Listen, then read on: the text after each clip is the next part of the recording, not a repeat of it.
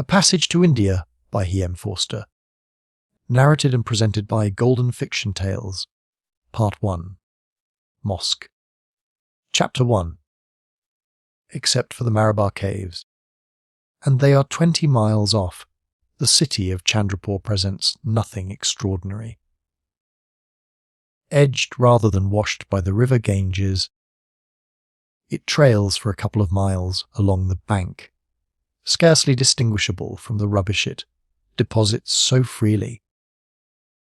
There are no bathing steps on the riverfront, as the Ganges happens not to be holy here. Indeed, there is no riverfront, and bazaars shut out the wide and shifting panorama of the stream.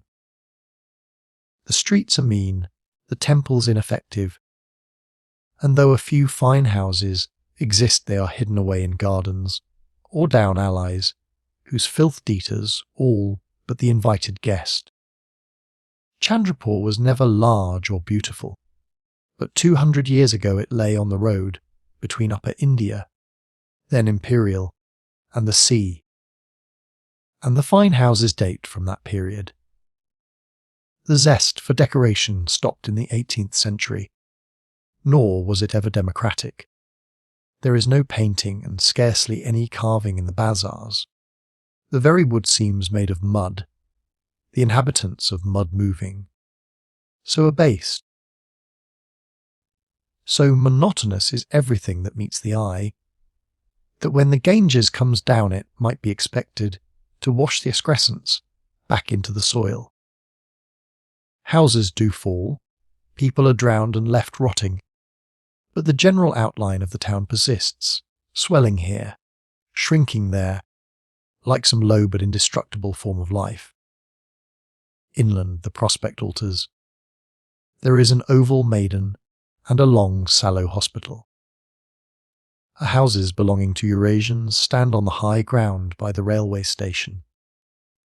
Beyond the railway, which runs parallel to the river, the land sinks, then rises again rather steeply.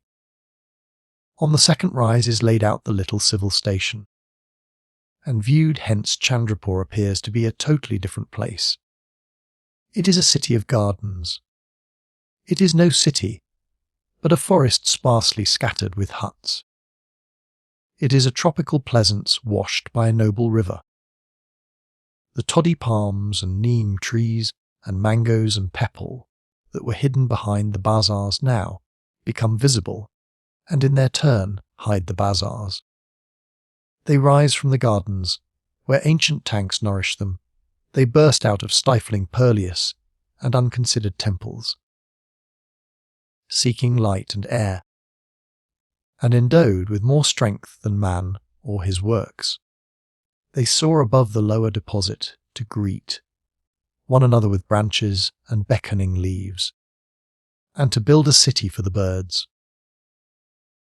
Especially after the rains do they screen what passes below, but at all times, even when scorched or leafless. They glorify the city to the English people who inhabit the rise, so that newcomers cannot believe it to be as meagre as it is described, and have to be driven down to acquire disillusionment. As for the civil station itself, it provokes no emotion. It charms not, neither does it repel. It is sensibly planned, with a red brick club on its brow, and farther back a grocer's and a cemetery, and the bungalows are disposed along roads that intersect at right angles. It has nothing hideous in it, and only the view is beautiful. It shares nothing with the city except the overarching sky. The sky, too, has its changes, but they are less marked than those of the vegetation and the river. Clouds map it up at times, but it is normally a dome of blending tints, and the main tint blue. By day, the blue will pale down into white where it touches the white of the land. After sunset has a new circumference, orange, melting upwards into tenderest purple.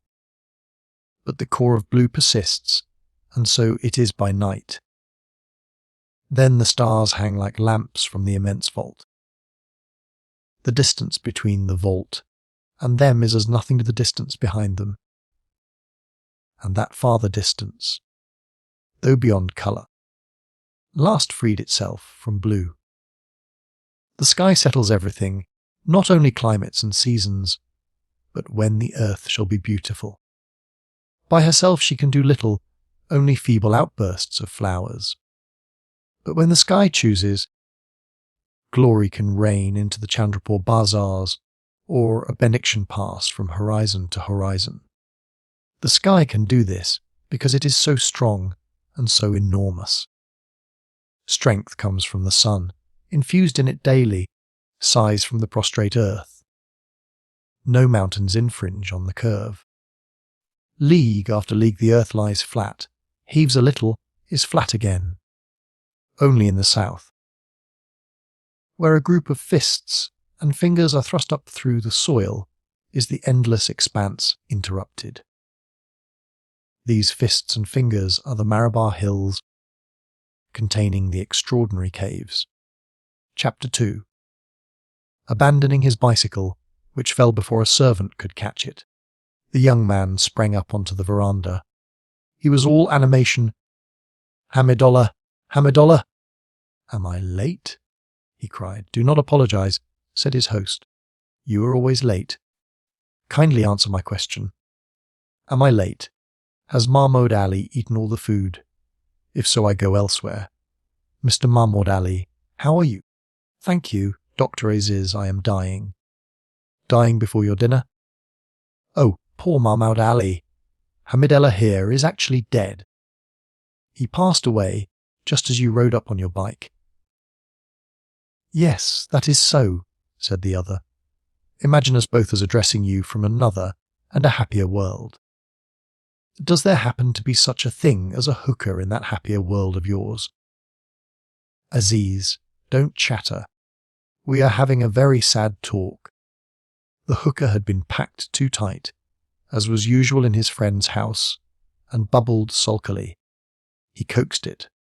Yielding at last, the tobacco jetted up into his lungs and nostrils, driving out the smoke of burning cow dong that had filled them as he rode through the bazaar. It was delicious. He lay in a trance, sensuous but healthy, through which the talk of the two others did not seem particularly sad. They were discussing as to whether or no it is possible to be friends with an Englishman. Mahmoud Ali argued that it was not. Hamidullah disagreed, but with so many reservations that there was no friction between them. Delicious indeed to lie on the broad veranda, with the moon rising in front, and the servants preparing dinner behind, and no trouble happening. Well, look at my own experience this morning. "I only contend that it is possible in England," replied Hamidullah, who had been to that country long ago, before the big rush, and had received a cordial welcome at Cambridge. "It is impossible here. Aziz, the red-nosed boy has again insulted me in court. I do not blame him. He was told that he ought to insult me. Until lately he was quite a nice boy, but the others have got hold of him. Yes, they have no chance here, that is my point. They come out intending to be gentlemen, and are told it will not do. Look at Leslie, look at Blackiston. Now it is your red-nosed boy, and Fielding will go next. Why, I remember when Turton came out first. It was in another part of the province. You fellows will not believe me, but I have driven with Turton in his carriage, Turton. Oh yes, we were once quite intimate. He has shown me his stamp collection. He would expect you to steal it now. Turton! But red-nosed boy will be far worse than Turton. I do not think so. They all become exactly the same, not worse, not better. I give any Englishman 2 years, be he Turton or Burton. It is only the difference of a letter. and I give any Englishwoman 6 months. All are exactly alike. Do you not agree with me?" "I do not," replied Mahmud Ali, entering into the bitter fun, and feeling both pain and amusement at each word that was uttered. "For my own part, I find such profound differences among our rulers. Red Nose mumbles. Turton talks distinctly. Mrs. Turton takes bribes. Mr. Red Nose does not and cannot, because so far there is no Mrs. Red Nose. Bribes. Did you not know that when they were lent to Central India over a canal scheme, some rager or other gave her a sewing machine in solid gold so that the water should run through his state? And does it? No. That is where Mrs. Turton is so skilful. When we poor blacks take bribes, we perform what we are bribed to perform, and the law discovers us in consequence. The English take and do nothing. I admire them. We all admire them. Aziz, please pass me the hookah. Oh, not yet. Hookah is so jolly now. You are a very selfish boy. He raised his voice suddenly and shouted for dinner. Servants shouted back that it was ready. They meant that they wished it was ready, and were so understood, for nobody moved.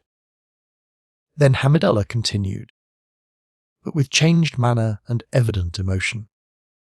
But take my case, the case of young Hugh Bannister.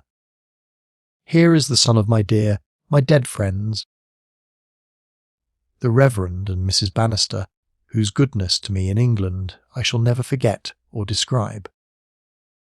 They were father and mother to me. I talked to them as I do now. In the vacations their rectory became my home. They entrusted all their children to me. I often carried little Hugh about. I took him up to the funeral of Queen Victoria and held him in my arms above the crowd. Queen Victoria was different, murmured Mahmud Ali. I learn now that this boy is in business as a leather merchant at Cawnpore. Imagine how I long to see him and to pay his fare that this house may be his home. But it is useless.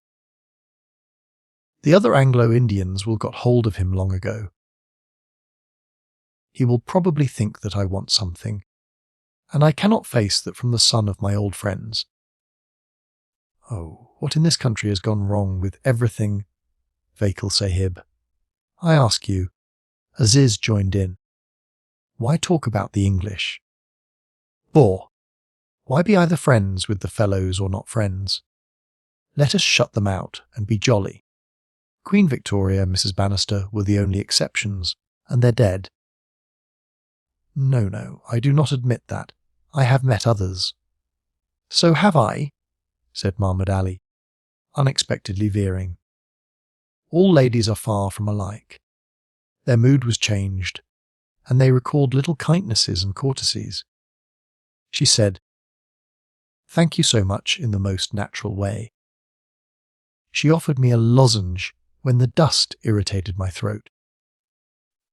Hamidullah could remember more important examples of angelic ministration, but the other, who only knew Anglo-India, had to ransack his memory for scraps, and it was not surprising that he should return to.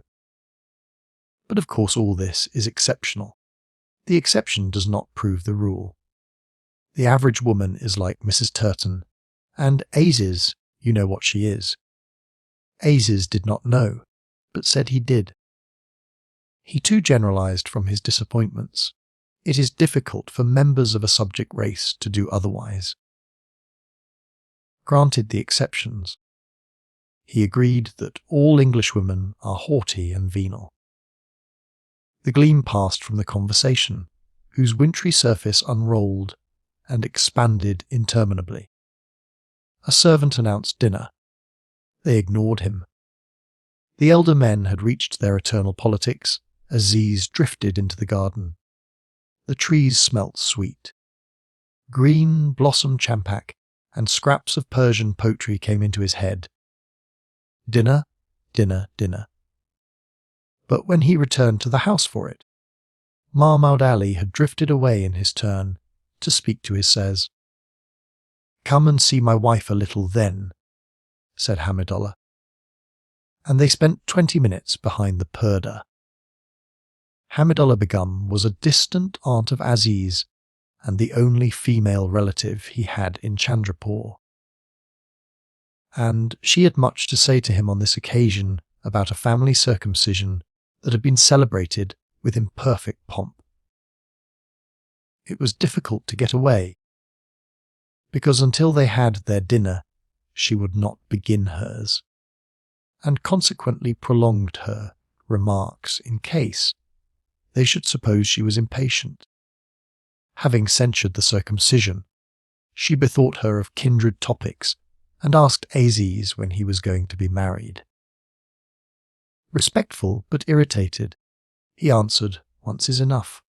"Yes, he has done his duty," said Hamidullah. "Do not tease him so. He carries on his family, 2 boys and their sister. Aunt. They live most comfortably with my wife's mother, where she was living when she died. I can see them whenever I like. They are such very small children.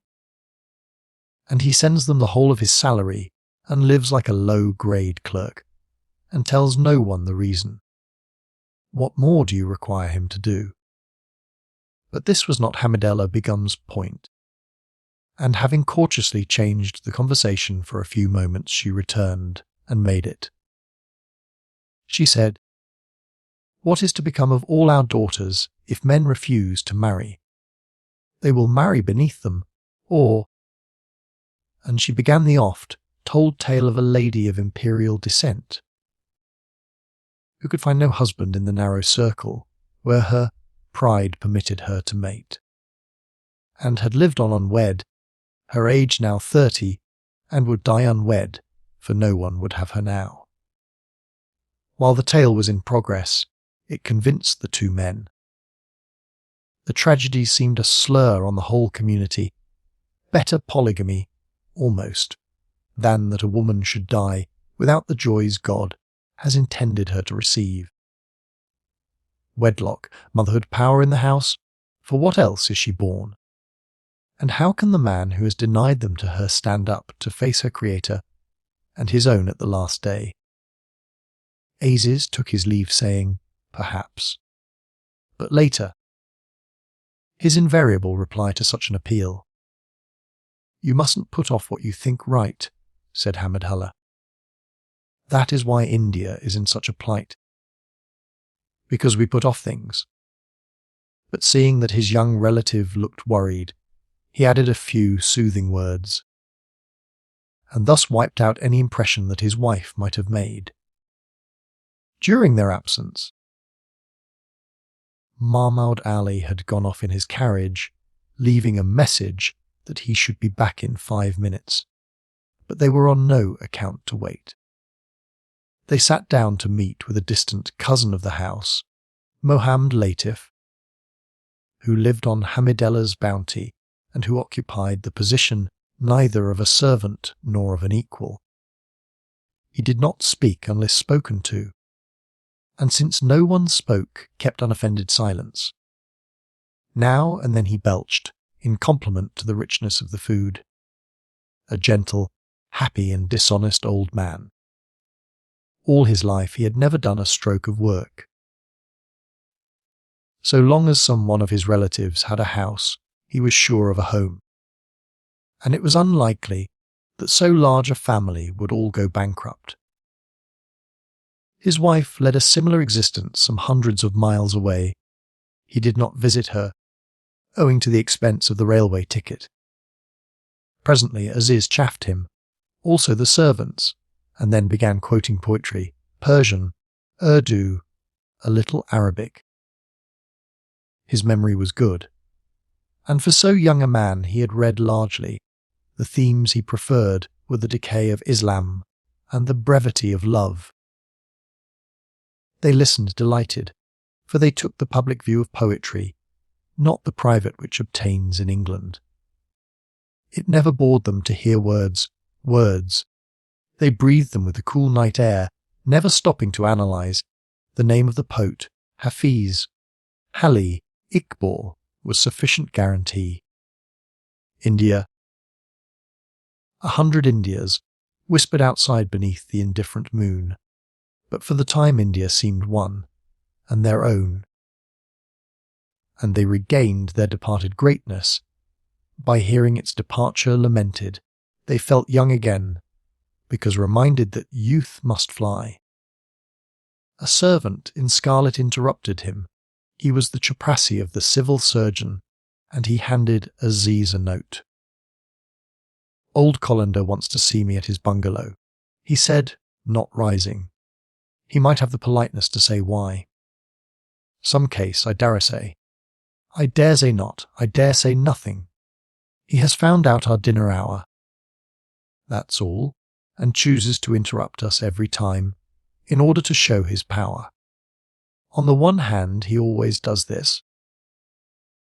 On the other, it may be a serious case, and you cannot know," said Hamidullah, considerately paving the way towards obedience. "Had you not better clean your teeth after pan?" "If my teeth are to be cleaned, I don't go at all. I am an Indian. It is an Indian habit to take pan. The civil surgeon must put up with it. Mohammed Latif, my bike, please." The poor relation got up, slightly immersed in the realms of matter.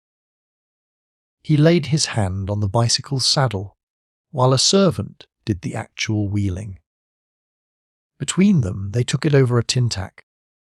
Aziz held his hands under the ewer, dried them, fitted on his green felt hat, and then with unexpected energy whizzed out of Hamidullah's compound. Aziz, imprudent boy. But he was far down the bazaar, riding furiously. He had neither light nor bell, nor had he a brake. But what use are such adjuncts in a land where the cyclist's only hope is to coast from face to face, and just before he collides with each it vanishes? And the city was fairly empty at this hour. When his tyre went flat, he leaped off and shouted for a tonga. He did not at first find one, and he had also to dispose of his bicycle at a friend's house. He dallied furthermore to clean his teeth. But at last he was rattling towards the civil lines, with a vivid sense of speed. As he entered their arid tidiness, depression suddenly seized him. The roads, named after victorious generals and intersecting at right angles, were symbolic of the net Great Britain had thrown over India. He felt caught in their meshes. When he turned into Major Calendar's compound, he could with difficulty restrain himself from getting down from the tonga and approaching the bungalow on foot. And this not because his soul was servile, but because his feelings, the sensitive edges of him, feared a gross snub. There had been a case last year. An Indian gentleman had driven up to an official's house and been turned back by the servants and been told to approach more suitably. Only one case among thousands of visits to hundreds of officials, but its fame spread wide. The young man shrank from a repetition of it. He compromised and stopped the driver just outside the flood of light that fell across the veranda. The civil surgeon was out. "But the Sahib has left me some message." The servant returned an indifferent no.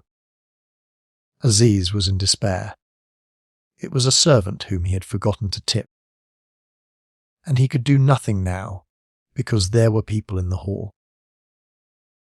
He was convinced that there was a message, and that the man was withholding it out of revenge. While they argued, the people came out. Both were ladies. Aziz lifted his hat. The first, who was in evening dress, glanced at the Indian and turned instinctively away. "Mrs. Leslie, it is a tonga," she cried. "Ours," inquired the second, also seeing Aziz and doing likewise. "Take the gifts the gods provide anyhow," she screeched, and both jumped in. "O Tonga Walla, club, club. Why doesn't the fool go?" "Go, I will pay you tomorrow," said Aziz to the driver, and as they went off he called cautiously, "You are most welcome, ladies." They did not reply, being full of their own affairs. So it had come, the usual thing, just as Mahmoud Ali said. The inevitable snub, his bow ignored, his carriage taken. It might have been worse, for it comforted him somehow that Mesdames Colander and Leslie should both be fat and weigh the Tonga down behind. Beautiful women would have pained him. He turned to the servant, gave him a couple of rupees, and asked again where there was a message. The man, now very civil, returned the same answer. Major Colander had driven away half an hour before.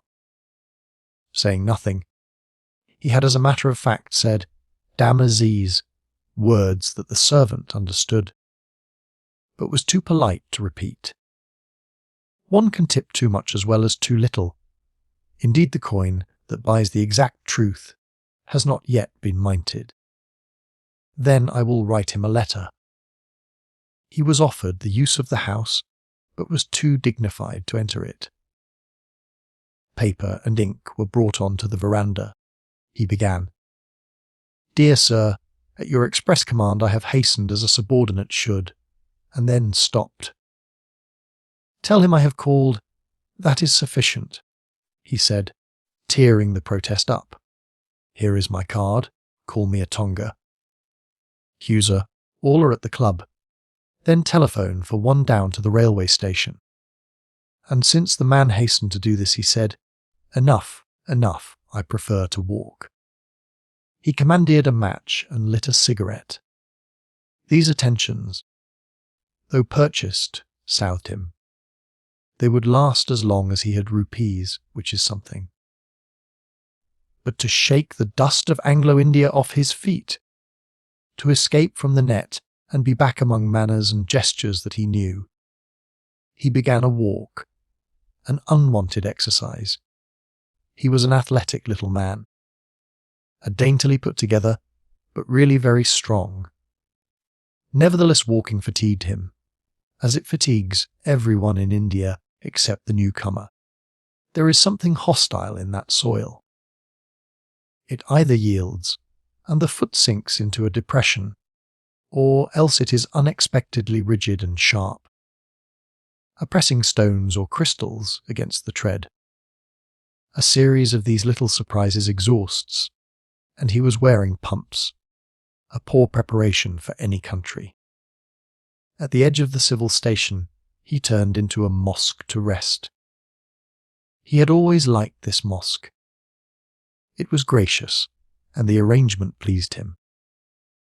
The courtyard, entered through a ruined gate, contained an ablution tank of fresh clear water, which was always in motion, being indeed part of a conduit that supplied the city. The courtyard was paved with broken slabs. The covered part of the mosque was deeper than is usual. Its effect was that of an English parish church whose side has been taken out. Where he sat, he looked into 3 arcades whose darkness was illuminated by a small hanging lamp and by the moon. The front, in full moonlight, had the appearance of marble, and the 99 names of God on the frieze stood out black, as the frieze stood out white against the sky. The contest between this dualism and the contention of shadows within pleased Aziz, and he tried to symbolize the whole into some truth of religion or love. A mosque, by winning his approval, let loose his imagination. The temple of another creed, Hindu, Christian, or Greek, would have bored him and failed to awaken his sense of beauty. Here was Islam, his own country. More than a faith, more than a battle cry, more, much more. Islam, an attitude towards life both exquisite and durable. where his body and his thoughts found their home. His seat was the low wall that bounded the courtyard on the left. The ground fell away beneath him towards the city, visible as a blur of trees, and in the stillness he heard many small sounds. On the right, over in the club, the English community contributed an amateur orchestra. Elsewhere some Hindus were drumming. He knew they were Hindus, because the rhythm was uncongenial to him, and others were bewailing a corpse. He knew whose, having certified it in the afternoon. There were O's, the Punjab mail, and flowers smelt deliciously in the station master's garden. But the mosque, that alone signified. And he returned to it from the complex appeal of the night, and decked it with meanings the builder had never intended. Some day he too would build a mosque, smaller than this, but in perfect taste, so that all who passed by should experience the happiness he felt now, and near it, under a low dome, should be his tomb, with a Persian inscription, Alice, without me for thousands of years, the rose will blossom and the spring will bloom, but those who have secretly understood my heart, they will approach and visit the grave where I lie. He had seen the quatrain on the tomb of a Deccan king, and regarded as profound philosophy. He always held pathos to be profound. The secret understanding of the heart. He repeated the phrase with tears in his eyes, and as he did so one of the pillars of the mosque seemed to quiver. It swayed in the gloom and detached itself. Belief in ghosts ran in his blood, but he sat firm. Another pillar moved, a third, and then an Englishwoman stepped out into the moonlight. Suddenly he was furiously angry and shouted, "Madam! Madam! Madam!" "Oh!" the woman gasped. "Madam, this is a mosque. You have no right here at all. You should have taken off your shoes. This is a holy place for Muslims. I have taken them off." "You have. I left them at the entrance. Then I ask your pardon." Still startled, the woman moved out, keeping the ablution tank between them. He called after her, "I am truly sorry for speaking." Yes, I was right, was I not? If I remove my shoes, I am allowed. Of course, but so few ladies take the trouble, especially if thinking no one is there to see. That makes no difference. God is here. "Madam, please let me go." "Oh, can I do you some service now or at any time?" "No, thank you, really none. Good night." "May I know your name?" She was now in the shadow of the gateway, so that he could not see her face, but she saw his, and she said with a change of voice, "Mrs. Moore." Mrs. Advancing, he found that she was old. A fabric bigger than the mosque fell to pieces, and he did not know whether he was glad or sorry. She was older than Hamidullah Begum, with a red face and white hair. Her voice had deceived him. "Mrs. Moore, I am afraid I startled you. I shall tell my community, our friends, about you. That God is here, very good, very fine indeed. I think you are newly arrived in India." "Yes." "How did you know?" "By the way you address me." "No, but can I call you a carriage?" "I have only come from the club. They are doing a play that I have seen in London, and it was so hot." "What was the name of the play?" "Cousin Kate." "I think you ought not to walk at night alone, Mrs. Moore. There are bad characters about, and leopards may come across from the Malabar hills. Snakes also." She exclaimed she had forgotten the snakes. "For example, a 6-spot beetle," he continued, "you pick it up, it bites, you die. But you walk about yourself."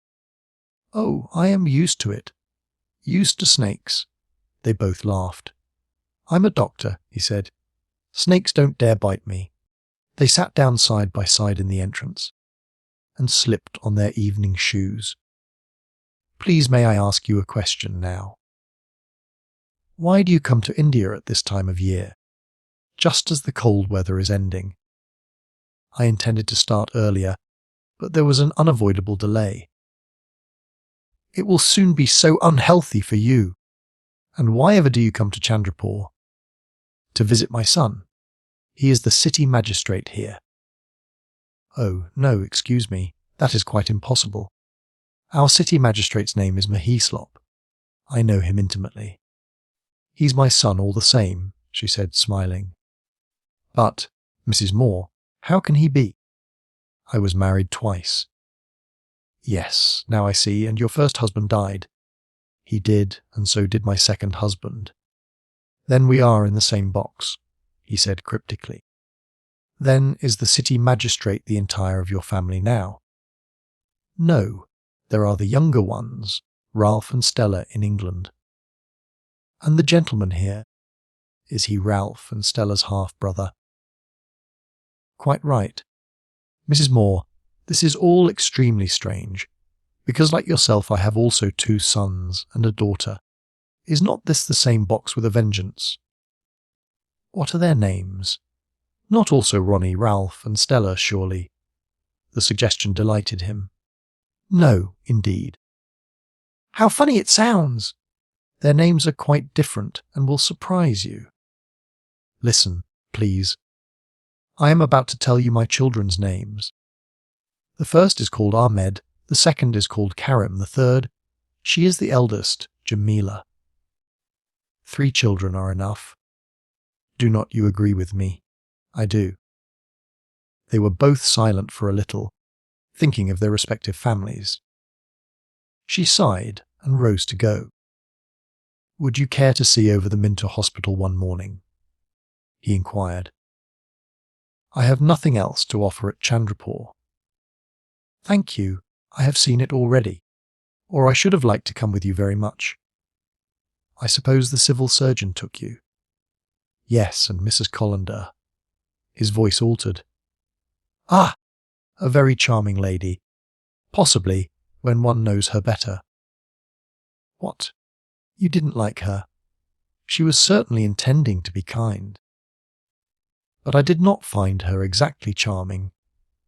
He burst out with, "She has just taken my tonga without my permission. Do you call that being charming?" And Major Colander interrupts me night after night from where I am dining with my friends, and I go at once, breaking up a most pleasant entertainment, and he is not there, and not even a message. Is this charming prey? But what does it matter? I can do nothing, and he knows it. I am just a subordinate. My time is of no value. The veranda is good enough for an Indian. Yes, yes, let him stand, and Mrs. Colander takes my carriage and cuts me dead." She listened. He was excited partly by his wrongs, but much more by the knowledge that someone sympathized with them. It was this that led him to repeat, exaggerate, contradict. She had proved her sympathy by criticizing her fellow countrywoman to him, but even earlier he had known. The flame that not even beauty can nourish was springing up, and though his words were querulous, his heart began to glow secretly. Presently it burst into speech. "You understand me? You know what others feel?" "Oh, if others resembled you!" Rather surprised, she replied. "I don't think I understand people very well. I only know whether I like or dislike them." "Then you are an Oriental." She accepted his escort back to the club, and said at the gate that she wished she was a member, so that she could have asked him in. "Indians are not allowed into the Chandrapur, even as guests," he said simply. He did not expatiate on his wrongs now, being happy. As he strolled downhill beneath the lovely moon, and again saw the lovely mosque, he seemed to own the land as much as anyone owned it. What did it matter if a few flabby Hindus had preceded him there, and a few chilly English succeeded? Chapter 3. The third act of Cousin Kate was well advanced by the time Mrs. Moore re-entered the club. Windows were barred. Lest the servants should see their sahibs acting, and the heat was consequently immense. One electric fan revolved like a wounded bird. Another was out of order. Disinclined to return to the audience, she went into the billiard room, where she was greeted by, "I want to see the real India," and her appropriate life came back with a rush. This was Adela Quested, the queer, cautious girl whom Ronnie had commissioned her to bring from England. And Ronnie was her son, also cautious, whom Miss Quested would probably, though not certainly, marry, and she herself was an elderly lady. I want to see it too, and I only wish we could. Apparently the Turtons will arrange something for next Tuesday. It'll end in an elephant ride. It always does. Look at this evening. Cousin Kate. Imagine Cousin Kate. But where have you been off to? Did you succeed in catching the moon in the Ganges? The two ladies had happened the night before to see the moon's reflection in a distant channel of the stream. The water had drawn it out, so that it had seemed larger than the real moon, and brighter, which had pleased them. I went to the mosque, but I did not catch the moon. The angle would have altered. She rises later and later, yawned Mrs. Moore, who was tired after her walk. Let me think. We don't see the other side of the moon out here, no. Come, India's not as bad as all that, said a pleasant voice. Other side of the earth, if you like, but we stick to the same old moon.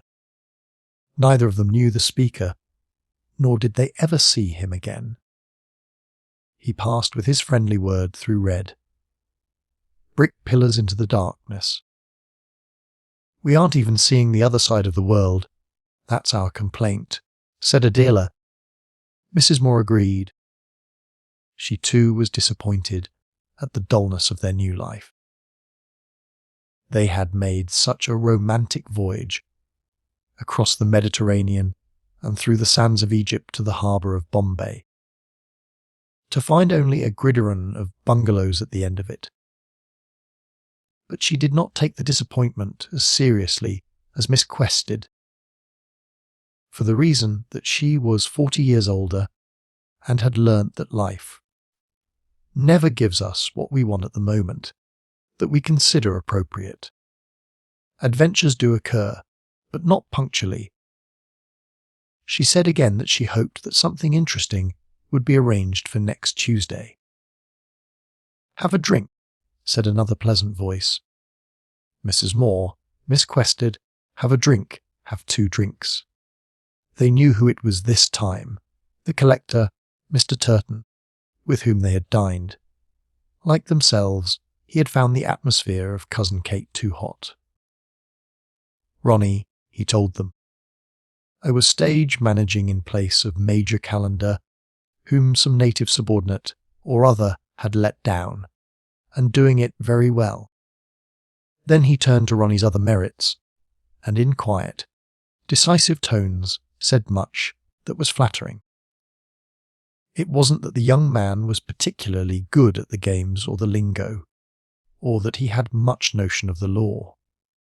But, apparently a large but, Ronnie was dignified. Mrs. Moore was surprised to learn this, dignity not being a quality with which any mother credits her son. Miss Quested learnt it with anxiety, for she had not decided whether she liked dignified men. She tried indeed to discuss this point with Mr. Turton, but he silenced her with a good, humoured motion of his hand and continued what he had come to say. The long and the short of it is Heslop's a sahib. He's the type we want. He's one of us, and another civilian who was leaning over the billiard table said, "Here, here!" The matter was thus placed beyond doubt, and the collector passed on, for other duties called him. Meanwhile the performance ended, and the amateur orchestra played the national anthem. Conversation and billiards stopped, faces stiffened. It was the anthem of the Army of Occupation. It reminded every member of the club that he or she was British and in exile. It produced a little sentiment and a useful accession of willpower. The meagre tune, the curt series of demands on Jehovah, fused into a prayer unknown in England. And though they perceived neither royalty nor deity, they did perceive something. They were strengthened to resist another day. Then they poured out, offering one another drinks. Adela, have a drink, mother a drink. They refused, they were wary of drinks, and Miss Quested, who always said exactly what was in her mind, announced anew that she was desirous of seeing the real India. Ronnie was in high spirits. The request struck him as comic, and he called out to another passer-by, "Fielding, how's one to see the real India?" "Try seeing Indians," the man answered, and vanished. Who was that? Our schoolmaster, Government College. As if one could avoid seeing them, sighed Mrs. Leslie. "I've avoided," said Miss Quested. "Excepting my own servant, I've scarcely spoken to an Indian since landing." "Oh, lucky you. But I want to see them." She became the centre of an amused group of ladies. One said, "Wanting to see Indians? How new that sounds." Another, "Natives. Why fancy?" A third, more serious, said, "Let me explain. Natives don't respect one any the more after meeting one, you see. That occurs after so many meetings." But the lady, entirely stupid and friendly, continued, "What I mean is, I was a nurse before my marriage, and came across them a great deal, so I know. I really do know the truth about Indians. A most unsuitable position for any English woman. I was a nurse in a native state. One's only hope was to hold sternly aloof, even from one's patients. Why? The kindest thing one can do to a native is to let him die," said Mrs. Callender. "How if he went to heaven?" asked Mrs. Moore, with a gentle but crooked smile. "He can go where he likes as long as he doesn't come near me. They give me the creeps. As a matter of fact, I have thought what you were saying about heaven, and that is why I am against missionaries," said the lady who had been a nurse. "I am all for chaplains, but all against missionaries. Let me explain." But before she could do so, the collector intervened. "Do you really want to meet the Aryan brother, Miss Quested? That can be easily fixed up. I didn't realize he'd amuse you." He thought a moment. "You can practically see any type you like. Take your choice. I know the government people and the landowners. Heslop here can get hold of the barrister crew. While if you want to specialise on education, we can come down on Fielding. I'm tired of seeing picturesque figures pass before me as a frieze," the girl explained. "It was wonderful when we landed. But that superficial glamour soon goes." Her impressions were of no interest to the collector. He was only concerned to give her a good time. Would she like a bridge party? He explained to her what that was. Not the game, but a party to bridge the gulf between East and West. The expression was his own invention, and amused all who heard it. "I only want those Indians whom you come across socially, as your friends." "Well, we don't come across them socially," he said, laughing. "They're full of all the virtues, but we don't, and it's now 11:30. and too late to go into the reasons. "Miss Quested, what a name!" remarked Mrs. Turton to her husband as they drove away. She had not taken to the new young lady, thinking her ungracious and cranky. She trusted that she hadn't been brought out to marry nice little Heslop. Though it looked like it, her husband agreed with her in his heart, but he never spoke against an Englishwoman if he could avoid doing so, and he only said that Miss Quested naturally made mistakes. He added, "India does wonders for the judgment, especially during the hot weather. It has even done wonders for Fielding." Mrs. Turton closed her eyes at this name, and remarked that Mr. Fielding wasn't pukka, and had better marry Miss Quested, for she wasn't pukka. Then they reached their bungalow, low and enormous, the oldest and most uncomfortable bungalow in the civil station, with a sunk soup plate of a lawn, and they had one drink more, this time of barley water, and went to bed. Their withdrawal from the club had broken up the evening, which, like all gatherings, had an official tinge. A community that bows the knee to a viceroy and believes that the divinity that hedges a king can be transplanted must feel some reverence for any viceregal substitute. At Chandrapur the Turtons were little gods. Soon they would retire to some suburban villa and die exiled from glory. "It's decent of the Borough Sahib," chattered Ronnie, much gratified at the civility that had been shown to his guests. "Do you know he's never given a bridge party before? Coming on top of the dinner too. I wish I could have arranged something myself. But when you know the natives better, you'll realise it's easier for the Borough Sahib than for me. They know him. They know he can't be fooled. I'm still fresh comparatively. No one can even begin to think of knowing this country until he has been in it 20 years. Hello, the mater. Here's your cloak. Well, for an example of the mistakes one makes. Soon after I came out, I asked one of the pleaders to have a smoke with me. Only a cigarette, mind. I found afterwards that he had sent touts all over the bazaar to announce the fact, told all the litigants, "Oh, you'd better come to my Vakil Mahmud Ali. He's in with the city magistrate." Ever since then I've dropped on him in court, as hard as I could. It's taught me a lesson, and I hope him. Isn't the lesson that you should invite all the pleaders to have a smoke with you? Perhaps.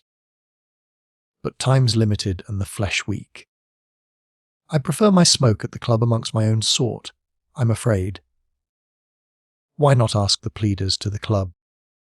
Miss Quested persisted. Not allowed. He was pleasant and patient, and evidently understood why she did not understand. He implied that he had once been as she, though not for long. Going to the veranda, he called firmly to the moon. His Sez answered, and without lowering his head, he ordered his trap to be brought round. Mrs. Moore, whom the club had stupefied, woke up outside. She watched the moon, whose radiance stained with primrose the purple of the surrounding sky. In England the moon had seemed dead and alien. Here she was caught in the shawl of night together with Earth and all the other stars. A sudden sense of unity, of kinship with the heavenly bodies, passed into the old woman and out, like water through a tank, leaving a strange freshness behind. She did not dislike Cousin Kate or the national anthem, but their note had died into a new one, just as cocktails and cigars had died into invisible flowers. When the mosque, long and domeless, gleamed at the turn of the road, she exclaimed, "Oh, yes, that's where I got to. That's where I've been." "Been there when?" asked her son. Between the acts. But, Mother, you can't do that sort of thing. Can't, Mother, she replied. No, really not in this country. It's not done. There's the danger from snakes for one thing. They are apt to lie out in the evening. Ah, yes, so the young man there said, "This sounds very romantic," said Miss Quested, who was exceedingly fond of Mrs. Moore, and was glad she should have had this little escapade. You meet a young man in a mosque, and then never let me know. I was going to tell you Adela, but something changed the conversation and I forgot. My memory grows deplorable. Was he nice? She paused, then said emphatically, "Very nice." Who was he? Ronnie inquired. A doctor. I don't know his name. A doctor. I know of no young doctor in Chandrapur. How odd! What was he like? Rather small, with a little moustache and quick eyes. He called out to me, when I was in the dark part of the mosque, about my shoes. That was how we began talking. He was afraid I had them on, but I remembered luckily. He told me about his children, and then we walked back to the club. He knows you well. I wish you had pointed him out to me. I can't make out who he is. He didn't come into the club. He said he wasn't allowed to. Thereupon the truth struck him, and he cried, "Oh, good gracious! Not a Mohammedan. Why ever didn't you tell me you'd been talking to a native? I was going all wrong." "A Mohammedan? How perfectly magnificent!" exclaimed Miss Quested. Ronnie, isn't that like your mother? While we talk about seeing the real India, she goes and sees it, and then forgets she's seen it. But Ronnie was ruffled. From his mother's description, he had thought the doctor might be young Muggins from over the Ganges, and had brought all the comradely emotions. What a mix-up! Why hadn't she indicated by the tone of her voice that she was talking about an Indian? Scratchy and dictatorial, he began to question her. "He called to you in the mosque, did he?" "How?" impudently. "What was he doing there himself at that time of night?" "No, it's not their prayer time." This in answer to a suggestion of Miss Quested's, who showed the keenest interest. "So he called to you over your shoes?" Then it was impudence. "It's an old trick. I wish you had had them on." "I think it was impudence, but I don't know about a trick," said Mrs. Moore. His nerves were all on edge. I could tell from his voice. As soon as I answered, he altered. "You oughtn't to have answered." "Now look here," said the logical girl. Wouldn't you expect a Mohammedan to answer if you asked him to take off his hat in church? It's different. It's different. You don't understand. I know I don't, and I want to. What is the difference, please? He wished she wouldn't interfere. His mother did not signify. She was just a globe-trotter. A temporary escort who could retire to England with what impressions she chose. But Adela, who meditated spending her life in the country, was a more serious matter. It would be tiresome if she started crooked over the native question. Pulling up the mare, he said, "There's your Ganges." Their attention was diverted. Below them a radiance had suddenly appeared. It belonged neither to water nor moonlight, but stood like a luminous sheaf upon the fields of darkness. He told them that it was where the new sandbank was forming, and that the dark, ravelled bit at the top was the sand, and that the dead bodies floated down that way from Benares, or would if the crocodiles let them. It's not much of a dead body that gets down to Chandrapur.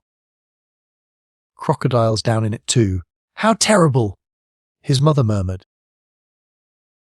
The young people glanced at each other and smiled.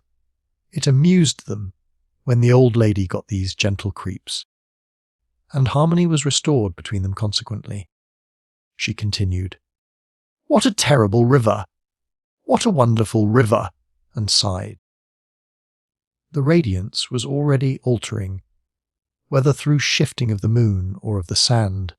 Soon the bright sheaf would be gone, and a circlet itself to alter be burnished upon the streaming void. The women discussed whether they would wait for the change or not. While the silence broke into patches of unquietness, and the mare shivered. On her account they did not wait, but drove on to the city magistrate's bungalow, where Miss Quested went to bed, and Mrs. Moore had a short interview with her son. He wanted to inquire about the Mohammedan doctor in the mosque. It was his duty to report suspicious characters, and conceivably, it was some disreputable hakim who had prowled up from the bazaar. When she told him that it was someone connected with the Minter hospital, he was relieved, and said that the fellow's name must be Aziz, and that he was quite all right, nothing against him at all. "Aziz! What a charming name!" So you and he had a talk. Did you gather he was well disposed? Ignorant of the force of this question, she replied, "Yes, quite," after the first moment. I meant generally. Did he seem to tolerate us? The brutal conqueror, the sundried bureaucrat, that sort of thing. Oh, yes, I think so. Except the Colanders. He doesn't care for the Colanders at all. Oh, so he told you that, did he? The Major will be interested. I wonder what was the aim of the remark.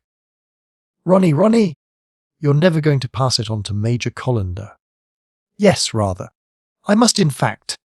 But, my dear boy, if the Major heard I was disliked by any native subordinate of mine, I should expect him to pass it on to me. But, my dear boy, a private conversation. Nothing's private in India. Aziz knew that when he spoke out, so don't you worry. He had some motive in what he said. My personal belief is that the remark wasn't true. How not true? He abused the Major in order to impress you. I don't know what you mean, dear. It's the educated natives' latest dodge. They used to cringe, but the younger generation believe in a show of manly independence. They think it will pay better with the itinerant MP. But whether the native swaggers or cringes, there's always something behind. Every remark he makes. Always something, and if nothing else, he's trying to increase his izzat, in plain Anglo-Saxon, to score. Of course there are exceptions. You never used to judge people like this at home. India isn't home, he retorted, rather rudely. But, in order to silence her, he had been using phrases and arguments that he had picked up from older officials, and he did not feel quite sure of himself. When he said, "Of course there are exceptions," he was quoting Mr. Turton, while increasing the izzat was Major Colander's own. The phrases worked, and were in current use at the club, but she was rather clever at detecting the first from the second hand, and might press him for definite examples. She only said, "I can't deny that what you say sounds very sensible, but you really must not hand on to Major Colander anything I have told you about Dr. Aziz. He felt disloyal to his caste, but he promised, adding, 'In return, please don't talk about Aziz to a dealer.' Not talk about him. Why? There you go again, Mother. I really can't explain everything. I don't want a dealer to be worried. That's the fact.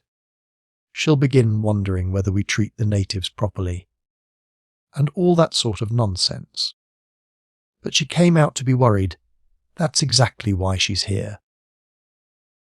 She discussed it all on the boat, We had a long talk when we went on shore at Aden. She knows you in play, as she put it, but not in work, and she felt she must come and look round, before she decided, and before you decided. She is very, very fair-minded." "I know," he said dejectedly. The note of anxiety in his voice made her feel that he was still a little boy, who must have what he liked. So she promised to do as he wished, and they kissed good night. He had not forbidden her to think about Aziz, however, and she did this when she retired to her room. In the light of her son's comment, she reconsidered the scene at the mosque, to see whose impression was correct. Yes, it could be worked into quite an unpleasant scene. The doctor had begun by bullying her, had said Mrs. Colander was nice, and then, finding the ground safe, had changed. He had alternately whined over his grievances and patronised her, had run a dozen ways in a single sentence, had been unreliable, inquisitive, vain.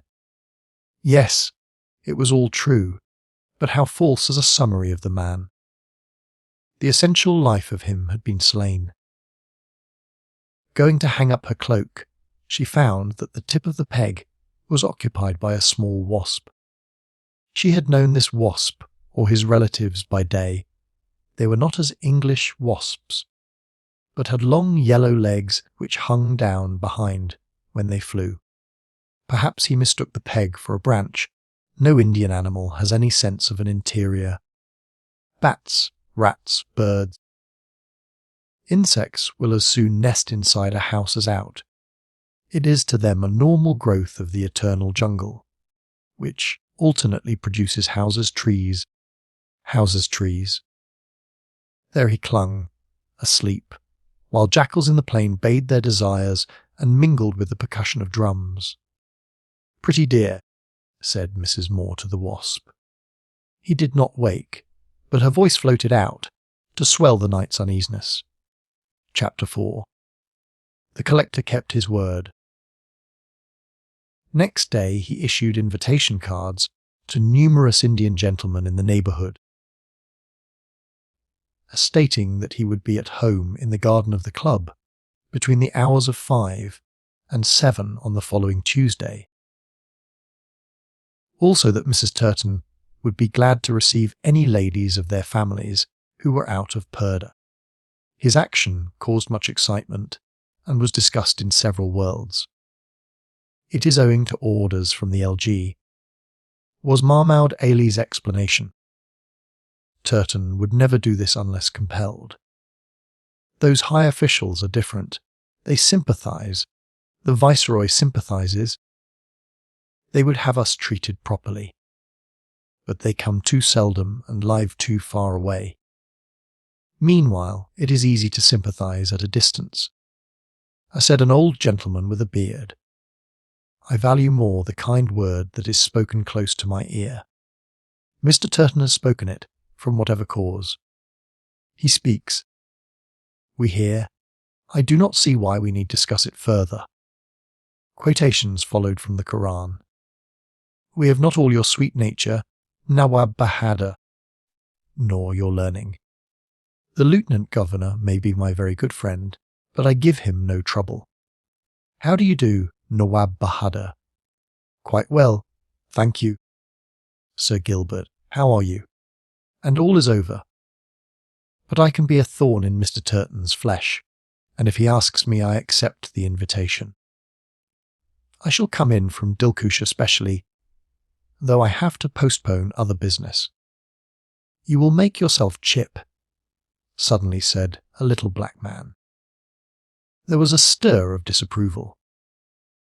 Who was this ill-bred upstart that he should criticise the leading Mohammedan landowner of the district? Mahmoud Ali, though sharing his opinion, felt bound to oppose it. Mr. Ram Chand, he said, swaying forward stiffly with his hands on his hips. Mr. Mahmoud Ali! Mr. Ramchand, the Nawab Bahadur can decide what is cheap without our valuation, I think. I do not expect I shall make myself cheap," said the Nawab Bahadur to Mr. Ramchand, speaking very pleasantly, for he was aware that the man had been impolite and he desired to shield him from the consequences. It had passed through his mind to reply, "I expect I shall make myself cheap," but he rejected this as the less courteous alternative. "I do not see why we should make ourselves cheap. I do not see why we should. The invitation is worded very graciously." A feeling that he could not further decrease the social gulf between himself and his auditors, he sent his elegant grandson, who was in attendance on him, to fetch his car. When it came, he repeated all that he had said before, though at greater length, ending up with, "Till Tuesday, then, gentlemen all, when I hope we may meet in the flower gardens of the club." This opinion carried great weight. The Nawab Bahadur was a big proprietor and a philanthropist, a man of benevolence and decision. His character among all the communities in the province stood high. He was a straightforward enemy and a staunch friend, and his hospitality was proverbial. "Give, do not lend. After death who will thank you?" was his favourite remark. He held it a disgrace to die rich, when such a man was prepared to motor 25 miles to shake the collector's hand. The entertainment took another aspect, for he was not like some eminent men who give out that they will come, and then fail at the last moment, leaving the small fry floundering. If he said he would come, he would come. He would never deceive his supporters. The gentlemen whom he had lectured now urged one another to attend the party, although convinced at heart that his advice was unsound. He had spoken in the little room near the courts where the pleaders waited for clients. Clients, waiting for pleaders, sat in the dust outside. These had not received a card from Mr. Turton. And there were circles even beyond these, people who wore nothing but a loincloth. People who were not even that, and spent their lives in knocking 2 sticks together before a scarlet doll. Humanity grading and drifting beyond the educated vision until no earthly invitation can embrace it. All invitations must proceed from heaven, perhaps. Perhaps it is futile for men to initiate their own unity. They do but widen the gulfs between them by the attempt. So at all events thought old Mr. Graysford and young Mr. Sawley, the devoted missionaries who lived out beyond the slaughterhouses, always travelled third on the railways and never came up to the club. In our Father's house are many mansions, they taught, and there alone will the incompatible multitudes of mankind be welcomed and soothed. Not one should be turned away by the servants on that veranda. Be he black or white, not one shall be kept standing who approaches with a loving heart. And why should the divine hospitality cease here? Consider, with all reverence, the monkeys. May there not be a mansion for the monkeys also? Old Mr. Graysford said no, but young Mr. Sawley, who was advanced, said yes. He saw no reason why monkeys should not have their collateral share of bliss, and he had sympathetic discussions about them with his Hindi friends. And the jackals? Jackals were indeed less to Mr. Sawley's mind, but he admitted that the mercy of God, being infinite, may well embrace all mammals. And the wasps. He became uneasy during the descent to wasps, and was apt to change the conversation. And oranges, cactuses, crystals and mud, and the bacteria inside Mr. Sawley. No, this is going too far. We must exclude someone from our gathering, or we shall be left with nothing. Chapter 5. The bridge party was not a success. At least it was not what Mrs. Moore and Miss Quested were accustomed to consider a successful party. They arrived early, since it was given in their honour, but most of the Indian guests had arrived even earlier and stood massed at the farther side of the tennis lawns, doing nothing. "It is only just 5, said Mrs. Turton. "My husband will be up from his office in a moment and start the thing. I have no idea what we have to do. It's the first time we've ever given a party like this at the club. Mr. Hislop, when I'm dead and gone, will you give parties like this? It's enough to make the old type of Burra Sahib turn in his grave." Ronnie laughed deferentially. "You wanted something not picturesque, and we've provided it," he remarked to Miss Quested. "What do you think of the Aryan brother in a toppy and spats?" Neither she nor his mother answered. They were gazing rather sadly over the tennis lawn. No, it was not picturesque, the East, abandoning its secular magnificence, was descending into a valley whose farther side no man can see. The great point to remember is that no one who's here matters, those who matter don't come. Isn't that so, Mrs. Turton? Absolutely true, said the great lady, leaning back. She was saving herself up, as she called it, not for anything that would happen that afternoon, or even that week, but for some vague future occasion when a high official might come along and tax her social strength. Most of her public appearances were marked by this air of reserve. Assured of her approbation, Ronnie continued, "The educated Indians will be no good to us if there's a row. It's simply not worthwhile conciliating them. That's why they don't matter. Most of the people you see are seditious at heart, and the rest would run squealing. The cultivator, he's another story. The Pathan, he's a man if you like. But these people, don't imagine they're India." He pointed to the dusky line beyond the court.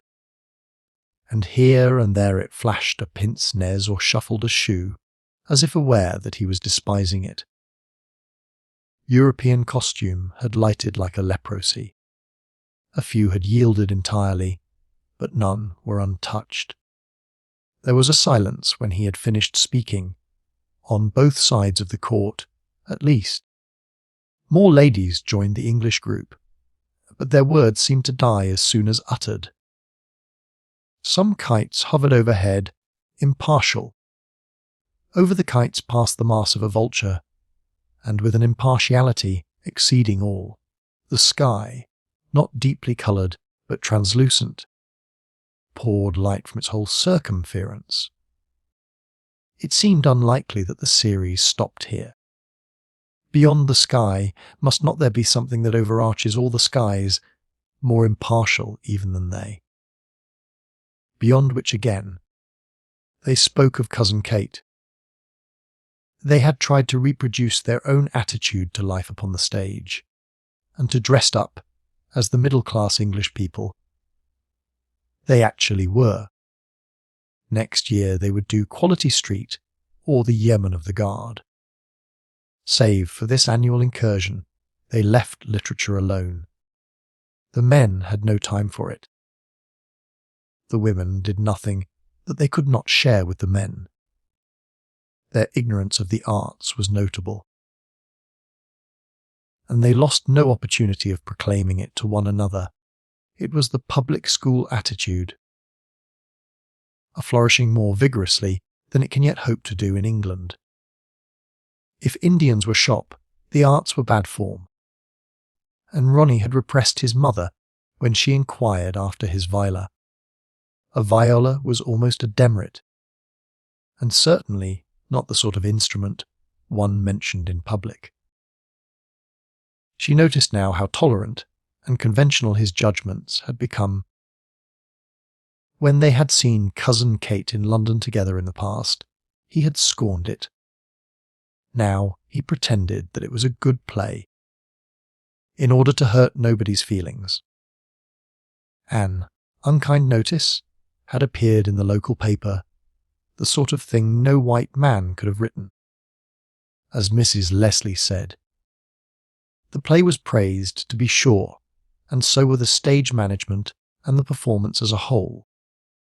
But the notice contained the following sentence: Miss Derrick, though she charmingly looked her part, lacked the necessary experience, and occasionally forgot her words. This tiny breath of genuine criticism had given deep offence, not indeed to Miss Derrick, who was as hard as nails, but to her friends. Miss Derrick did not belong to Chandrapore. She was stopping for a fortnight with the MacBrides, the police people, and she had been so good as to fill a gap in the cast at the last moment. A nice impression of local hospitality she would carry away with her. To work, marry, to work, cried the collector, touching his wife on the shoulder with a switch. Mr. Turton got up awkwardly. What do you want me to do? Oh, those Purdah women. I never thought any would come. Oh dear. A little group of Indian ladies had been gathering in a third quarter of the grounds, near a rustic summer house in which the more timid of them had already taken refuge.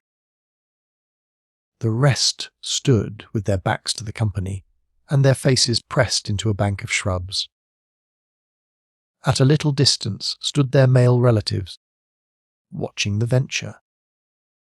The sight was significant, an island bared by the turning tide and bound to grow. I consider they ought to come over to me. Come along, marry, get it over. I refuse to shake hands with any of the men unless it has to be the Nawab Bahadur. Whom have we so far? He glanced along the line. Much as one expected. We know why he's here, I think, over that contract. And he wants to get the right side of me for Muharram. And he's the astrologer who wants to dodge the municipal building regulations. And he's that Parsi. And he's, hello, there he goes, smash into our hollyhocks. Pulled the left rein when he meant the right. All as usual. They ought never to have been allowed to drive in. It's so bad for them, said Mrs. Turton, who had at last begun her progress to the summer house, accompanied by Mrs. Moore, Miss Quested, and a terrier. Why they come at all I don't know. They hate it as much as we do. Talked to Mrs. MacBride. Her husband made her give Purdah parties until she struck. This isn't a Purdah party, corrected Miss Quested. Oh, really? Was the haughty rejoinder. Do kindly tell us who these ladies are, asked Mrs. Moore. You're superior to them anyway. Don't forget that. You're superior to everyone in India except one or two of the Ranis, and they're on an equality. Advancing, she shook hands with the group and said a few words of welcome in Urdu. She had learnt the lingo, but only to speak to her servants. So she knew none of the polita forms, and of the verbs only the imperative mood. As soon as her speech was over, she inquired of her companions, "Is that what you wanted? Please tell these ladies that I wish we could speak their language, but we have only just come to their country. Perhaps we speak yours a little," one of the ladies said. "Why, fancy, she understands," said Miss Turton. "Eastbourne, Piccadilly, Hyde Park Corner," said another of the ladies. "Oh yes, they're English-speaking. But now we can talk." "How delightful!" cried Idella, her face lighting up. "She knows Paris also," called one of the onlookers. "They passed Paris on the way, no doubt," said Mrs. Turton, as if she was describing the movements of migratory birds. Her manner had grown more distant since, had discovered that some of the group was westernized, and might apply her own standards to her.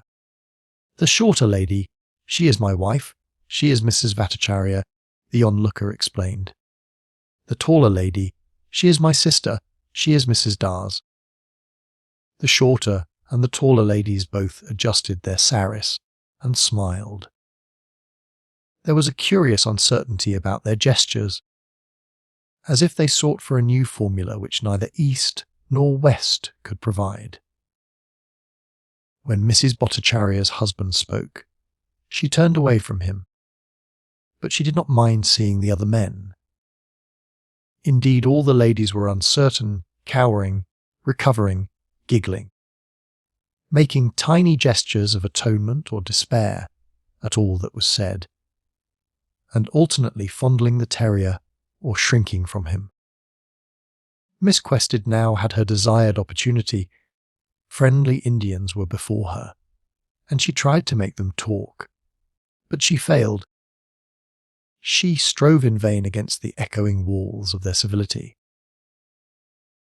Whatever she said produced a murmur of deprecation, varying into a murmur of concern when she dropped her pocket handkerchief.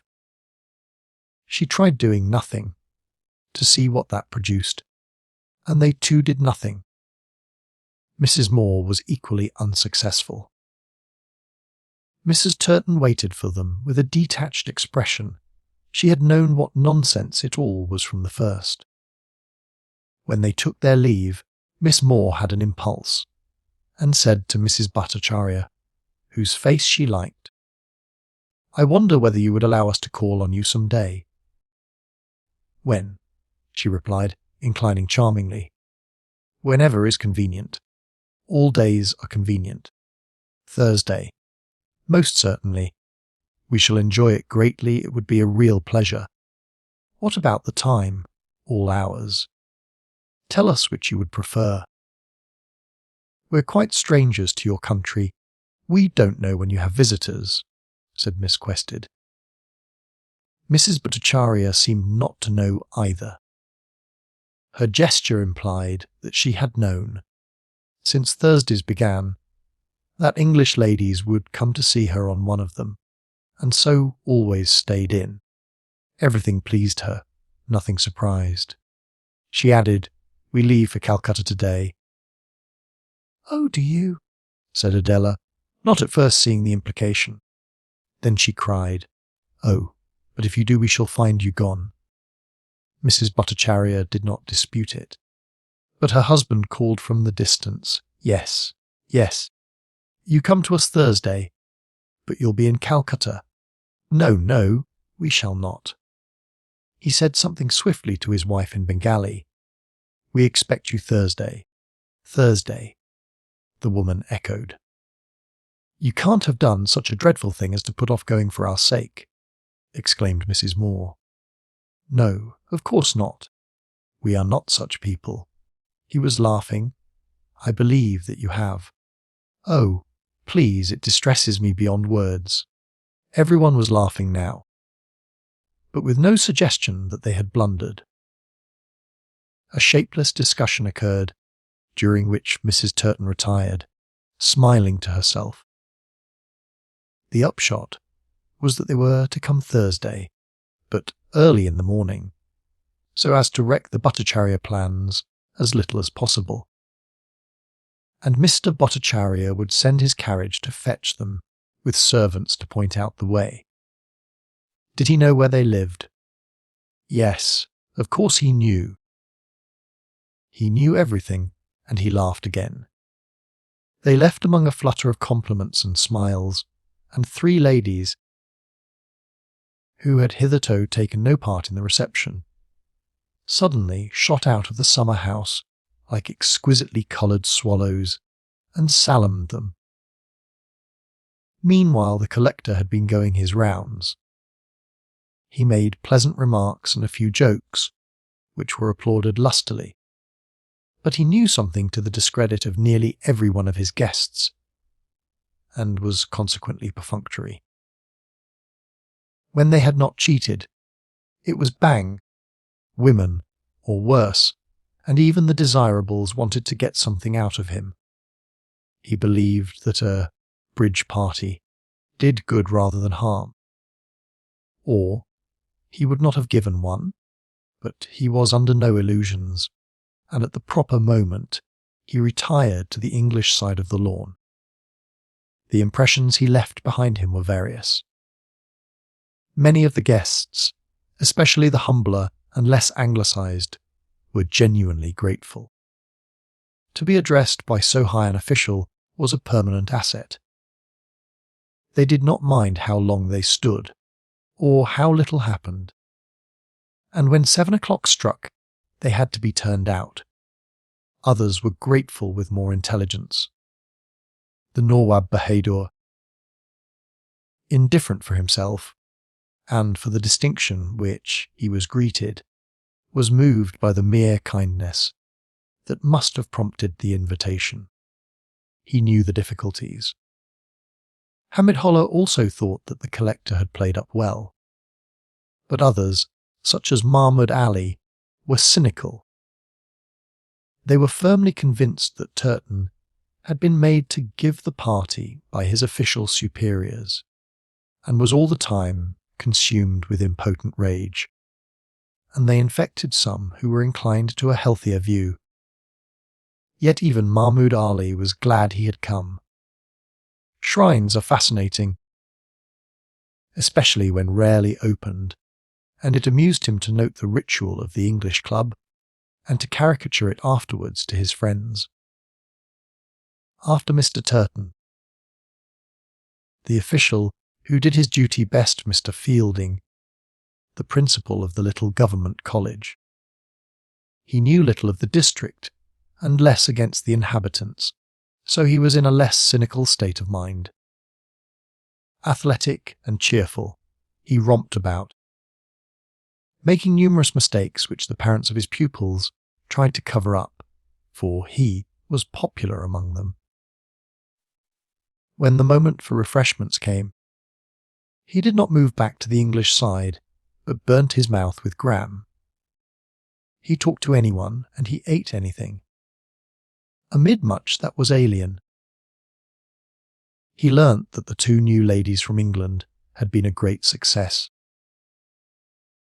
and that their politeness in wishing to be Mrs. Bhattacharya's guests had pleased not only her but all Indians who heard of it. It pleased Mr. Fielding also. He scarcely knew the 2 new ladies, still he decided to tell them what pleasure they had given by their friendliness. He found the younger of them alone. She was looking through a nick in the cactus hedge at the distant Marabar hills, which had crept near. As was their custom at sunset, if the sunset had lasted long enough, they would have reached the town, but it was swift, being tropical. He gave her his information, and she was so much pleased, and thanked him so heartily that he asked her and the other lady to tea. "I'd like to come very much indeed, and so would Mrs. Moore, I know. I'm rather a hermit, you know. Much the best thing to be in this place. Owing to my work and so on, I don't get up much to the club. I know, and we never get down from it. I envy you being with Indians. Do you care to meet 1 or 2? Very, very much indeed. It's what I long for. This party today makes me so angry and miserable. I think my countrymen out here must be mad. Fancy inviting guests and not treating them properly. You and Mr. Turton, and perhaps Mr. MacBride, are the only people who showed any common politeness. The rest make me perfectly ashamed. And it's got worse and worse. It had. The Englishmen had intended to play up better, but had been prevented from doing so by their women folk, whom they had to attend, provide with tea, advise about dogs, etc. When tennis began, the barrier grew impenetrable. It had been hoped to have some sets between East and West, but this was forgotten, and the courts were monopolised by the usual club couples. Fielding resented it too, but did not say so to the girl, for he found something theoretical in her outburst. Did she care about Indian music? He inquired. There was an old professor down at the college who sang. Oh, just what we wanted to hear.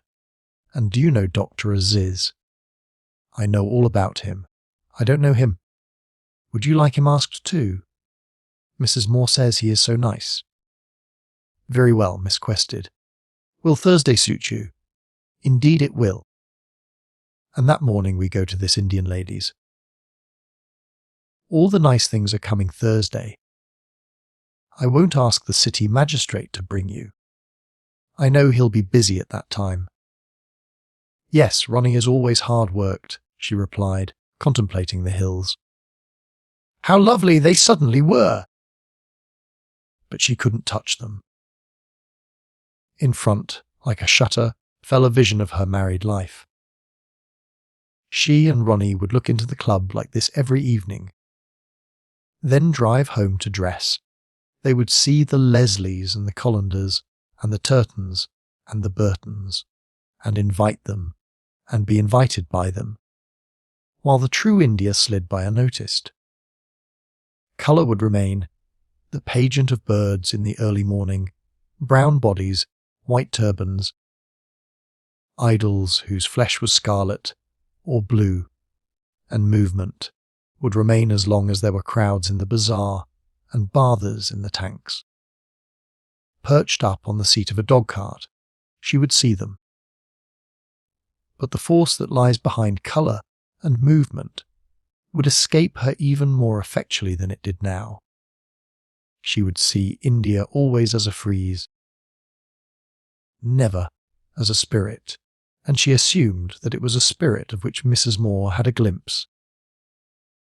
And sure enough they did drive away from the club in a few minutes, and they did dress, and to dinner came Miss Derrick and the Macbrides, and the menu was julienne soup full of bullety bottled peas, pseudo cottage bread, fish full of branching bones, pretending to be plaice, more bottled peas with the cutlets trifle, sardines on toast. The menu of Anglo-India. A dish might be added or subtracted as one rose or fell in the official scale. The peas might rattle less or more. The sardines and the vermouth be imported by a different firm, but the tradition remained, the food of exiles, cooked by servants who did not understand it. Adela thought of the young men and women who had come out before her, P&O, full after P&O, full, and had been set down to the same food and the same ideas, and been snubbed in the same good, humoured way until they kept to the accredited themes and began to snub others. I should never get like that, she thought, for she was young herself. All the same she knew that she had come up against something that was both insidious and tough, and against which she needed allies. She must gather around her at Chandrapur a few people who felt as she did, and she was glad to have met Mr. Fielding and the Indian lady with the unpronounceable name. Here, at all events, was a nucleus. She should know much better where she stood in the course of the next 2 days. Miss Derrick, she companioned a Maharani in a remote native state. She was genial, and made them all laugh about her leave, which she had taken because she felt she deserved it, not because the Maharani said she might go. Now, she wanted to take the Maharaja's motor car as well. It had gone to a chief's conference at Delhi, and she had a great scheme for burgling it at the junction as it came back in the train. She was also very funny about the bridge party. Indeed, she regarded the entire peninsula as a comic opera. If one couldn't see the laughable side of these people, one, "I'll be done for," said Miss Derrick. Mrs. McBride, it was she who had been the nurse, ceased not to exclaim, "Oh, Nancy, how topping! Oh, Nancy, how killing!" I wish I could look at things like that. Mr. McBride did not speak much. He seemed nice. When the guests had gone, and Adela gone to bed, there was another interview between mother and son. He wanted her advice and support, while resenting interference. "Does Adela talk to you much?" he began. "I'm so driven with work. I don't see her as much as I hoped, but I hope she finds things comfortable. Adela and I talk mostly about India." "Dear, since you mention it, you're quite right. You ought to be more alone with her than you are." "Yes, perhaps, but then people gossip." "Well, they must gossip sometime." "Let them gossip. People are so odd out here, and it's not like home. One's always facing the footlights." As the Burra Sahib said, take a silly little example. When Adela went out to the boundary of the club compound, and Fielding followed her, I saw Mr. Colander notice it. They notice everything until they're perfectly sure you're their sort. I don't think Adela will ever be quite their sort. She's much too individual. "I know, that's so remarkable about her," he said thoughtfully. Mrs. Moore thought him rather absurd. Accustomed to the privacy of London, she could not realize that India, seemingly so mysterious, contains none, and that consequently the conventions have greater force. "I suppose nothing's on her mind," he continued. Ask her yourself, my dear boy. Probably she's heard tales of the heat, but of course I should pack her off to the hills every April. I'm not one to keep a wife grilling in the plains. Oh, it wouldn't be the weather. There's nothing in India but the weather. My dear mother, it's the alpha and omega of the whole affair. Yes, as Mr. McBride was saying, but it's much more the Anglo-Indians themselves who are likely to get on Adela's nerves. She doesn't think they behave pleasantly to Indians, you see." "What did I tell you?" he exclaimed, losing his gentle manner. "I knew it last week." Oh, how like a woman to worry over a side issue. She forgot about Adela in her surprise. A side issue, she repeated. "How can it be that? We're not out here for the purpose of behaving pleasantly." "What do you mean?" "What I say. We're out here to do justice and keep the peace. Them's my sentiments. India isn't a drawing room." "Your sentiments are those of a god," she said quietly. But it was his manner rather than his sentiments that annoyed her. Trying to recover his temper, he said, "India likes gods. And Englishmen like posing as gods. There's no point in all this. Here we are, and we're going to stop, and the country's got to put up with us, gods or no gods." "Oh, look here," he broke out, rather pathetically. "What do you and Adela want me to do? Go against my class? Against all the people I respect and admire out here? Lose such power as I have for doing good in this country because my behaviour isn't pleasant? You neither of you understand what work is, or you would never talk such eyewash. I hate talking like this, but one must occasionally. It's morbidly sensitive to go on as Adela, and you do. I noticed you both at the club today, after the Burra Sahib had been at all that trouble to amuse you.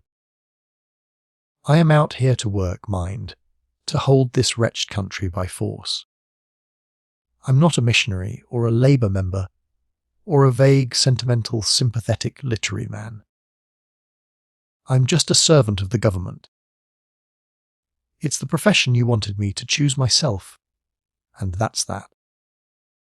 We're not pleasant in India, and we don't intend to be pleasant. We've something more important to do. He spoke sincerely. Every day he worked hard in the court, trying to decide which of two untrue accounts was the less untrue, trying to dispense justice fearlessly. To protect the weak against the less weak, the incoherent against the plausible, surrounded by lies and flattery. That morning he had convicted a railway clerk of overcharging pilgrims for their tickets and a Pathan of attempted rape. He expected no gratitude, no recognition for this, and both clerk and Pathan might appeal, bribe their witnesses more effectually in the interval, and get their sentences reversed. It was his duty. But he did expect sympathy from his own people, and except from newcomers he obtained it. He did think he ought not to be worried about bridge parties, when the day's work was over, and he wanted to play tennis with his equals, or rest his legs upon a long chair. He spoke sincerely, but she could have wished with less gusto. How Runny revelled in the drawbacks of his situation! How he did rub it in that he was not in India to behave pleasantly, and derived positive satisfaction therefrom. He reminded her of his public school days. The traces of young man-humanitarianism had sloughed off, and he talked like an intelligent and embittered boy. His words without his voice might have impressed her, but when she heard the self-satisfied lilt of them, when she saw the mouth moving so complacently and competently beneath the little red nose, she felt, quite illogically, that this was not the last word on India. One touch of regret, not the canny substitute, but the true regret from the heart, would have made him a different man, and the British Empire a different institution. "I'm going to argue, and indeed dictate," she said, clinking her rings. "The English are out here to be pleasant." "How do you make that out, mother?"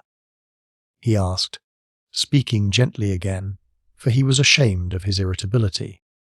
"Because India is part of the earth, and God has put us on the earth in order to be pleasant to each other. God is love." She hesitated, seeing how much he disliked the argument, but something made her go on. "God has put us on earth to love our neighbours and to show it, and he is omnipresent, even in India, to see how we are succeeding." He looked gloomy and a little anxious. He knew this religious strain in her, and that it was a symptom of bad health. There had been much of it when his stepfather died. He thought, "She is certainly a geeing, and I ought not to be vexed with anything she says." The desire to behave pleasantly satisfies God.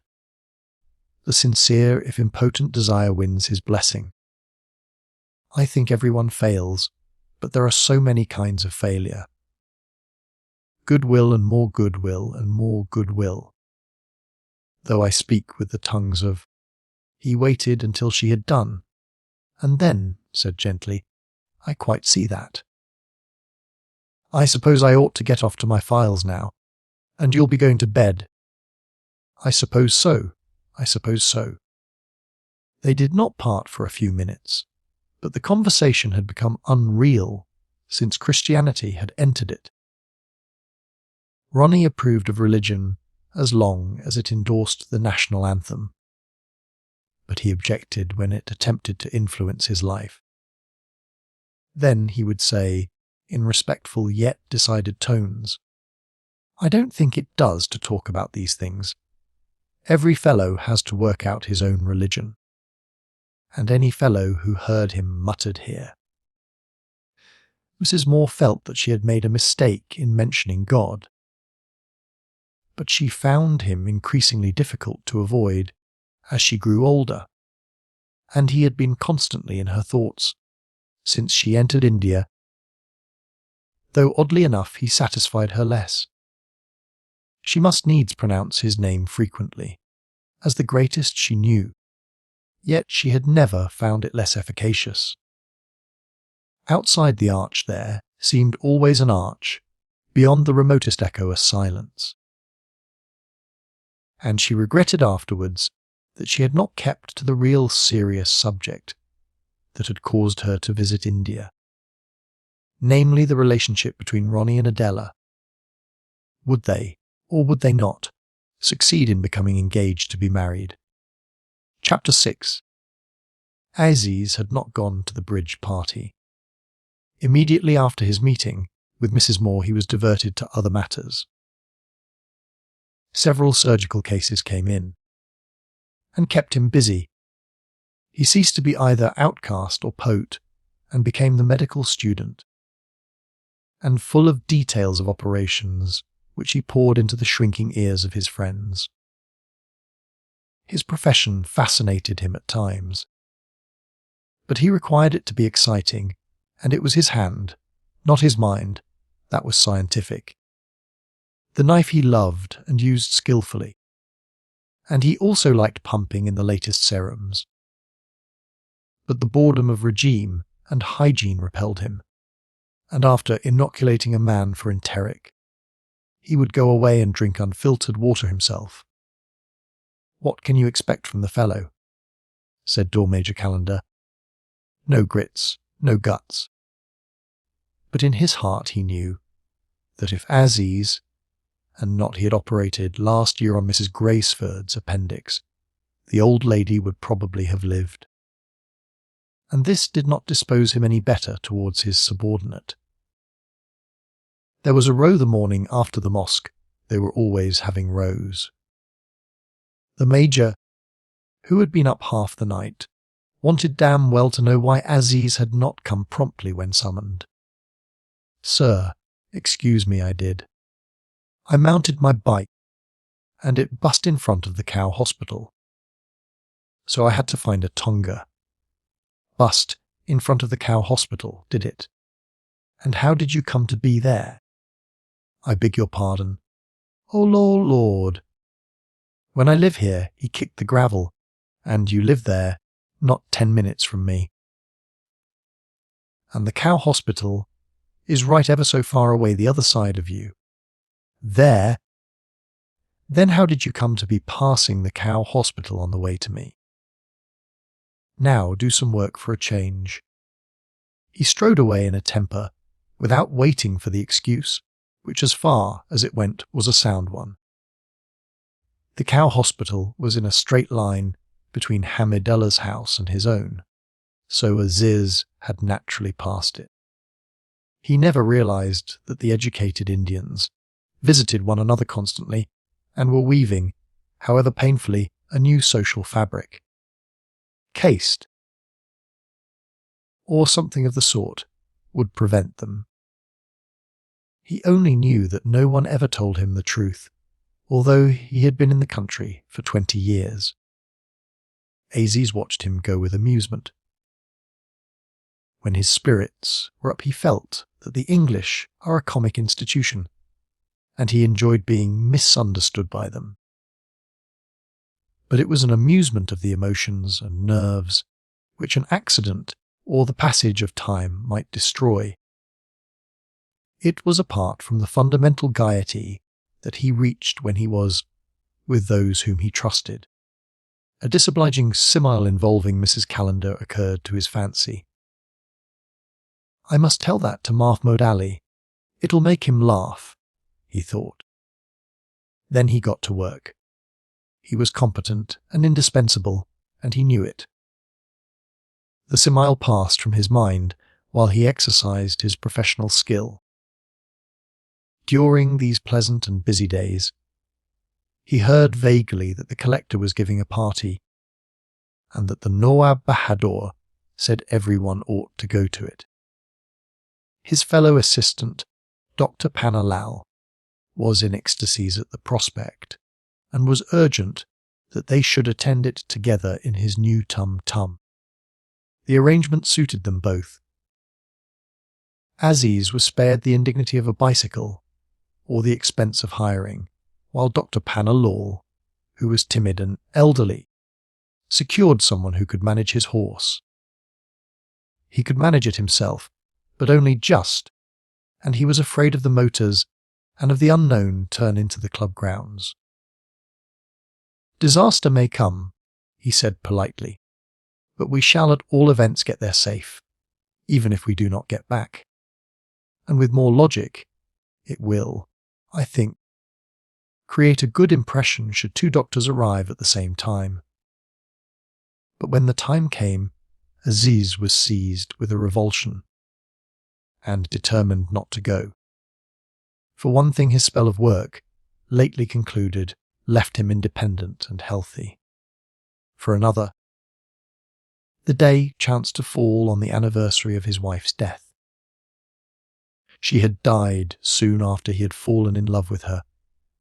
He had not loved her at first. Touched by Western feeling, he disliked union with a woman whom he had never seen. Moreover, when he did see her, she disappointed him, and he begat his first child in mere animality.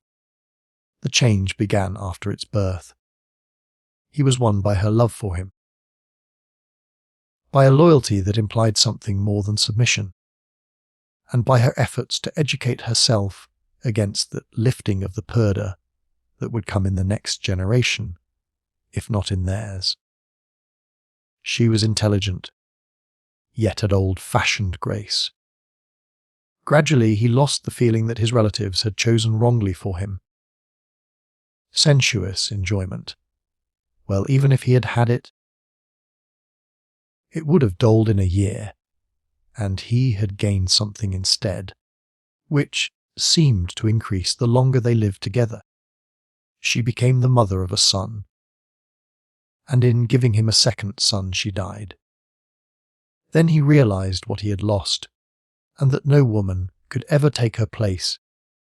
A friend would come nearer to her than another woman.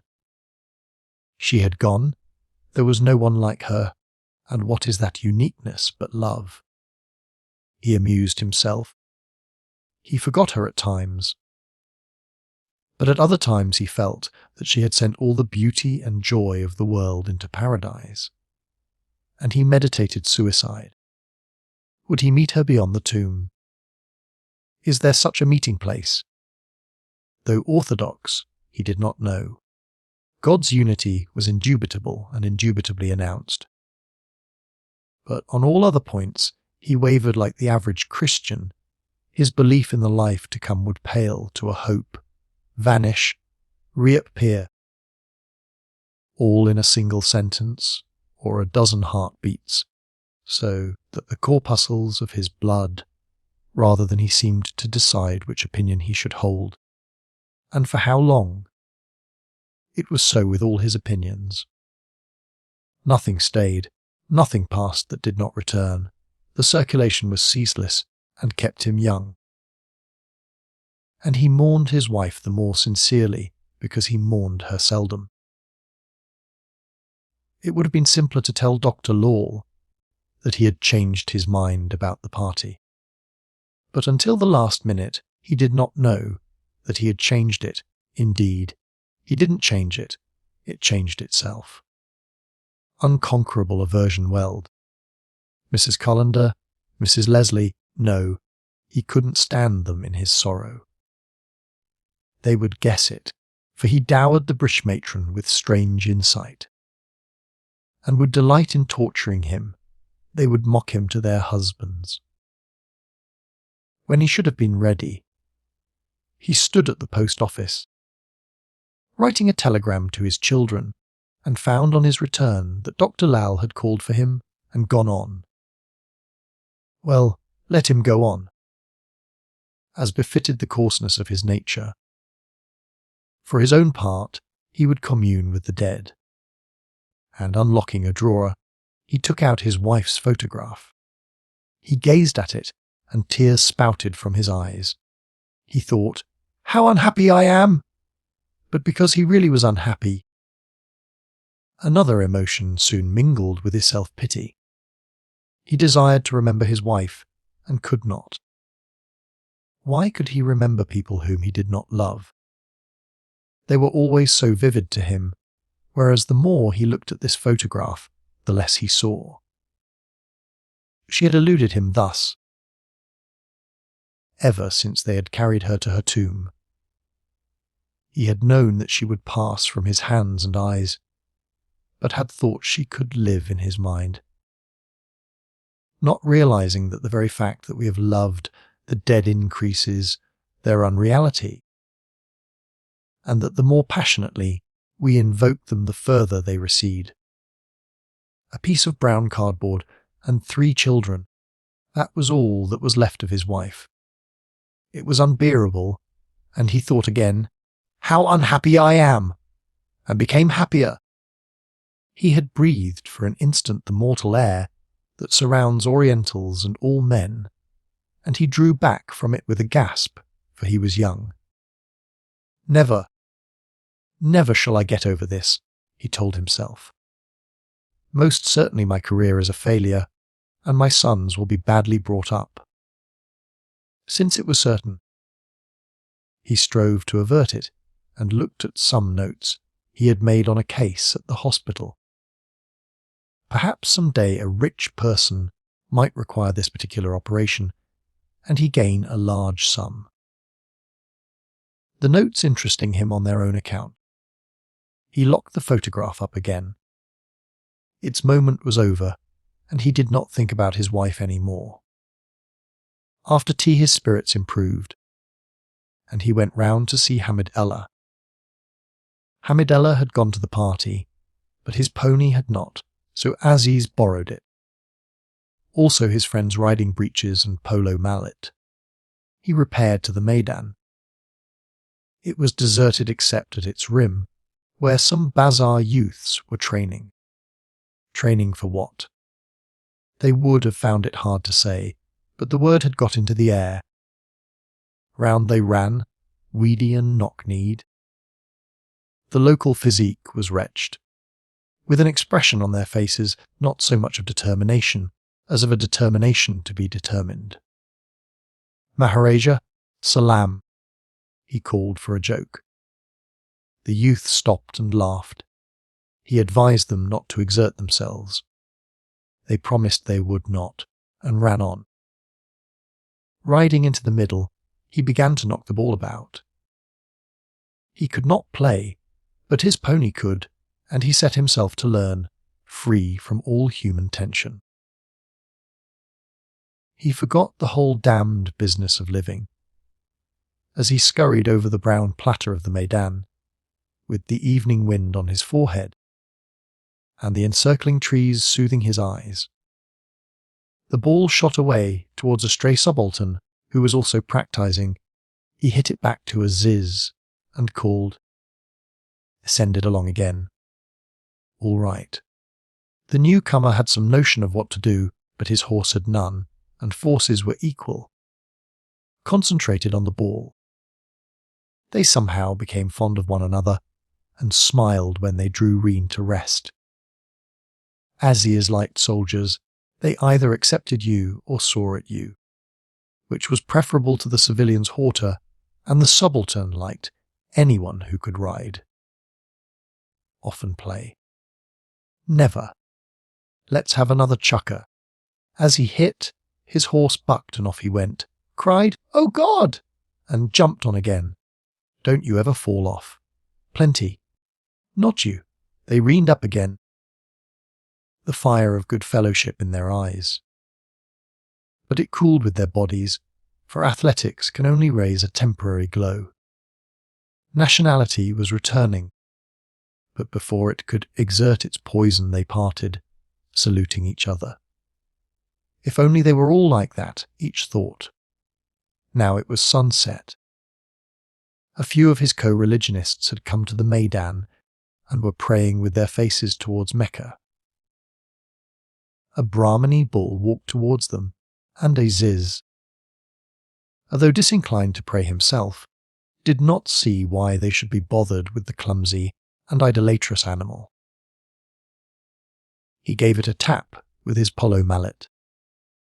As he did so, a voice from the road hailed him. It was Dr. Panna Lawle, returning in high distress from the collector's party. "Dr. Aziz, Dr. Aziz, where you been?" "I waited 10 full minutes time at your house, then I went." "I am so awfully sorry. I was compelled to go to the post office." One of his own circle would have accepted this as meaning that he had changed his mind, an event too common to merit censure. But Dr. Lawle, a being of low extraction, was not sure whether an insult had not been intended, and he was further annoyed because Aziz had buffeted the Brahmini bull, post office. "Do you not send your servants?" he said. "I have so few, my scale is very small." "Your servant spoke to me. I saw your servant. But, Dr. Lal, consider, how could I send my servant when you were coming? You come, we go. My house is left alone. My servant comes back perhaps. And all my portable property has been carried away by bad characters in the meantime. Would you have that? The cook is deaf. I can never count on my cook. And the boy is only a little boy. Never, never do I and Hassan leave the house at the same time together. It is my fixed rule." He said all this, and much more out of civility, to save Dr. Lawle's face. It was not offered as truth, and should not have been criticised as such. But the other demolished it, an easy and ignoble task. Even if this so, what prevents leaving a chit saying where you go? And so on. Aziz detested ill-breeding, and made his pony caper. "Farther away, or mine will start out of sympathy," he wailed, revealing the true source of his irritation. "It has been so rough and wild this afternoon. It spoiled some most valuable blossoms in the club garden, and had to be dragged back by 4 men. English ladies and gentlemen looking on, and the collector Sahib himself taking a note. But, Dr. Aziz, I'll not take up your valuable time. This will not interest you, who have so many engagements and telegrams. I am just a poor old doctor who thought right to pay my respects when I was asked, and where I was asked. Your absence, I may remark, drew commentaries. They can damn well comment. It is fine to be young. Damn well. Oh, very fine. Damn whom. I go or not as I please. Yet you promise me. And then fabricate this tale of a telegram. Go forward, Dapple. They went, and Aziz had a wild desire to make an enemy for life. He could do it so easily by galloping near them. He did it. Dapple bolted. He thundered back on to the maiden. The glory of his play with the subaltern remained for a little. He galloped and swooped till he poured with sweat, and until he returned the pony to Hamidullah's stable, he felt the equal of any man. Once on his feet, he had creeping fears. Was he in bad odour with the powers that be? Had he offended the collector by absenting himself? Dr. Panna Lawle was a person of no importance. Yet was it wise to have quarrelled even with him? The complexion of his mind turned from human to political. He thought no longer, can I get on with people? But, are they stronger than I? Breathing the prevalent miasma. At his home a chit was awaiting him, bearing the government stamp. It lay on his table like a high explosive which at a touch might blow his flimsy bungalow to bits. He was going to be cashiered because he had not turned up at the party. When he opened the note, it proved to be quite different. An invitation from Mr. Fielding, the principal of Government College, asking him to come to tea the day after tomorrow. His spirits revived with violence. They would have revived in any case, for he possessed a soul that could suffer but not stifle, and led a steady life beneath his mutability. But this invitation gave him particular joy, because Fielding had asked him to tea a month ago, and he had forgotten about it. Never answered, never gone. Just forgotten. And here came a second invitation, without a rebuke or even an allusion to his slip. Here was true courtesy, the civil deed that shows the good heart, and snatching up his pen, he wrote an affectionate reply and hurried back for news to Hamidella's. For he had never met the principal, and believed that the one serious gap in his life was going to be filled. He longed to know everything about the splendid fellow, his salary, preferences, antecedents, how best one might please him. But Hamidella was still out, and Mahmoud Ali, who was in, would only make silly rude jokes about the party. Chapter 7. This Mr. Fielding had been caught by India late. He was over 40 when he entered that Odest portal, the Victoria terminus at Bombay, and, having bribed a European ticket inspector, took his luggage into the compartment of his first tropical train. The journey remained in his mind as significant. Of his two-carriage companions, one was a youth, fresh to the east like himself, the other a seasoned Anglo-Indian of his own age. A gulf divided him from either. He had seen too many cities and men to be the first or to become the second. New impressions crowded on him. But they were not the orthodox new impressions. The past conditioned them, and so it was with his mistakes. To regard an Indian as if he were an Italian is not, for instance, a common error, nor perhaps a fatal one. And Fielding often attempted analogies between this peninsula and that other, smaller and more exquisitely shaped, that stretches into the classic waters of the Mediterranean.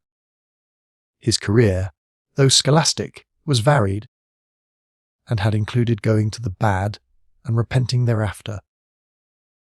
By now he was a hard-bitten, good-tempered, intelligent fellow on the verge of middle age, with a belief in education.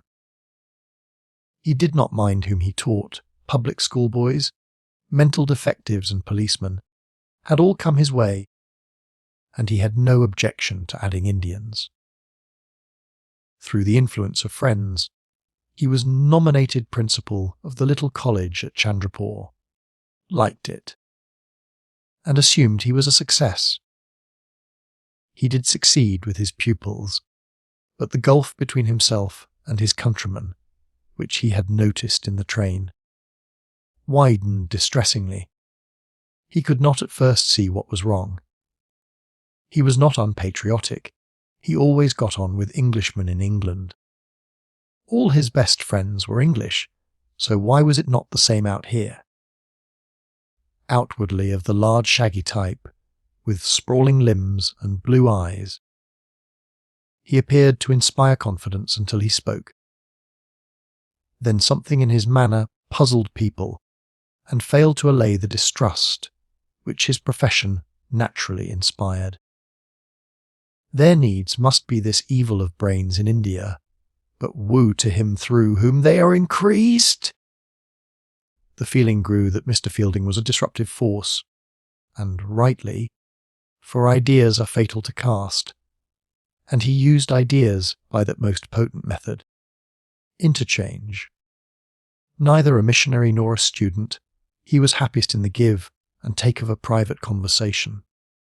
The world, he believed, is a globe of men who are trying to reach one another, and can best do so by the help of goodwill plus culture and intelligence.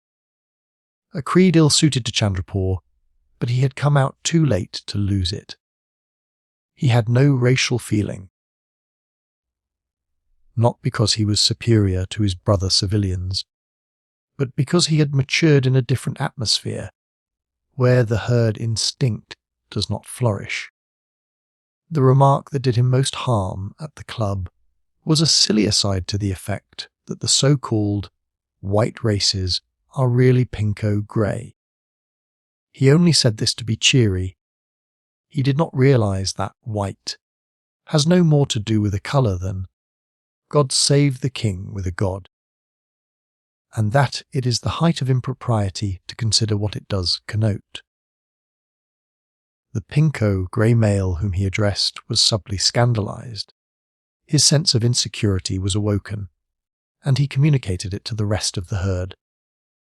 Still, the men tolerated him for the sake of his good heart and strong body. It was their wives who decided that he was not a sahib really. They disliked him. He took no notice of them, and this, which would have passed without comment in feminist England, did it him harm in a community where the male is expected to be lively and helpful. Mr. Fielding never advised one about dogs or horses, or dined, or paid his midday calls, or decorated trees for one's children at Christmas, and though he came to the club, it was only to get his tennis or billiards, and to go. This was true. He had discovered that it is possible to keep in with Indians and Englishmen, but that he who would also keep in with English women must drop the Indians. The two wouldn't combine. Useless to blame either party. Useless to blame them for blaming one another. It just was so, and one had to choose. Most Englishmen preferred their own kinswoman, who, coming out in increasing numbers, made life on the home pattern yearly more possible. He had found it convenient and pleasant to associate with Indians, and he must pay the price. As a rule, no Englishwoman entered the college except for official functions, and if he invited Mrs. Moore and Miss Quested to tea. It was because they were newcomers who would view everything with an equal, if superficial eye, and would not turn on a special voice when speaking to his other guests. The college itself had been slapped down by the Public Works Department, but its grounds included an ancient garden and a garden house, and here he lived for much of the year. He was dressing after a bath when Dr. Aziz was announced. Lifting up his voice, he shouted from the bedroom, "Please make yourself at home." The remark was unpremeditated, like most of his actions. It was what he felt inclined to say. To Aziz it had a very definite meaning. "May I really, Mr. Fielding?" "It's very good of you," he called back. "I like unconventional behaviour so extremely." His spirits flared up. He glanced round the living room. Some luxury in it, but no order, nothing to intimidate poor Indians. It was also a very beautiful room, opening into the garden through high arches of wood. "The fact is I have long wanted to meet you," he continued. "I have heard so much about your warm heart from the Nawab Bahadur. But where is one to meet in a wretched hole like Chandrapur?" He came close up to the door. "When I was greener here, I'll tell you what. I used to wish you to fall ill so that we could meet that way." They laughed, and encouraged by his success he began to improvise.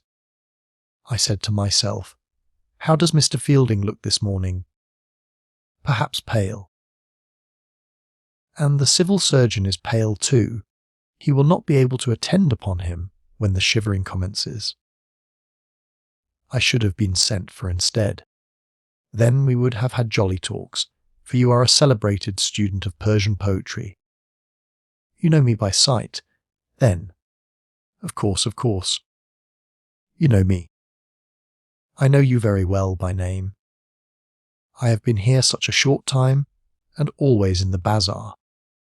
No wonder you have never seen me, and I wonder you know my name.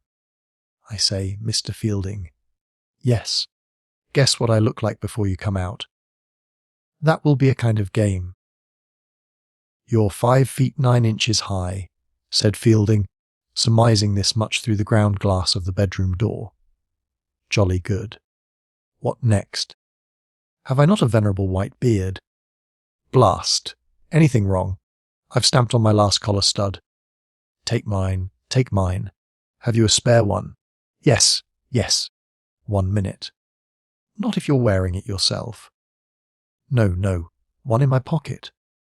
Stepping aside, so that his outline might vanish, he wrenched off his collar and pulled out of his shirt the back stud, a gold stud, which was part of a set that his brother-in-law had brought him from Europe. Here it is, he cried. Come in with it, if you don't mind the unconventionality. 1 minute again. Replacing his collar, he prayed that it would not spring up at the back during tea. Fielding's bearer, who was helping him to dress, opened the door for him. Many thanks. They shook hands, smiling. He began to look round, as he would have with any old friend. Fielding was not surprised at the rapidity of their intimacy. With so emotional a people it was apt to come at once or never, and he and Aziz, having heard only good of each other, could afford to dispense with preliminaries. But I always thought that Englishmen kept their rooms so tidy. It seems that this is not so. I need not be so ashamed. He sat down gaily on the bed, then, forgetting himself entirely, drew up his legs and folded them under him. Everything ranged coldly on shelves was what I thought. I say, Mr. Fielding, is the stud going to go in? I hammer doots. What's that last sentence, please? Will you teach me some new words and so improve my English? Fielding doubted whether everything ranged coldly on shelves could be improved. He was often struck with the liveliness with which the younger generation handled a foreign tongue. They altered the idiom, but they could say whatever they wanted to say quickly. There were none of the babyisms ascribed to them up at the club. But then the club moved slowly. It still declared that few Mohammedans and no Hindus would eat an Englishman's table, and that all Indian ladies were an impenetrable purdah. Individually it knew better, as a club it declined to change. Let me put in your stud. I see. The shirt-back's hole is rather small, and to rip it wider a pity. Why in hell does one wear colours at all? Grumbled Fielding as he bent his neck. We wear them to pass the police. What's that? If I'm biking in English dress, starch collar, hat with ditch, they take no notice. When I wear a fez, they cry, your lamp's out. Lord Curzon did not consider this when he urged natives of India to retain their picturesque costumes. Hooray! Stud's gone in. Sometimes I shut my eyes and dream I have splendid clothes again and am riding into battle behind a langar. Mr. Fielding, must not India have been beautiful then, with the Mughal Empire at its height and a langar reigning at Delhi upon the peacock throne? 2 ladies are coming to tea to meet you. I think you know them. Meet me? I know no ladies. Not Mrs. Moore and Miss Quested. Oh yes, I remember. The romance at the mosque had sunk out of his consciousness as soon as it was over. An excessively aged lady. But will you please repeat the name of her companion? Miss Quested. Just as you wish. He was disappointed that other guests were coming, for he preferred to be alone with his new friend. You can talk to Miss Quested about the peacock throne if you like. She's artistic. They say, is she a post-impressionist? Post-impressionism, indeed. Come along to tea. This world is getting too much for me altogether. Aziz was offended. The remark suggested that he, an obscure Indian, had no right to have heard of post-impressionism, a privilege reserved for the ruling race. That, he said stiffly. I do not consider Mrs. Moore my friend. I only met her accidentally in my mosque, and was adding, "A single meeting is too short to make a friend." But before he could finish the sentence, the stiffness vanished from it, because he felt Fielding's fundamental goodwill. His own went out to it, and grappled beneath the shifting tides of emotion which can alone bear the voyager to an anchorage, but may also carry him across it onto the rocks. He was safe really, as safe as the shore dweller who can only understand stability and supposes that every ship must be wrecked. And he had sensations the shore dweller cannot know. Indeed, he was sensitive rather than responsive. In every remark he found a meaning, but not always the true meaning, and his life, though vivid, was largely a dream. Fielding, for instance, had not meant that Indians are obscure, but that post-impressionism is. A gulf divided his remark from Mrs. Turton's. Why, they speak English, but to Aziz the two sounded alike. Fielding saw that something had gone wrong, and equally that it had come right. But he didn't fidget. Being an optimist where personal relations were concerned, and their talk rattled on as before. Besides the ladies, I am expecting one of my assistants. Narayan Godbol. Oh, the Deccanee Brahman! He wants the pass back too, but not precisely a Lamgar. I should think not.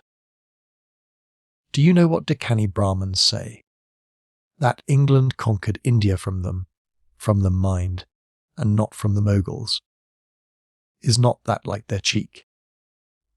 They have even bribed it to appear in textbooks, for they are so subtle and immensely rich. Professor Godball must be quite unlike all other Deccanee Brahmins from all I can hear say. A most sincere chap. Why don't you fellows run a club in Chandrapur, Aziz?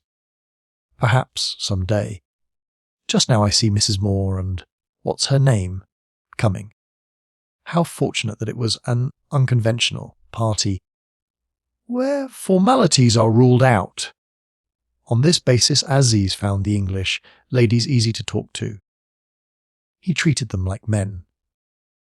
Beauty would have troubled him, for it entails rules of its own. But Mrs. Moore was so old, and Miss Quested so plain, that he was spared this anxiety. Ideela's angular body and the freckles on her face were terrible defects in his eyes, and he wondered how God could have been so unkind to any female form.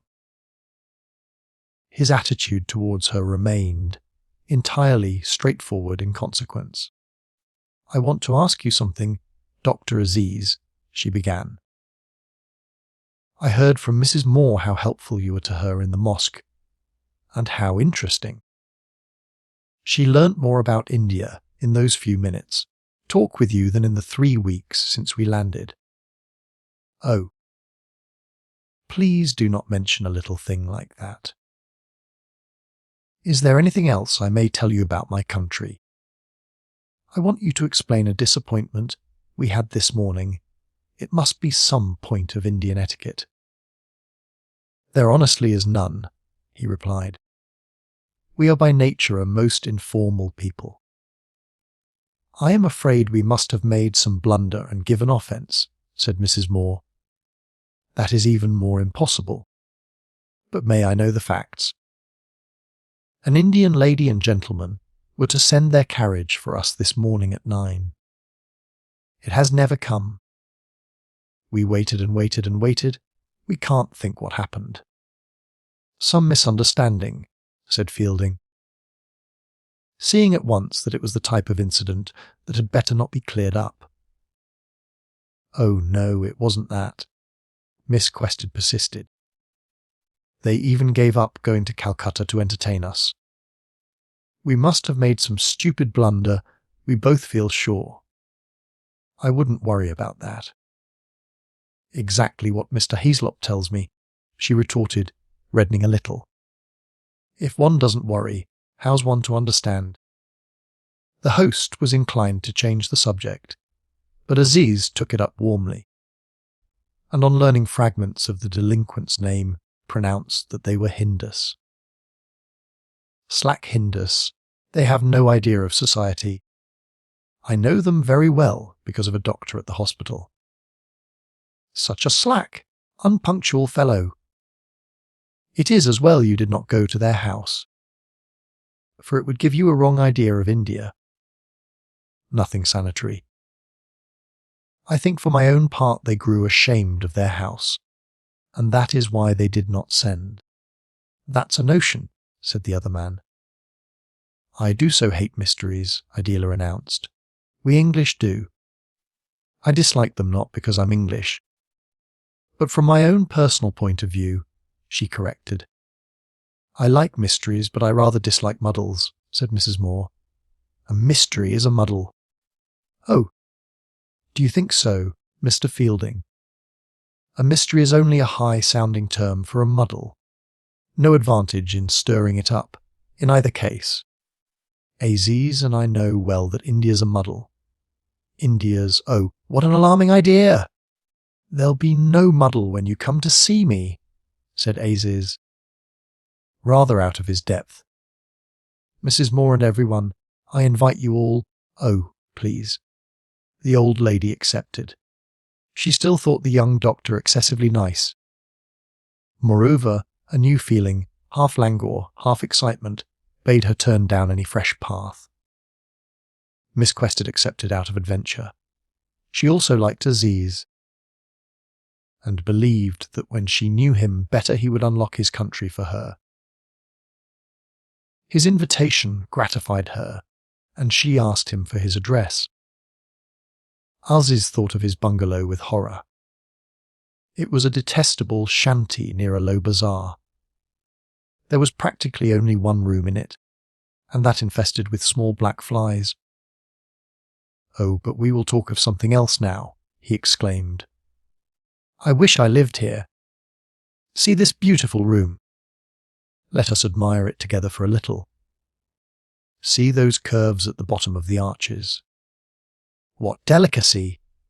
It is the architecture of question and answer. Mrs. Moore, you are in India. I am not joking. The room inspired him. It was an audience hall built in the 18th century for some high official, and though of wood had reminded Fielding of the loggia de Lanzi at Florence. Little rooms, now Europeanized, clung to it on either side, but the central hall was unpapered and unglassed, and the air of the garden poured in freely. One sat in public, on exhibition, as it were, in full view of the gardeners, who were screaming at the birds, and of the man who rented the tank for the cultivation of water chestnut. Fielding let the mango trees too. There was no knowing who might not come in, and his servants sat on his steps night and day to discourage thieves.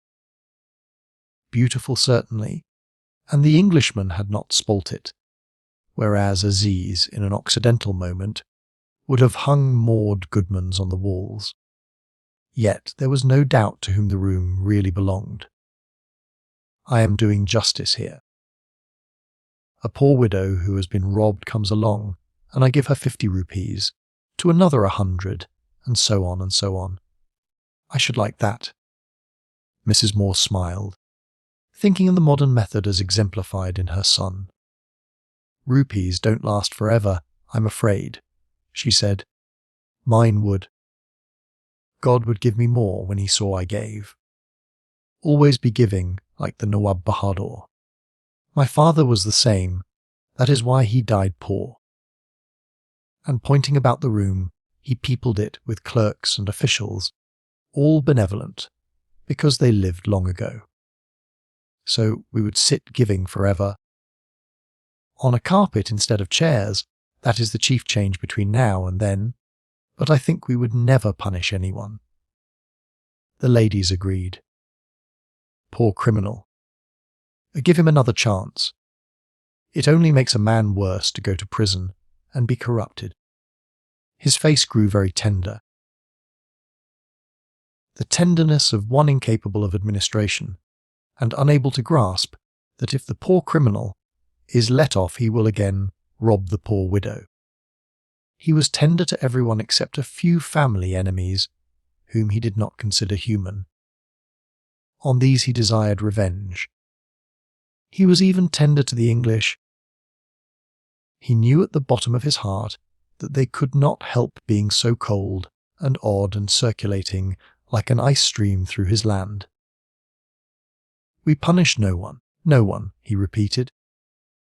"And in the evening we will give a great banquet where the lovely girls shall shine on every side of the tank, with fireworks in their hands, and all shall be feasting and happiness until the next day, when there shall be justice as before, 50 rupees, 100, 1,000, till peace comes." Ah, why didn't we live in that time? But are you admiring Mr. Fielding's house? Do look how the pillars are painted blue, and the verandas pavilions. What do you call them? That are above us inside are blue also.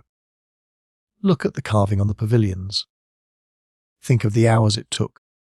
Their little roofs are curved to imitate bamboo. So pretty, and the bambus waving by the tank outside. "Mrs. Moore! Miss Moore! Well," she said, laughing. "You remember the water by our mosque?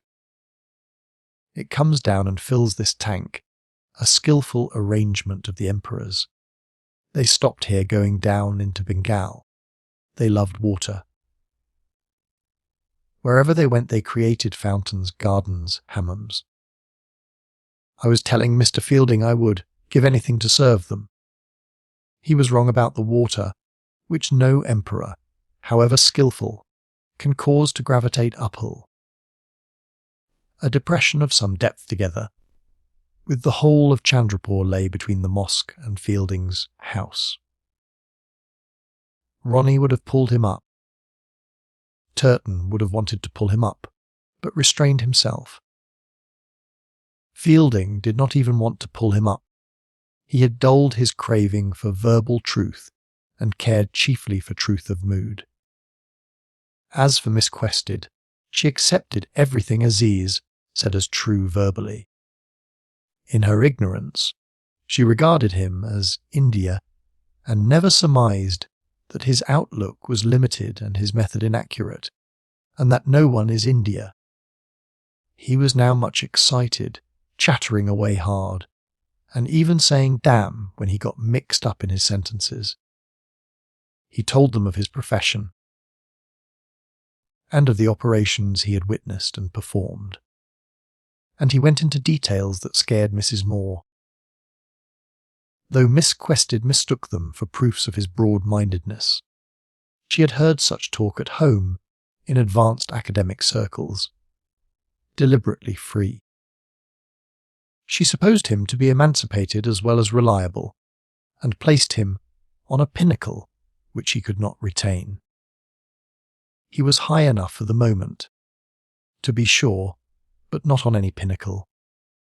Wings bore him up, and flagging would deposit him. The arrival of Professor Godbole quieted him somewhat. But it remained his afternoon. The Brahmin, polite and enigmatic, did not impede his eloquence, and even applauded it. He took his tea at a little distance from the outcasts, from a low table placed slightly behind him, to which he stretched back, and as it were encountered food by accident. All feigned indifference to Professor Godbole's tea. He was elderly and wizen, with a grey moustache and grey-blue eyes, and his complexion was as fair as a European's. He wore a turban that looked like pale purple macaroni, coat, waistcoat, dhoti, socks with clocks. The clocks matched the turban, and his whole appearance suggested harmony, as if he had reconciled the products of East and West, mental as well as physical, and could never be discomposed. The ladies were interested in him, and hoped that he would supplement Dr. Aziz by saying something about religion. But he only ate and ate, smiling, never letting his eyes catch sight of his hand. Leaving the Mughal emperors, Aziz turned to topics that could distress no one. He described the ripening of the mangoes, and how in his boyhood he used to run out in the rains to a big mango grove belonging to an uncle and gorge there. Then back with water streaming over you, and perhaps rather a pain inside.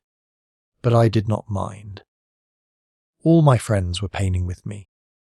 We have a proverb in Urdu: "What does unhappiness matter when we are all unhappy together?" which comes in conveniently after mangoes. Misquested. Do wait for mangoes. Why not settle altogether in India? I'm afraid I can't do that, said Adela.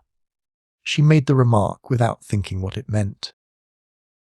To her, as to the three men, it seemed in key with the rest of the conversation, and not for several minutes, indeed, not for half an hour. Did she realize that it was an important remark, and ought to have been made in the first place to Ronnie? Visitors like you are too rare. They are indeed, said Professor Godbole. Such affability is seldom seen. But what can we offer to detain them? Mangoes, mangoes, they laughed. Even mangoes can be got in England now, put in Fielding. They ship them in ice-cold rooms. You can make India in England, apparently, just as you can make England in India. Frightfully expensive in both cases, said the girl. I suppose so. And nasty. But the host wouldn't allow the conversation to take this heavy turn.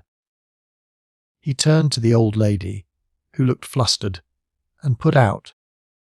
He could not imagine why, and asked about her own plans. She replied that she should like to see over the college. Everyone immediately rose, with the exception of Professor Godbole, who was finishing a banana. Don't you come too, Adela, you dislike institutions. Yes, that is so, said Miss Quested, and sat down again. Aziz hesitated. His audience was splitting up. The more familiar half was going, but the more attentive remained. Reflecting that it was an unconventional afternoon, he stopped. Talk went on as before. Could one offer the visitors unripe mangoes in a fool? I speak now as a doctor. No. Then the old man said, but I will send you up a few healthy sweets. I will give myself that pleasure. Miss Quested. Professor Goldball's sweets are delicious, said Aziz sadly, for he wanted to send sweets too, and had no wife to cook them. They will give you a real Indian treat. Ah, in my poor position I can give you nothing. I don't know why you say that. When you have so kindly asked us to your house. He thought again of his bungalow with horror. Good heavens, the stupid girl had taken him at his word. What was he to do? Yes, all that is settled, he cried. I invite you all to see me in the Marabar caves. I shall be delighted. Oh, that is a most magnificent entertainment, compared to my poor sweets. But has not Miss Quested visited our caves already? No, I've not even heard of them. Not heard of them. Both cried. The Marabar caves in the Marabar hills. We hear nothing interesting up at the club. Only tennis and ridiculous gossip. The old man was silent, perhaps feeling that it was unseemly of her to criticize her race, perhaps fearing that if he agreed she would report him for disloyalty. But the young man uttered a rapid I know. Then tell me everything you will, or I shall never understand India. Are they the hills I sometimes see in the evening? What are these caves? Aziz undertook to explain, but it presently appeared that he had never visited the caves himself, had always been, meaning, to go But work or private business had prevented him, and they were so far. Professor Godball chaffed him pleasantly. "My dear young sir, the pot and the kettle! Have you ever heard of that useful proverb?" "Are they large caves?" she asked. "No, not large. Do describe them, Professor Godball. It will be a great honour." He drew up his chair, and an expression of tension came over his face. Taking the cigarette box, she offered to him and to Aziz, and lit up herself. After an impressive pause, he said, "There is an entrance in the rock which you enter, and through the entrance is the cave. Something like the caves at Elephanta." "Oh no, not at all. At Elephanta there are sculptures of Siva and Parvati. There are no sculptures at Marabar. They are immensely holy, no doubt," said Aziz, to help on the narrative. "Oh no, oh no. Still, they are ornamented in some way." "Oh, well no. Why are they so famous? We all talk of the famous Marabar caves. Perhaps that is our empty brag." "No, I should not quite say that. Describe them to this lady, then. It will be a great pleasure." He forewent the pleasure, and Aziz realized that he was keeping back something about the caves. He realized because he often suffered from similar inhibitions himself. Sometimes, to the exasperation of Major Colander, he would pass over the one relevant fact in a position to dwell on the 100 irrelevant. The Major accused him of disingenuousness, and was roughly right, but only roughly. It was rather that a power he couldn't control capriciously silenced his mind. Godball had been silenced now, no doubt not willingly. He was concealing something. Handled subtly, he might regain control and announce that the Marabar caves were full of stalactites, perhaps. Aziz led up to this, but they weren't. The dialogue remained light and friendly, and Adela had no conception of its underdrift. She did not know that the comparatively simple mind of the Mohammedan was encountering ancient night. Aziz played a thrilling game. He was handling a human toy that refused to work. He knew that much. If it worked, neither he nor Professor Godball would be the least advantaged. But the attempt enthralled him and was akin to abstract thought.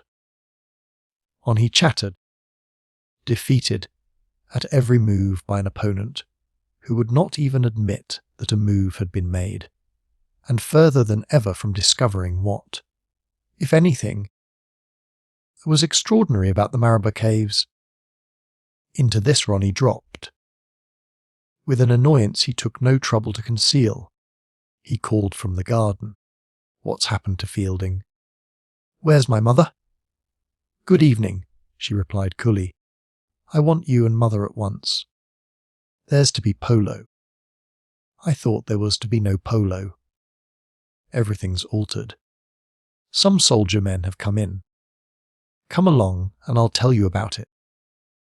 "Your mother will return shortly, sir," said Professor Godball, who had risen with deference.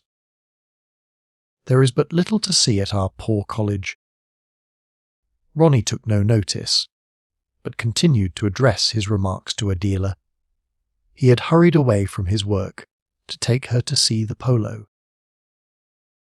because he thought it would give her pleasure.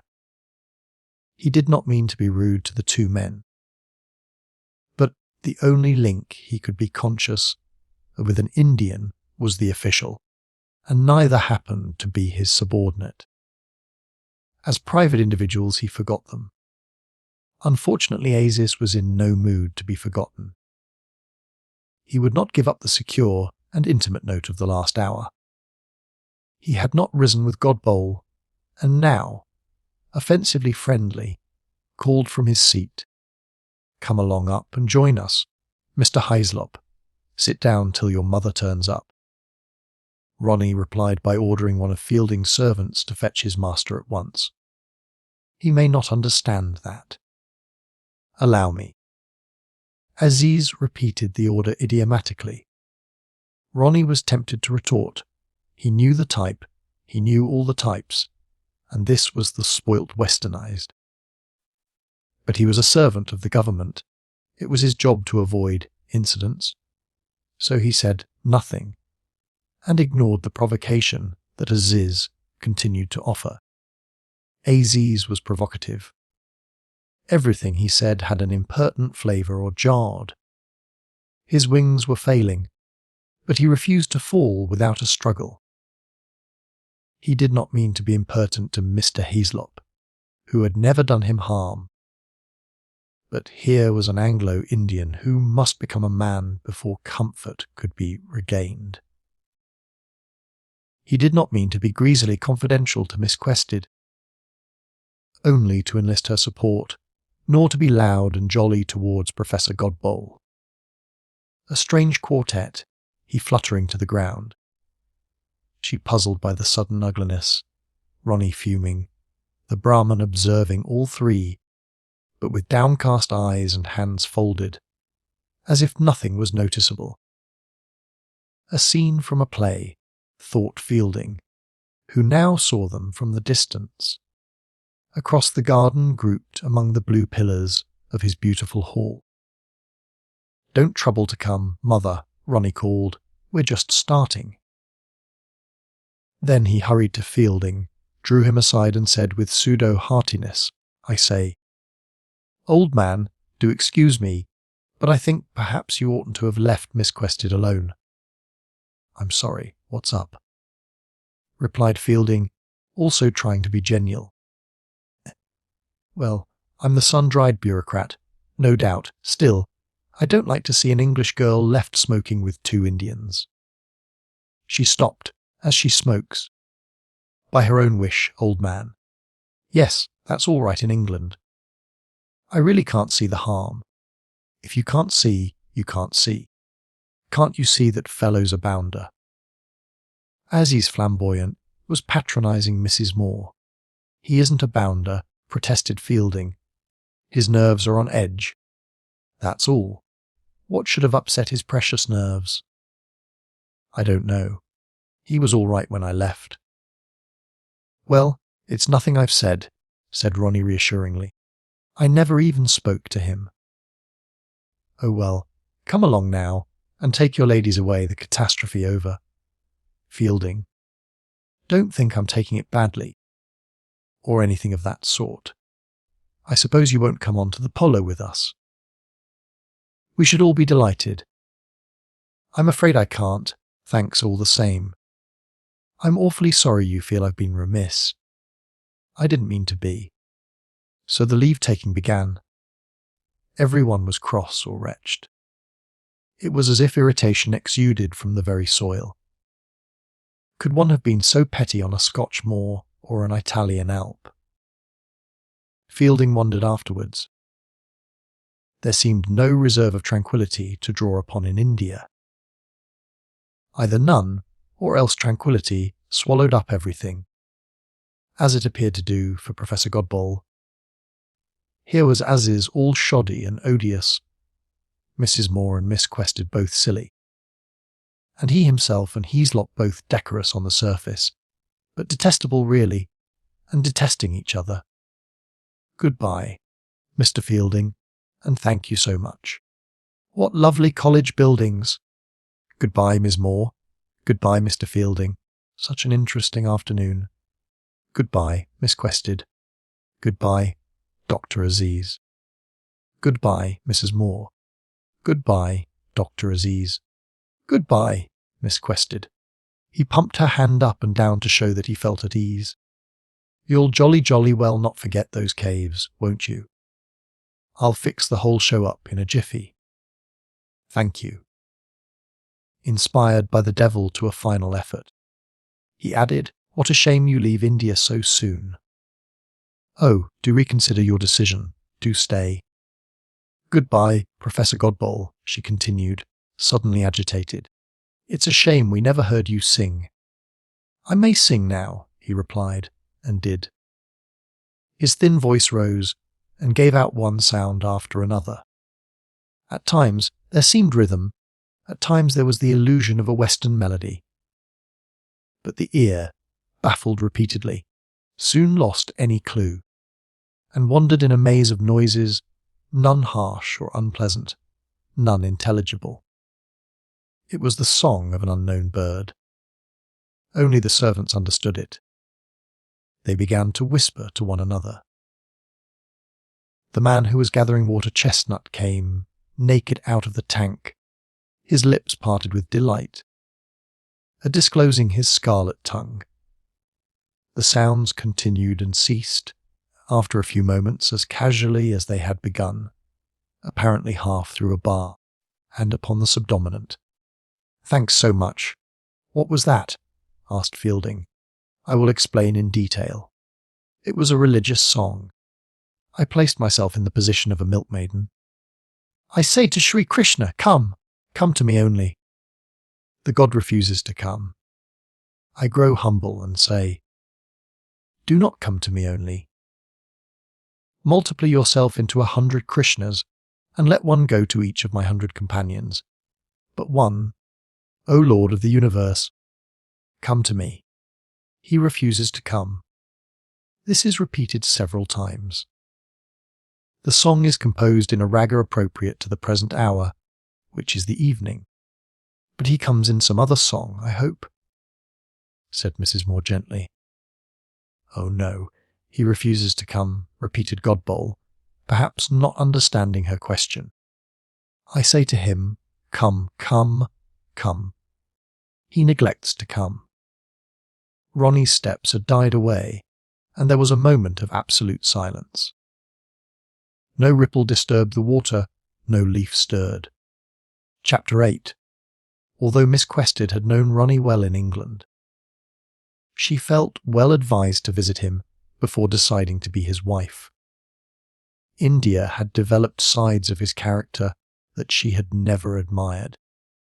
His self-complacency, his censoriousness, his lack of subtlety, all grew vivid beneath a tropic sky.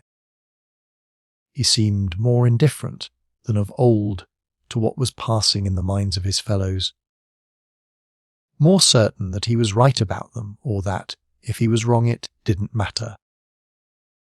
When proved wrong, he was particularly exasperating. He always managed to suggest that she needn't have bothered to prove it. The point she made was never the relevant point. Her arguments conclusive, but barren. She was reminded that he had expert knowledge, and she none. And that experience would not help her because she could not interpret it. A public school, London University, a year at a crammer's, a particular sequence of posts in a particular province, a fall from a horse, and a touch of fever were presented to her as the only training by which Indians and all who reside in their country can be understood. The only training she could comprehend, that is to say, for of course above Ronnie there stretched the higher realms of knowledge, inhabited by Collanders and Turtons, who had been not 1 year in the country, but 20, and whose instincts were superhuman. For himself he made no extravagant claims. She wished he would. It was the qualified bray of the callow official, the I am not perfect, but that got on her nerves. How gross he had been at Mr. Fielding's, spoiling the talk, and walking off in the middle of the haunting song. As he drove them away in the tum-tum, her irritation became unbearable, and she did not realize that much of it was directed against herself. She longed for an opportunity to fly out at him, and since he felt cross too, and they were both India, an opportunity soon occurred. They had scarcely left the college grounds before she heard him say to his mother, who was with him on the front seat, what was that about caves? And she promptly opened fire. Mrs. Moore, your delightful doctor has decided on a picnic. instead of a party in his house. We are to meet him out there. You, myself, Mr. Fielding, Professor Godbowl, exactly the same party. Out where? Asked Ronnie. The Marabar Caves. Well, I'm blessed, he murmured after a pause. Did he descend to any details? He did not. If you had spoken to him, we could have arranged them. He shook his head, laughing. Have I said anything funny? I was only thinking how the worthy doctor's collar climbed up his neck. I thought you were discussing the caves. So I am. Aziz was exquisitely dressed, from tie pin to spats, but he had forgotten his back collar stud, and there you have the Indian all over. Inattention to detail, the fundamental slackness that reveals the race. Similarly, to meet in the caves as if they were the clock at Charing Cross, when they're miles from a station and each other. Have you been to them? No, but I know all about them, naturally. Oh, naturally! Are you two pledged to this expedition, Mother? Mother is pledged to nothing, said Mrs. Moore, rather unexpectedly. Certainly not to this polo. Will you drive up to the bungalow first, and drop me there, please? I prefer to rest. Drop me too, said Adela. I don't want to watch polo either. I'm sure. Simpler to drop the polo, said Ronnie.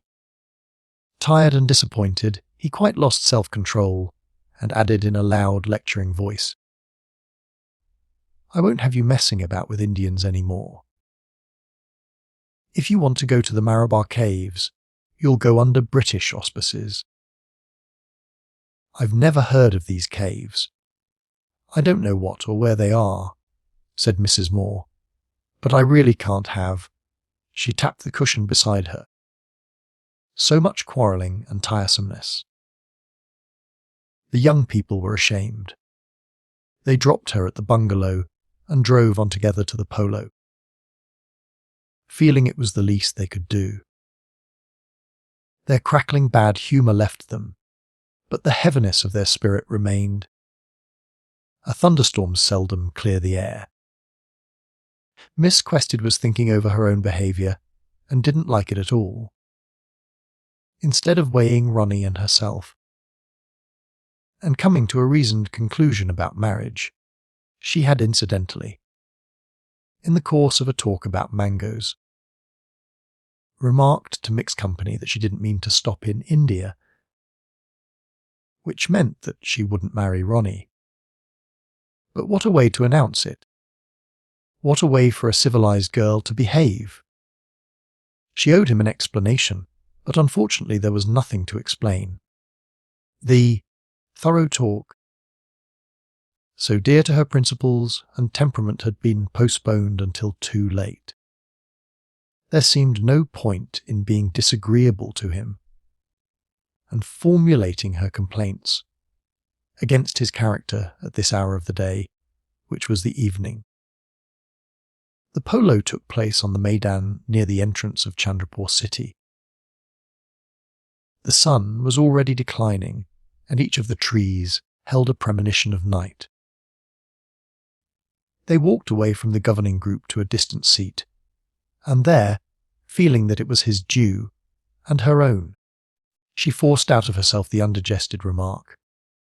We must have a thorough talk, Ronnie, I'm afraid.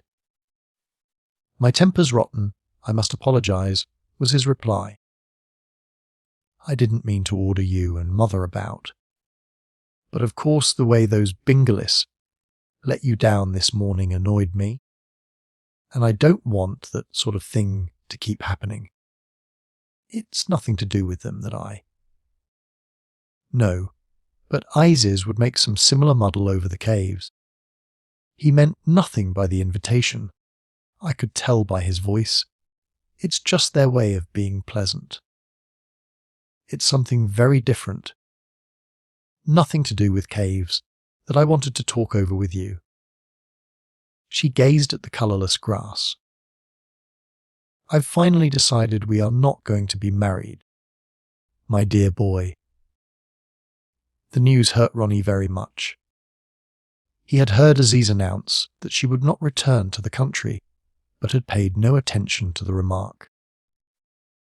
For he never dreamt that an Indian could be a channel of communication between two English people.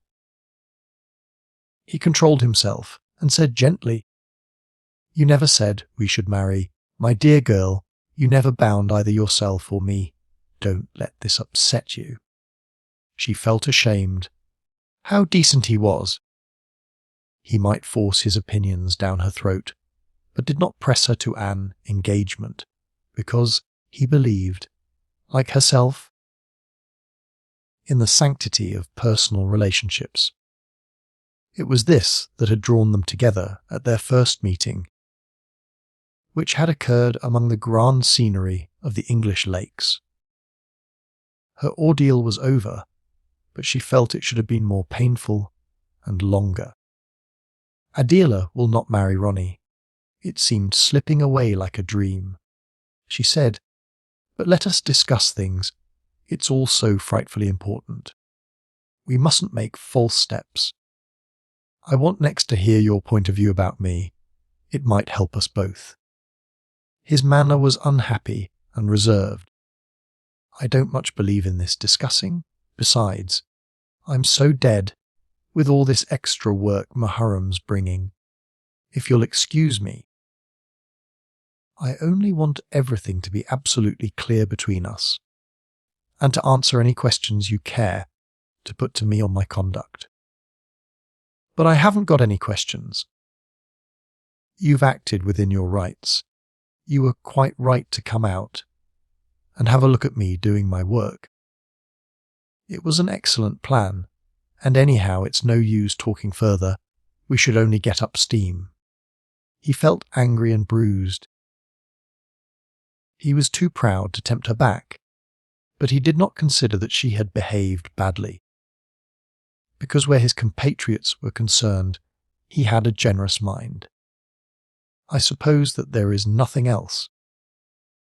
It's unpardonable of me to have given you and your mother all this bother," said Miss Quested heavily, and frowned up at the tree beneath which they were sitting. A little green bird was observing her, so brilliant and neat that it might have hopped straight out of a shop. On catching her eye, it closed its own, gave a small skip, and prepared to go to bed. "Some Indian wild bird. Yes, nothing else," she repeated, feeling that a profound and passionate speech ought to have been delivered by one or both of them. "We've been awfully British over it, but I suppose that's all right. As we are British, I suppose it is. Anyhow, we've not quarrelled, Ronnie." "Oh, that would have been too absurd. Why should we quarrel? I think we shall keep friends." "I know we shall. Quite so." As soon as they had exchanged this admission, a wave of relief passed through them both, and then transformed itself into a wave of tenderness, and passed back. They were softened by their own honesty, and began to feel lonely and unwise. Experiences, not character, divided them. They were not dissimilar. As humans go, indeed, when compared with the people who stood nearest to them in point of space, they became practically identical. The Bill who was holding an officer's polo pony, the Eurasian who drove the Nawab Bahadur's car, the Nawab Bahadur himself, the Nawab Bahadur's debauched grandson, none would have examined a difficulty so frankly and coolly. The mere fact of examination caused it to diminish. Of course they were friends, and forever. "Do you know what the name of that green bird up above us is?" she asked, putting her shoulder rather nearer to his. "Bee-eater." "Oh no, Ronnie, it has red bars on its wings." "Parrot," he hazarded. "Good gracious no." The bird in question dived into the dome of the tree. It was of no importance, yet they would have liked to identify it. It would somehow have solaced their hearts. But nothing in India is identifiable. The mere asking of a question causes it to disappear or to merge in something else. MacBride has an illustrated bird book, he said dejectedly. I'm no good at all at birds. In fact, I'm useless at any information outside my own job. It's a great pity. So am I. I'm useless at everything. What do I hear? Shouted the Nawab Bahadur at the top of his voice, causing both of them to start. What most improbable statement have I heard? An English lady useless. No, no, no, no. He laughed genially, sure, within limits of his welcome. Hello, Nawab Bahadur. Been watching the polo again, said Ronnie tepidly. I have, Sahib, I have. How do you do? Said Adela, likewise pulling herself together. She held out her hand. The old gentleman judged from so wanton a gesture that she was new to his country, but he paid little heed. Women who exposed their face became by that one act so mysterious to him that he took them at the valuation of their menfolk, rather than at his own. Perhaps they were not immoral, and anyhow they were not his affair. On seeing the city magistrate alone with a maiden at twilight, he had borne down on them with hospitable intent. He had a new little car, and wished to place it at their disposal. The city magistrate would decide whether the offer was acceptable. Ronnie was by this time rather ashamed of his curtness to AZs and Godbull. And here was an opportunity of showing that he could treat Indians with consideration when they deserved it. So he said to Adela, with the same sad friendliness that he had employed when discussing the bird, would half an hour's spin entertain you at all? Oughtn't we to get back to the bungalow? Why? He gazed at her. I think perhaps I ought to see your mother and discuss future plans. That's as you like. But there's no hurry, is there? Let me take you to the bungalow, and first the little spin, cried the old man, and hastened to the car. He may show you some aspect of the country. I can't, and he's a real loyalist. I thought you might care for a bit of a change.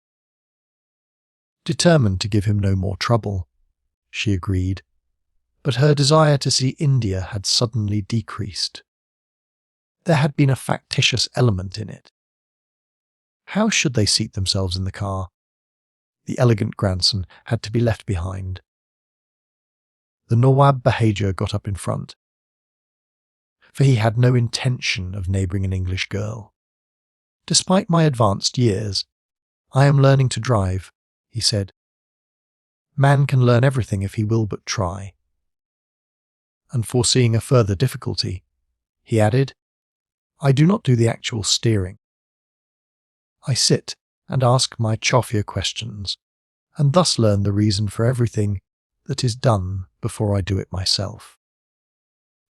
By this method serious, and I may say ludicrous accidents, such as befell one of my compatriots, during that delightful reception at the English club, are avoided. Our good Panna Lall, I hope, Sahib, that great damage was not done to your flowers. Let us have our little spin down the Gangavati road. 1/2 league onwards. He fell asleep. Ronnie instructed the Chauffeur to take the Marabar road rather than the Gangavati, since the latter was under repair, and settled himself down beside the lady he had lost. The car made a burring noise, and rushed along a chaussee that ran upon an embankment above melancholy fields. Trees of a poor quality bordered the road. Indeed, the whole scene was inferior, and suggested that the countryside was too vast to admit of excellence. In vain did each item in it call out, "Come, come." There was not enough God to go round. The two young people conversed feebly and felt unimportant. When the darkness began, It seemed to well out of the meagre vegetation, entirely covering the fields, each side of them before it brimmed over the road. Ronnie's face grew dim, an event that always increased her esteem for his character. Her hand touched his, owing to a jolt, and one of the thrills so frequent in the animal kingdom passed between them, and announced that all their difficulties were only a lover's quarrel. Each was too proud to increase the pressure, but neither withdrew it, and a spurious unity descended on them, as local and temporary as the gleam that inhabits a firefly. It would vanish in a moment, perhaps to reappear, but the darkness is alone durable, and the night that encircled them, absolute as it seemed, was itself only a spurious unity, being modified by the gleams of day that leaked up round the edges of the earth, and by the stars. They gripped. Bump, jump, a swerve. 2 wheels lifted in the air, brakes on, bump with tree at edge of embankment, stand still. An accident. A slight one. Nobody hurt. The Nawab Bahadur awoke. He cried out in Arabic and violently tugged his beard. "What's the damage?" inquired Ronnie, after the moment's pause that he permitted himself before taking charge of a situation. The Eurasian, inclined to be flustered, rallied to the sound of his voice, and, every inch an Englishman, replied, "You give me 5 minutes' time, I'll take you any damn anywhere." Frightened. Idela. He released her hand. "Not a bit. I consider not to be frightened the height of folly," cried the Nawab Bahadur quite rudely.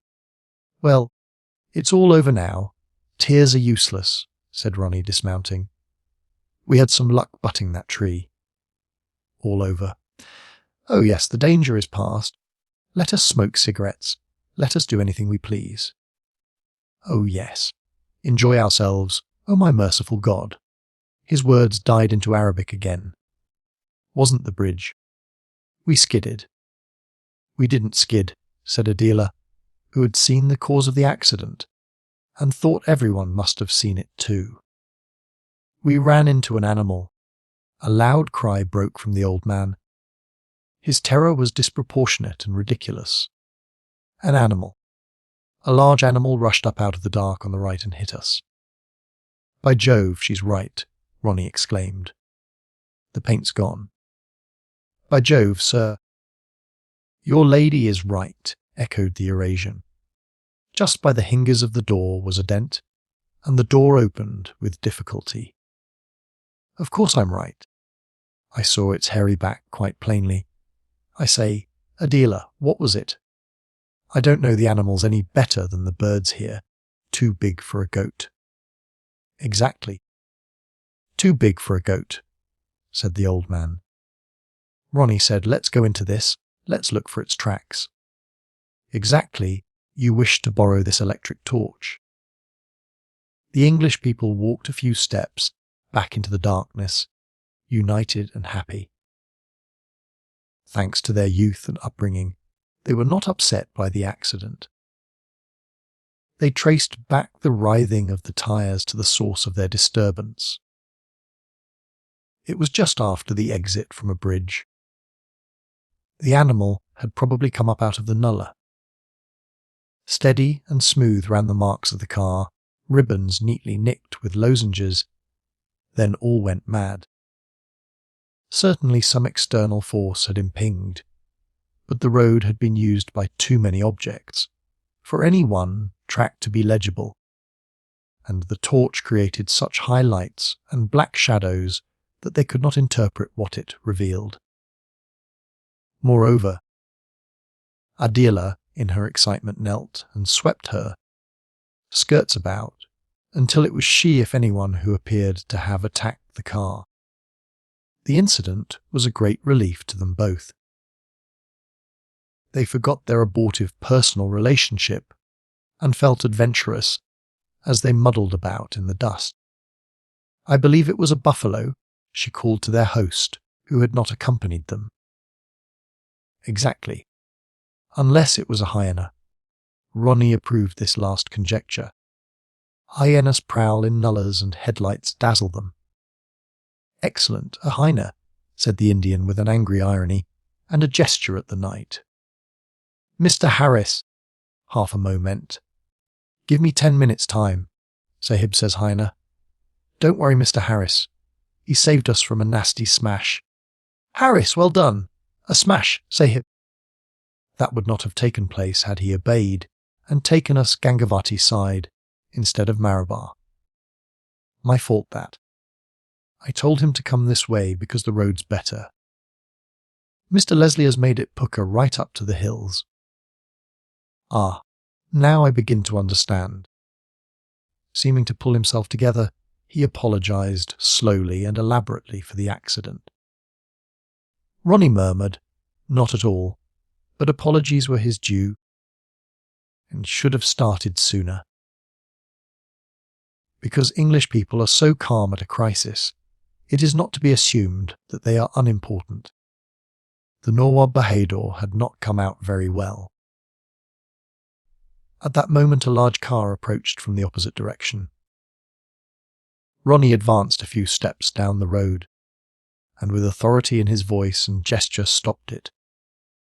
It bore the inscription, Mudkal State, across its bonnet. All friskiness and friendliness. Miss Direct sat inside. Mr. Haslop, Miss Quested, what are you holding up an innocent female for? We've had a breakdown. But how putrid! We ran into a hyena! How absolutely rotten! Can you give us a lift? Yes, indeed. Take me too, said the Nawab Bahadur. What about me? Cried Mr. Harris. Now what's all this? I'm not an omnibus, said Miss Derrick with decision. I've a harmonium and 2 dogs in here with me as it is. I'll take 3 of you if one'll sit in front and nurse a pug. No more. I will sit in front, said the Nawab Bahadur. Then hop in. I've no notion who you are. No, what about my dinner? I can't be left alone all the night. Trying to look and feel like a European, the Chofia interposed aggressively. He still wore a topi, despite the darkness, and his face, to which the ruling race had contributed little beyond bad teeth, peered out of it pathetically and seemed to say, "What's it all about? Don't worry me so, you blacks and whites. Here I am, stuck in damn India same as you, and you got to fit me in better than this. A Nussu will bring you out some suitable dinner upon a bicycle," said the Nawab Bahadur, who had regained his usual dignity. "I shall dispatch him with all possible speed. Meanwhile, repair my car." They sped off, and Mr. Harris, after a reproachful glance, squatted down upon his hams. When English and Indians were both present, he grew self-conscious, because he did know to whom he belonged. For a little he was vexed by opposite currents in his blood, then they blended, and he belonged to no one but himself. But Miss Derrick was in tearing spirits. She had succeeded in stealing the Mudkal car. Her Maharaja would be awfully sick, but she didn't mind. He could sack her if he liked. "I don't believe in these people letting you down," she said. "If I didn't snatch like the devil, I should be nowhere." He doesn't want the car. Silly fool. Surely it's to the credit of his state I should be seen about in it, at Chandrapur during my leave. He ought to look at it that way. Anyhow, he's got to look at it that way. My Maharani's different. My Maharani's a dear. That's her fox terrier. Poor little devil. I fished them out both with the driver. Imagine taking dogs to a chief's conference. As sensible as taking chiefs, perhaps. She shrieked with laughter. The harmonium's my little mistake, I own. They rather had me over the harmonium. I meant it to stop on the train. Oh, law. Ronnie laughed with restraint. He did not approve of English people taking service under the native states, where they obtain a certain amount of influence, but at the expense of the general prestige. The humorous triumphs of a freelance are of no assistance to an administrator, and he told the young lady that she would outdo Indians at their own game if she went on much longer. They always sack me before that happens, and then I get another job. The whole of India seethes with Maharanis and Rainis and begums who clamour for such as me. Really, I had no idea. How could you have any idea, Mr. Heaslop? What should he know about Maharanis? Miss quested. Nothing.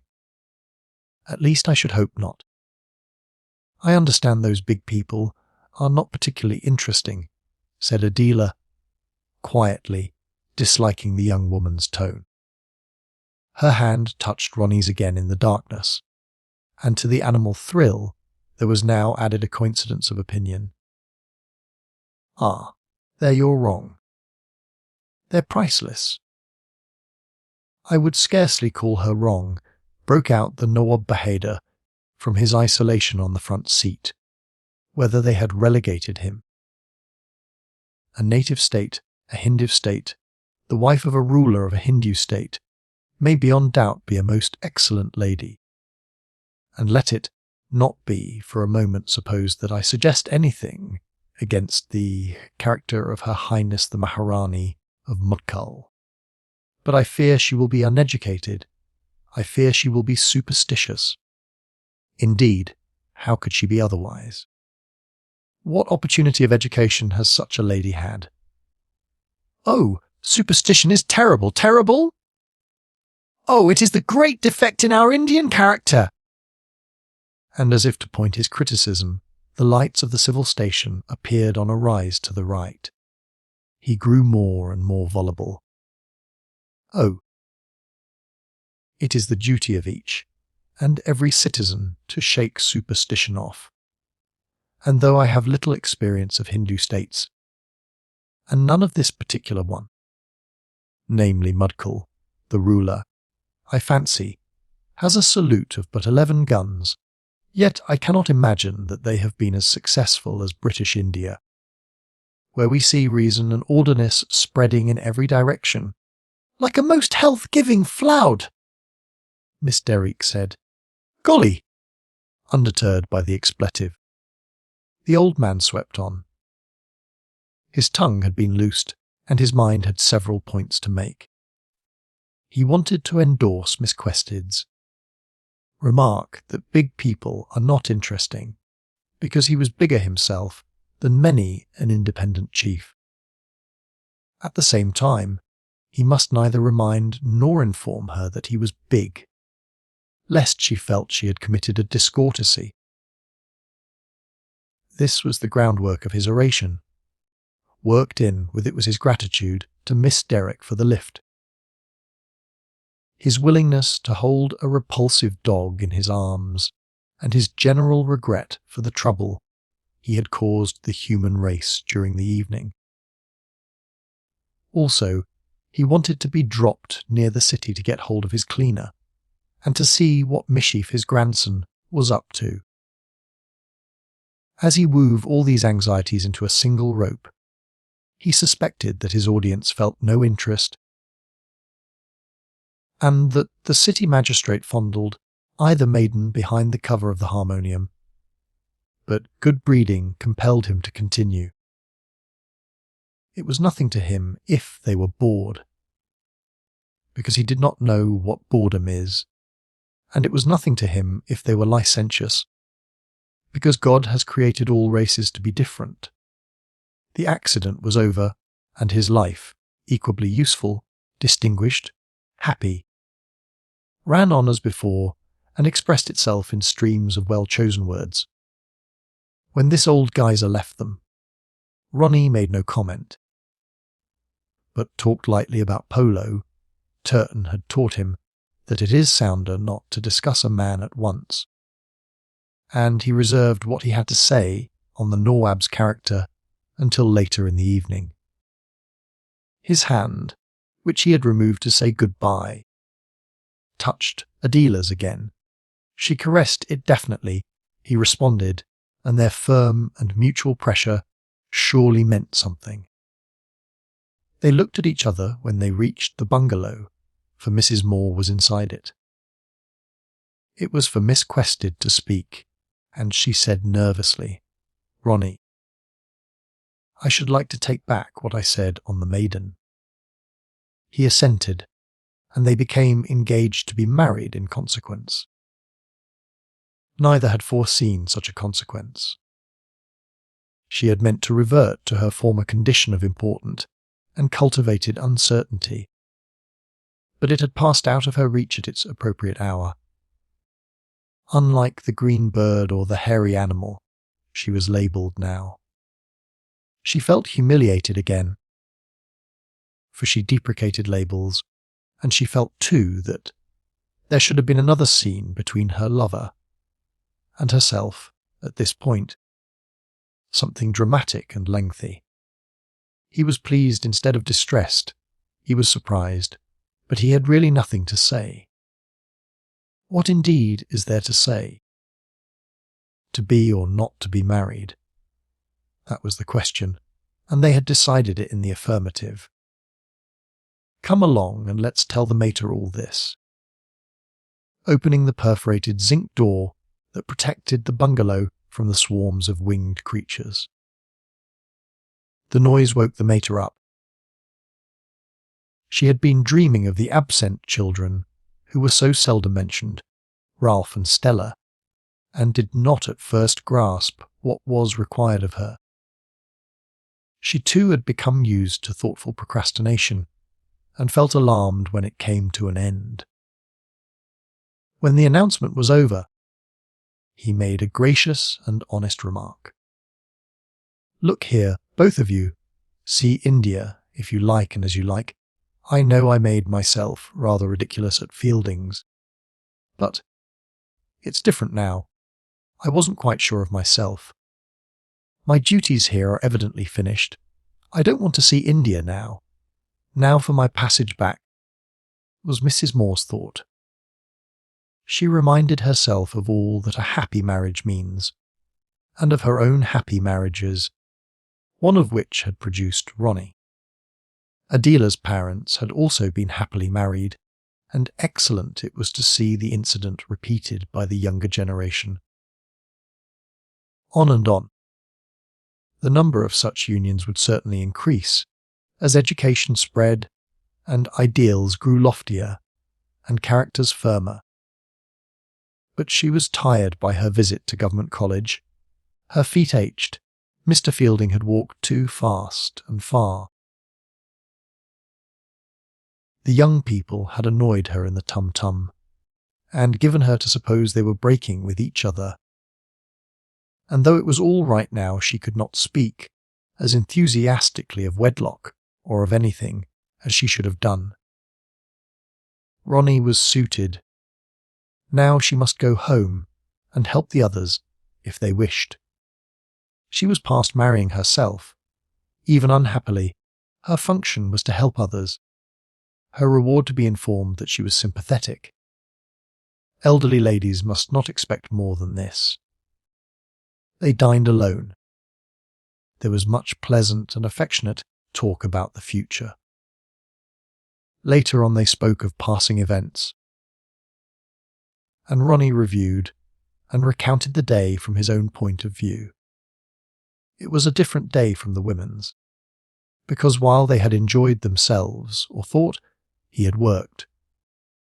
Muharram was approaching, and as usual the Chandrapur Mohammedans were building paper towers of a size too large to pass under the branches of a certain pepple tree.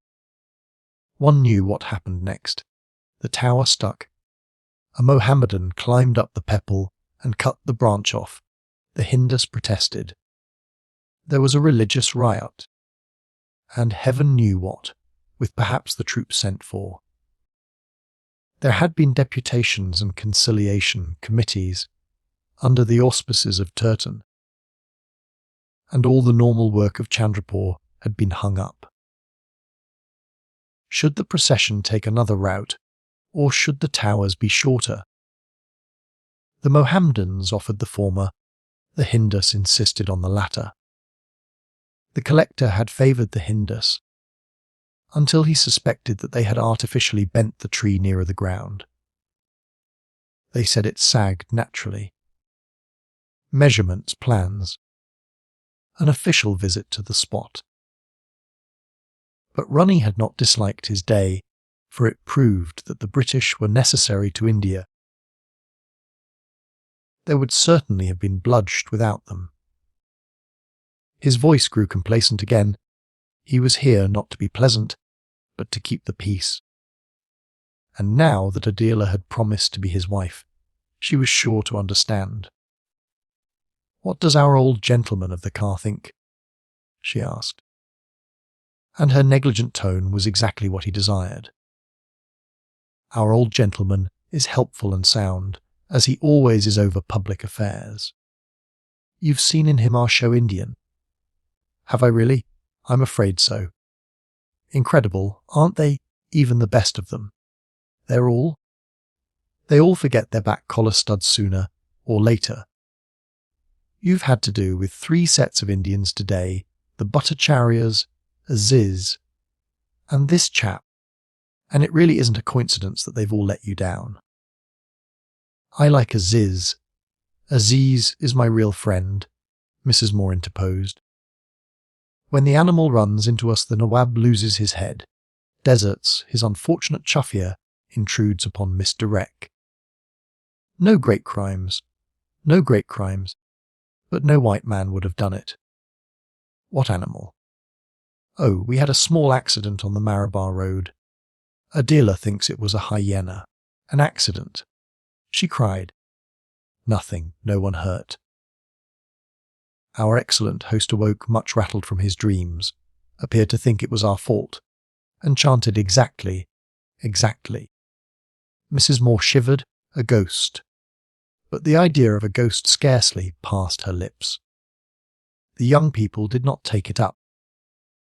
Being occupied with their own outlooks, and deprived of support, it perished, or was reabsorbed into the part of the mind that seldom speaks. "Yes." "Nothing criminal," Ronnie summed up. "But there's the native.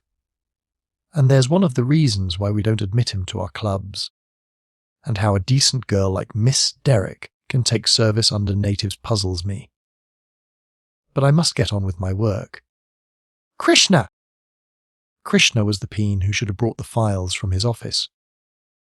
He had not turned up, and a terrific row ensued. Ronnie stormed, shouted, howled. And only the experienced observer could tell that he was not angry, did not much want the files, and only made a row because it was the custom. Servants, quite understanding, ran slowly in circles, carrying hurricane lamps. "Krishna the earth, Krishna the stars," replied. Until the Englishman was appeased by their echoes, fined the absent peon 8 annas, and sat down to his arias in the next room. "Will you play patience with your future mother-in-law, dear Adela, or does it seem too tame?" "I should like to. I don't feel a bit excited. I'm just glad it's settled up at last, but I'm not conscious of vast changes. We are all 3 the same people still. That's much the best feeling to have." She dealt out the first row of demon. "I suppose so," said the girl thoughtfully. "I feared at Mr. Fielding's that it might be settled the other way." Black knave on a red queen. They chatted gently about the game. Presently Adela said, "You heard me tell Aziz and Godbowl I wasn't stopping in their country. I didn't mean it, so why did I say it? I feel I haven't been frank enough, attentive enough, or something. It's as if I got everything out of proportion. You have been so very good to me, and I meant to be good when I sailed. But somehow I haven't been. Mrs. Moore, if one isn't absolutely honest, what is the use of existing? She continued to lay out her cards. The words were obscure, but she understood the uneasiness that produced them. She had experienced it twice herself, during her own engagements. This vague contrition and doubt. All had come right enough afterwards, and doubtless would this time. Marriage makes most things right enough. I wouldn't worry, she said. It's partly the odd surroundings. You and I keep on attending to trifles instead of what's important. We are what the people here call new. You mean that my bothers are mixed up with India? India's. She stopped. What made you call it a ghost? Call what a ghost? The animal thing that hit us. Didn't you say, "Oh, a ghost," in passing? I couldn't have been thinking of what I was saying. It was probably a hyena, as a matter of fact. Ah, very likely. And they went on with their patients. Down in Chandrapur, the Nawab Bahadur waited for his car. He sat behind his townhouse, a small unfurnished building which he rarely entered. In the midst of the little court that always improvises itself round Indians of position. As if turbans were the natural product of darkness, a fresh one would occasionally froth to the front, incline itself towards him, and retire. He was preoccupied. His diction was appropriate to a religious subject.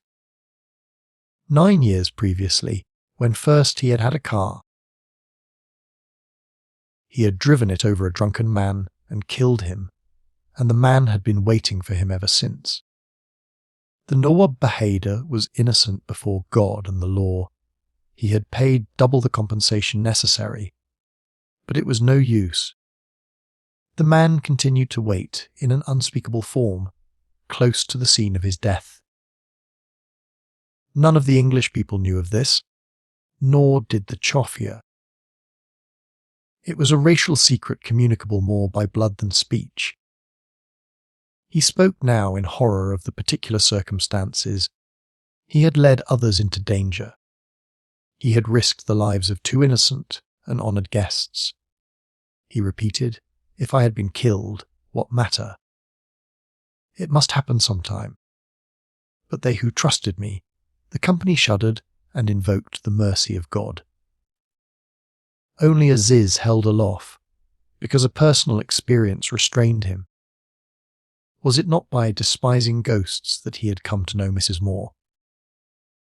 "You know, Nureddin," he whispered to the grandson, an effeminate youth whom he seldom met, always liked, and invariably forgot, "my dear fellow, we Moslems simply must get rid of these superstitions, or India will never advance.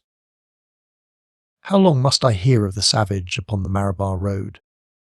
Nureddin looked down.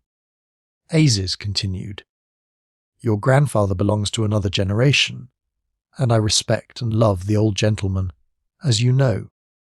I say nothing against him, only that is wrong for us, because we are young. I want you to promise me, Nureddin, are you listening? Not to believe in evil spirits, and if I die, for my health grows very weak, to bring up my 3 children to disbelieve in them too." Nureddin smiled, and a suitable answer rose to his pretty lips. But before he could make it, the car arrived, and his grandfather took him away. The game of patience up in the civil lines went on longer than this.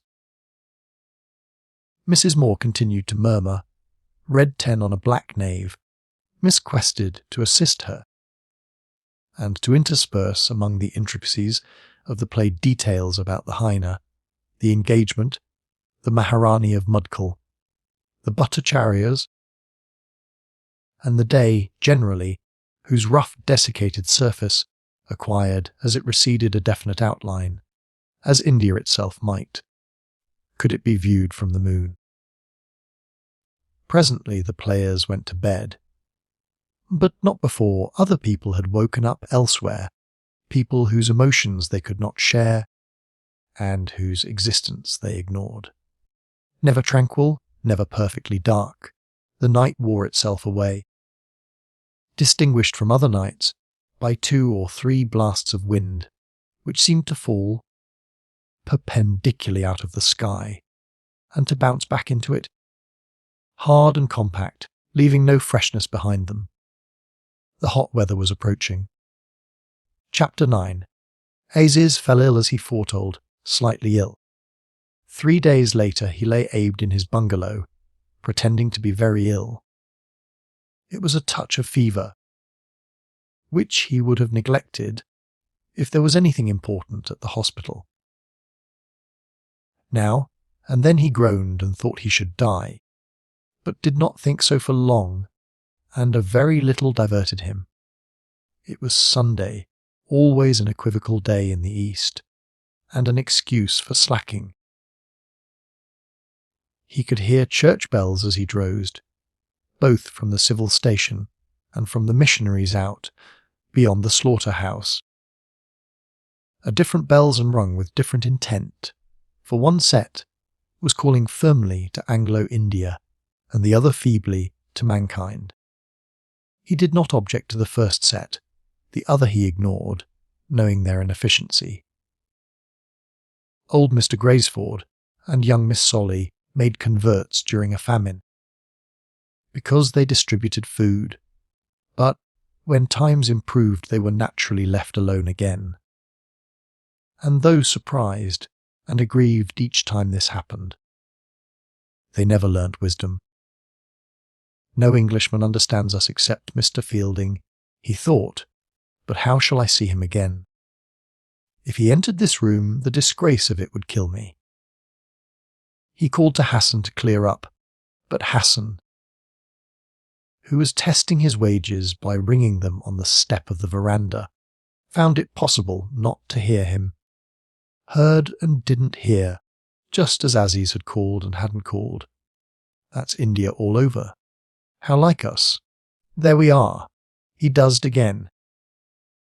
And his thoughts wandered over the varied surface of life.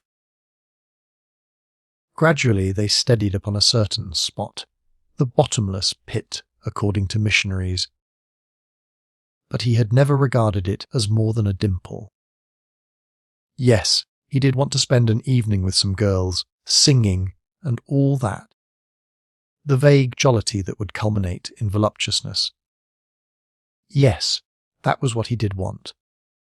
How could it be managed?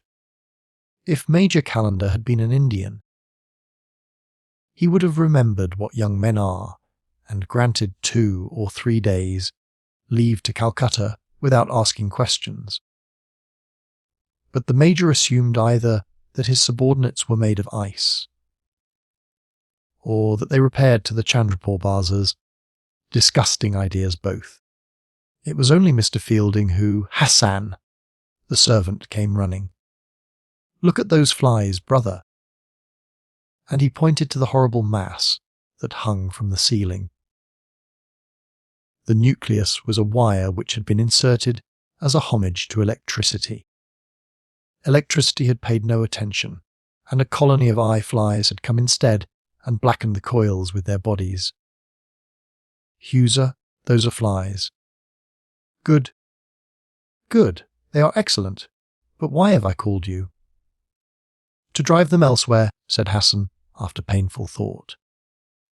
Driven elsewhere, they always return, Husor.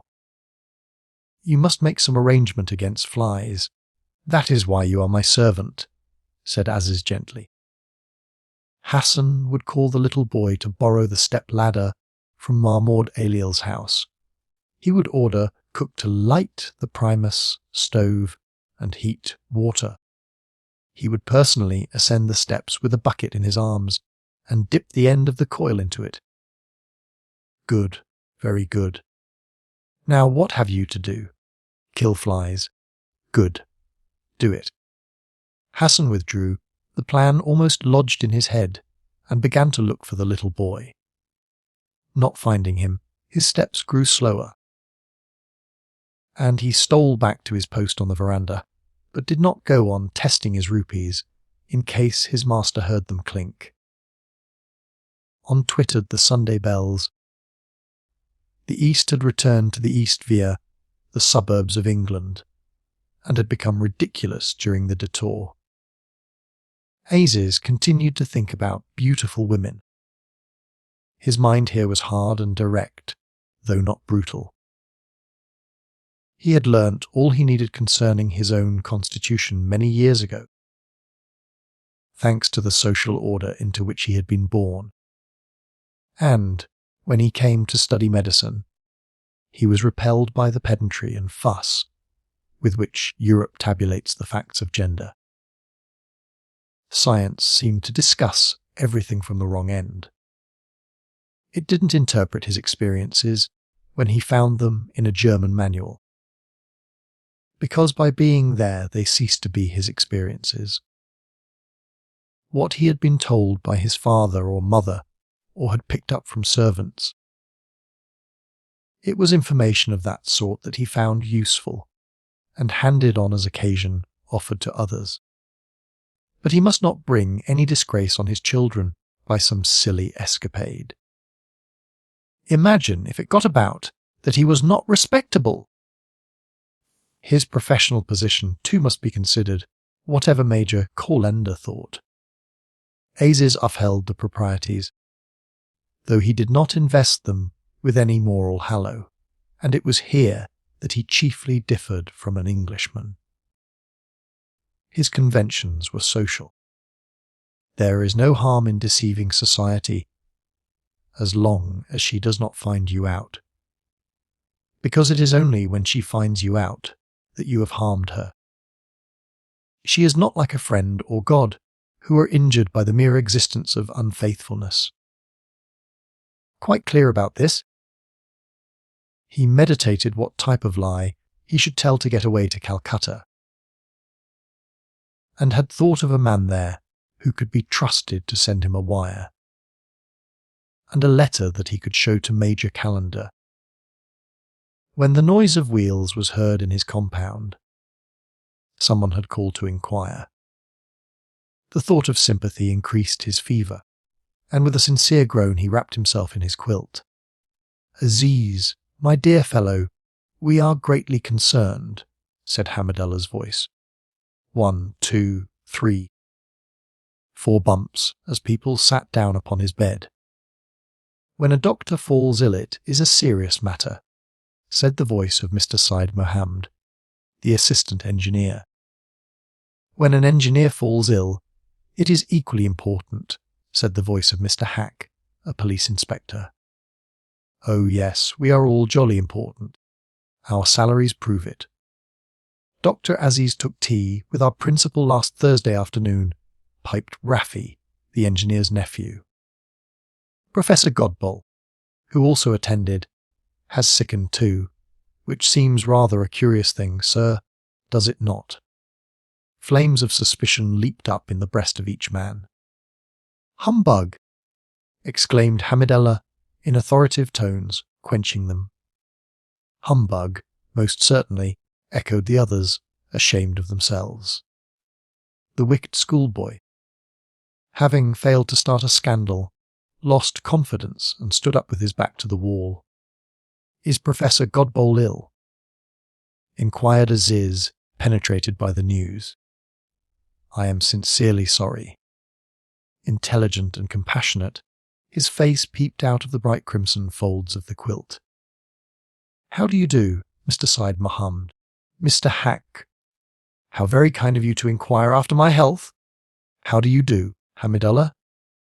But you bring me bad news. What is wrong with him, the excellent fellow? Why don't you answer Rafi?" "You're the great authority," said his uncle. "Yes, Rafi's the great man," said Hamidullah, rubbing it in. "Rafi is the Sherlock Holmes of Chandrapur. Speak up, Rafi." Less than the dust, the schoolboy murmured the word, "Diarella," but took courage as soon as it had been uttered, for it improved his position. Flames of suspicion shot up again in the breasts of his elders, though in a different direction. Could what was called dire hella really be an early case of cholera? If this is so, this is a very serious thing. This is scarcely the end of March. Why have I not been informed? Cried Aziz. Dr. Panalal attends him, sir. Oh yes, both Hindus, there we have it. They hang together like flies and keep everything dark. Rafi, come here. Sit down. Tell me all the details. Is there vomiting also? Oh yes, indeed, sir. And the serious pains. That settles it. In 24 hours he will be dead. Everybody looked and felt shocked. But Professor Godball had diminished his appeal by linking himself with a co-religionist. He moved them less than when he had appeared as a suffering individual. Before long they began to condemn him as a source of infection. All illness proceeds from Hindus, Mr. Hack said. Mr. Syed Mohammed had visited religious fairs at Allahabad and at Ujjain, and described them with biting scorn. At Allahabad there was flowing water, which carried impurities away. But at Ujjain the little river Sipra was banked up, and thousands of bathers deposited their germs in the pool. He spoke with disgust of the hot sun. The cow dong and marigold flowers, and the encampment of sadhus, some of whom strode stark naked through the streets. Asked what was the name of the chief idol at Ujjain, he replied that he did not know. He had disdained to inquire. He really could not waste his time over such trivialities. His outburst took some time, and in his excitement he fell into Punjabi. He came from that side and was unintelligible. Aziz liked to hear his religion praised. It soothed the surface of his mind and allowed beautiful images to form beneath. When the engineer's noisy tirade was finished, he said, "That is exactly my own view." He held up his hand. A palm outward, his eyes began to glow, his heart to fill with tenderness. Issuing still farther from his quilt, he recited a poem by Ghalib. It had no connection with anything that had gone before, but it came from his heart and spoke to theirs. They were overwhelmed by its pathos. Pathos, they agreed, is the highest quality in art. A poem should touch the hearer with a sense of his own weakness, and should institute some comparison between mankind and flowers. The squalid bedroom grew quiet, the silly intrigues, the gossip, the shallow discontent were stilled, while words accepted as immortal filled the indifferent air. Not as a call to battle, but as a calm assurance came the feeling that India was one, Moslem, always had been, an assurance that lasted until they looked out of the door. Whatever Ghalib had felt, he had anyhow lived in India, and this consolidated it for them. He had gone with his own tulips and roses, but tulips and roses do not go, and the sister kingdoms of the north, Arabia, Persia, Fergana, Turkestan, stretched out their hands as he sang, sadly, because all beauty is sad, and greeted ridiculous Chandrapur, where every street and house was divided against itself, and told her that she was a continent and a unity. Of the company, only Hamidella had any comprehension of poetry. The minds of the others were inferior and rough. Yet they listened, with pleasure, because literature had not been divorced from their civilization. The police inspector, for instance, did not feel that Aziz had degraded himself by reciting, nor break into the cheery guffaw with which an Englishman averts the infection of beauty. He just sat with his mind empty, and when his thoughts, which were mainly ignoble, flowered back into it, they had a pleasant freshness. The poem had done no good to anyone, but it was a passing reminder. a breath from the divine lips of beauty, a nightingale between two worlds of dust. Less explicit than the call to Krishna, it voiced our loneliness nevertheless, our isolation, our need for the friend who never comes yet, is not entirely disproved. As is it left thinking about women again, but in a different way. Less definite, more intense. Sometimes poetry had this effect on him. Sometimes it only increased his local desires, and he never knew beforehand which effect would ensue. He could discover no rule for this or for anything else in life. Hamidella had called in on his way to a worrying committee of notables, a nationalist in tendency where Hindus Muslims, 2 Sikhs, 2 Parsis, a Jain, and a native Christian tried to like one another more than came natural to them. As long as someone abused the English, all went well. But nothing constructive had been achieved, and if the English were to leave India, the committee would vanish also. He was glad that Aziz, whom he loved and whose family was connected with his own, took no interest in politics, which ruin the character and career. Yet nothing can be achieved without them. He thought of Cambridge, sadly, as of another poem that had ended. How happy he had been there. 20 years ago! Politics had not mattered in Mr. and Mrs. Bannister's rectory. Their games work and pleasant society had interwoven, and appeared to be sufficient substructure for a national life. Here all was wire, pulling and fear. Messrs. Said Mohammed and Hock. He couldn't even trust them, although they had come in his carriage, and the schoolboy was a scorpion. Bending down, he said, "Aziz, my dear boy. We must be going, we are already late. Get well quickly, for I do know what our little circle would do without you." "I shall not forget those affectionate words," replied Aziz. "Add mine," said the engineer. "Thank you, Mr. Said Mohammed, I will." "And mine, and sir."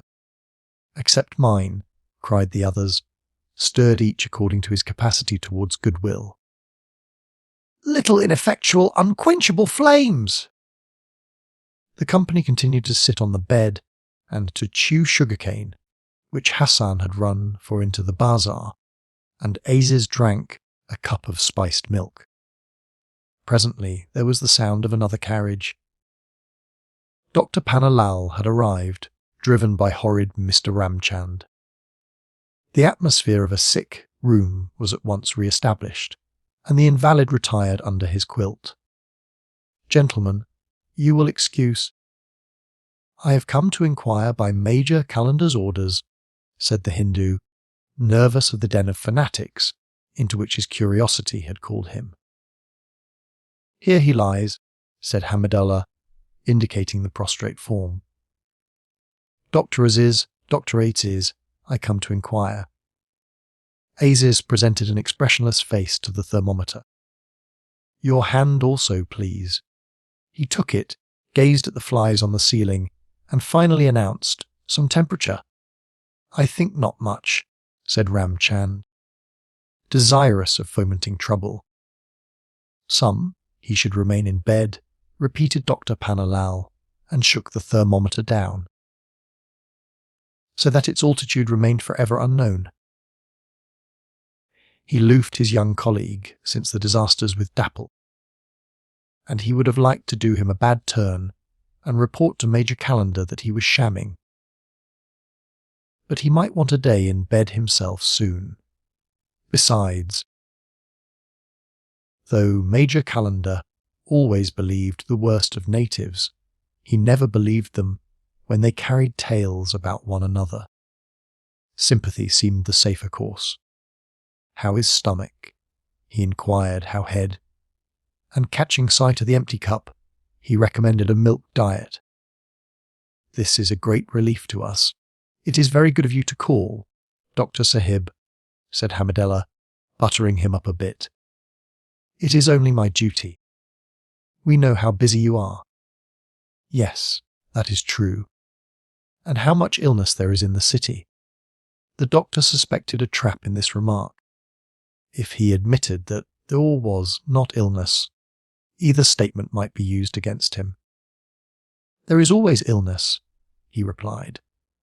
And I am always busy. It is a doctor's nature. He has not a minute. He is due double sharp at Government College now, said Ramchand. You attend Professor Godball there, perhaps? The doctor looked professional and was silent. We hope his diarrhea is ceasing. He progresses, but not from diarrhea. We are in some anxiety over him. He and Dr. Aziz are great friends. If you could tell us the name of his complaint, we should be grateful to you. After a cautious pause, he said, hemorrhoids. And so much, my dear Rafi, for your cholera, hootid disease, unable to restrain himself. Cholera, cholera, what next? What now? Cried the doctor, greatly fussed.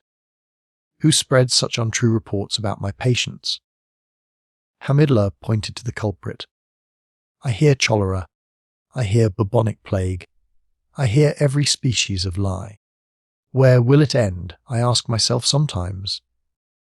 This city is full of misstatements, and the originators of them ought to be discovered and punished authoritatively. Rafi, do you hear that?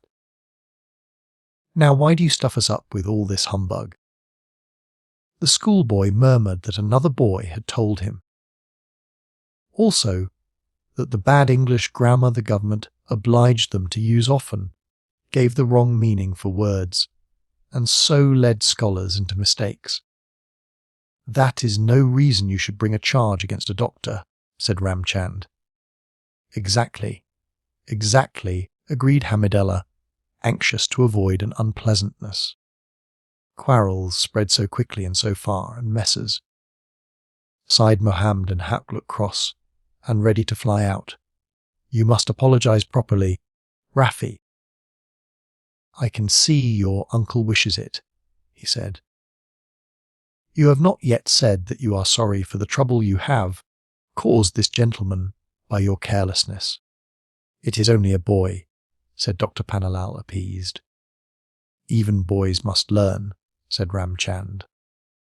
Your own son failing to pass the lowest standard, I think, said Syed Mohammed suddenly. Oh, indeed. Oh, yes, perhaps. He has not the advantage of a relative in the prosperity printing press, nor you the advantage of conducting their cases in the courts any longer. Their voices rose. They attacked one another with obscure allusions, and had a silly quarrel. Hamidullah and the doctor tried to make peace between them. In the midst of the din, someone said, I say, is he ill or isn't he ill? Mr. Fielding had entered unobserved.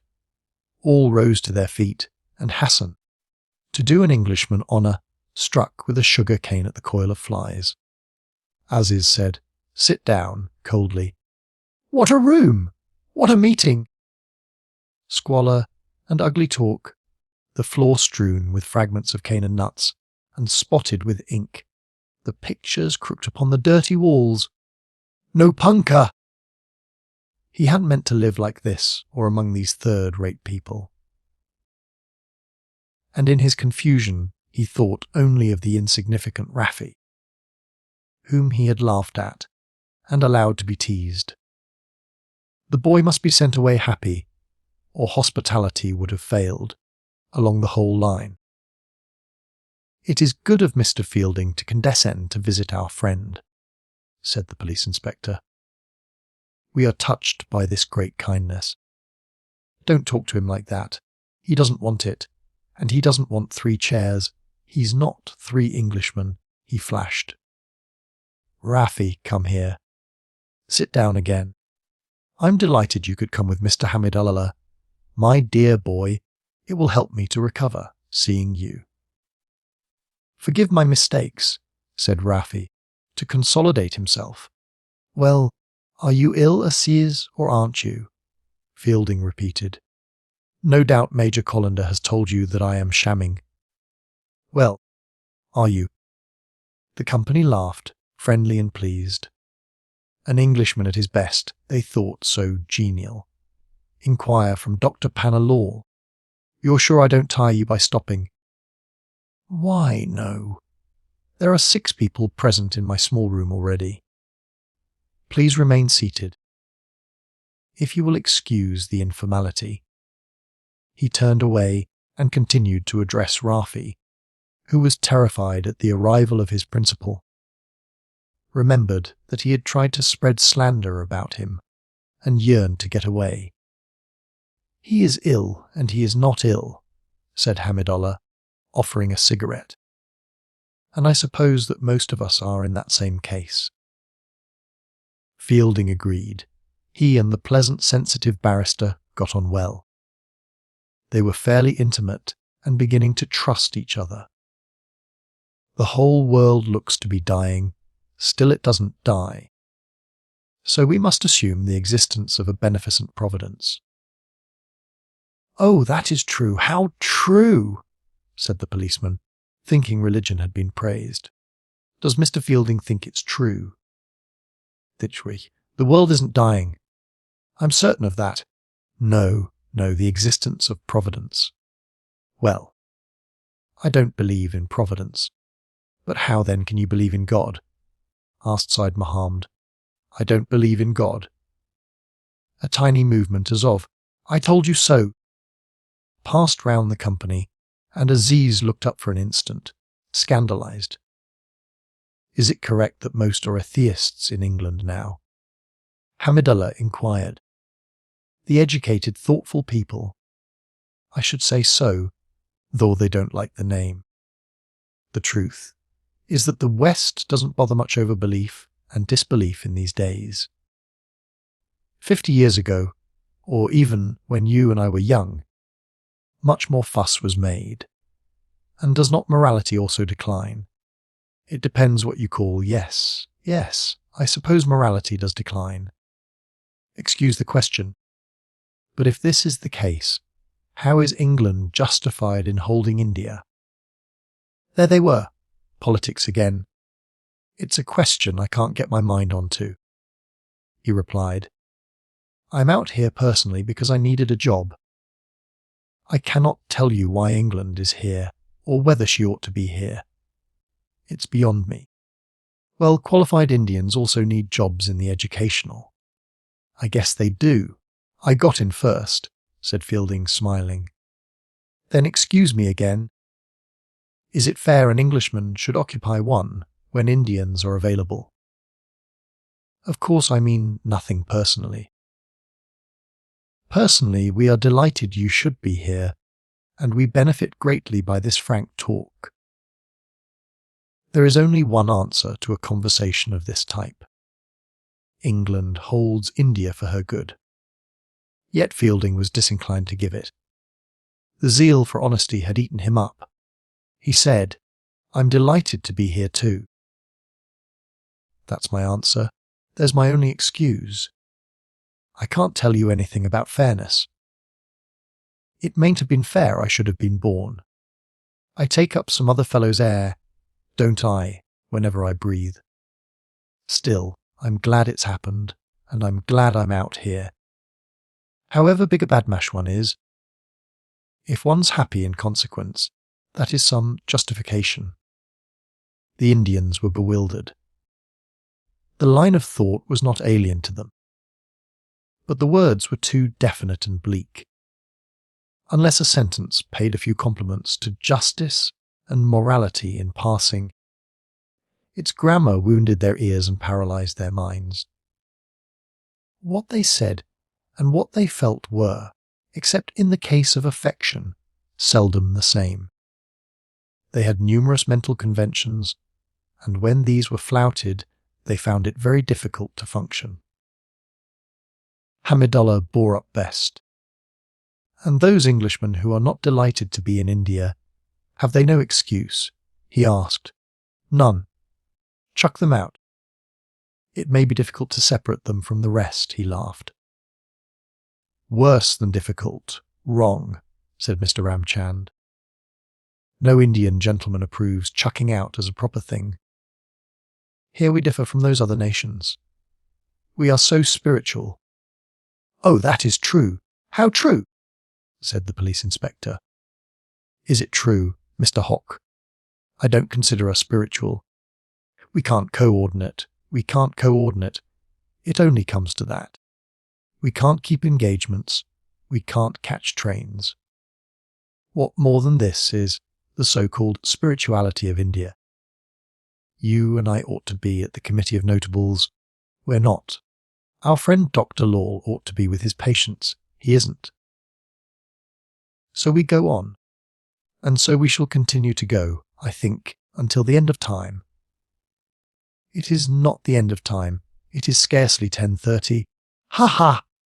Cried Dr. Panna Law, who was again in confident mood. Gentlemen, if I may be allowed to say a few words, what an interesting talk. Also thankfulness and gratitude to Mr. Fielding, in the first place, teaches our sons and gives them all the great benefits of his experience and judgment. Dr. Law, Dr. Aziz, you sit on my leg. I beg pardon, but some might say your leg kicks. Come along, we tire the invalid in either case, said Fielding, and they filed out, 4 Mohammedans, 2 Hindus, and the Englishman. They stood on the veranda while their conveyances were summoned out of various patches of shade. Aziz has a high opinion of you. He only did not speak because of his illness. I quite understand, said Fielding, who was rather disappointed with his call. The club comment, making himself cheap as usual, passed through his mind. He couldn't even get his horse brought up. He had liked Aziz so much at their first meeting, and had hoped for developments. Chapter 10. The heat had leaped forward in the last hour. The street was deserted, as if a catastrophe had cleaned off humanity during the inconclusive talk. Opposite Azai's bungalow stood a large unfinished house belonging to 2 brothers, astrologers, and a squirrel hung head downwards on it, oppressing its belly against burning scaffolding and twitching a mangy tail.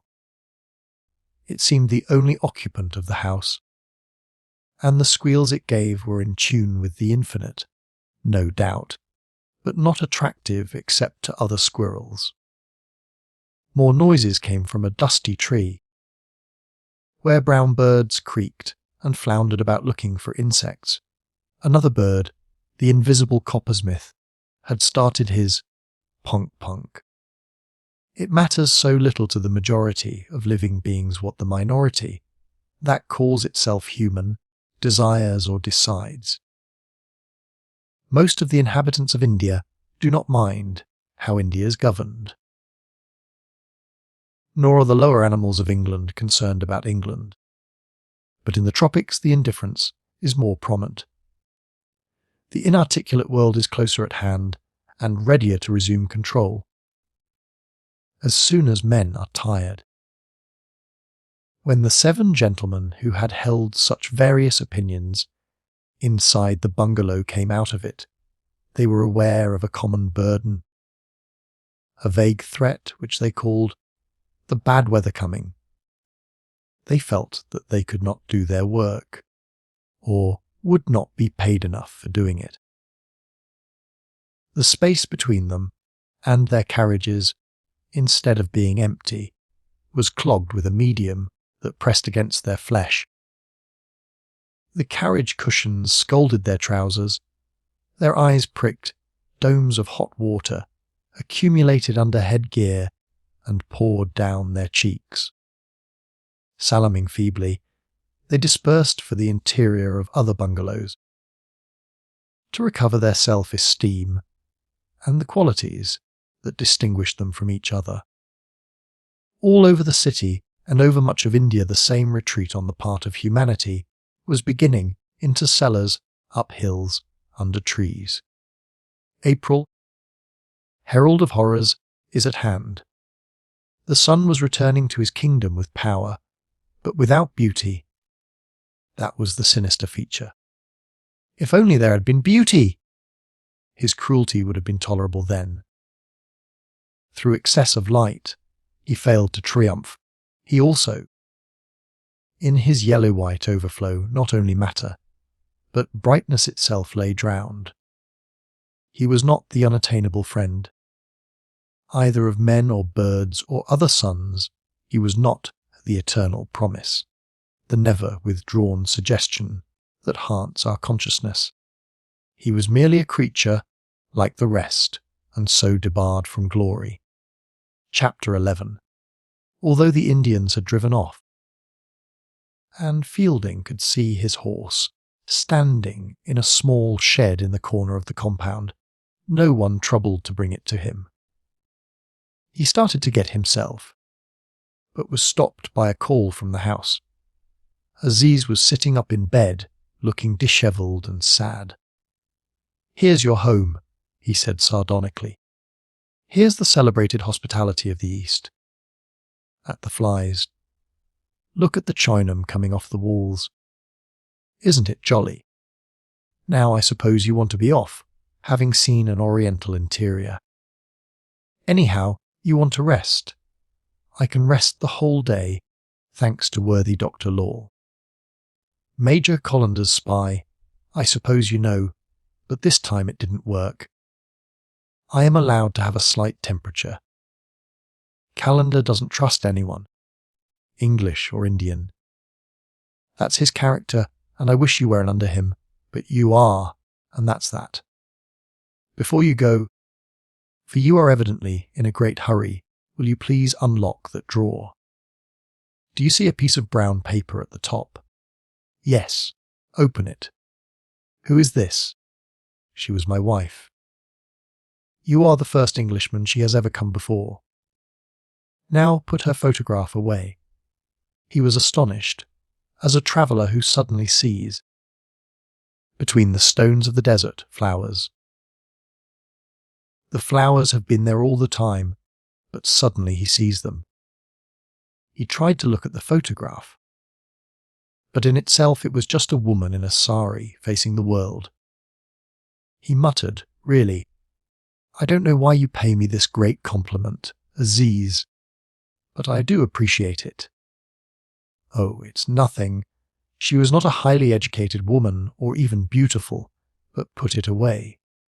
You would have seen her, so why should you not see her photograph? You would have allowed me to see her." "Why not? I believe in the purdah. But I should have told her you were my brother, and she would have seen you." Hamidella saw her, and several others. Did she think they were your brothers? Of course not, but the word exists and is convenient. All men are my brothers, and as soon as one behaves, as such he may see my wife. And when the whole world behaves as such, there will be no more purdah. It is because you can say and feel such a remark as that I show you the photograph, said Isis gravely. It is beyond the power of most men. It is because you behave well, while I behave badly, that I show it you. I never expected you to come back just now when I called you. I thought, he has certainly done with me. I have insulted him. Mr. Fielding, no one can ever realize how much kindness we Indians need. We do not even realize it ourselves, but we know when it has been given. We do not forget, though we may seem to. Kindness, and even after that more kindness? I assure you it is the only hope. His voice seemed to arise from a dream, altering it. Yet still deep below his normal surface, he said, we can't build up India except on what we feel. What is the use of all these reforms? And conciliation committees for Moharram, and shall we cut the Tazia short? Or shall we carry it another route? And councils of notables and official parties, where the English sneer at our skins. It's beginning at the wrong end, isn't it? I know. But institutions and the governments don't. He looked again at the photograph. The lady faced the world at her husband's wish, and her own. But how bewildering she found it, the echoing, contradictory world. Put her away. She is of no importance. She is dead, said Aziz gently. I showed her to you because I have nothing else to show. You may look round the whole of my bungalow now and empty everything. I have no other secrets. My 3 children live away with their grandmamma, and that is all. Fielding sat down by the bed, flattered at the trust reposed in him, yet rather sad. He felt old. He wished that he too could be carried away on waves of emotion. The next time they met, Aziz might be cautious and standoffish. He realized this, and it made him sad that he should realize it. Kindness, and more kindness, yes, that he might supply. But was that really all that the queer nation needed? Did it not also demand an occasional intoxication of the blood? What had he done to deserve this outburst of confidence, and what hostage could he give in exchange? He looked back at his own life. What a poor crop of secrets it had produced. There were things in it that he had shown to no one, but they were so uninteresting. It wasn't worthwhile lifting a purdah on their account. He'd been in love, engaged to be married. Lady broke it off. Memories of her and thoughts about her had kept him from other women for a time. Then indulgence, followed by repentance and equilibrium. Miga really accepted the equilibrium, and Aziz didn't want to have that confided to him. He would have called it. Everything ranged coldly on shelves. I shall not really be intimate with this fellow, Fielding thought, and then, nor with anyone. That was the corollary. And he had to confess that he really didn't mind, that he was content to help people, and like them as long as they didn't object. And if they objected, pass on serenely. Experience can do much, and all that he had learnt in England and Europe was an assistance to him, and helped him towards clarity, but clarity prevented him experiencing something else. How did you like the 2 ADs you met last Thursday? He asked. Aziz shook his head distastefully. The question reminded him of his rash remark about the Marabar caves. How do you like English women, generally? Hamidullah liked them in England. Here we never look at them. Oh no, much too careful. Let's talk of something else. Hamidullah's right. They are much nicer in England. There's something that doesn't suit them out here. Aziz, after another silence, said, Why are you not married? Fielding was pleased that he had asked. Because I have more or less come through without it, he replied. I was thinking of telling you a little about myself some day, if I can make it interesting enough. The lady I liked wouldn't marry me. That is the main point, but that's 15 years ago and now means nothing. But you haven't children. None. Excuse the following question. Have you any illegitimate children? No. I'd willingly tell you if I had. Then your name will entirely die out. It must. Well, he shook his head. This indifference is what the Oriental will never understand. I don't care for children. Caring has nothing to do with it, he said impatiently. I don't feel their absence. I don't want them weeping around my death-bed and being polite about me afterwards, which I believe is the general notion. I'd far rather leave a thought behind me than a child. Other people can have children. No obligation, with England getting so chock-a-block and overrunning India for jobs. Why don't you marry Miss Quested? Good God! Why, the girl's a prig. Prig. Kindly explain. Isn't that a bad word? Oh, I don't know her, but she struck me as one of the more pathetic products of Western education. She depresses me. But prig, Mr. Fielding, how's that? She goes on and on, as if she's at a lecture, trying ever so hard to understand India and life, and occasionally taking a note. I thought her so nice and sincere. So she probably is, said Fielding, ashamed of his roughness. Any suggestion that he should marry always does produce overstatements on the part of the bachelor and a mental breeze. But I can't marry her if I wanted to, for she has just become engaged to the city magistrate. Has she indeed? I am so glad, he exclaimed with relief, for this exempted him from the Malabar expedition. He would scarcely be expected to entertain regular Anglo-Indians. It's the old mother's doing. She was afraid her dear boy would choose for himself, so she brought out the girl on purpose and flung them together until it happened. Mrs. Moore did not mention that to me among her plans. I may have got it wrong. I'm out of club gossip. But anyhow, they're engaged to be married. Yes, you're out of it, my poor chap, he smiled.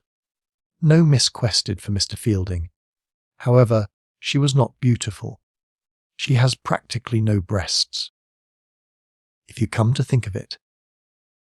He smiled too, but found a touch of bad taste in the reference to a lady's breasts.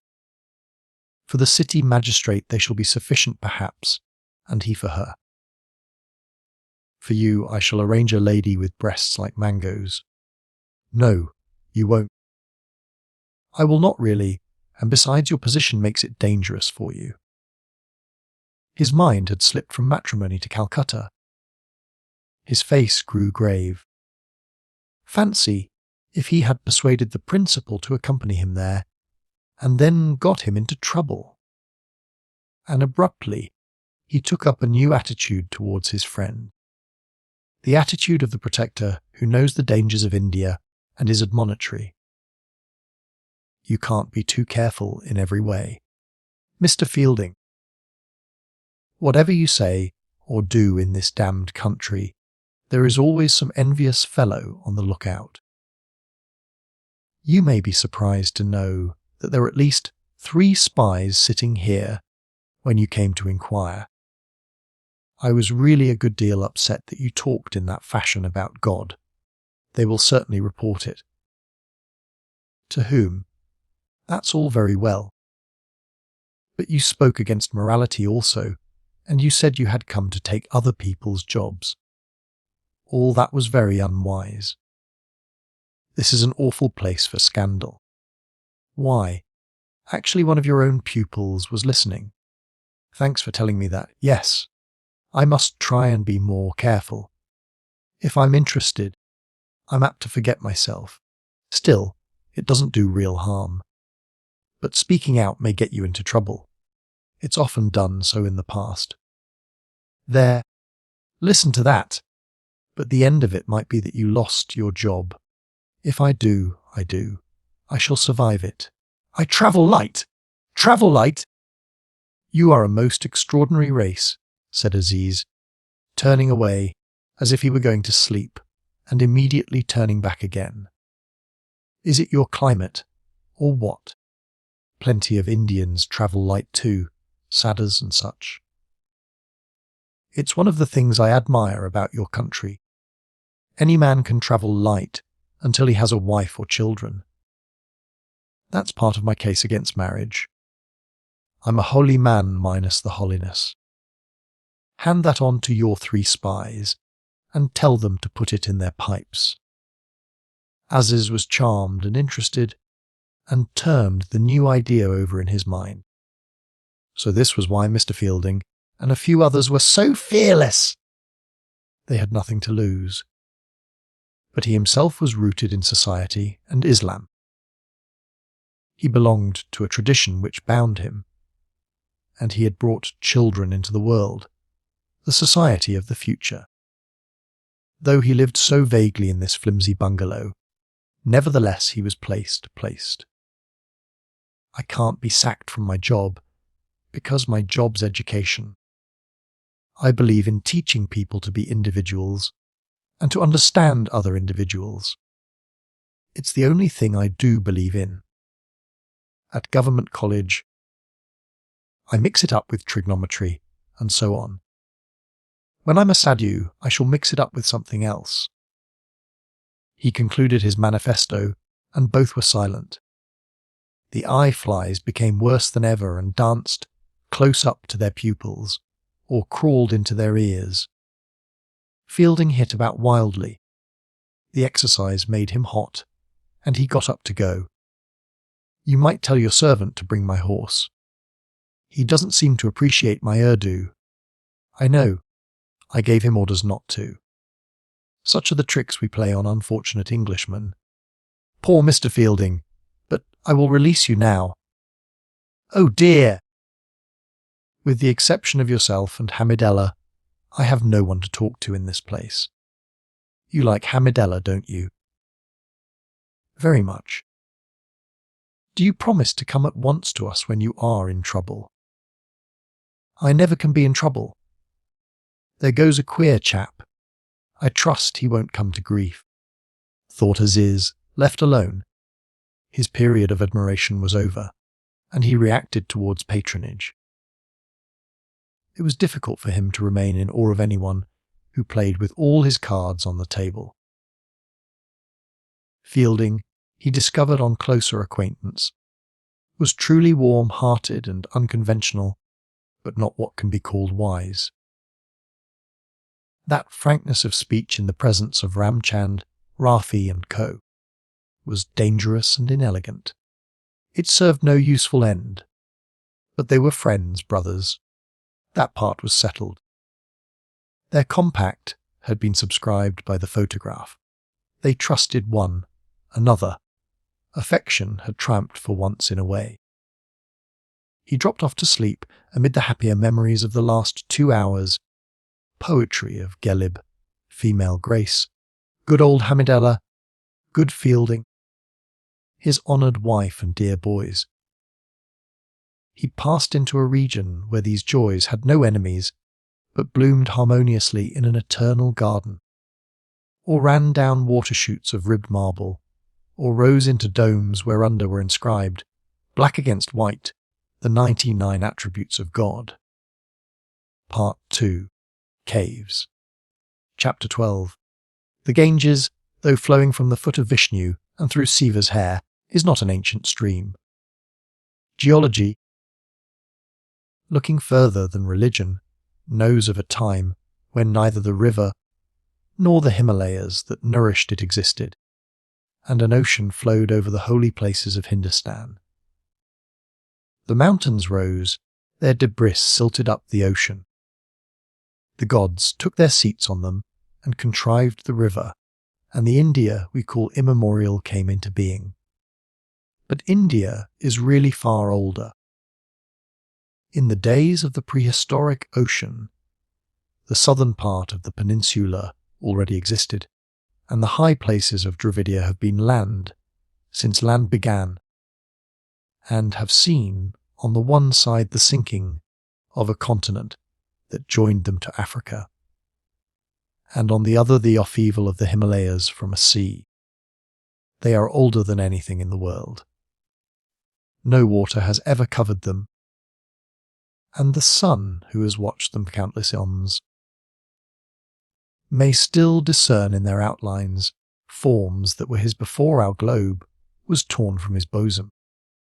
If flesh of the sun's flesh is to be touched anywhere, it is here, among the incredible antiquity of these hills. Yet even they are altering. As Himalaya and India rose, this India, the primal, has been depressed, and is slowly re-entering the curve of the earth. It may be that in eons to come an ocean will flow here too, and cover the sun-born rocks with slime. Meanwhile, the plain of the Ganges encroaches on them with something of the sea's action. They are sinking beneath the newer lands. Their main mass is untouched, but at the edge their outposts have been cut off and stand knee-deep, throat-deep in the advancing soil. There is something unspeakable in these outposts. They are like nothing else in the world, and a glimpse of them makes the breath catch. They rise abruptly, insanely, without the proportion that is kept by the wildest hills elsewhere. They bear no relation to anything dreamt or seen. To call them uncanny suggests ghosts, and they are older than all spirit.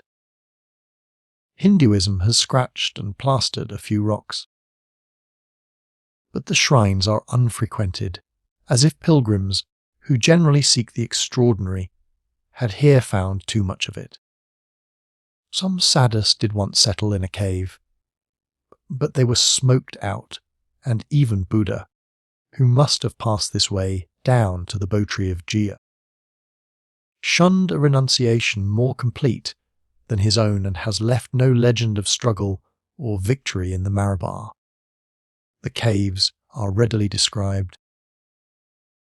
A tunnel 8 feet long, 5 feet high, 3 feet wide, leads to a circular chamber about 20 feet in diameter.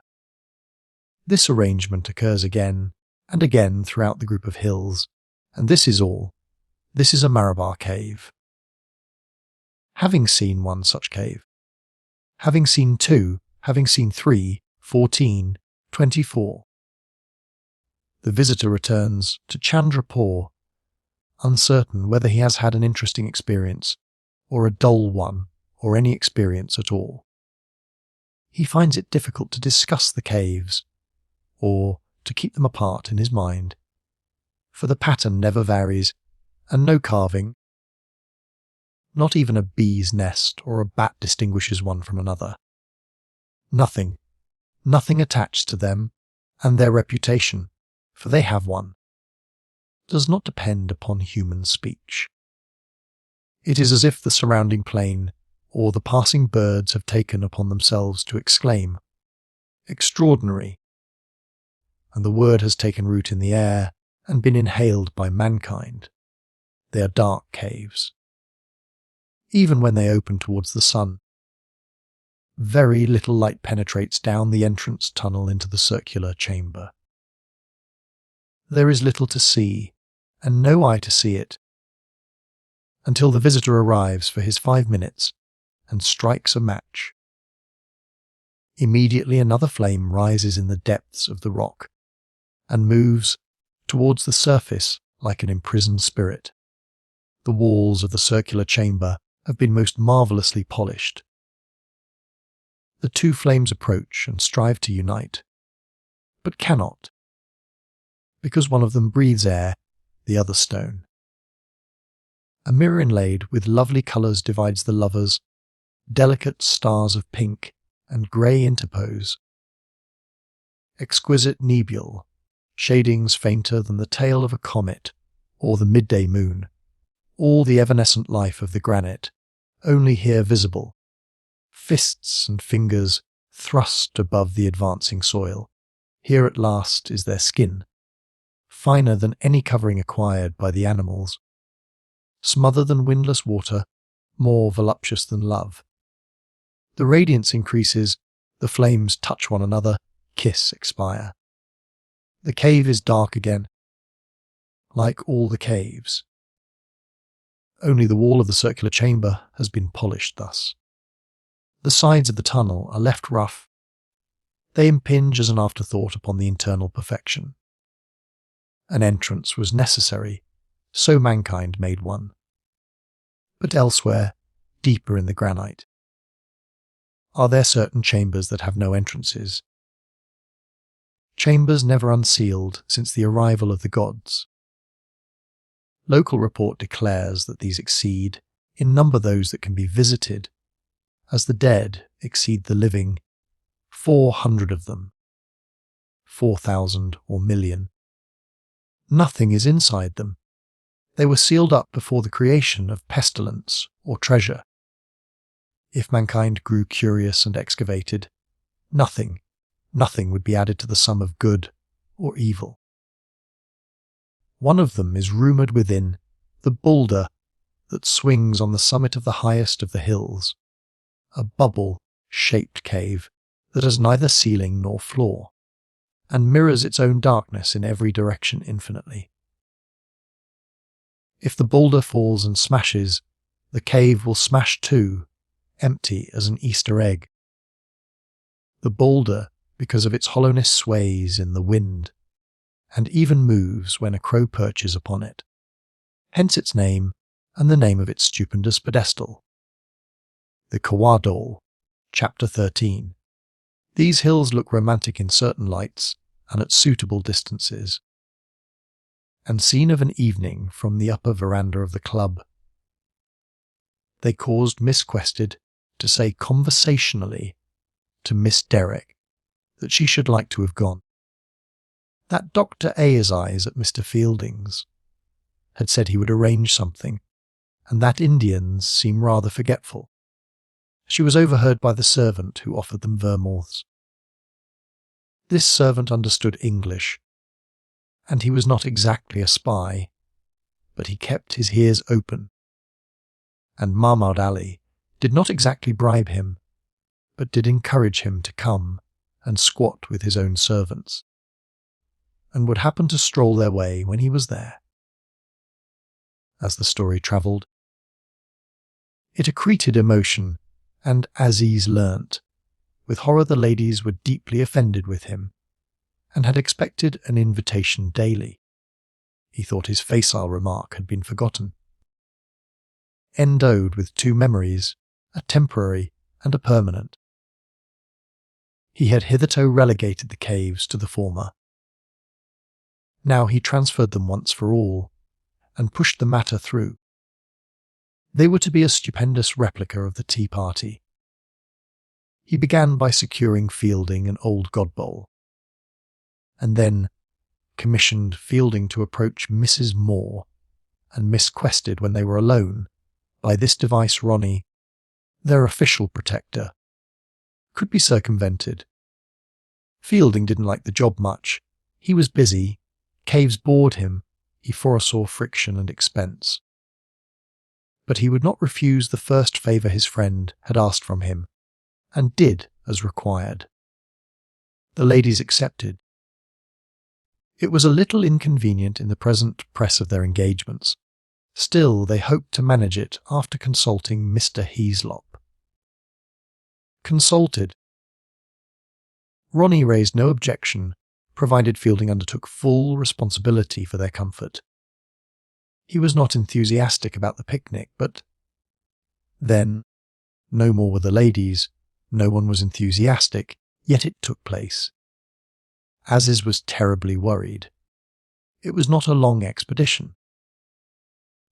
A train left Chandrapur just before dawn, another would bring them back for tiffin. But he was only a little official still, and feared to acquit himself dishonourably. He had to ask Major Calendar for half a day's leave, and be refused because of his recent malingering. A despair, renewed approach of Major Calendar through Fielding, and contemptuous, snarling permission. He had to borrow cutlery from Mahmud Ali, without inviting him. Then there was the question of alcohol, Mr. Fielding, and perhaps the ladies. We're drinkers, so must he provide whisky, sodas and ports. There was the problem of transport from the wayside station of Marabar to the caves. There was the problem of Professor Godbowl and his food, and of Professor Godbowl and other people's food. Two problems, not one problem. The professor was not a very strict Hindu. He would take tea, fruit, soda, water and sweets, whoever cooked them, and vegetables and rice, if cooked by a Brahmin, but not no meat, not cakes lest they contained eggs, and he would not allow anyone else to eat beef. A slice of beef upon a distant plate would wreck his happiness. Other people might eat mutton, they might eat ham. But Overhammer Z's own religion raised its voice. He did not fancy other people eating ham. Trouble after trouble encountered him, because he had challenged the spirit of the Indian earth, which tries to keep men in compartments. At last the moment arrived. His friends thought him most unwise to mix himself up with English ladies, and warned him to take every precaution against unpunctuality. Consequently, he spent the previous night at the station. The servants were huddled on the platform, enjoined not to stray. He himself walked up and down with old Mohammed Latif, who was to act as major domo. He felt insecure and also unreal. A car drove up, and he hoped Fielding would get out of it to lend him solidity. But it contained Mrs. Moore, Miss Quested, and their Goanese servant. He rushed to meet them, suddenly happy. "But you've come after all." "Oh, how very, very kind of you," he cried. "This is the happiest moment in all my life." The ladies were civil. It was not the happiest moment in their lives, still. They looked forward to enjoying themselves as soon as the bother of the early start was over. They had not seen him since the expedition was arranged, and they thanked him adequately. "You don't require tickets. Please stop your servant." There are no tickets on the Marabar branch line. It is its peculiarity. You come to the carriage and rest till Mr. Fielding joins us. Did you know you are to travel Purdah? Will you like that?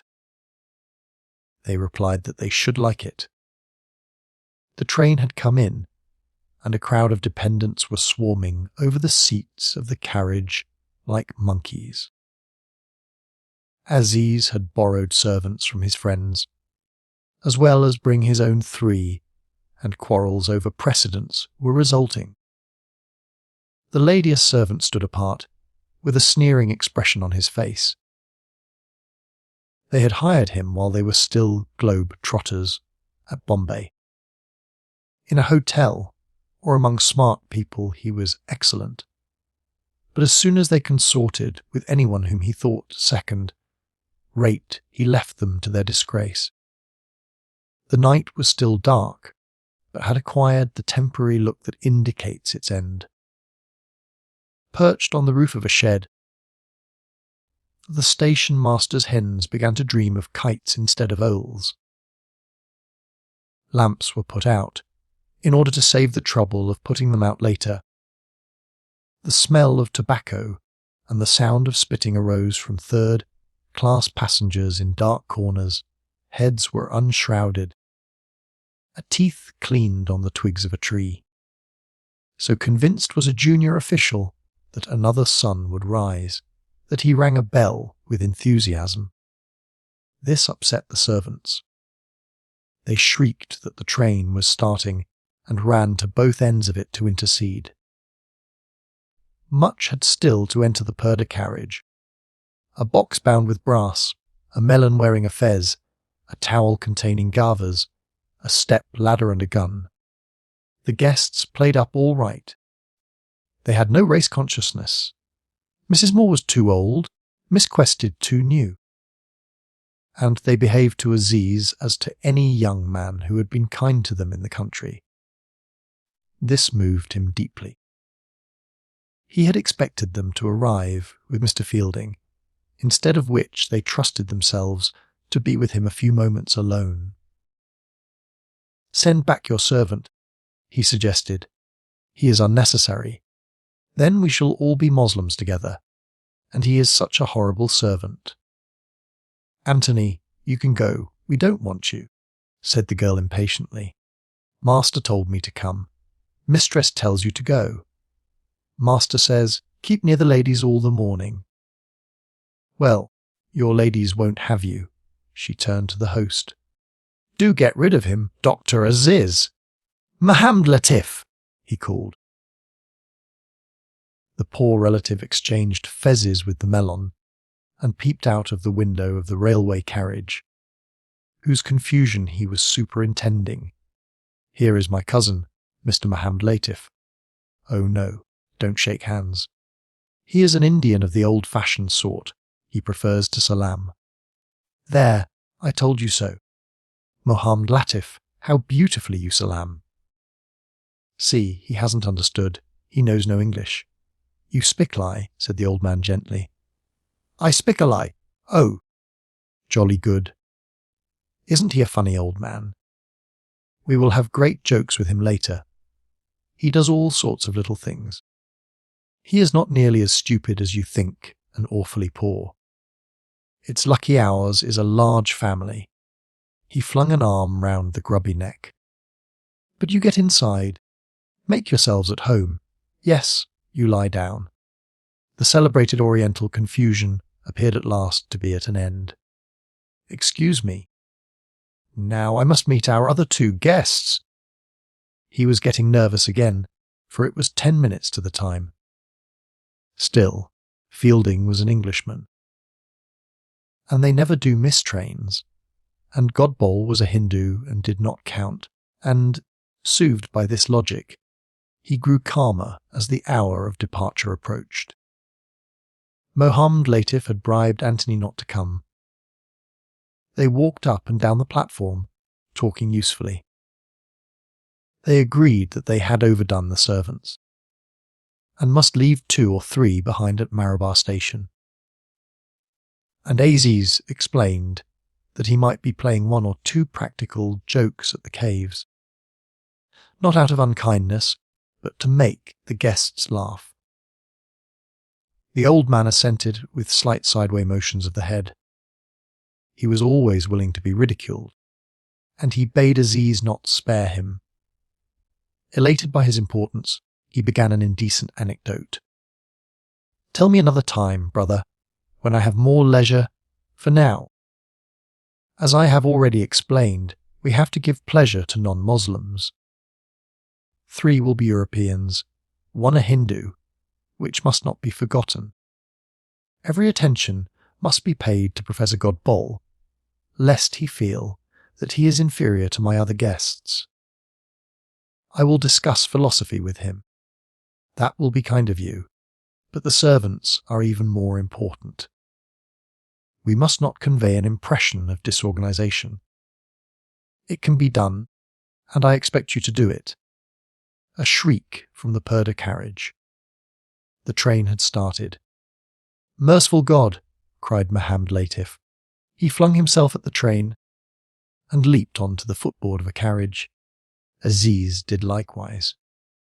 It was an easy feat, for a branch-line train is slow to assume special airs. "We're monkeys. Don't worry," he called, hanging onto a bar and laughing. Then he howled, "Mr. Fielding! Mr. Fielding!"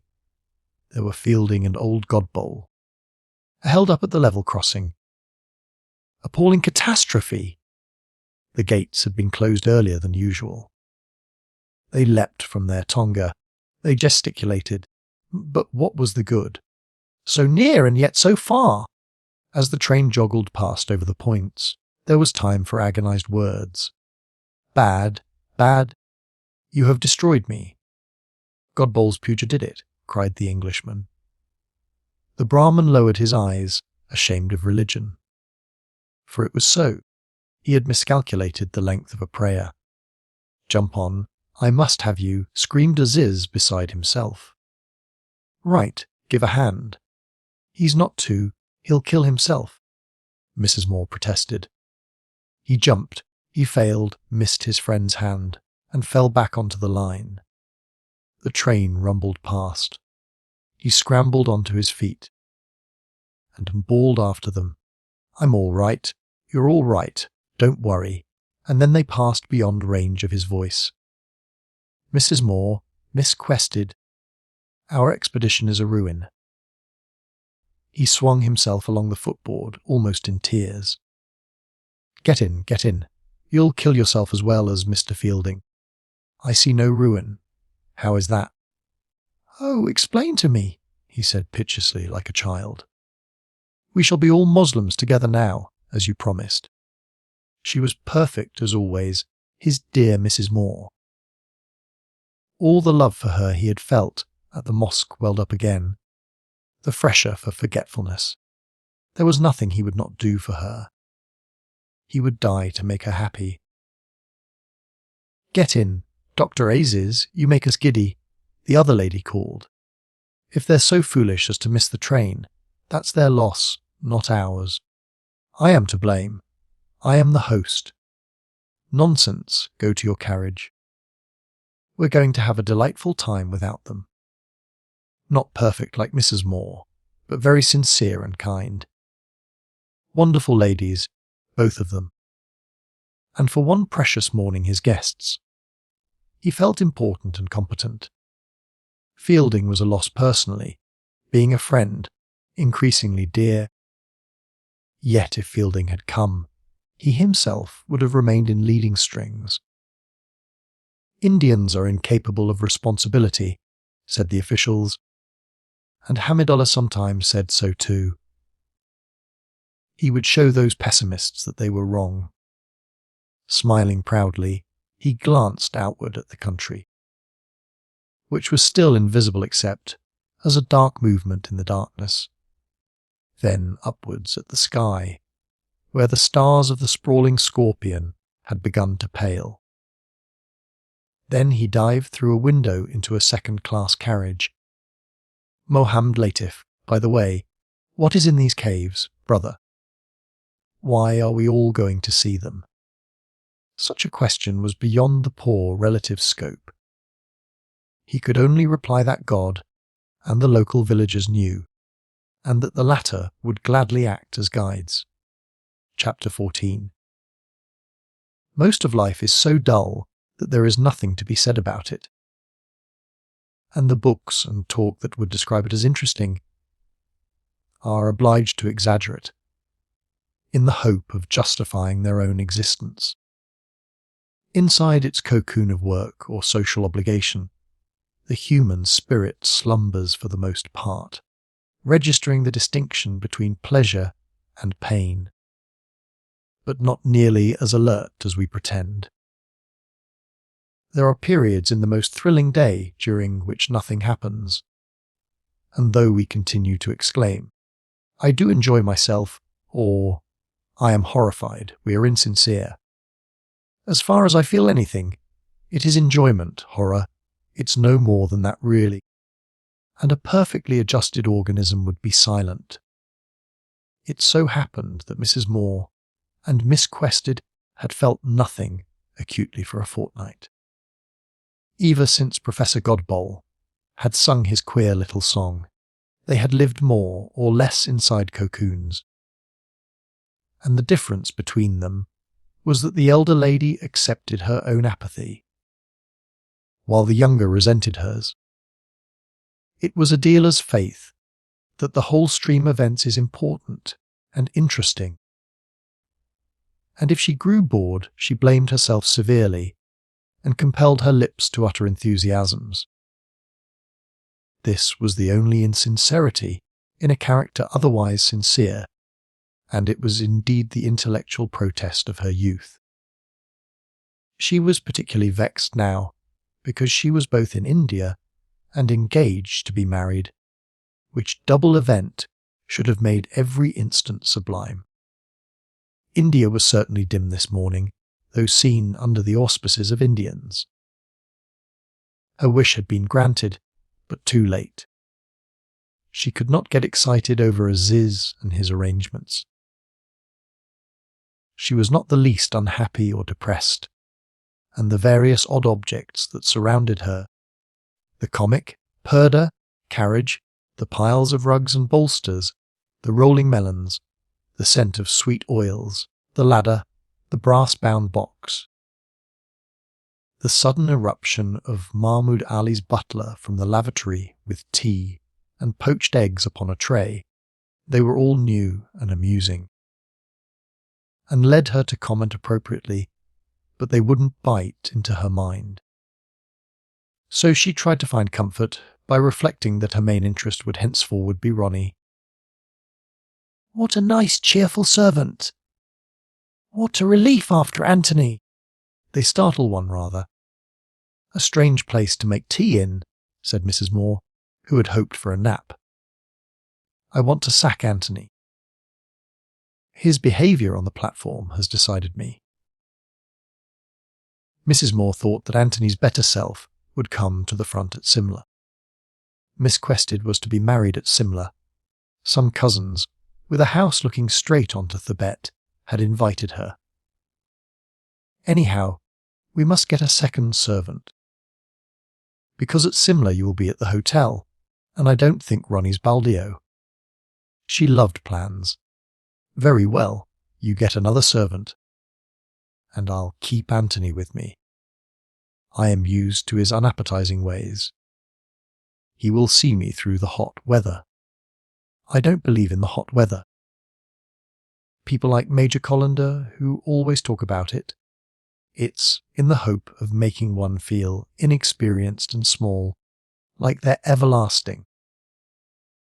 I've been 20 years in this country. I believe in the hot weather, but never did I suppose it would bottle me up, as it will. For owing to the sage leisureliness of Ronnie and Adela, they could not be married till May. And consequently, Mrs. Moore could not return to England immediately after the wedding, which was what she had hoped to do. By May a barrier of fire would have fallen across India and the adjoining sea, and she would have to remain perched up in the Himalayas waiting for the world to get cooler. "I won't be bottled up," announced the girl. "I've no patience with these women here who leave their husbands grilling in the plains." Mrs. MacBride hasn't stopped down once since she married. She leaves her quite intelligent husband alone half the year, and then surprised she's out of touch with him. She has children, you see. "Oh, yes. That's true," said Miss Quested, disconcerted.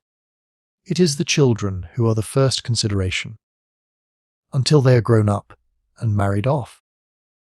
When that happens, one has again the right to live for oneself, in the plains or the hills as suits." "Oh, yes, you're perfectly right. I never thought it out. If one has not become too stupid and old." She handed her empty cup to the servant. "My idea now is that my cousins shall find me a servant in Simla, at all events to see me through the wedding, after which Ronnie means to reorganize his staff entirely. He does it very well for a bachelor, still. When he is married, no doubt various changes will have to be made. His old servants won't want to take their orders from me, and I don't blame them." Mrs. Moore pushed up the shutters and looked out. She had brought Ronnie and Adela together by their mutual wish, but really she could not advise them further. She felt increasingly vision or nightmare. That, though people are important, the relations between them are not, and that in particular too much fuss has been made over marriage, centuries of carnal embracement. Yet man is no nearer to understanding man. And today she felt this with such force that it seemed itself a relationship, itself a person who was trying to take hold of her hand. Anything to be seen of the hills. Only various shades of the dark. We can't be far from the place where my hyena was. She peered into the timeless twilight. The train crossed a nullah. Pomper, pomper, pomper. It was the sound that the wheels made as they trundled over the bridge, moving very slowly. 100 yards on came a second nullah, then a third, suggesting the neighbourhood of higher ground.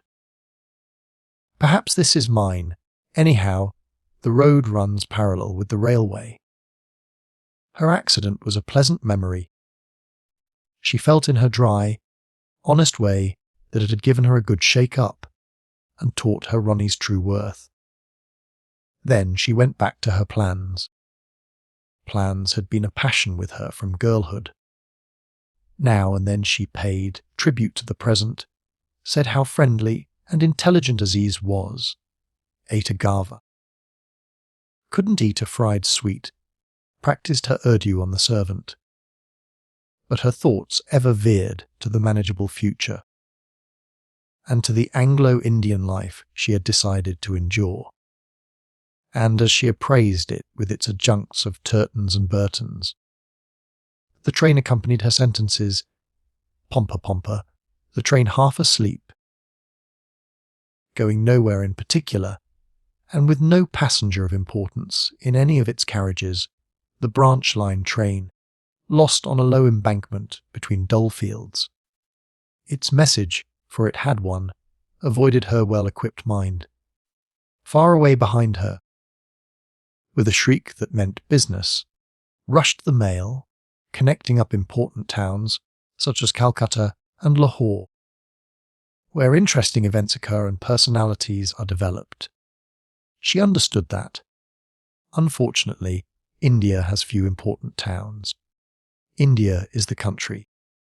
Fields, fields, then hills, jungle, hills, and more fields. The branch line stops. The road is only practicable for cars to a point. The bullock carts lumber down the side tracks, paths fray out into the cultivation, and disappear near a splash of red paint. How can the mind take hold of such a country? Generations of invaders have tried, but they remain in exile.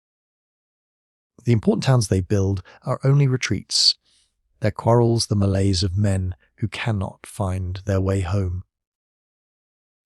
India knows of their trouble.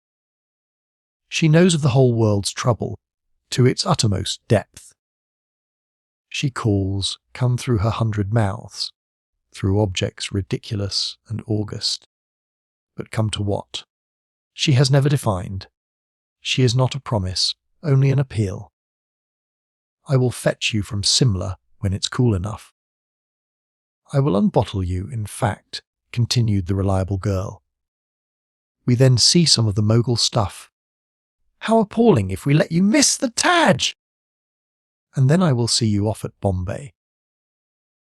Your last glimpse of this country really shall be interesting. But Mrs. Moore had fallen asleep, exhausted by the early start. She was in rather low health and ought not to have attempted the expedition, but had pulled herself together in case the pleasure of the others should suffer. Her dreams were of the same texture, but there it was her other children who were wanting something, Stella and Ralph, and she was explaining to them that she could not be in 2 families at once. When she awoke, a dealer had ceased to plan, and leant out of a window, saying, "They're rather wonderful." Astonishing even from the rise of the civil station, here the Marabar were gods to whom earth is a ghost. Kawadol was nearest. It shot up in a single slab, on whose summit one rock was poised, if a mass so great can be called one rock. Behind it, recumbent, were the hills that contained the other caves, isolated each from his neighbour by broad channels of the plain. The assemblage, 10 in all, shifted a little as the train crept past them, as if observing its arrival. "I'll not have missed this for anything," said the girl, exaggerating her enthusiasm. "Look, the sun's rising. This'll be absolutely magnificent. Come quickly, look. I wouldn't have missed this for anything. We should never have seen it if we'd stuck to the Turtons and their eternal elephants." As she spoke, the sky to the left turned angry orange. Colour throbbed and mounted behind a pattern of trees, grew in intensity, was yet brighter, incredibly brighter, strained from without against the globe of the air. They awaited the miracle. But at the supreme moment, when night should have died and day lived. Nothing occurred. It was as if virtue had failed in the celestial fount. The heaths in the east decayed, the hills seemed dimmer though in fact better lit, and a profound disappointment entered with the morning breeze. Why, when the chamber was prepared, did the bridegroom not enter with trumpets and shawms, as humanity expects? The sun rose without splendour. He was presently observed trailing yellowish behind the trees, or against insipid sky, and touching the bodies already at work in the fields. Ah, that must be the false dawn. Isn't it caused by dust in the upper layers of the atmosphere that couldn't fall down during the night? I think Mr. MacBride said so. Well, I must admit that England has it as regards sunrises. Do you remember Grasmere? Ah, dearest Grazza! Its little lakes and mountains were beloved by them all. Romantic yet manageable, it sprang from a kindlier planet. Here an untidy plain stretched to the knees of the Marabar. Good morning, put on your topis, shouted Aziz from farther down the train. Put on your topis at once. The early sun is highly dangerous for heads. I speak as a doctor. Good morning, put on your own. Not for my thick head, he laughed, banging it and holding up pads of his hair. Nice creature he is, murmured Adela. Listen, Mohammed Latif says, good morning next. Various pointless jests. Dr. Aziz, what's happened to your hills? The train has forgotten to stop. Perhaps it is a circular train and goes back to Chandrapur without a break. Who knows?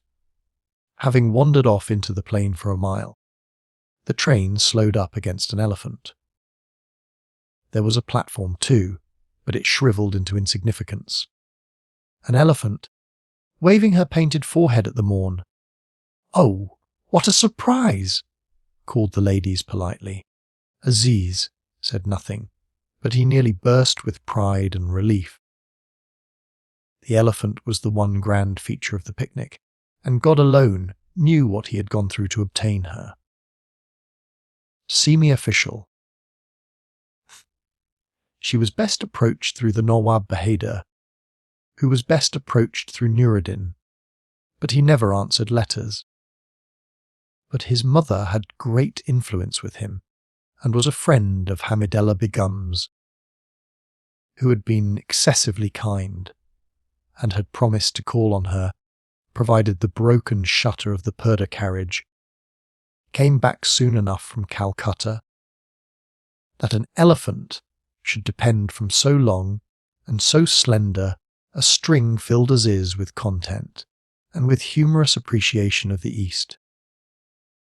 Where the friends of friends are a reality, where everything gets done time. And sooner or later everyone gets his share of happiness. And Mohammed Latif was likewise content, because 2 of the guests had missed the train, and consequently he could ride on the howdah instead of following in a cart. And the servants were content, because an elephant increased their self-esteem, and they tumbled out the luggage into the dust with shouts and bangs, issuing orders to one another and convulsed with goodwill. It takes an hour to get there, an hour to get back, and 2 hours for the caves. Which we will call 3, said Aziz, smiling charmingly. There was suddenly something regal about him.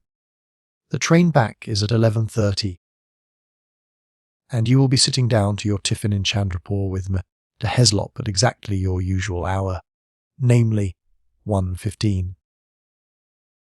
I know everything about you.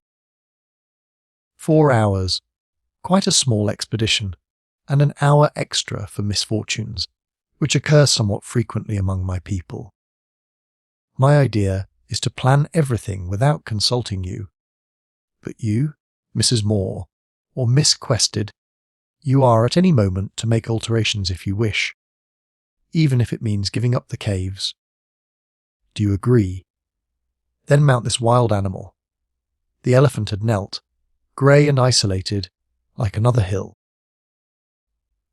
They climbed up the ladder, and he mounted shika fashion, treading first on the sharp edge of the heel, and then into the looped-up tail. When Mohammed Latif followed him, the servant who held the end of the tail let go of it, according to previous instructions, so that the poor relative slipped and had to cling to the netting over the buttocks. It was a little piece of court buffoonery, and distressed only the ladies, whom it was intended to divert. Both of them disliked practical jokes. Then the beast rose in 2 shattering movements, and poised them 10 feet above the plain. Immediately below was the scurf of life that an elephant always collects round its feet: villagers, nape babies. The servants flung crockery into tongas. Hassan annexed the stallion intended for a sizz, and defied Mahmoud Ali's man from its altitude.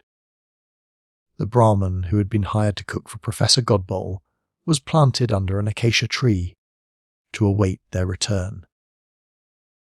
The train, also hoping to return, wobbled away through the fields, turning its head this way and that like a centipede.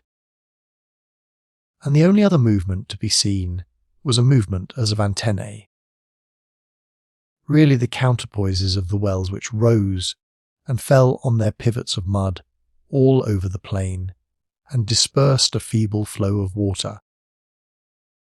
The scene was agreeable, rather than not in the mild morning air, but there was little colour in it, and no vitality. As the elephant moved towards the hills, the pale sun had by this time saluted them to the base, and penciled shadows down their creases. A new quality occurred, a spiritual silence which invaded more senses than the ear. Life went on as usual, but had no consequences, that is to say, sounds did not echo or thoughts develop. Everything seemed cut off at its root, and therefore infected with illusion. For instance, there were some mounds by the edge of the track, low, serrated, and touched with whitewash. What were these mounds? Graves. Breasts of the goddess Parvati. The villagers beneath gave both replies. Again, there was a confusion about a snake, which was never cleared up. Miss Quested saw a thin, dark object reared on end at the farther side of a watercourse, and said, "A snake!" The villagers agreed, and Aziz explained, "Yes." A black cobra, very venomous, who had reared himself up to watch the passing of the elephant. But when she looked through Ronnie's field glasses, she found it wasn't a snake, but the withered and twisted stump of a toddy palm. So she said, "It isn't a snake." The villagers contradicted her. She had put the word into their minds, and they refused to abandon it.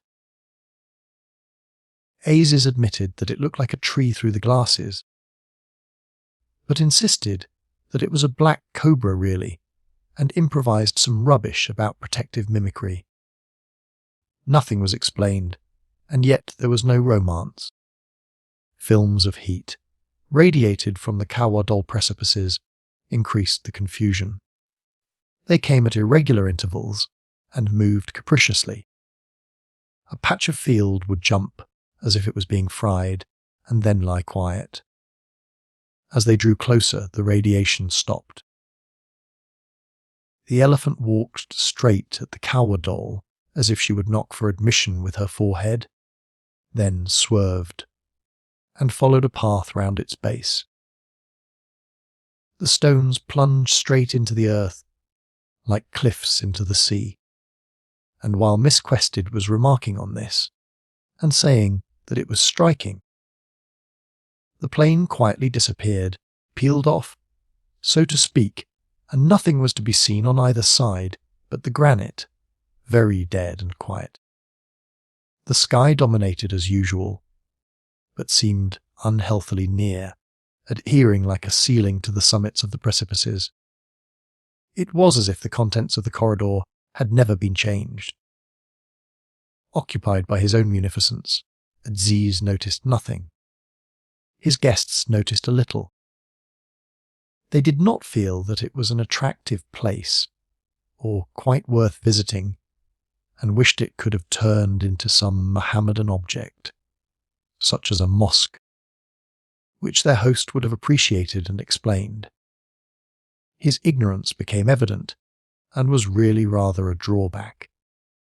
In spite of his gay, confident talk, he had no notion how to treat this particular aspect of India. He was lost in it without Professor Godbole, like themselves. The corridor narrowed, then widened into a sort of tray. Here, more or less, was their goal. A ruined tank held a little water which would do for the animals, and close above the mud was punched a black hole, the first of the caves. 3 hills encircled the tray. 2 of them pumped out heat busily, but the third was in shadow, and here they camped. A horrid, stuffy place, really, murmured Mrs. Moore to herself. "How quick your servants are!" Miss Quested exclaimed, for a cloth had already been laid, with a vase of artificial flowers in its centre, and Mahmoud Ali's butler offered them the poached eggs and tea for the second time. "I thought we would eat this before our caves, and breakfast after." "Isn't this breakfast?" "This breakfast. Did you think I should treat you so strangely?" He had been warned that English people never stop eating, and that he had better nourish them every 2 hours until a solid meal was ready. "How very well it is all arranged." "That you shall tell me when I return to Chandrapur." "Whatever disgraces I bring upon myself, you remain my guests." He spoke gravely now. They were dependent on him for a few hours, and he felt grateful to them for placing themselves in such a position. All was well so far. The elephant held a fresh cut boar to her lips, the tonga shafts stuck up into the air, the kitchen boy peeled potatoes. Hassan shouted, and Mohammed Latif stood as he ought, with a peeled switch in his hand. The expedition was a success, and it was Indian. An obscure young man had been allowed to show courtesy to visitors from another country, which is what all Indians long to do. Even cynics like Mahmoud Ali, but they never have the chance. Hospitality had been achieved. They were his guests. His honour was involved in their happiness, and any discomfort they endured would tear his own soul. Like most Orientals, Aziz overrated hospitality, mistaking it for intimacy, and not seeing that it is tainted with the sense of possession. It was only when Mrs. Moore Fielding was near him that he saw further, and knew that it is more blessed to receive than to give. These 2 had strange and beautiful effects on him. They were his friends, his forever, and he theirs forever. He loved them so much that giving and receiving became one. He loved them even better than the Hamidullahs, because he had surmounted obstacles to meet them, and this stimulates a generous mind. Their images remained somewhere in his soul up to his dying day. Permanent additions. He looked at her now as she sat on a deck chair, sipping his tea, and had for a moment a joy that held the seeds of its own decay, for it would lead him to think, "Oh, what more can I do for her?" And so back to the dull round of hospitality. The black bullets of his eyes filled with soft, expressive light, and he said, "Do you ever remember our mosque, Mrs. Moore?" "I do." "I do," she said, suddenly vital and young. "And how rough and rude I was, and how good you were. And how happy we both were. Friendships last longest that begin like that, I think. Shall I ever entertain your other children? Do you know about the others? She will never talk about them to me, said Miss Quested, unintentionally breaking a spell. Ralph and Stella, yes, I know everything about them. But we must not forget to visit our caves. One of the dreams of my life is accomplished in having you both here as my guests. You cannot imagine how you have honoured me. I feel like the Emperor Baber. Why like him?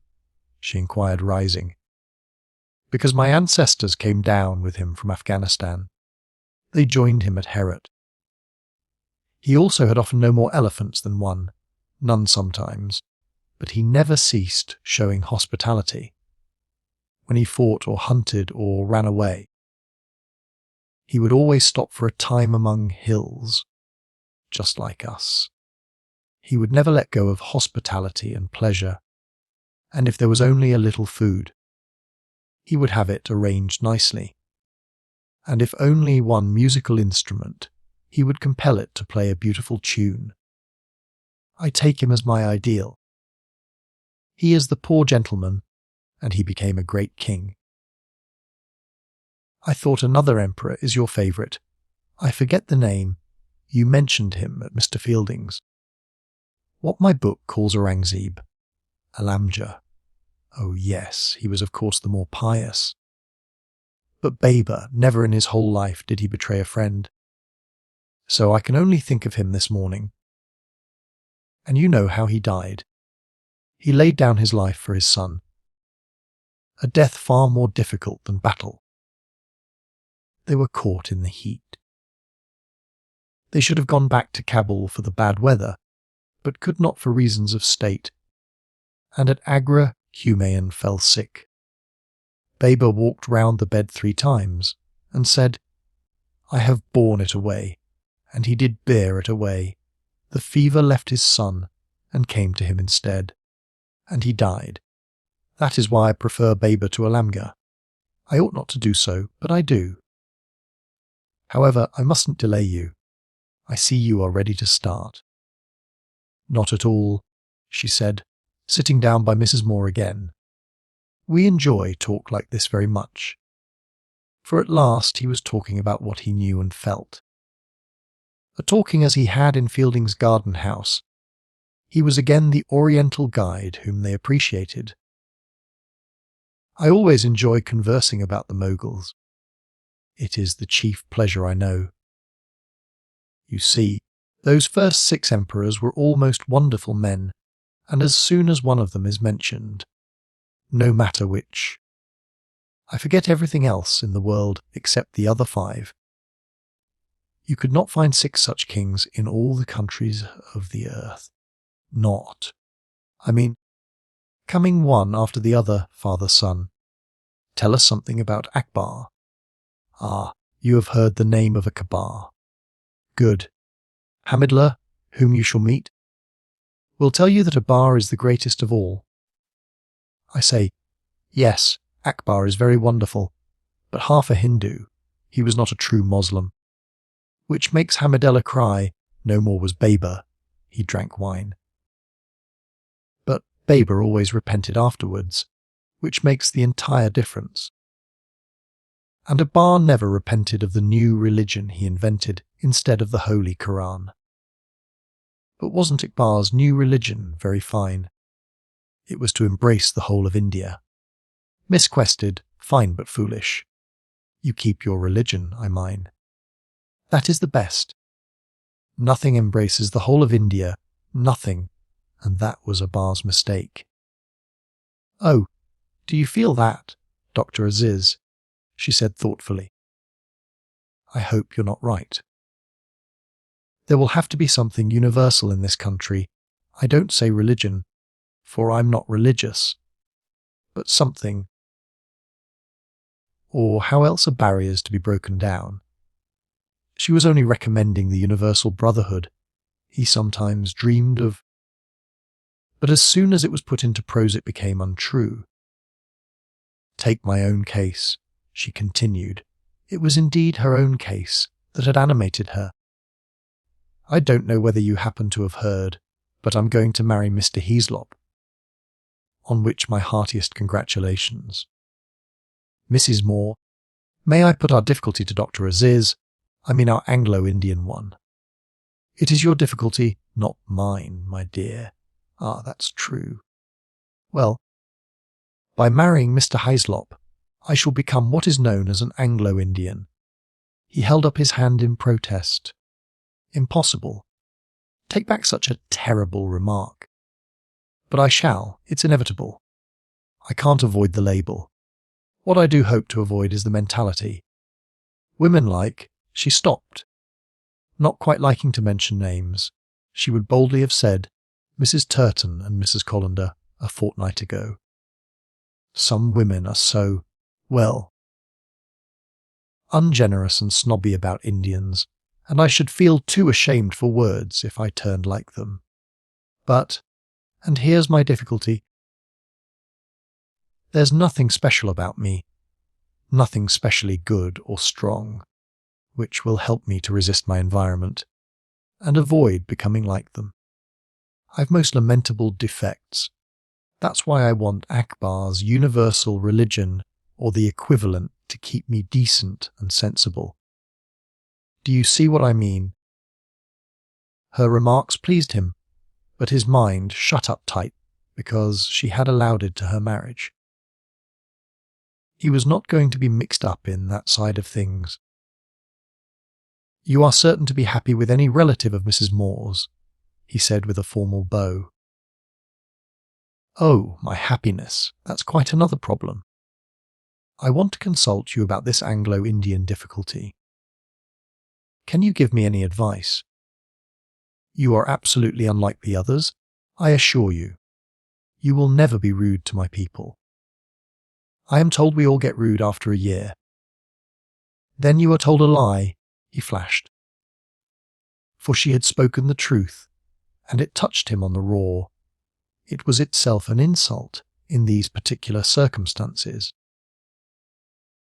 He recovered himself at once and laughed.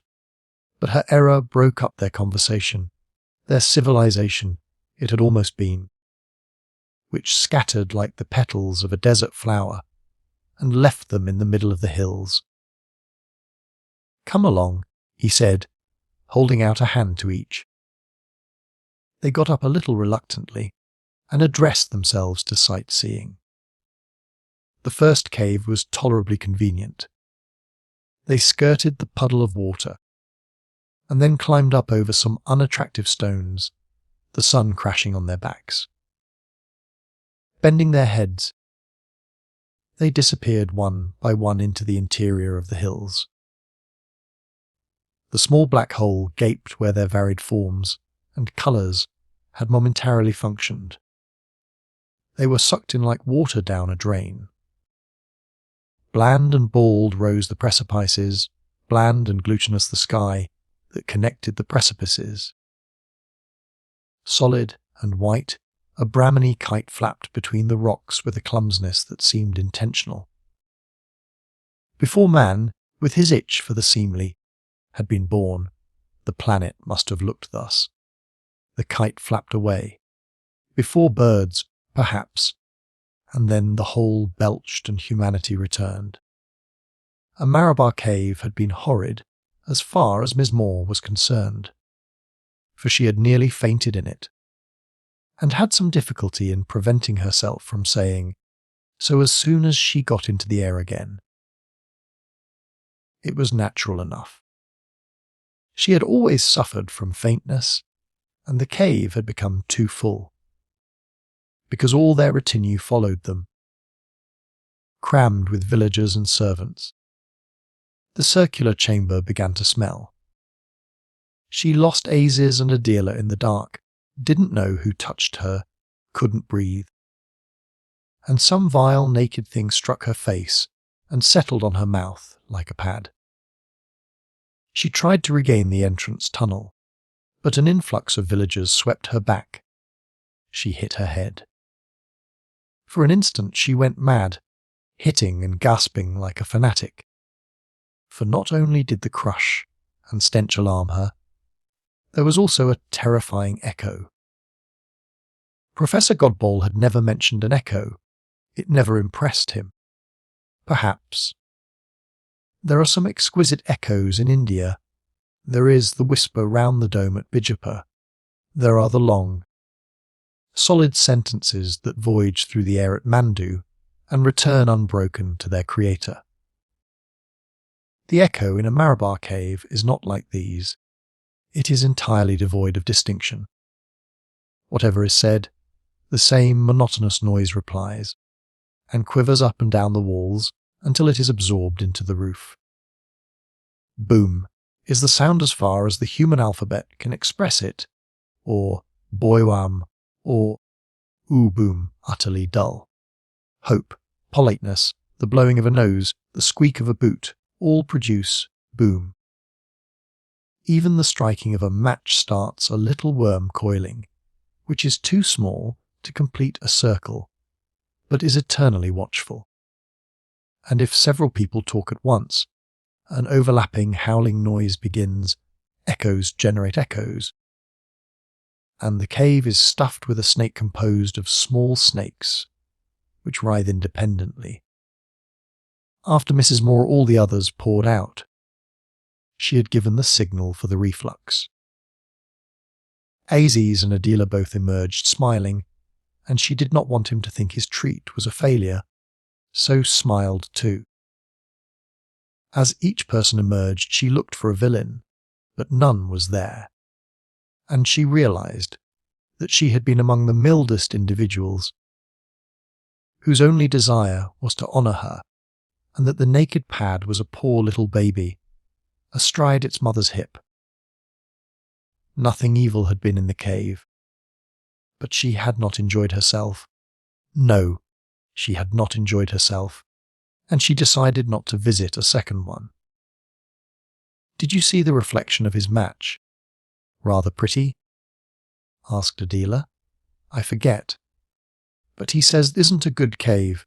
The best are on the Kawa Dole. I don't think I shall go on to there. I dislike climbing." "Very well. Let's sit down again in the shade until breakfast's ready." "Ah, but that'll disappoint him so. He has taken such trouble. You should go on, you don't mind." "Perhaps I ought to," said the girl, indifferent to what she did, but desirous of being amiable. The servants, etc., were scrambling back to the camp, pursued by grave censures from Muhammad Latif. Aziz came to help the guests over the rocks. He was at the summit of his powers, vigorous and humble, too sure of himself to resent criticism, and he was sincerely pleased when he heard they were altering his plans. "Certainly, Miss Quested, so you and I will go together, and leave Mrs. Moore here. And we will not be long, yet we will not hurry, because we know that will be her wish." "Quite right. I'm sorry not to come too, but I'm a poor walker." "Dear Miss Moore, what does anything matter so long as you are my guests?" "I am very glad you are not coming, which sounds strange. But you are treating me with true frankness, as a friend." "Yes, I am your friend," she said, laying her hand on his sleeve and thinking, despite her fatigue, how very charming, how very good he was, and how deeply she desired his happiness. "So may I make another suggestion? Don't let so many people come with you this time. I think you may find it more convenient." "Exactly," he cried, and, rushing to the other extreme, forbade all except one guide to accompany Miss Quested and him to the Kawa Dole. "Is that all right?" he inquired. "Quite right. Now enjoy yourselves. And when you come back tell me all about it." And she sank into the deck chair. If they reached the big pocket of caves, they would be away nearly an hour. She took out her writing pad and began, "Dear Stella, dear Ralph," then stopped. and looked at the queer valley and their feeble invasion of it. Even the elephant had become a nobody. Her eye rose from it to the entrance tunnel. No, she did not wish to repeat that experience. The more she thought over it, the more disagreeable and frightening it became. She minded it much more now than at the time. The crush and the smells she could forget, but the echo began in some indescribable way to undermine her hold on life. Coming at a moment when she chanced to be fatigued, it had managed to murmur, "Pathos, piety, courage. They exist, but are identical, and so is filth. Everything exists, nothing has value." If one had spoken villainous in that place, or quoted lofty poetry, the comment would have been the same, "Oh, boom." If one had spoken with the tongues of angels, and pleaded for all the unhappiness and misunderstanding in the world, past, present, and to come. For all the misery men must undergo, whatever their opinion and position, and however much they dodge or bluff, it would amount to the same. The serpent would descend and return to the ceiling. Devils are of the north, and poems can be written about them. But no one could romanticize the Marabar, because it robbed infinity and eternity of their vastness, the only quality that accommodates them to mankind. She tried to go on with her letter, reminding herself that she was only an elderly woman who had got up too early in the morning and journeyed too far. That the despair creeping over was merely her despair, her personal weakness, and that even if she got a sunstroke and went mad, the rest of the world would go on. But suddenly, at the edge of her mind, religion appeared. Poor little talkative Christianity, and she knew that all its divine words from "Let there be light" to "It is finished" only amounted to bum. Then she was terrified over an area larger than usual. The universe, never comprehensible to her intellect, offered no repose to her soul. The mood of the last 2 months took definite form at last, and she realized that she didn't want to write to her children. I didn't want to communicate with anyone, not even with God. She sat motionless with horror, and, when old Mohammed Latif came up to her, I thought he would notice a difference. For a time she thought, I am going to be ill, to comfort herself. Then she surrendered to the vision. She lost all interest, even in Aziz, and the affectionate and sincere words that she had spoken to him seemed no longer hers but the air's. Chapter 15. Miss Quested and Aziz and a guide continued the slightly tedious expedition. They did not talk much, for the sun was getting high. The air felt like a warm bath into which hotter water is trickling constantly. The temperature rose and rose.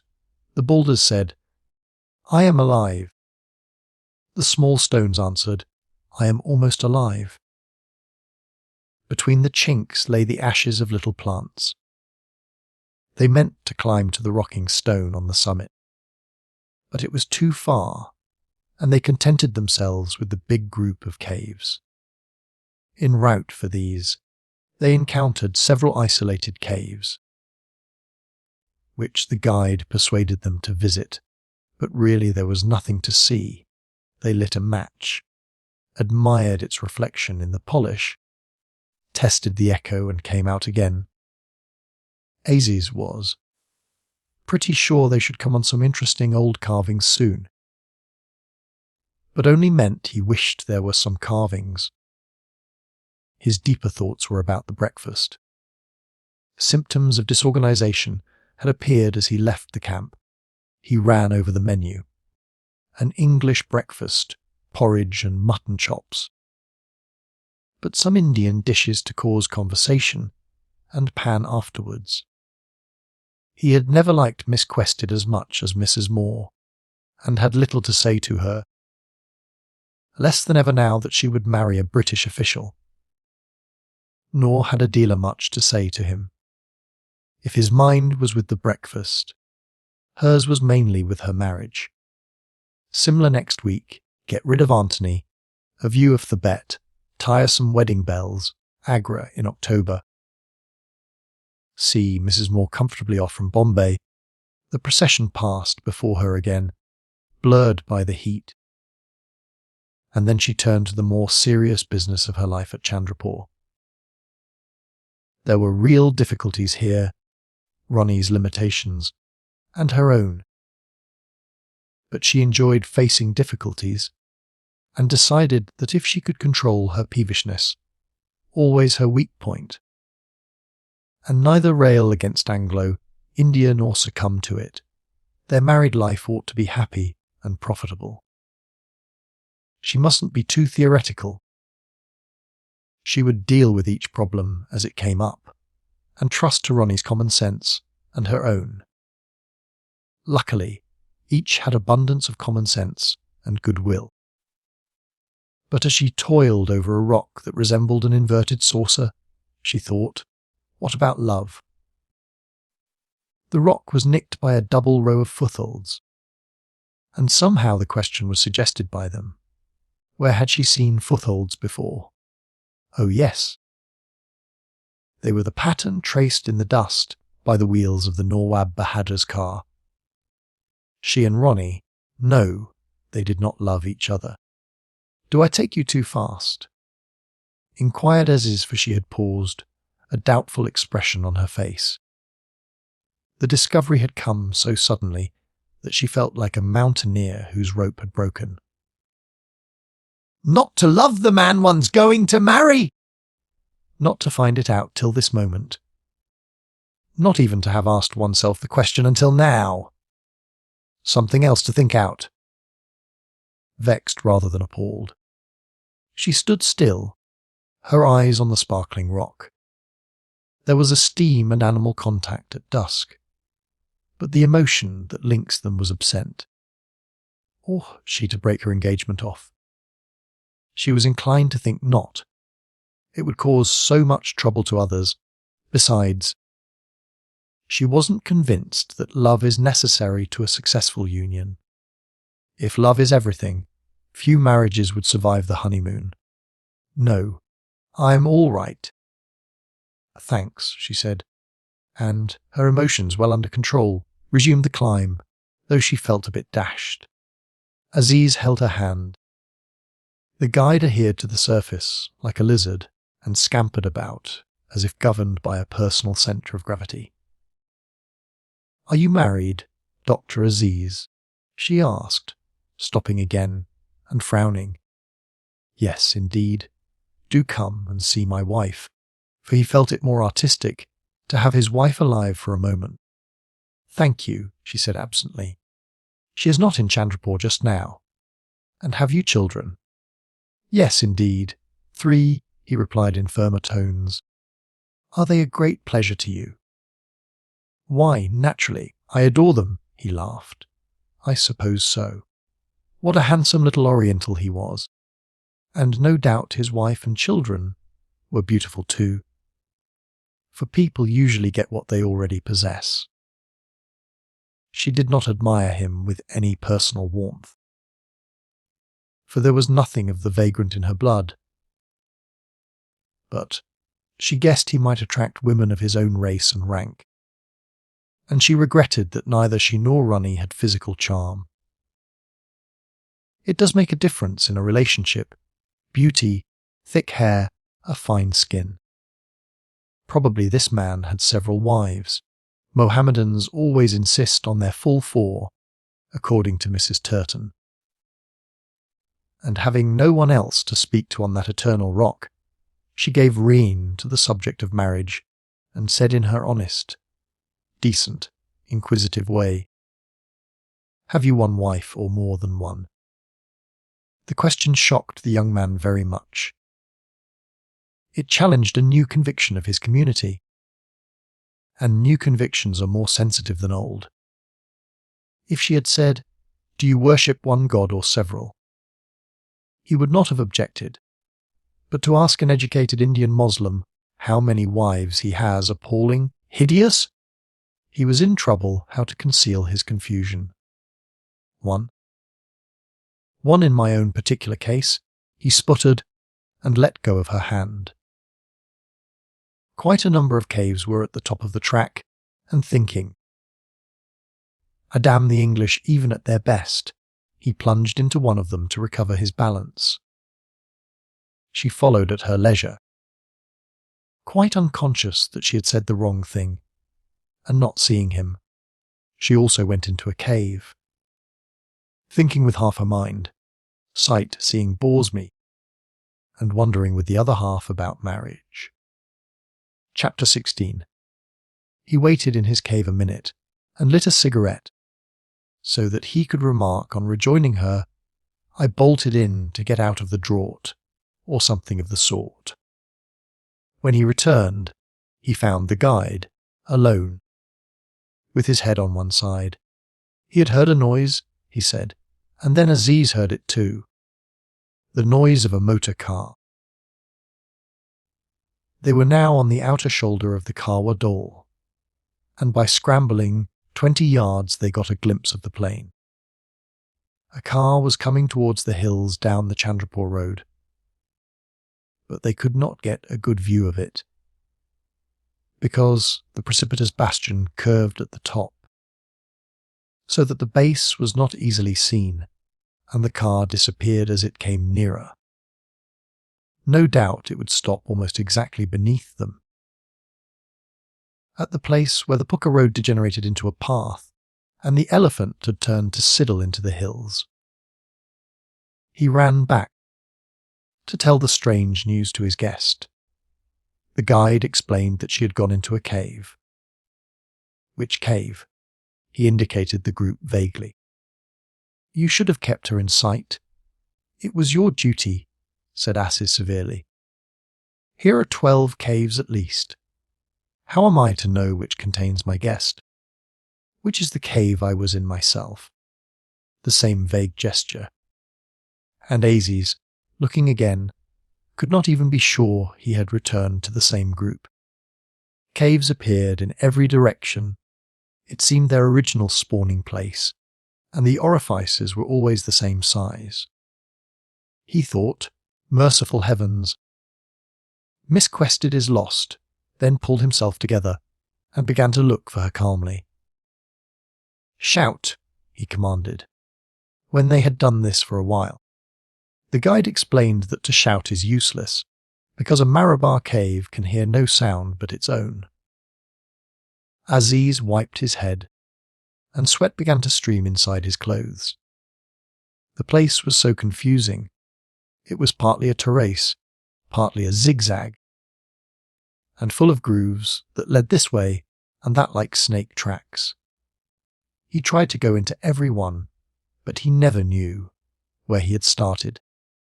Caves got behind caves or confabulated in pairs, and some were at the entrance of a gully.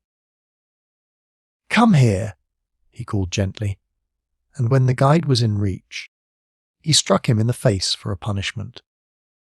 The man fled, and he was left alone. He thought, this is the end of my career, my guest is lost. And then he discovered the simple and sufficient explanation of the mystery. Miss Quested wasn't lost. She had joined the people in the car. A friend of hers, no doubt, Mr. Heslop perhaps. He had a sudden glimpse of her, far down the gully, only a glimpse, but there she was quite plain, framed between rocks, and speaking to another lady. He was so relieved that he did not think their conduct odd. Accustomed to sudden changes of plan, he supposed that she had run down the corridor impulsively, in the hope of a little drive. He started back alone towards his camp, and almost at once caught sight of something which would have disquieted him very much a moment before. Miss Quested's field glasses. They were lying at the verge of a cave, half-way down an entrance tunnel. He tried to hang them over his shoulder, but the leather strap had broken, so he put them into his pocket instead. When he had gone a few steps, he thought she might have dropped something else, so he went back to look. But the previous difficulty recurred. He couldn't identify the cave. Down in the plain he heard the car starting. However, he couldn't catch a second glimpse of that. So he scrambled down the valley face of the hill towards Mrs. Moore, and here he was more successful.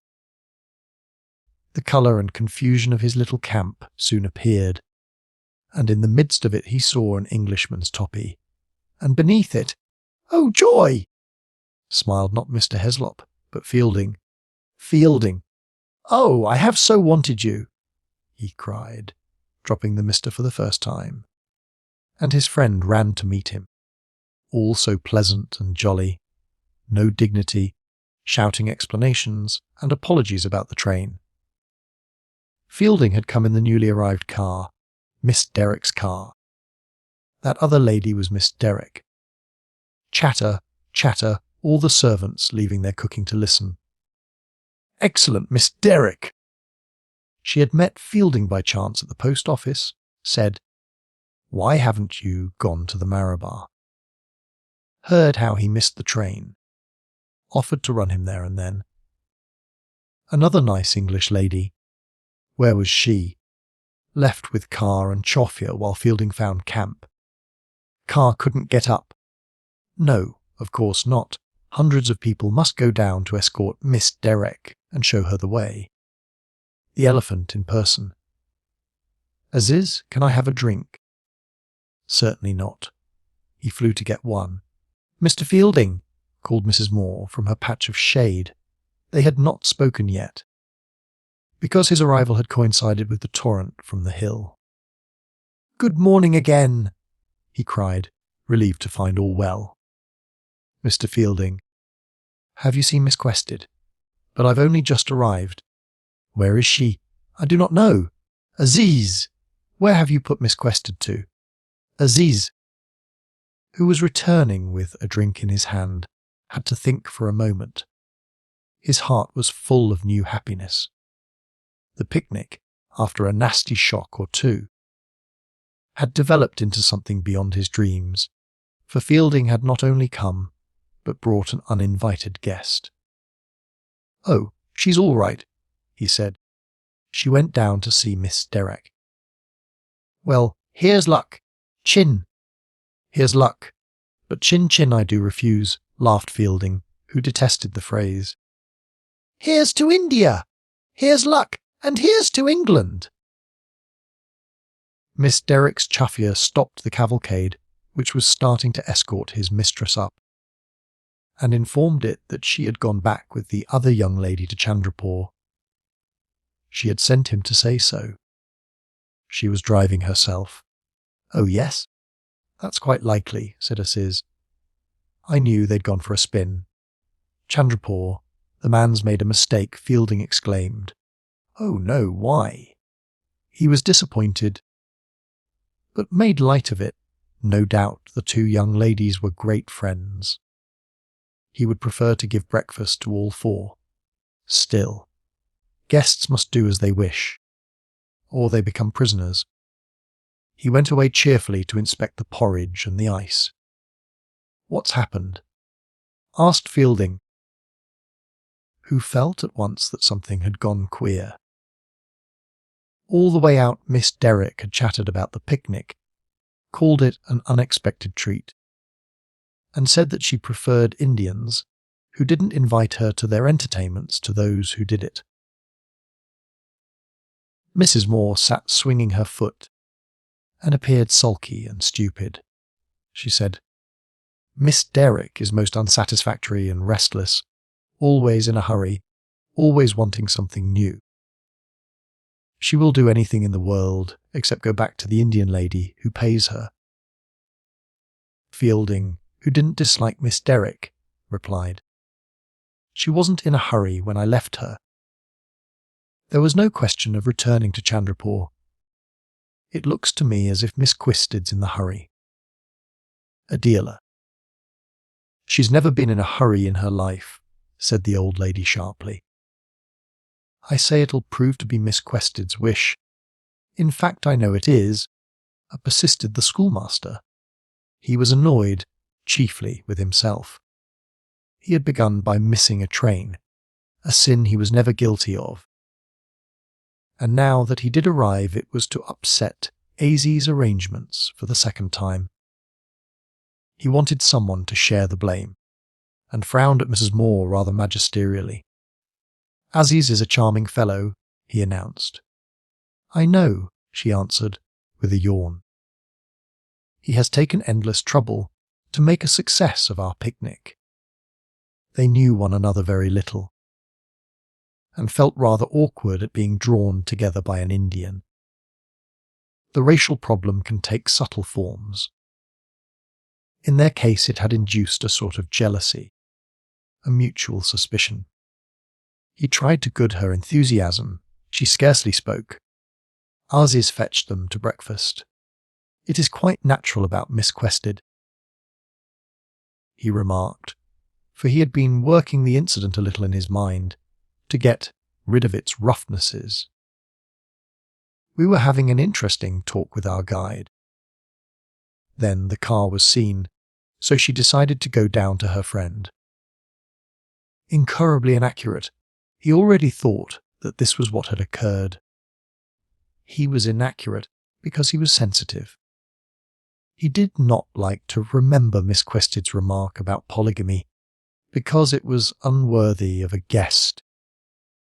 So he put it from his mind, and with it the knowledge that he had bolted into a cave to get away from her. He was inaccurate because he desired to honour her, and, facts being entangled, he had to arrange them in her vicinity, as one tidies the ground after extracting a weed. Before breakfast was over, he had told a good many lies.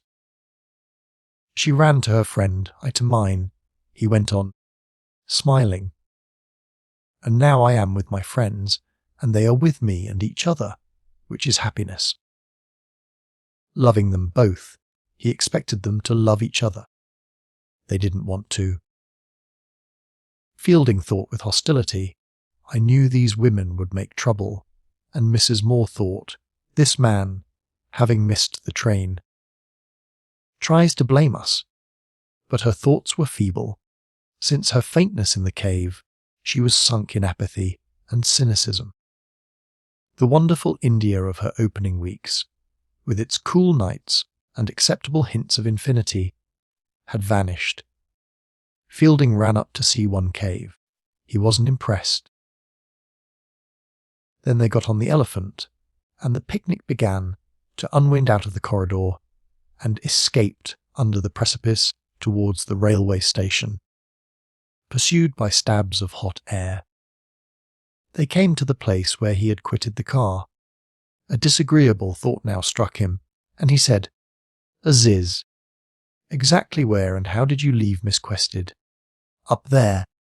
He indicated the Cowardle cheerfully. But how? A gully, or rather a crease, showed among the rocks at this place. It was scurfy with cactuses. I suppose the guide helped her. Oh, rather, most helpful. Is there a path off the top? Millions of paths, my dear fellow. Fielding could see nothing but the crease. Everywhere else the glaring granite plunged into the earth, but you saw them get down safe. Yes, she and Miss Derrick, and go off in the car. Then the guide came back to you. Exactly. Got a cigarette? I hope she wasn't ill, pursued the Englishman. The crease continued as a null across the plain, the water draining off this way towards the Ganges. She would have wanted me, if she was ill, to attend her. Yes, that sounds sense. I see you're worrying. Let's talk of other things, he said kindly. Miss Quested was always to do what she wished. It was our arrangement. I see you are worrying on my account, but really I don't mind. I never notice trifles. I do worry on your account. I consider they have been impolite, said Fielding, lowering his voice. She had no right to dash away from your party, and Miss Derrick had no right to abet her. So touchy as a rule, Aziz was unassailable. The wings that uplifted him did not falter, because he was a Mughal emperor who had done his duty. Perched on his elephant, he watched the Malabar hills recede and saw again, as provinces of his kingdom, the grim Untidi plain, the frantic and feeble movements of the buckets, the white shrines, the shallow graves, the suave sky, the snake that looked like a tree. He had given his guests as good a time as he could, and if they came late or left early, that was not his affair. Mrs. Moore slept, swaying against the rods of the howdah.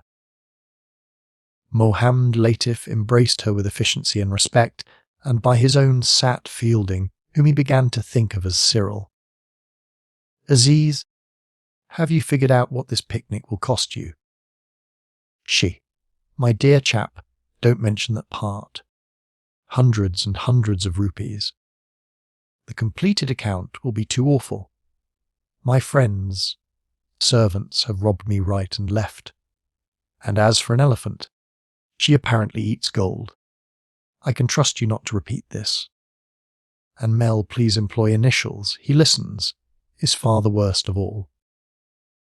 I told you he's no good. He is plenty of good for himself. His dishonesty will ruin me. Aziz, how monstrous! I am delighted with him, really. He has made my guests comfortable. Besides, it is my duty to employ him. He is my cousin. If money goes, money comes. If money stays, death comes. Did you ever hear that useful Urdu proverb? Probably not, for I have just invented it. My proverbs are, a penny saved is a penny earned. A stitch in time saves 9. Look before you leap. And the British Empire rests on them. You will never kick us out, until you cease employing L's and such. Oh, kick you out. Why should I trouble over that dirty job? Leave it to the politicians. No. When I was a student, I got excited.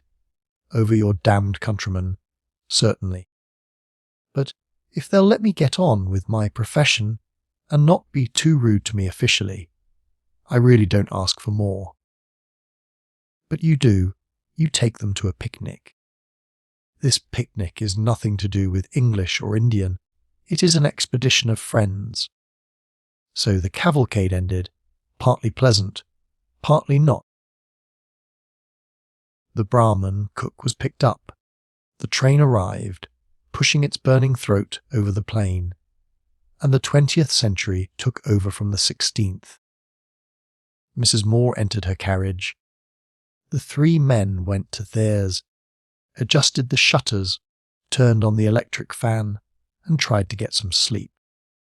In the twilight, all resembled corpses, and the train itself seemed dead though it moved.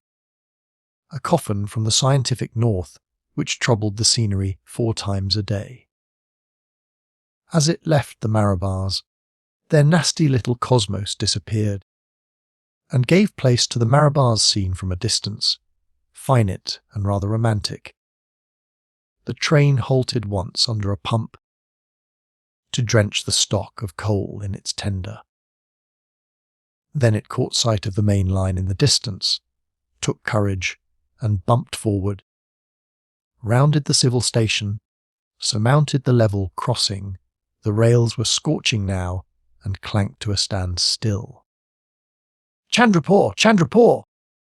The expedition was over, and as it ended, as they sat up in the gloom and prepared to enter ordinary life, suddenly the long-drawn strangeness of the morning snapped. Mr. Hack, the inspector of police, flung open the door of their carriage and said in shrill tones, "Dr. Aziz, it is my highly painful duty to arrest you." "Hullo," "Some mistake," said Fielding, at once taking charge of the situation. "Sir, they are my instructions. I know nothing." "On what charge do you arrest him?" "I am under instructions not to say." "Don't answer me like that. Produce your warrant." "Sir, excuse me. No warrant is required under these particular circumstances. Refer to Mr. MacBride." "Very well, so we will. Come along, A's is, old man. Nothing to fuss about. Some blunder. Dr. Aziz, will you kindly come?" A closed conveyance stands in readiness. The young man sobbed his first sound and tried to escape out of the opposite door onto the line. "That will compel me to use force," Mr. Hack wailed. "Oh, for God's sake," cried Fielding, his own nerves breaking under the contagion, and pulled him back before a scandal started and shook him like a baby. A second later, and he would have been out, whistles blowing, a manhunt. "Dear fellow, we're coming to MacBride together and inquire what's gone wrong. He's a decent fellow, it's all unintentional. He'll apologise. Never, never act the criminal." "My children and my name," he gasped, his wings broken. "Nothing of the sort. Put your hat straight and take my arm.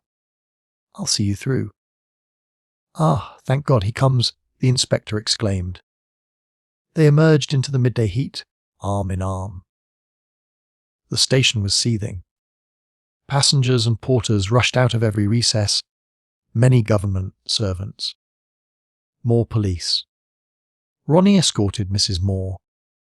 Mohammed Latif began wailing, and before they could make their way through the chaos, Fielding was called off by the authoritative tones of Mr. Turton, and Aziz went on to prison alone. Chapter 17. The collector had watched the arrest from the interior of the waiting room, and throwing open its perforated doors of zinc, he was now revealed like a god in a shrine. When Fielding entered, the doors clapped to and were guarded by a servant, while a punker, to mark the importance of the moment, flapped dirty petticoats over their heads. The collector could not speak at first. His face was white, fanatical, and rather beautiful, the expression that all English faces were to wear at Chandrapur for many days. Always brave and unselfish, he was now fused by some white and generous heat. He would have killed himself, obviously, if he had thought it right to do so. He spoke at last. "The worst thing in my whole career has happened," he said. "Miss Quested has been insulted in one of the Marabar caves." "Oh, no, no, no," gasped the other, feeling sickish. She escaped, by God's grace. "Oh, no, no, but not Aziz, not Aziz." He nodded. Absolutely impossible, grotesque. "I called you to preserve you from the odium that would attach to you. If you were seen accompanying him to the police station," said Turton, paying no attention to his protest, indeed scarcely hearing it. He repeated, "Oh no," like a fool. He couldn't frame other words. He felt that a mass of madness had arisen and tried to overwhelm them all. It had to be shoved back into its pit somehow, and he didn't know how to do it, because he did not understand madness. He had always gone about sensibly and quietly until a difficulty came right. "Who lodges this infamous charge?" he asked, pulling himself together. "Miss Derrick and the victim herself." He nearly broke down, unable to repeat the girl's name. "Miss Quested herself definitely accuses him of," he nodded and turned his face away. "Then she's mad." "I cannot pass that last remark," said the collector, waking up to the knowledge that they differed, and trembling with fury. "You will withdraw it instantly. It is the type of remark you have permitted yourself to make ever since you came to Chandrapur." "I'm excessively sorry," Sir, I certainly withdraw it unconditionally. For the man was half mad himself. Pray, Mr. Fielding, what induced you to speak to me in such a tone? The news gave me a very great shock, so I must ask you to forgive me. I cannot believe that Dr. Aziz is guilty. He slammed his hand on the table. That is a repetition of your insult in an aggravated form. If I may venture to say so. No, said Fielding, also going white, but sticking to his point. I make no reflection on the good faith of the two ladies, but the charge they are bringing against Aziz rests upon some mistake, and 5 minutes will clear it up. The man's manner is perfectly natural. Besides, I know him to be incapable of infamy. It does indeed rest upon a mistake, came the thin, biting voice of the other. It does indeed. I have had 25 years' experience of this country. He paused, and 25 years seemed to fill the waiting room with their staleness and ungenerosity. And during those 25 years I have never known anything but disaster result when English people and Indians attempt to be intimate socially. Intercourse, yes. Courtesy, by all means. Intimacy, never, never.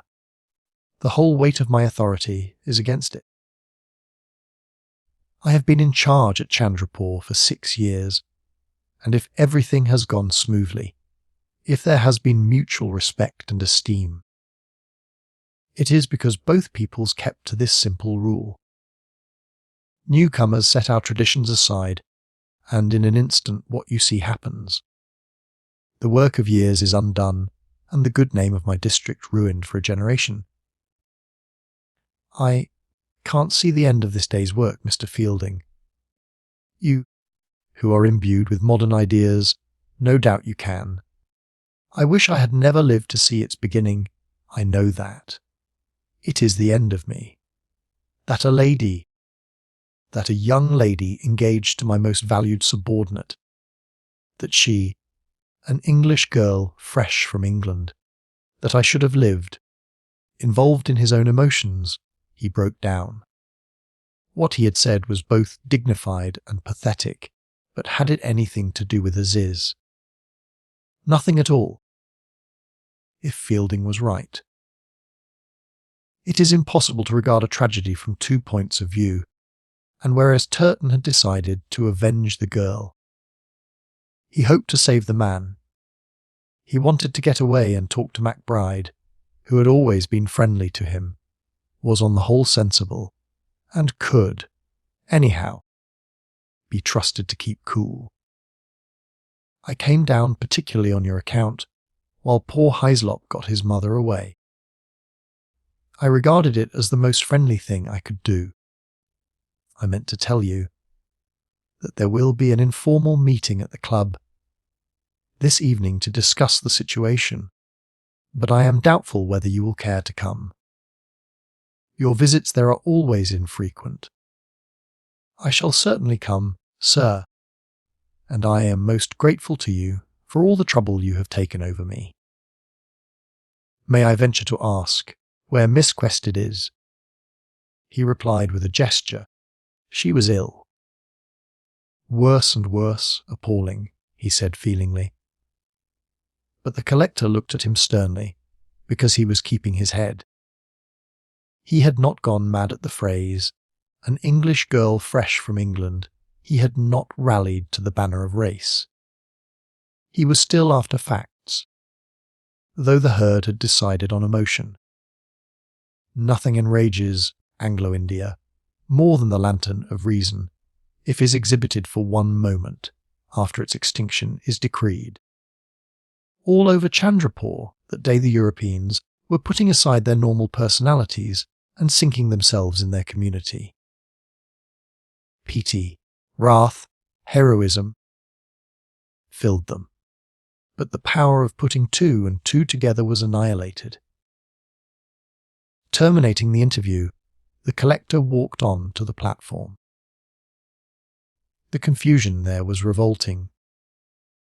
A chuprassy of Ronnie's had been told to bring up some trifles belonging to the ladies, and was appropriating for himself various articles to which he had no right.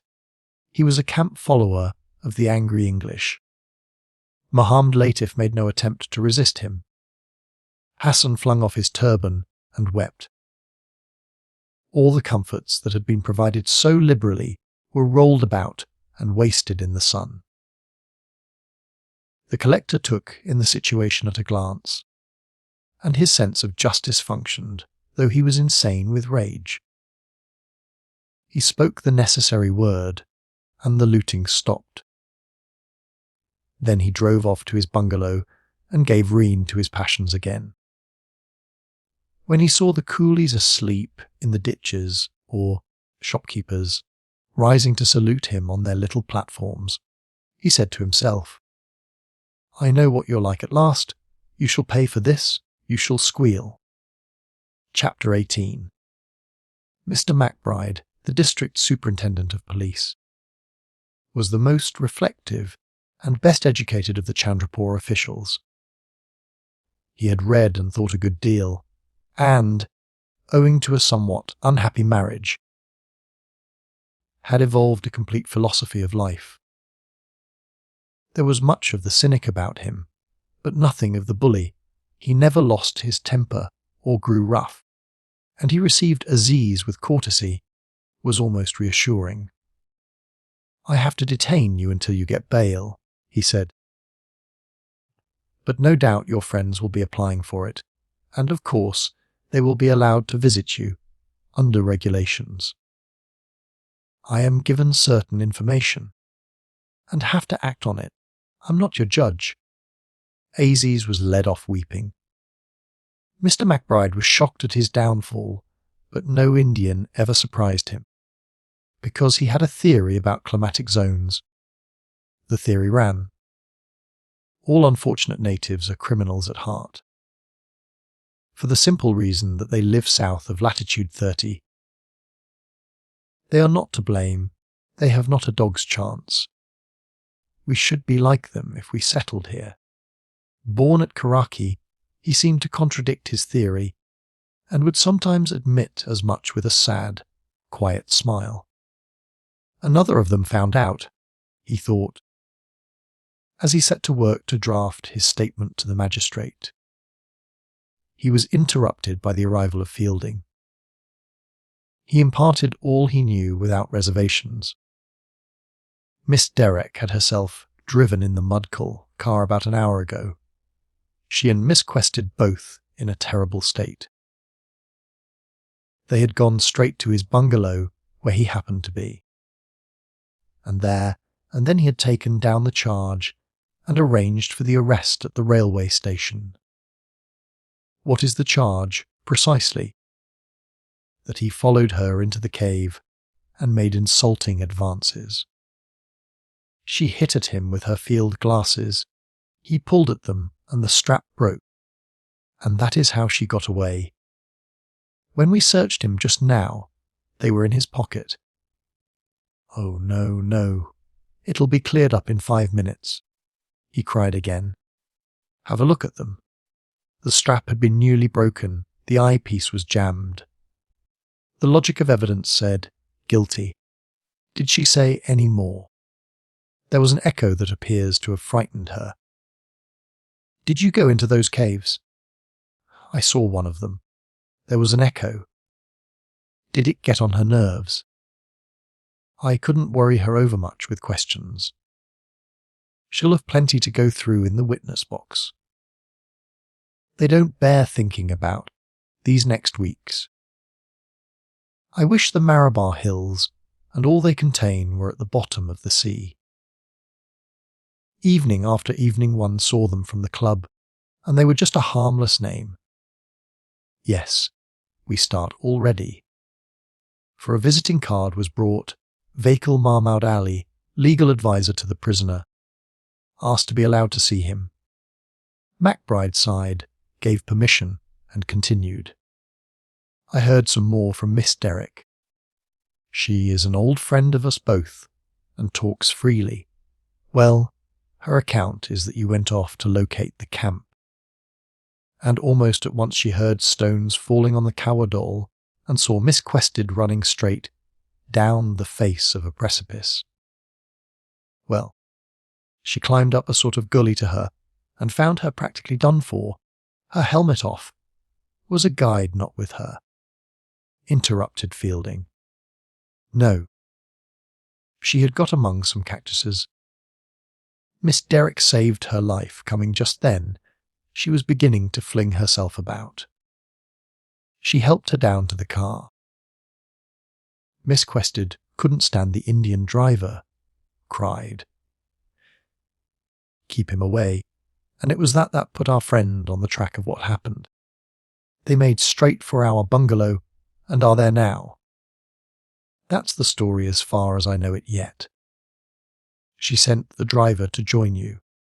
I think she behaved with great sense. I suppose there's no possibility of my seeing Miss Quested? He asked suddenly. I hardly think that would do. Surely, I was afraid you'd say that. I should very much like to. She is in no state to see anyone. Besides, you don't know her well. Hardly at all. But you see, I believe she's under some hideous delusion, and that wretched boy is innocent. The policeman started in surprise, and a shadow passed over his face, for he could not bear his dispositions to be upset. I had no idea that was in your mind, he said, and looked for support at the signed deposition, which lay before him. Those field glasses upset me for a minute, but I've thought since. It's impossible that, having attempted to assault her, he would put her glasses into his pocket. Quite possible. I'm afraid, when an Indian goes bad, he goes not only very bad, but very queer. I don't follow. How should you?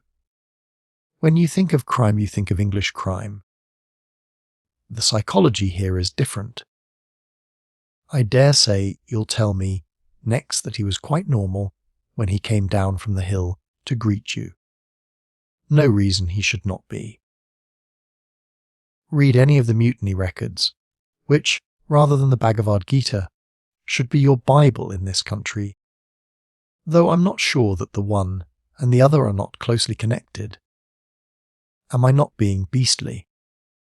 But, you see, Fielding, as I've said to you once before, you're a schoolmaster, and consequently you come across these people at their best.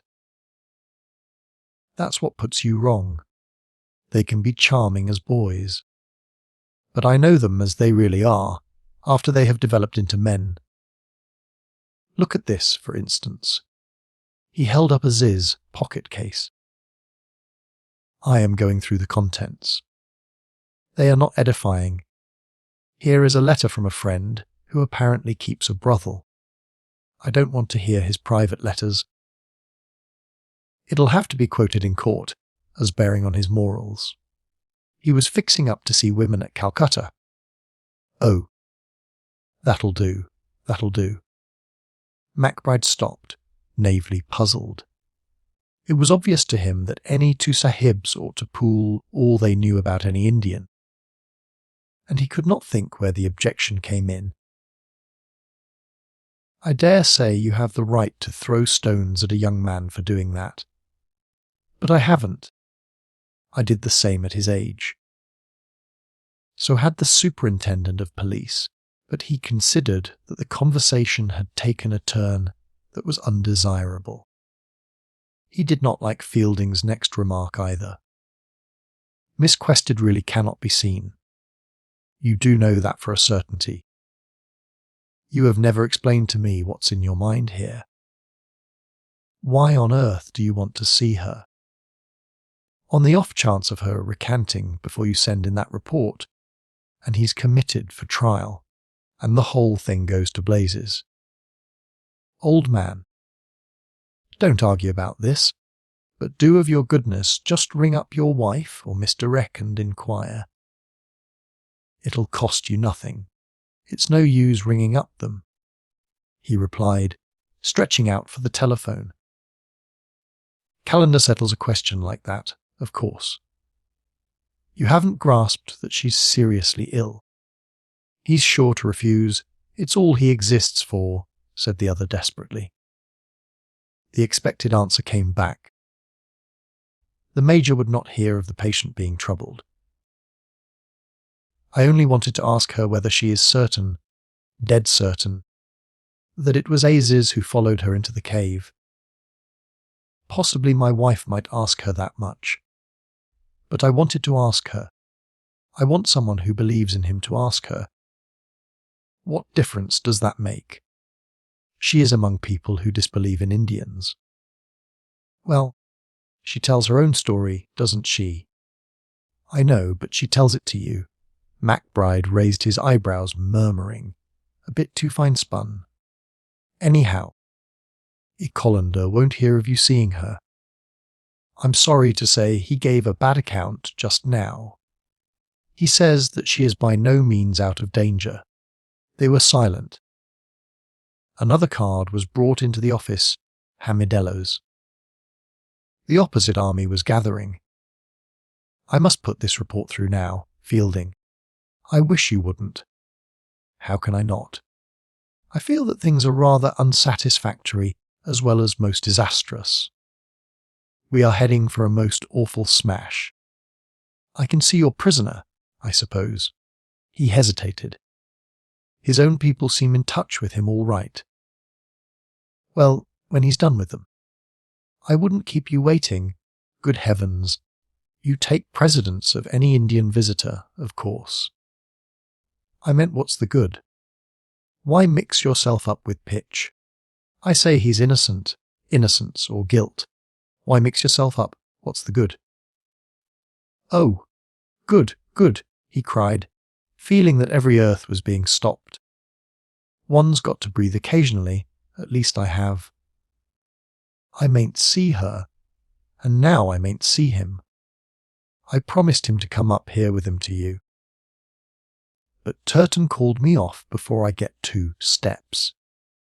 Sort of all white thing the Borough Sahib would do, he muttered sentimentally, and trying not to sound patronizing, he stretched his hand over the table and said, We shall all have to hang together. Old man, I'm afraid. I'm your junior in years, I know, but very much your senior in service. You don't happen to know this poisonous country, as well as I do.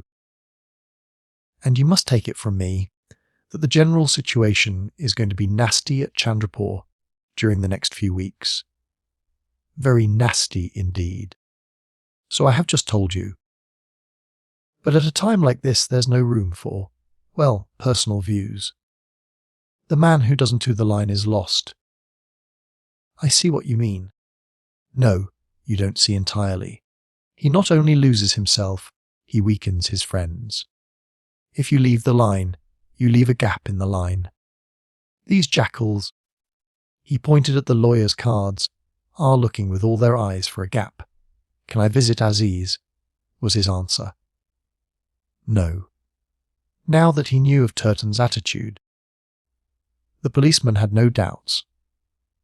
You may see him on a magistrate's order, but on my own responsibility, I don't feel justified. It might lead to more complications. He paused, reflecting that if he had been either 10 years younger or 10 years longer in India, he would have responded to MacBride's appeal. The bit between his teeth, he then said, To whom do I apply for an order? City Magistrate. That sounds comfortable? Yes, one can't very well worry poor Heaslop. More evidence appeared at this moment, the table drawer from Aziz's bungalow, borne with triumph in a corporal's arms. Photographs of women. Ah, that's his wife, said Fielding, wincing. How do you know that? He told me. MacBride gave a faint, incredulous smile and started rummaging in the drawer. His face became inquisitive and slightly bestial. Wife indeed. I know those wives, he was thinking. Aloud he said, Well, you must trot off now, old man, and the Lord help us, the Lord help us all. As if his prayer had been heard, there was a sudden rackety dacket on a temple bell. Chapter 19. Hamidullah was the next stage. He was waiting outside the superintendent's office and sprang up respectfully when he saw Fielding. To the Englishman's passionate, "It's all a mistake," he answered. "Ah, has some evidence come?" "It will come," said Fielding, holding his hand. "Ah, yes, Mr. Fielding. But when once an Indian has been arrested, we do not know where it will stop." His manner was deferential. "You are very good to greet me in this public fashion. I appreciate it. But, Mr. Fielding, nothing convinces a magistrate except evidence. Did Mr. MacBride make any remark when my card came in? Do you think my application annoyed him, will prejudice him against my friend at all? If so, I will gladly retire. He's not annoyed, and if he was, what does it matter? Ah, it's all very well for you to speak like that. But we have to live in this country." The leading barrister of Chandrapur, with the dignified manner and Cambridge degree, had been rattled. He too loved Aziz and knew he was calumniated, but faith did not rule his heart, and he prated of policy and evidence in a way that saddened the Englishman. Fielding, too, had his anxieties. He didn't like the field glasses or the discrepancy over the guide. But he relegated them to the edge of his mind and forbade them to infect its core. Aziz was innocent, and all action must be based on that. And the people who said he was guilty were wrong, and it was hopeless to try to propitiate them. At the moment when he was throwing in his lot with Indians, he realized the profundity of the gulf that divided him from them. They always do something disappointing. Aziz had tried to run away from the police. Mohammed Latif had not checked the pilfering. "And now Hamidullah!" Instead of raging and denouncing, he temporized. "Are Indians cowards? No, but they are bad starters and occasionally jib. Fear is everywhere. The British rage rests on it. The respect and courtesy Fielding himself enjoyed were unconscious acts of propitiation." He told Hamidullah to cheer up. All would end well, and Hamidullah did cheer up and became pugnacious and sensible. MacBride's remark, "If you leave the line, you leave a gap in the line," was being illustrated. First and foremost, the question of bail. Application must be made this afternoon. Fielding wanted to stand surety. Hamidullah thought the Nawab Bahadur should be approached. Why drag in him, though? To drag in everyone was precisely the barrister's aim. He then suggested that the lawyer in charge of the case would be a Hindu. The defence would then make a wider appeal. He mentioned 1 or 2 names, men from a distance who would not be intimidated by local conditions, and said he should prefer Amritro, a Calcutta barrister who had a high reputation professionally and personally, but who was notoriously anti-British. A Fielding demurred. This seemed to him going to the other extreme. Aziz must be cleared, but with a minimum of racial hatred. Amritrao was loathed at the club. His retention would be regarded as a political challenge. Oh no, we must hit with all our strength. When I saw my friend's private papers carried in just now in the arms of a dirty policeman, I said to myself, Amritrao is the man to clear up this. There was a lugubrious pause. The temple bell continued to jangle harshly. The interminable and disastrous day had scarcely reached its afternoon, continuing their work. The wheels of Dominion now propelled a messenger on a horse from the superintendent to the magistrate with an official report of arrest. Don't complicate. Let the cards play themselves, entreated Fielding, as he watched the man disappear into dust. We're bound to win. There's nothing else we can do. She will never be able to substantiate the charge. This comforted Hamidullah, who remarked with complete sincerity, at a crisis, the English are really unequalled. Goodbye, then, my dear Hamidullah, we must drop the Mr. now.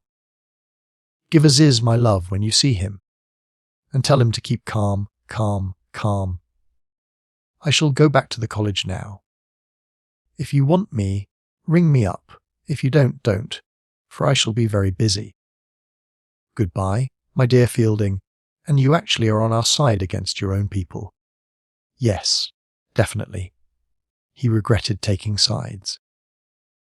To slink through India unlabelled was his aim.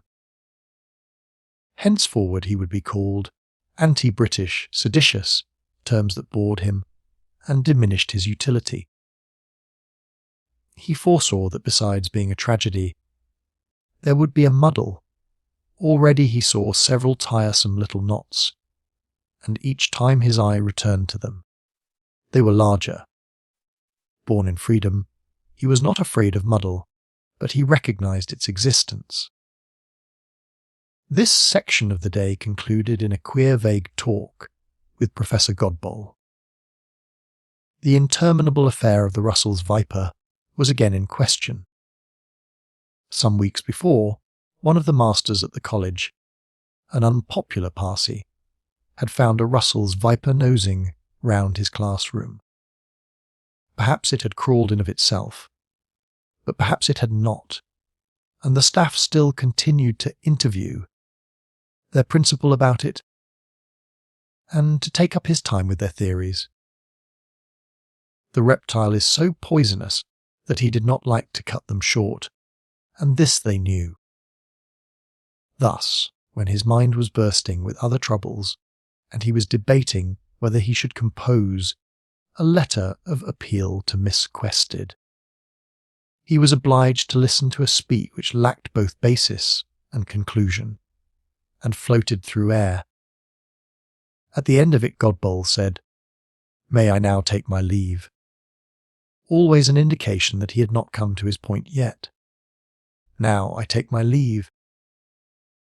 I must tell you how glad I am to hear that after all you succeeded in reaching the Marabar. I feared my unpunctuality had prevented you, but you went. A far pleasanter method in Miss Derrick's car. I hope the expedition was a successful one. The news has not reached you yet, I can see. Oh yes. No, there has been a terrible catastrophe about Aziz. Oh yes, that is all round the college. Well, the expedition where that occurs can scarcely be called a successful one, said Fielding, with an amazed stare.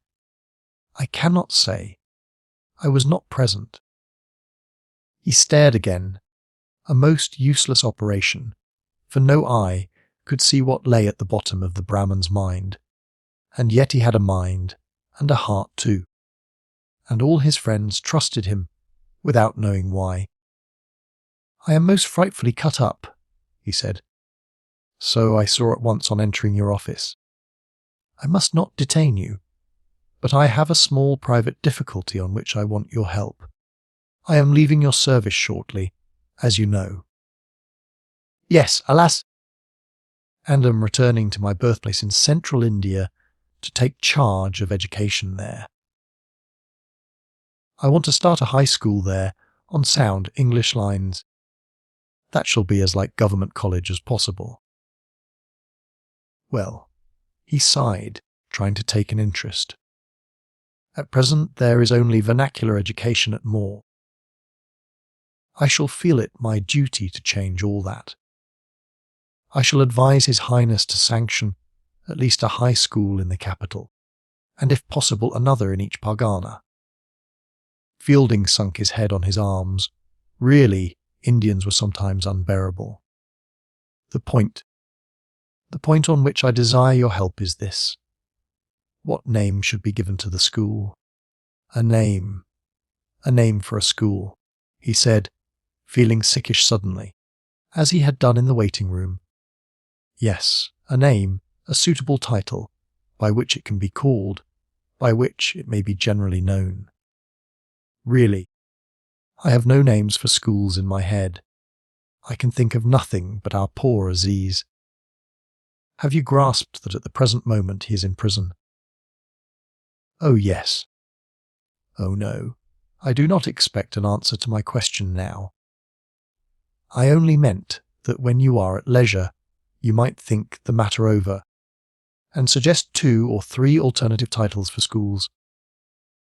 I had thought of the Mr. Fielding High School, but failing that, King Emperor George V. Godbowl. The old fellow put his hands together and looked sly and charming. Is Aziz innocent or guilty? That is for the court to decide. The verdict will be in strict accordance with the evidence, I make no doubt. Yes, but your personal opinion. Here's a man we both like, generally esteemed. He lives here quietly doing his work. Well, what's one to make of it? Would he or would he not do such a thing? Ah, that is rather a different question from your previous one, and also more difficult. I mean difficult in our philosophy. Dr. Aziz is a most worthy young man. I have a great regard for him. But I think you are asking me whether the individual can commit good actions or evil actions, and that is rather difficult for us. He spoke without emotion and in short tripping syllables. I ask you, did he do it or not? Is that plain? I know he didn't, and from that I start. I mean to get at the true explanation in a couple of days. My last notion is that it's the guide who went round with them. Malice on Miss Quested's part. It couldn't be that, though Hamidullah thinks so. She has certainly had some appalling experience. But you tell me, oh no, because good and evil are the same. No, not exactly, please, according to our philosophy. Because nothing can be performed in isolation. All perform a good action when one is performed, and when an evil action is performed, all perform it. To illustrate my meaning, let me take the case in point as an example. I am informed that an evil action was performed in the Malabar Hills, and that a highly esteemed English lady is now seriously ill in consequence. My answer to that is this. That action was performed by Dr. Aziz. He stopped and sucked in his thin cheeks. It was performed by the guide. He stopped again. It was performed by you. Now he had an air of daring and of coyness. It was performed by me. He looked shyly down the sleeve of his own coat, and by my students. It was even performed by the lady herself. When evil occurs, it expresses the whole of the universe. Similarly, when good occurs, and similarly when suffering occurs, and so on and so forth, and everything is anything, and nothing something, he muttered in his irritation, for he needed the solid ground. Excuse me, you are now again changing the basis of our discussion. We were discussing good and evil. Suffering is merely a matter for the individual. If a young lady has sunstroke, that is a matter of no significance to the universe. Oh no, not at all. Oh no, not the least. It is an isolated matter, it only concerns herself. If she thought her head did not ache, she would not be ill, and that would end it. But it is far otherwise in the case of good and evil. They are not what we think them, they are what they are, and each of us has contributed to both. You're preaching that evil and good are the same. Oh no, excuse me once again. Good and evil are different, as their names imply. But, In my own humble opinion, they are both of them aspects of my Lord. He is present in the one, absent in the other. And the difference between presence and absence is great as my feeble mind can grasp. Yet absence implies presence. Absence is not non-existence, and we are therefore entitled to repeat, "Come, come, come," and in the same breath, as if to cancel any beauty his words might have contained. He added, "But did you have time to visit any of the interesting Malabar antiquities?" Fielding was silent, trying to meditate and rest his brain. "Did you not even see the tank by the usual camping ground?" he nagged. Yes. He answered distractedly, wandering over half a dozen things at once. "That is good. Then you saw the tank of the dagger." And he related a legend which might have been acceptable if he had told it at the tea party a fortnight ago.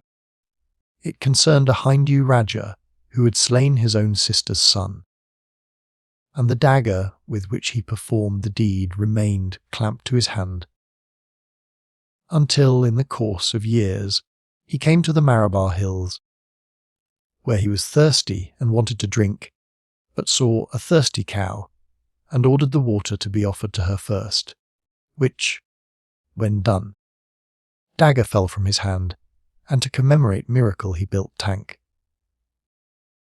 Professor Godbol's conversations frequently culminated in a cow. Fielding received this one in gloomy silence. In the afternoon he obtained a permit and saw a ziz, but found him unapproachable through misery. "You deserted me," was the only coherent remark. He went away to write his letter to Miss Quested. Even if it reached her, it would do no good, and probably the Macbrides would withhold it. Miss Quested did pull him up short. She was such a dry, sensible girl, and quite without malice. The last person in Chandrapur wrongfully to accuse an Indian. Chapter 20.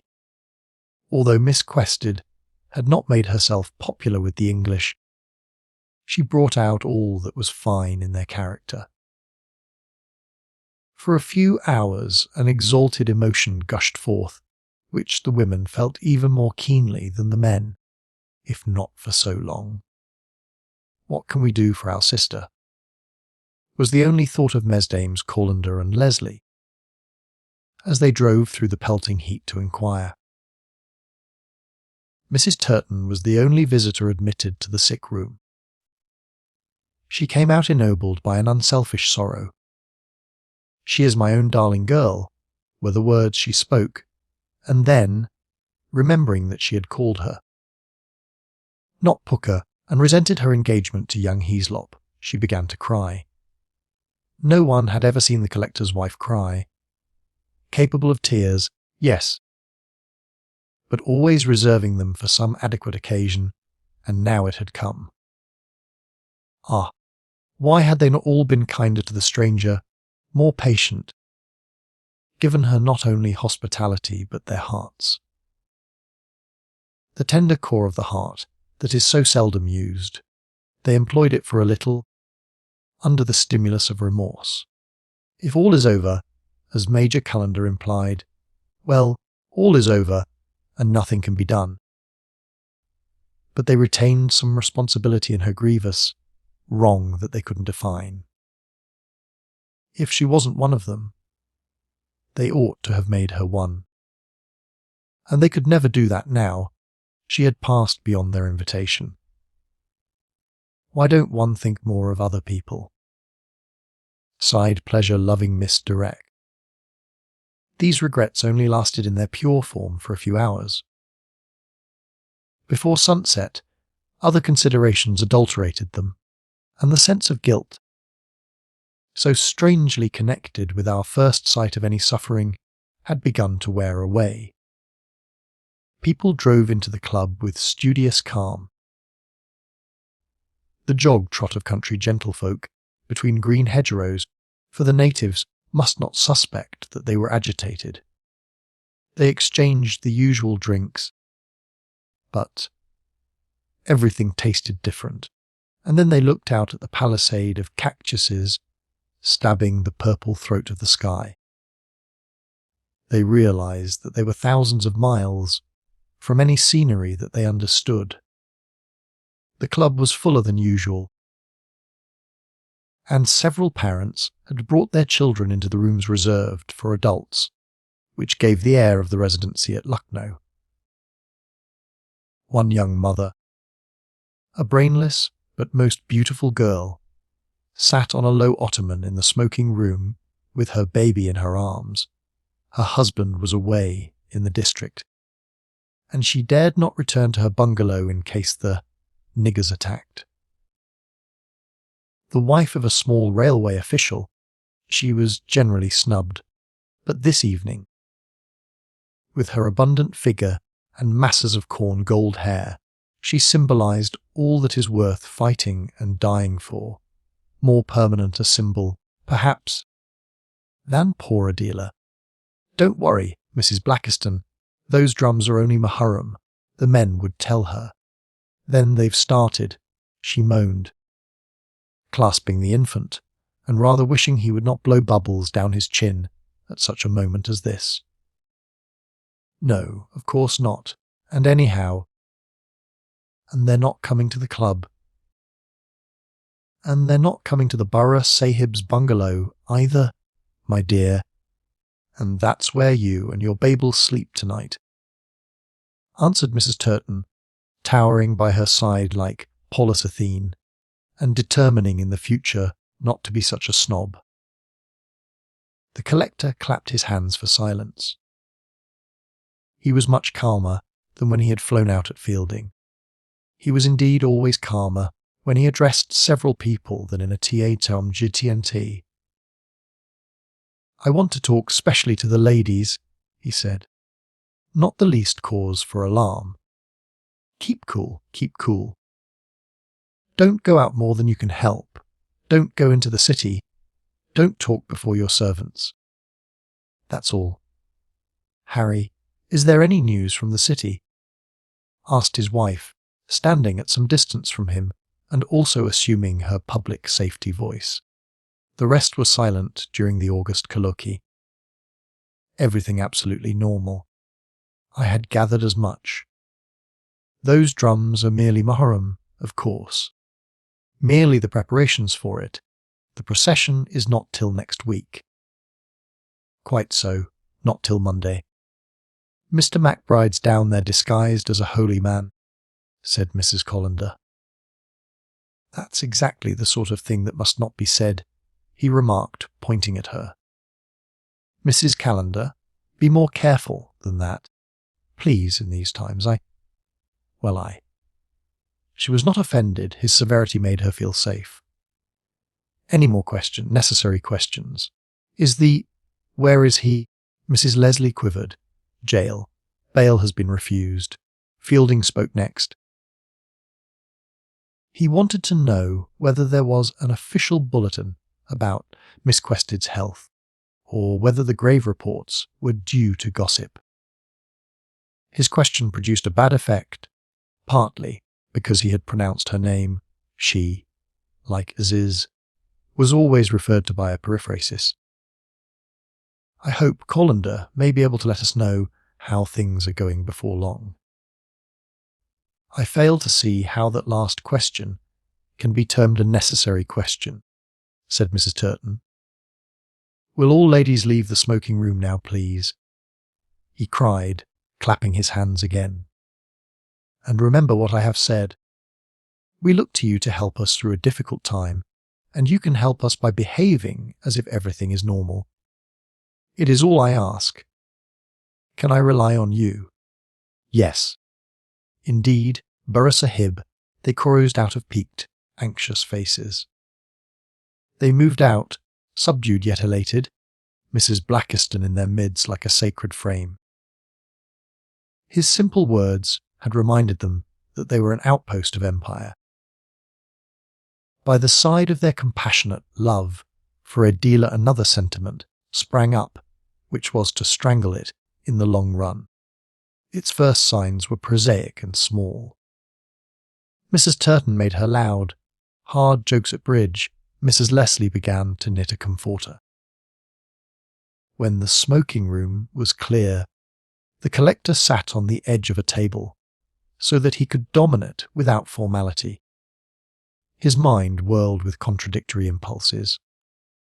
He wanted to avenge Miss Quested and punish Fielding, while remaining scrupulously fair. He wanted to flog every native that he saw, but to do nothing that would lead to a riot or to the necessity for military intervention. The dread of having to call in the troops was vivid to him. Soldiers put one thing straight, but leave a dozen others crooked, and they love to humiliate the civilian administration. One soldier was in the room this evening, a stray subaltern from a Gurkha regiment. He was a little drunk and regarded his presence as providential. The collector sighed. There seemed nothing for it but the old wary business of compromise and moderation. He longed for the good old days when an Englishman could satisfy his own honour and no questions asked afterwards.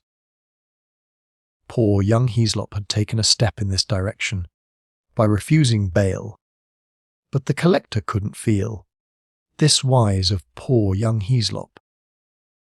Not only would the Nawab Bahadur and others be angry, but the government of India itself also watches, and behind it is that caucus of cranks and cravens, the British Parliament.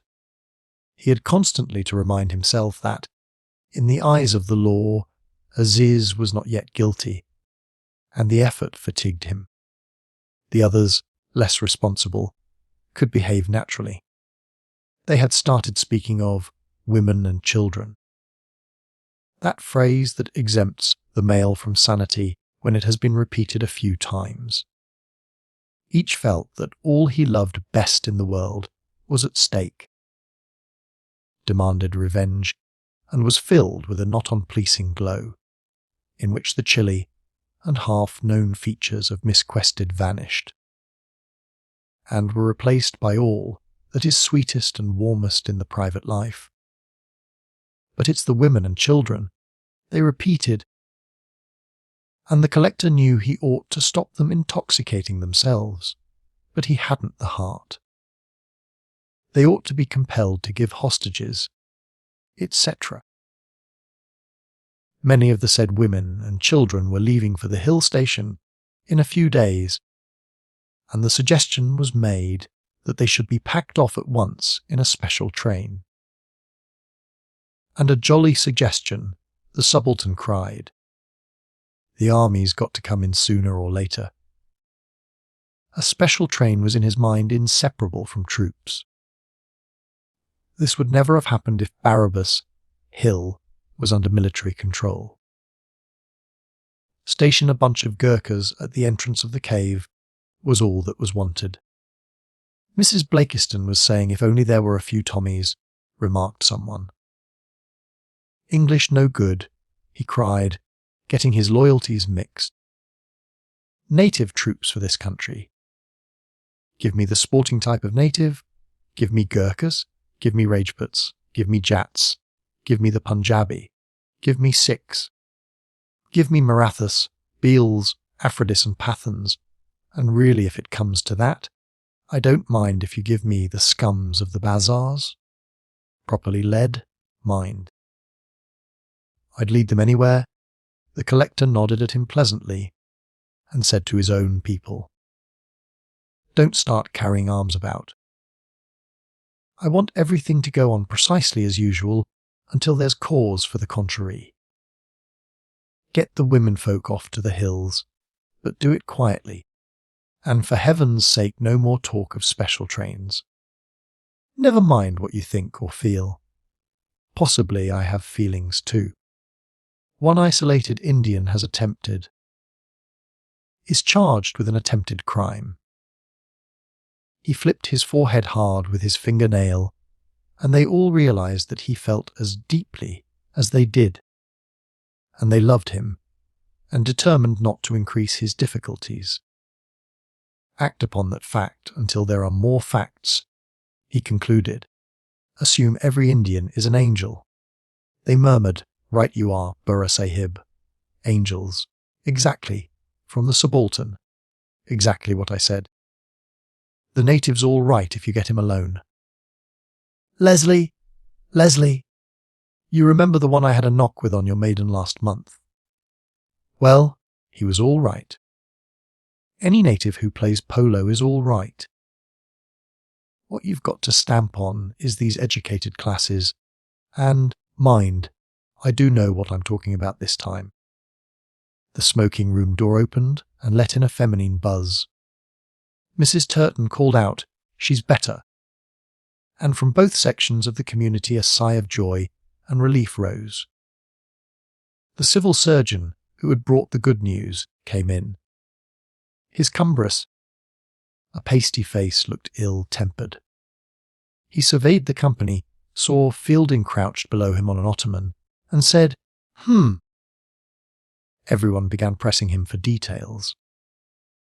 "No one's out of danger in this country as long as they have a temperature," was his answer. He appeared to resent his patient's recovery, and no one who knew the old major and his ways was surprised at this. "Squat down, Calendar. Tell us all about it. Take me some time to do that. How's the old lady, temperature? My wife heard she was sinking, so she may be. I guarantee nothing. I really can't be plagued with questions, Leslie. Sorry, old man. Hazelop's just behind me." At the name of Hazelop a fine and beautiful expression was renewed on every face. Miss Quested was only a victim, but young Hazelop was a martyr.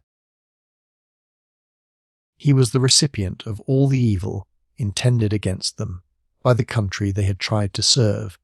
He was bearing the Sahib's cross. And they fretted because they could do nothing for him in return.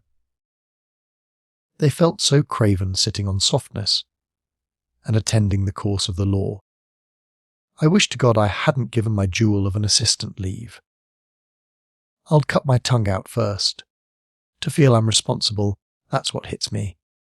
To refuse and then give in under pressure. That is what I did. My sons, that is what I did. Fielding took his pipe from his mouth and looked at it thoughtfully. Thinking him afraid, the other went on. I understood an Englishman was to accompany the expedition. That is why I gave in. No one blames you. My dear Colander, said the collector, looking down. We are all to blame in the sense that we ought to have seen the expedition was insufficiently guaranteed and stopped it. I knew about it myself. We lent our car this morning to take the ladies to the station. We are all implicated in that sense, but not an atom of blame attaches to you personally. I don't feel that. I wish I could. Responsibility is a very awful thing, and I've no use for the man who shirks it. His eyes were directed on Fielding. Those who knew that Fielding had undertaken to accompany and missed the early train were sorry for him. It was what is to be expected when a man mixes himself up with natives, always ends in some indignity. The collector, who knew more, kept silent, for the official in him still hoped that Fielding would to the line. The conversation turned to women and children again, and under its cover Major Colander got hold of the subaltern and set him on to bait the schoolmaster. Pretending to be more drunk than he really was, he began to make semi-offensive remarks. Heard about Miss Quested's servant, reinforced the major. No, what about him? A Heslop warned Miss Quested's servant last night never to lose sight of her. Prisoner got hold of this and managed to leave him behind. Bribed him. Hislop has just found out the whole story, with names and sums. A well-known pimp to those people gave the money, Mohammed Latif by name. So much for the servant. What about the Englishman, our friend here? How did they get rid of him? Money again. Fielding rose to his feet, supported by murmurs and exclamations, for no one yet suspected his integrity. "Oh, I'm being misunderstood. Apologies," said the Major offensively. "I didn't mean they bribed Mr. Fielding." "Then what do you mean?" "They paid the other Indian to make you late, Godbowl. He was saying his prayers." "I know those prayers." "That's ridiculous." He sat down again, trembling with rage. Person after person was being dragged into the mud. Having shot this bolt, the Major prepared the next. Heaslop also found out something from his mother. Aziz paid a herd of natives to suffocate her in a cave.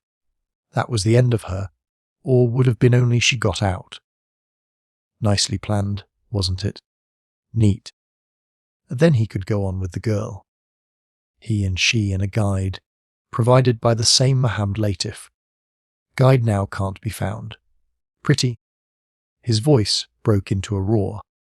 It's not the time for sitting down. It's the time for action. Call in the troops and clear the bazaars. The Major's outbursts were always discounted, but he made everyone uneasy on this occasion. The crime was even worse than they had supposed. The unspeakable limit of cynicism, untouched since 1857. Fielding forgot his anger on poor old Godbowl's behalf, and became thoughtful. The evil was propagating in every direction.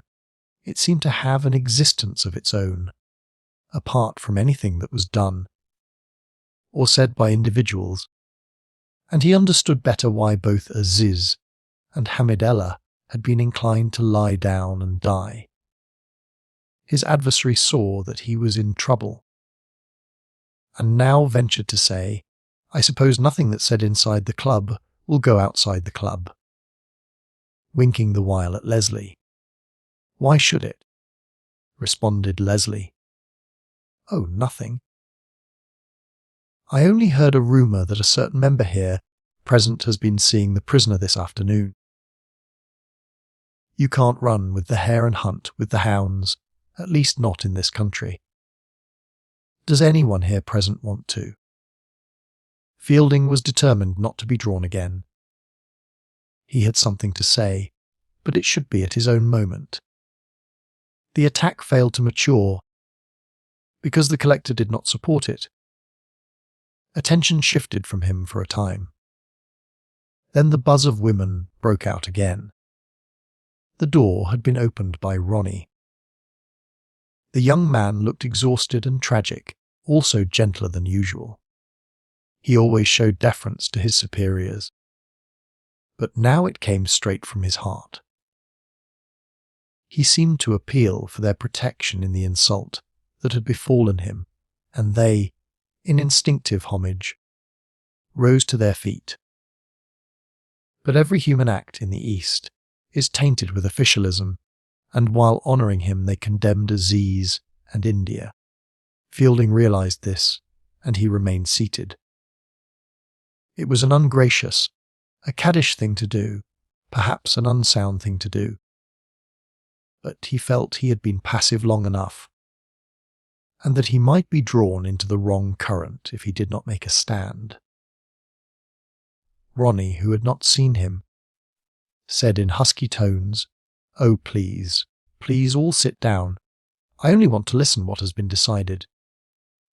"Heaslop, I'm telling them I am against any show of force," I said, the collector apologetically.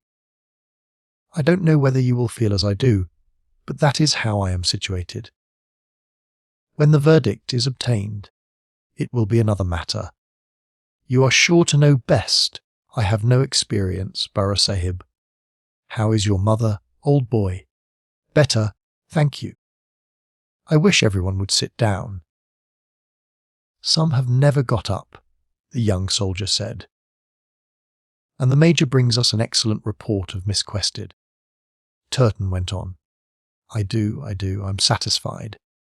You thought badly of her earlier, did you not, Major? That's why I refused bail. Calendar laughed with friendly inwardness and said, Heaslop.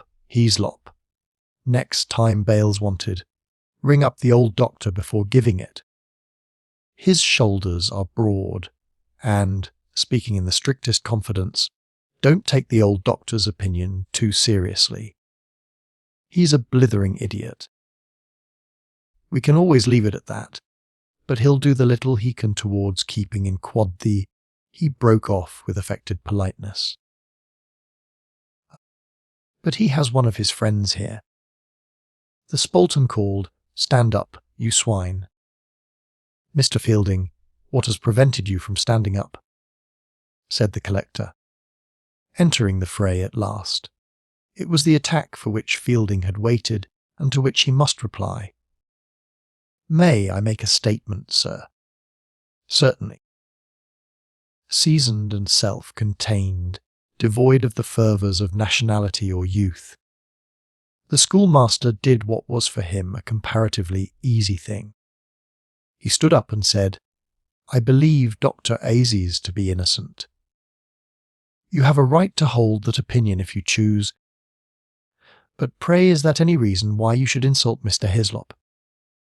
May I conclude my statement? Certainly. I am waiting for the verdict of the courts. If he is guilty, I resign from my service and leave India. I resign from the club now. Hear, hear, said voices, not entirely hostile, for they liked the fellow for speaking out. You have not answered my question. Why did you not stand when Mr. Hislop entered? With all deference, sir, I am not here to answer questions, but to make a personal statement, and I have concluded it. May I ask whether you have taken over charge of this district? Fielding moved towards the door. One moment, Mr. Fielding. You are not to go yet, please. Before you leave the club, from which you do very well to resign, you will express some detestation of the crime, and you will apologise to Mr. Hislop. Are you speaking to me officially, sir? The collector, who never spoke otherwise, was so infuriated that he lost his head. He cried, Leave this room at once, and I deeply regret that I demeaned myself to meet you at the station. You have sunk to the level of your associates. You are weak. That is what is wrong with you. I want to leave the room, but cannot while this gentleman prevents me, said Fielding lightly. The subaltern had got across his path. Let him go, said Ronnie, almost in tears. It was the only appeal that could have saved the situation. Whatever Hislop wished must be done. There was a slight scuffle at the door, from which Fielding was propelled, a little more quickly than is natural, into the room where the ladies were playing cards. Fancy if I'd fallen or got angry, he thought. Of course he was a little angry. His peers had never offered him violence or called him weak before. Besides, Hislop had heaped coals of fire on his head. He wished he had not picked the quarrel over poor suffering Hislop when there were cleaner issues at hand. However, there it was, done, muddled through, and to cool himself and regain mental balance, he went on to the upper veranda for a moment, where the first object he saw was the Marabar Hills. At this distance and hour they leaped into beauty. They were Monsalvat, Walhalla, the towers of a cathedral, peopled with saints and heroes, and covered with flowers. What miscreant lurked in them, presently to be detected by the activities of the law? Who was the guide? And had he been found yet? What was the echo of which the girl complained? He did not know, but presently he would know. Great is information, and she shall prevail. It was the last moment of the light, and as he gazed at the Marabar hills, they seemed to move graciously towards him like queen, and their charm became the skies. At the moment they vanished, they were everywhere. The cool benediction of the night descended. The stars sparkled, and the whole universe was a hill. Lovely, exquisite moment, but passing the Englishman with averted face and on swift wings. He experienced nothing himself. It was as if someone had told him there was such a moment, and he was obliged to believe. And he felt dubious and discontented suddenly, and wondered whether he was really and truly successful as a human being. After 40 years' experience, he had learnt to manage his life and make the best of it on advanced European lines, had developed his personality, explored his limitations, controlled his passions, and he had done it all without becoming either pedantic or worldly. A creditable achievement, but as the moment passed, he felt he ought to have been working at something else the whole time. He didn't know at what. Never would know. Never could know, and that was why he felt sad. Chapter 21. Dismissing his regrets as inappropriate to the matter in hand. He accomplished the last section of the day by riding off to his new allies. He was glad that he had broken with the club, for he would have picked up scraps of gossip there and reported them down in the city, and he was glad to be denied this opportunity. He would miss his billiards and occasional tennis and cracks with MacBride, but really that was all. So light did he travel. At the entrance of the bazaars, a tiger made his horse shy, a youth dressed up as a tiger, the body striped brown and yellow, a mask over the face. Muharram was working up. The city beat a good many drums, but seemed good-tempered. He was invited to inspect a small tazia, a flimsy and frivolous erection, more like a crinoline than the tomb of the grandson of the Prophet, done to death at Kerbela. Excited children were pasting coloured paper over its ribs. The rest of the evening he spent with the Nawab Bahadur, Hamidullah, Mahmud Ali, and others of the Confederacy. The campaign was also working up. A telegram had been sent to the famous Amritro, and his acceptance received. Application for bail was to be renewed. It could not well be withheld now that Miss Quested was out of danger. The conference was serious and sensible, but marred by a group of itinerant musicians who were allowed to play in the compound. Each held a large earthenware jar containing pebbles, and jerked up and down in time to a doleful chant. Distracted by the noise, he suggested their dismissal, but the Nawab Bahadur vetoed it. He said that musicians, who had walked many miles, might bring good luck.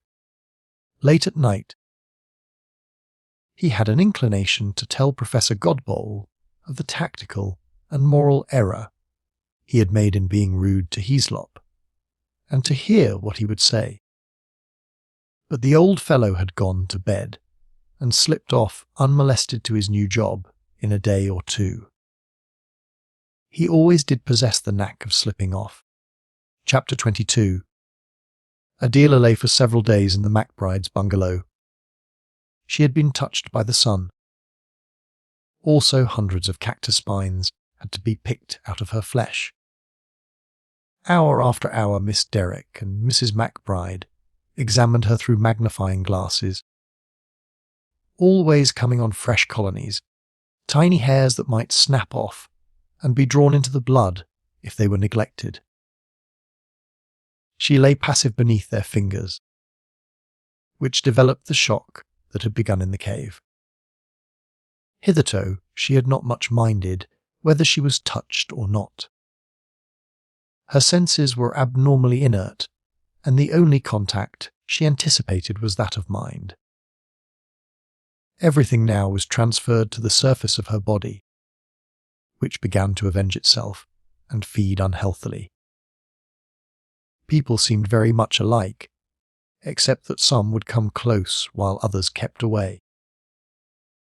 In space things touch, in time things part, she repeated to herself while the thorns were being extracted. Her brain so weak that she could not decide whether the phrase was a philosophy or a pun.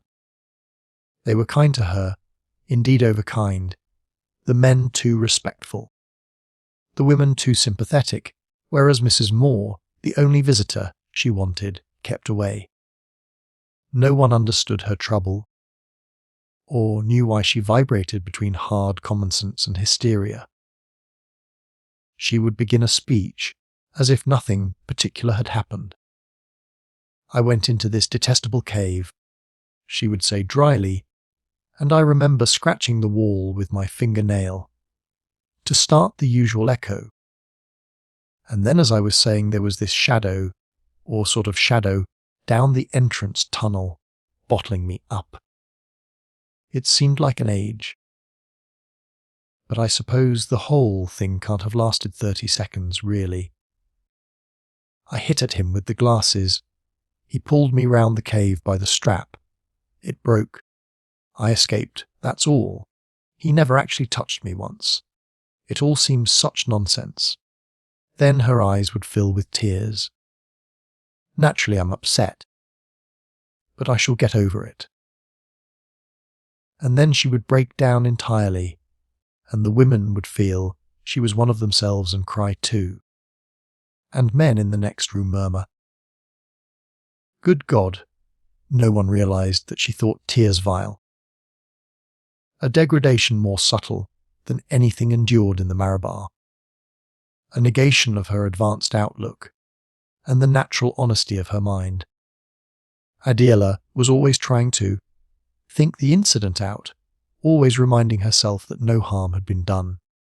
There was the shock, but what is that? For a time her own logic would convince her. Then she would hear the echo again, weep, declare she was unworthy of Ronnie, and hope her assailant would get the maximum penalty. After one of these bouts, she longed to go out into the bazaars and ask pardon from everyone she met, for she felt in some vague way that she was leaving the world worse than she found it. She felt that it was her crime, until the intellect, reawakening, pointed out to her that she was inaccurate here and set her again upon her sterile round. If only she could have seen Mrs. Moore! The old lady had not been well either, and was disinclined to come out, Ronnie reported. And consequently the echo flourished, raging up and down like a nerve in the faculty of her hearing, and the noise in the cave, so unimportant intellectually, was prolonged over the surface of her life. She had struck the polished wall for no reason, and before the comment had died away, he followed her, and the climax was the falling of her field glasses. The sound had spouted after her when she escaped, and was going on still like a river that gradually floods the plain. Only Mrs. Moore could drive it back to its source and seal the broken reservoir. Evil was loose.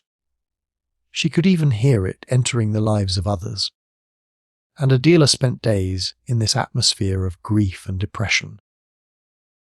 Her friends kept up their spirits by demanding holocausts of natives, but she was too worried and weak to do that.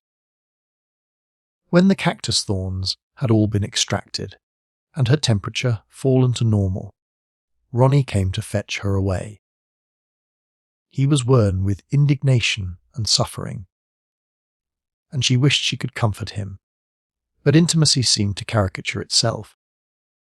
And the more they spoke, the more wretched and self-conscious they became. Practical talk was the least painful. And He and MacBride now told her one or two things which they'd concealed from her during the crisis by the doctor's orders. She learnt for the first time of the Muharram troubles. There had nearly been a riot. The last day of the festival. The great procession left its official route and tried to enter the civil station, and a telephone had been cut because it interrupted the advance of one of the larger paper towers. MacBride and his police had pulled the thing straight. A fine piece of work.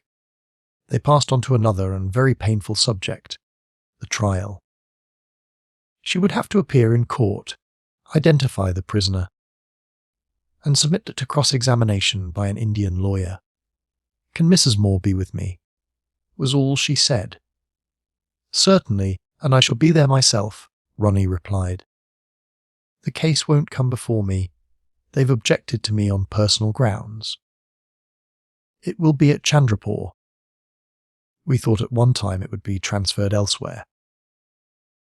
Miss Quested realises what all that means, though, said MacBride sadly. "The case will come before Das." Das was Ronnie's assistant, own brother to the Mrs. Bhattacharya, whose carriage had played them false last month. He was courteous and intelligent, and with the evidence before him could only come to one conclusion.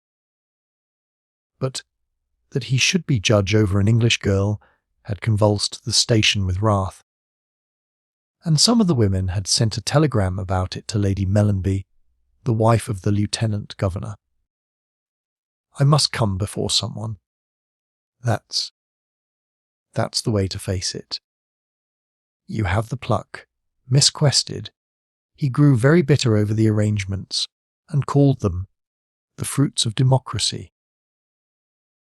In the old days an Englishwoman would not have had to appear, nor would any Indian have dared to discuss her private affairs. She would have made her deposition, and judgment would have followed. He apologized to her for the condition of the country, with the result that she gave one of her sudden little shoots of tears. Ronnie wandered miserably about the room while she cried, treading upon the flowers of the cashmere carpet that so inevitably covered it, or drumming on the brass Benares bowls. "I do this less every day. I shall soon be quite well," she said, blowing her nose and feeling hideous. "What I need is something to do. That is why I keep on with this ridiculous crying." "It's not ridiculous. We think you wonderful," said the policeman, very sincerely. "It only bothers us that we can't help you more. Your stopping here, at such a time, is the greatest honour this house." He too was overcome with emotion. "By the way, a letter came here for you while you were ill," he continued. "I opened it, which is a strange confession to make. Will you forgive me? The circumstances are peculiar. It is from Fielding. Why should he write to me? A most lamentable thing has happened. The defence got hold of him. He's a crank, said Ronnie lightly. That's your way of putting it. But a man can be a crank without being a cad. Miss Quested had better know how he behaved to you. If you don't tell her, somebody else will. He told her. He is now the mainstay of the defence. I needn't add. He is the one righteous Englishman in a horde of tyrants. He receives deputations from the bazaar, and they all chew betel nut and smear one another's hands with scent. It is not easy to enter into the mind of such a man. His students are on strike. Out of enthusiasm for him, they won't learn their lessons. If it weren't for Fielding, one would never have had the Muharram trouble. He has done a very grave disservice to the whole community. The letter lay here a day or two, waiting till you're well enough. Then the situation got so grave that I decided to open it in case it was useful to us. Is it? She said feebly. Not at all. He only has the impertinence to suggest you have made a mistake. Would that I had!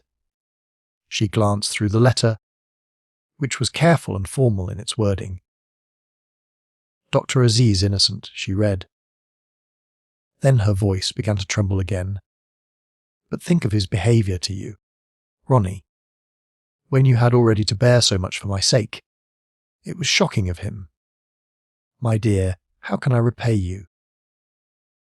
How can one repay when one has nothing to give?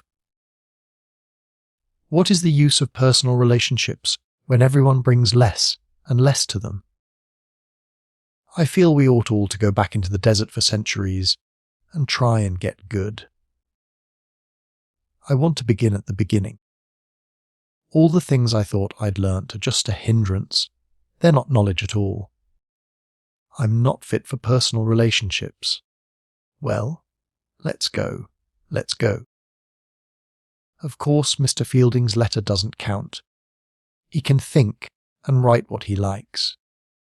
Only he shouldn't have been rude to you when you had so much to bear. That's what matters.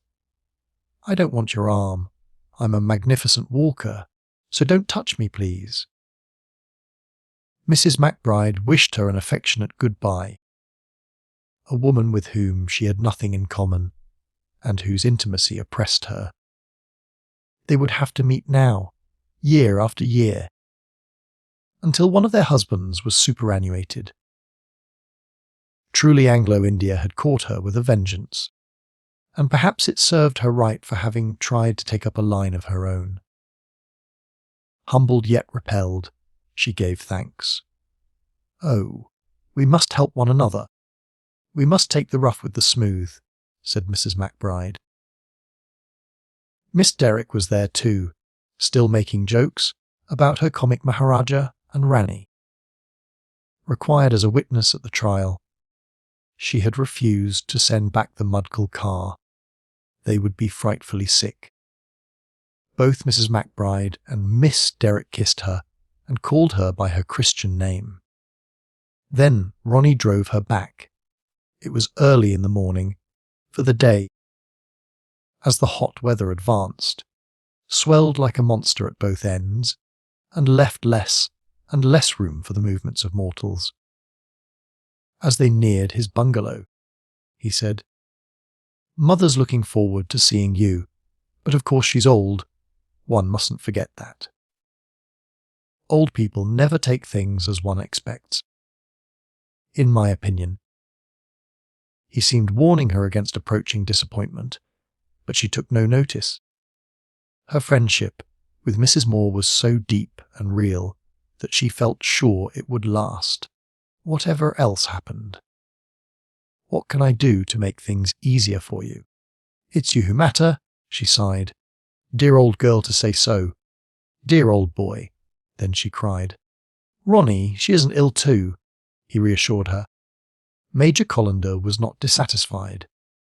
"But you'll find her irritable. We are an irritable family." "Well, you'll see for yourself." No doubt my own nerves are out of order, and I expected more from Mother when I came in from the office than she felt able to give. She is sure to make a special effort for you. Still, I don't want your home coming to be a disappointing one. Don't expect too much. The house came in sight. It was a replica of the bungalow she had left. Puffy red and curiously severe, Mrs. Moore was revealed upon a sofa. She didn't get up when they entered, and the surprise of this roused Adela from her own troubles. "Here you are both back," was the only greeting. Adela sat down and took a hand. It withdrew, and she felt that just as others repelled her, so did she repel Mrs. Moore. "Are you all right?" "You appeared all right when I left," said Ronnie, trying not to speak crossly. But he had instructed her to give the girl a pleasant welcome, and he could not but feel annoyed. I am all right, she said heavily. As a matter of fact, I have been looking at my return ticket. It is interchangeable, so I have a much larger choice of boats home than I thought. We can go into that later, can't we? Ralph and Stella may be wanting to know when I arrive. There is plenty of time for all such plans. How do you think our dealer looks? I am counting on you to help me through. It is such a blessing to be with you again. Everyone else is a stranger, said the girl rapidly. But Mrs. Moore showed no inclination to be helpful. A sort of resentment emanated from her. She seemed to say, "Am I to be bothered forever?" Her Christian tenderness had gone, or had developed into a hardness, a just irritation against the human race. She had taken no interest at the arrest, asked scarcely any questions, and had refused to leave her bed on the awful last night of Muharram, when an attack was expected on the bungalow. I know it's all nothing. I must be sensible. I do try, Adela continued, working again towards tears. I shouldn't mind if it happened anywhere else. At least I really don't know where it did happen. Ronnie supposed that he understood what she meant. She could not identify or describe the particular cave. Indeed, almost refused to have her mind cleared up about it. And it was recognized that the defense would try to make capital out of this during the trial. He reassured her. The Marabar caves were notoriously like one another. Indeed, in the future they were to be numbered in sequence with white paint. Yes, I mean that. At least not exactly, but there is this echo that I keep on hearing. Oh, what of the echo? Asked Mrs. Moore, paying attention to her for the first time. I can't get rid of it. I don't suppose you ever will. Ronnie had emphasized to his mother that Idela would arrive in a morbid state, yet she was being positively malicious. Mrs. Moore, what is this echo? Don't you know? No, what is it? Oh, do say. I felt you would be able to explain it. This will comfort me so. If you don't know, you don't know. I can't tell you. I think you're rather unkind not to say. Say, said the old lady bitterly. As if anything can be said. I have spent my life in saying or in listening to sayings. I have listened too much. It is time I was left in peace. Not to die, she added sorely. No doubt you expect me to die, but when I have seen you and Ronnie married, and seen the other two, and whether they want to be married, I'll retire then into a cave of my own. She smiled. To bring down her remark into ordinary life and thus add to its bitterness. Somewhere where no young people will come asking questions and expecting answers. Some shelf. Quite so, but meantime a trial is coming on, said her son hotly. And the notion of most of us is that we'd better pull together and help one another through, instead of being disagreeable. Are you going to talk like that in the witness box? Why should I be in the witness box? To confirm certain points in our evidence. I have nothing to do with your ludicrous law courts, she said, angry. I will not be dragged in at all. I won't have her dragged in, either.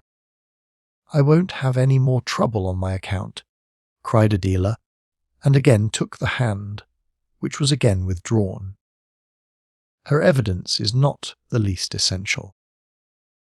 I thought she would want to give it.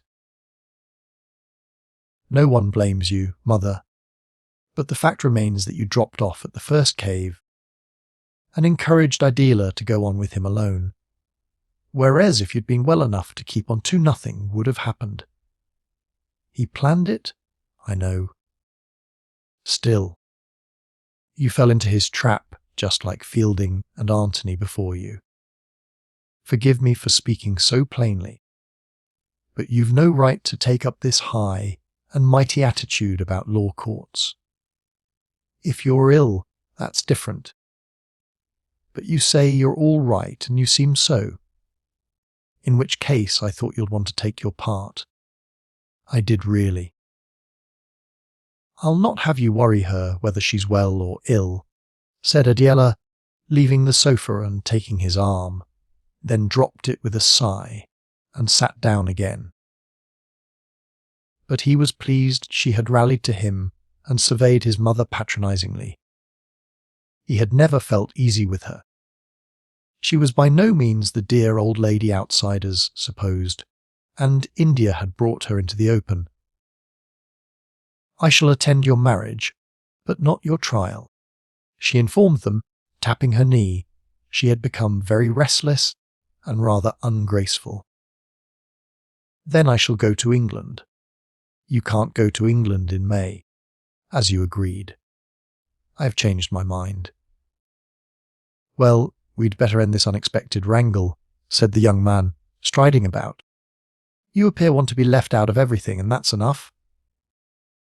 My body, my miserable body, she sighed. Why isn't it strong? Oh, why can't I walk away and be gone? Why can't I finish my duties and be gone? Why do I get headaches and puff when I walk? And all the time this to do, and that this to do in your way, and that to do in her way, and everything sympathy and confusion, and bearing one another's burdens. Why can't this be done, and that be done in my way, and they be done and I at peace? Why has anything to be done I cannot see?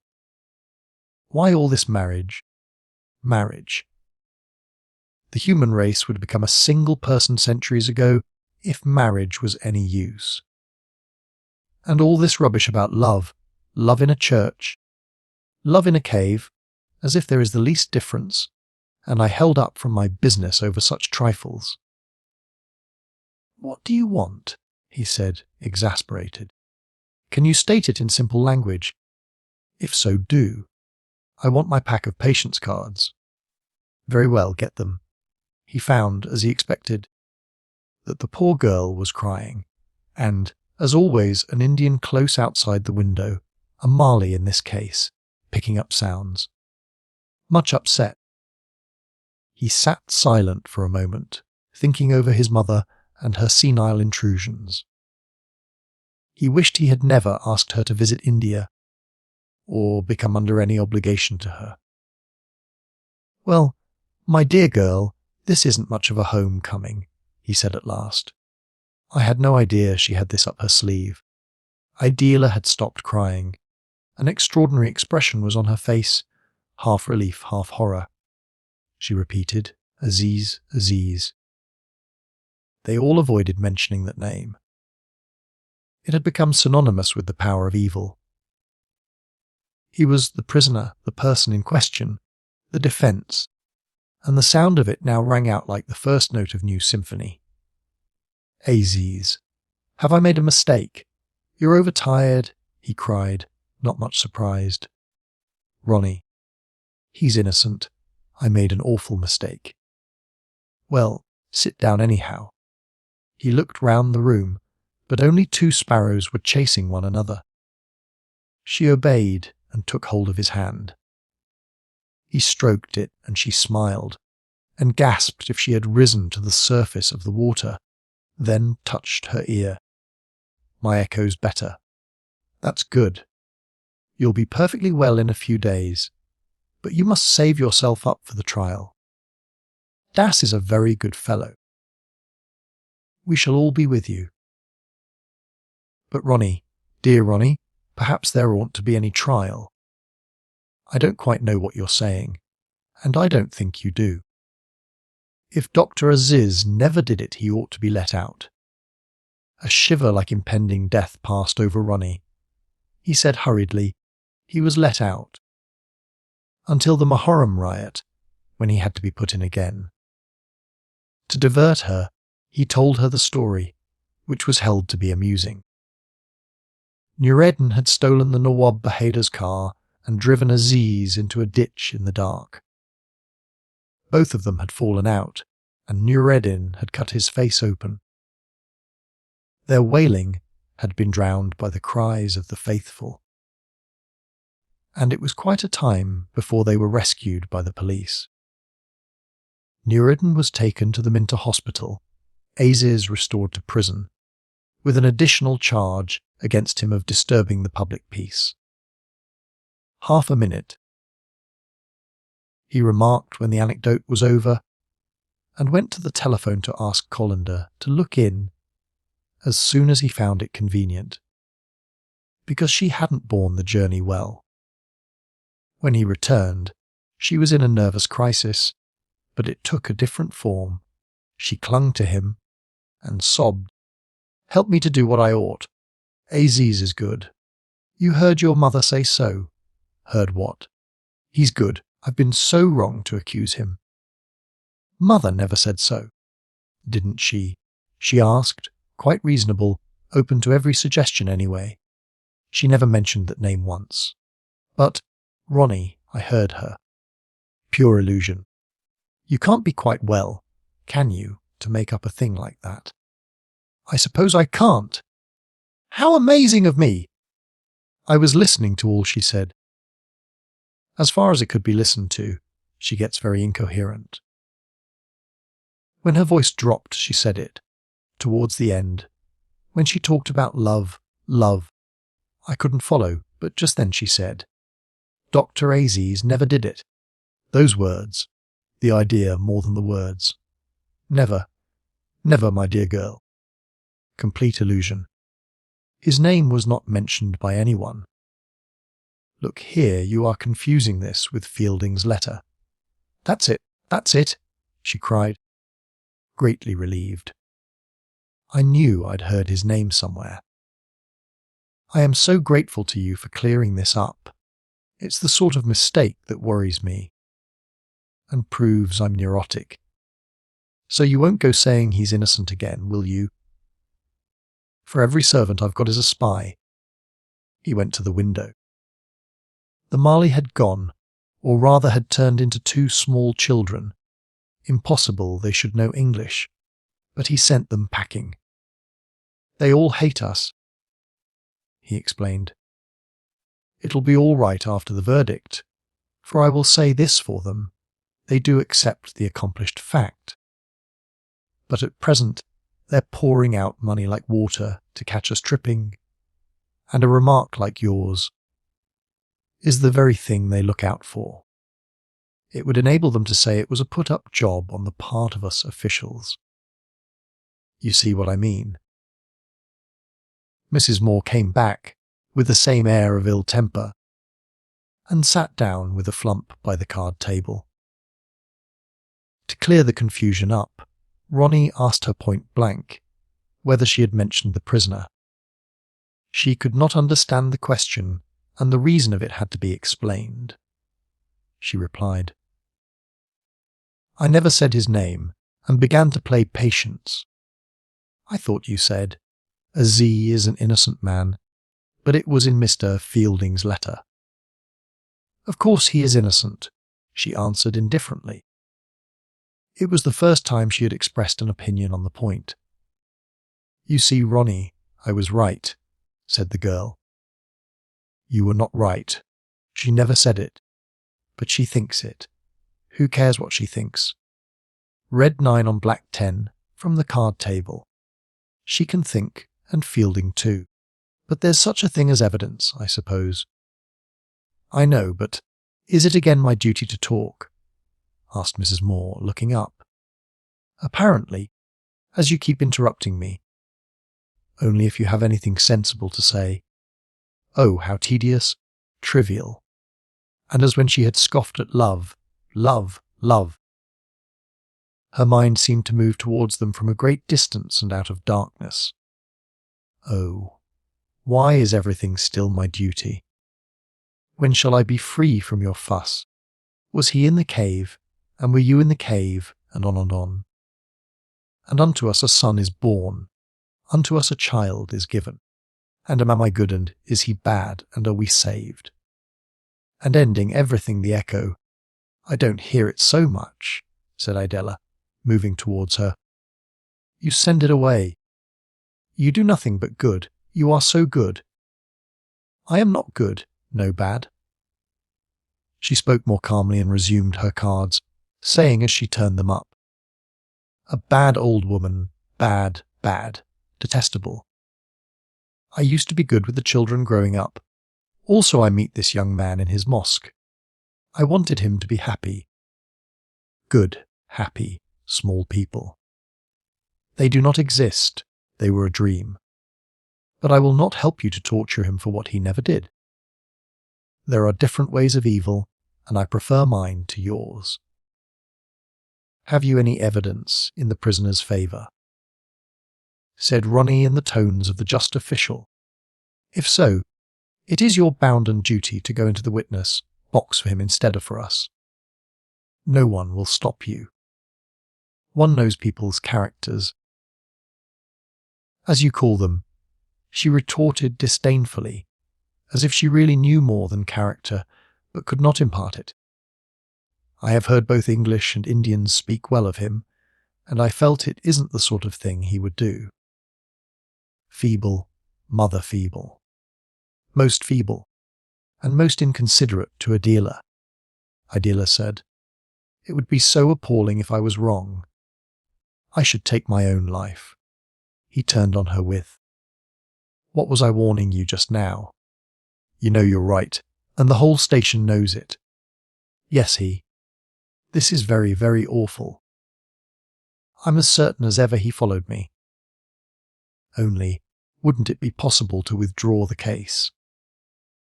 I dread the idea of giving evidence more and more. And you are all so good to women here, and you have so much more power than in England. Look at Miss Derrick's motor car. Oh. Of course it's out of the question. I'm ashamed to have mentioned it. Please forgive me. That's all right, he said inadequately. Of course I forgive you, as you call it. But the case has to come before a magistrate now. It really must. The machinery has started. She has started the machinery. It will work to its end. Adela inclined towards tears in consequence of this unkind remark, and Ronnie picked up the list of steamship sailings with an excellent notion in his head.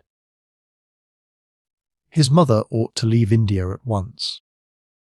She was doing no good to herself or to anyone else there. Chapter 23. Lady Mellanby, wife to the Lieutenant Governor of the province, had been gratified by the appeal addressed to her by the ladies of Chandrapur. She could not do anything. Besides, she was sailing for England.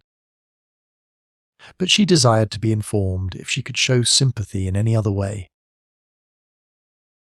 Mrs. Turton replied that Mr. Heslop's mother was trying to get a passage, but had delayed too long, and all the boats were full. Could Lady Mellanby use her influence? Not even Lady Mellanby could expand the dimensions of a P and O. But she was a very, very nice woman, and she actually wired offering the unknown and obscure old lady accommodation in her own reserved cabin. It was like a gift from heaven. Humble and grateful, Ronnie could not but reflect that there are compensations for every woo.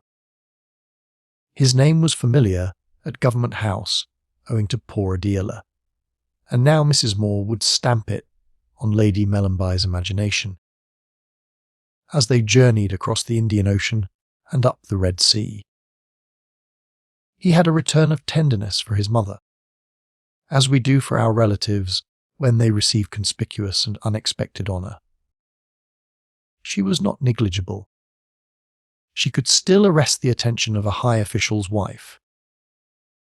So Mrs. Moore had all she wished. She escaped the trial, the marriage, and the hot weather. She would return to England in comfort and distinction, and see her other children. At her son's suggestion, and by her own desire, she departed. But she accepted her good luck without enthusiasm.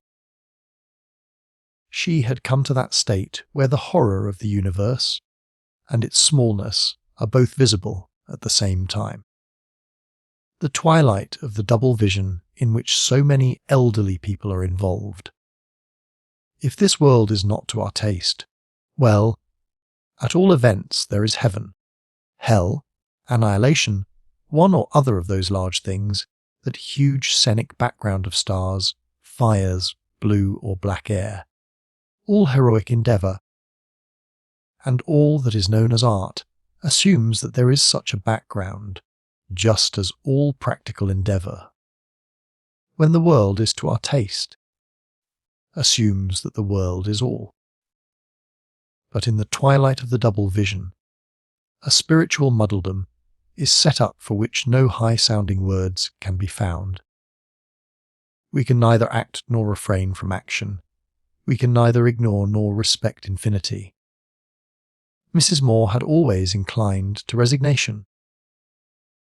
As soon as she landed in India, it seemed to her good, and when she saw the water flowing through the mosque tank, or the Ganges, or the moon, caught in the shawl of night with all the other stars, it seemed a beautiful goal and an easy one.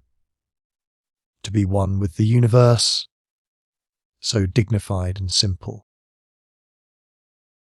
But there was always some little duty to be performed first, some new card to be turned up from the diminishing pack and placed. And while she was pottering about, the Marabar struck its gong. What had spoken to her in that scored-out cavity of the granite? What dwelt in the first of the caves? Something very old and very small. Before time it was before space also. Something snub-nosed. Incapable of generosity, the undying worm itself. Since hearing its voice, she had not entertained one large thought. She was actually envious of a dealer. All this fuss over a frightened girl. Nothing had happened, and if it had, she found herself thinking with the cynicism of a withered priestess. If it had, there are worse evils than love. The unspeakable attempt presented itself to her as love. In a cave, in a church, boom, it amounts to the same. Visions are supposed to entail profundity, but wait till you get one. Dear reader! The abyss also may be petty, the serpent of eternity made of maggots. Her constant thought was. Less attention should be paid to my future daughter-in-law, and more to me. There is no sorrow like my sorrow. Although when the attention was paid she rejected it irritably. Her son couldn't escort her to Bombay, for the local situation continued acute, and all officials had to remain at their posts. Anthony couldn't come either, in case he never returned to give his evidence. So she travelled with no one who could remind her of the past. This was a relief. The heat had drawn back a little before its next advance, and the journey was not unpleasant.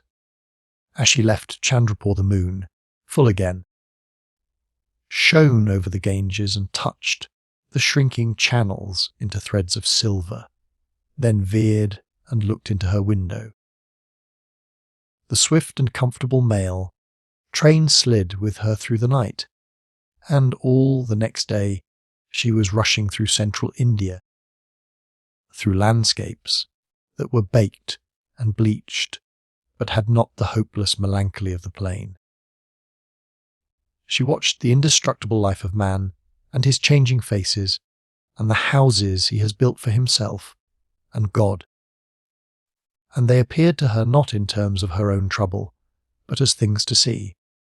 There was, for instance, a place called Assaghar, which she passed at sunset and identified on a map, an enormous fortress among wooded hills. No one had ever mentioned Assaghar to her, but it had huge and noble bastions, and to the right of them was a mosque. She forgot it. 10 minutes later, Asaga reappeared. The mosque was to the left of the bastions now. The train in its descent through the Vindhyas had described a semicircle round Asagar. What could she connect it with except its own name?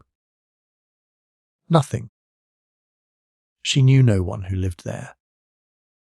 But it had looked at her twice and seemed to say, "I do not vanish." She woke in the middle of the night with a start, for the train was falling over the western cliff. Moonlit pinnacles rushed up at her like the fringes of a sea, then a brief episode of plain. The real sea and the soupy dawn of Bombay. I have not seen the right places, she thought, as she saw embayed in the platforms of the Victoria terminus the end of the rails that had carried her over a continent and could never carry her back. She would never visit Asagar or the other untouched places, neither Delhi nor Agra, nor the Rajputana cities nor Kashmir, nor the obscure marvels that had sometimes shone through men's speech. The bilingual rock of Jurna, the statue of Sri Belgola, the ruins of Mandu and Hampi, temples of Khadraha, gardens of Shalimar. As she drove through the huge city which the West has built, and abandoned with a gesture of despair, she longed to stop, though it was only Bombay, and disentangle the 100 Indias that passed each other in its streets.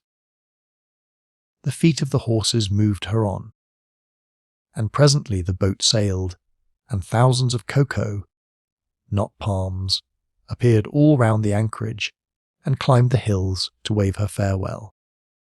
So you thought an echo was India, you took the Marabar caves as final. They laughed. What have we in common with them, or they with Asagar? Goodbye! Then the steamer rounded Calabar. The continent swung about. The cliff of the guts melted into the haze of a tropic sea. Lady Mellanby turned up and advised her not to stand in the heat. "We are safely out of the frying pan," said Lady Mellanby. "It will never do to fall into the fire." Chapter 24. Making sudden changes of gear. The heat accelerated its advance after Mrs. departure until existence had to be endured and crime punished with the thermometer at 112. Electric fans hummed and spat, water splashed onto screens, ice clinked, and outside these defences, between a greyish sky and a yellowish earth, clouds of dust moved hesitatingly. In Europe life retreats out of the cold, and exquisite fireside myths have resulted, Balder, Persephone. But here the retreat is from the source of life, the treacherous sun, and no poetry adorns it because disillusionment cannot be beautiful. Men yearn for poetry, though they may not confess it. They desire that joy shall be graceful and sorrow august, and infinity have a form, and India fails to accommodate them. The annual helter-skelter of April, when irritability and lust spread like a canker, is one of her comments on the orderly hopes of humanity. Fish manage better, fish, as the tanks dry. Wriggle into the mud and wait for the rains to uncake them. But men try to be harmonious all the year round, and the results are occasionally disastrous. The triumphant machine of civilization may suddenly hitch and be immobilized into a car of stone. And at such moments the destiny of the English seems to resemble their predecessors who also entered the country with intent to refashion it, but were in the end worked into its pattern and covered with its dust. Adela, after years of intellectualism, had resumed her morning kneel to Christianity. There seemed no harm in it. It was the shortest and easiest cut to the unseen, and she could tack her troubles onto it. Just as the Hindu clerks asked Lakshmi for an increase in pay, So did she implore Jehovah for a favourable verdict? God who saves the king will surely support the police. Her deity returned a consoling reply. But the touch of her hands on her face started prickly heat, and she seemed to swallow and expectorate the same insipid clot of air that had weighed on her lungs all the night. Also the voice of Mrs. Turton disturbed her. "Are you ready, young lady?" It pealed from the next room. "Half a minute," she murmured. The Turtons had received her after Mrs. Moore left. Their kindness was incredible, but it was her position, not her character, that moved them. She was the English girl who had the terrible experience, and for whom too much could not be done. No one, except Ronnie, had any idea of what passed in her mind, and he only dimly, for where there is officialism, every human relationship suffers.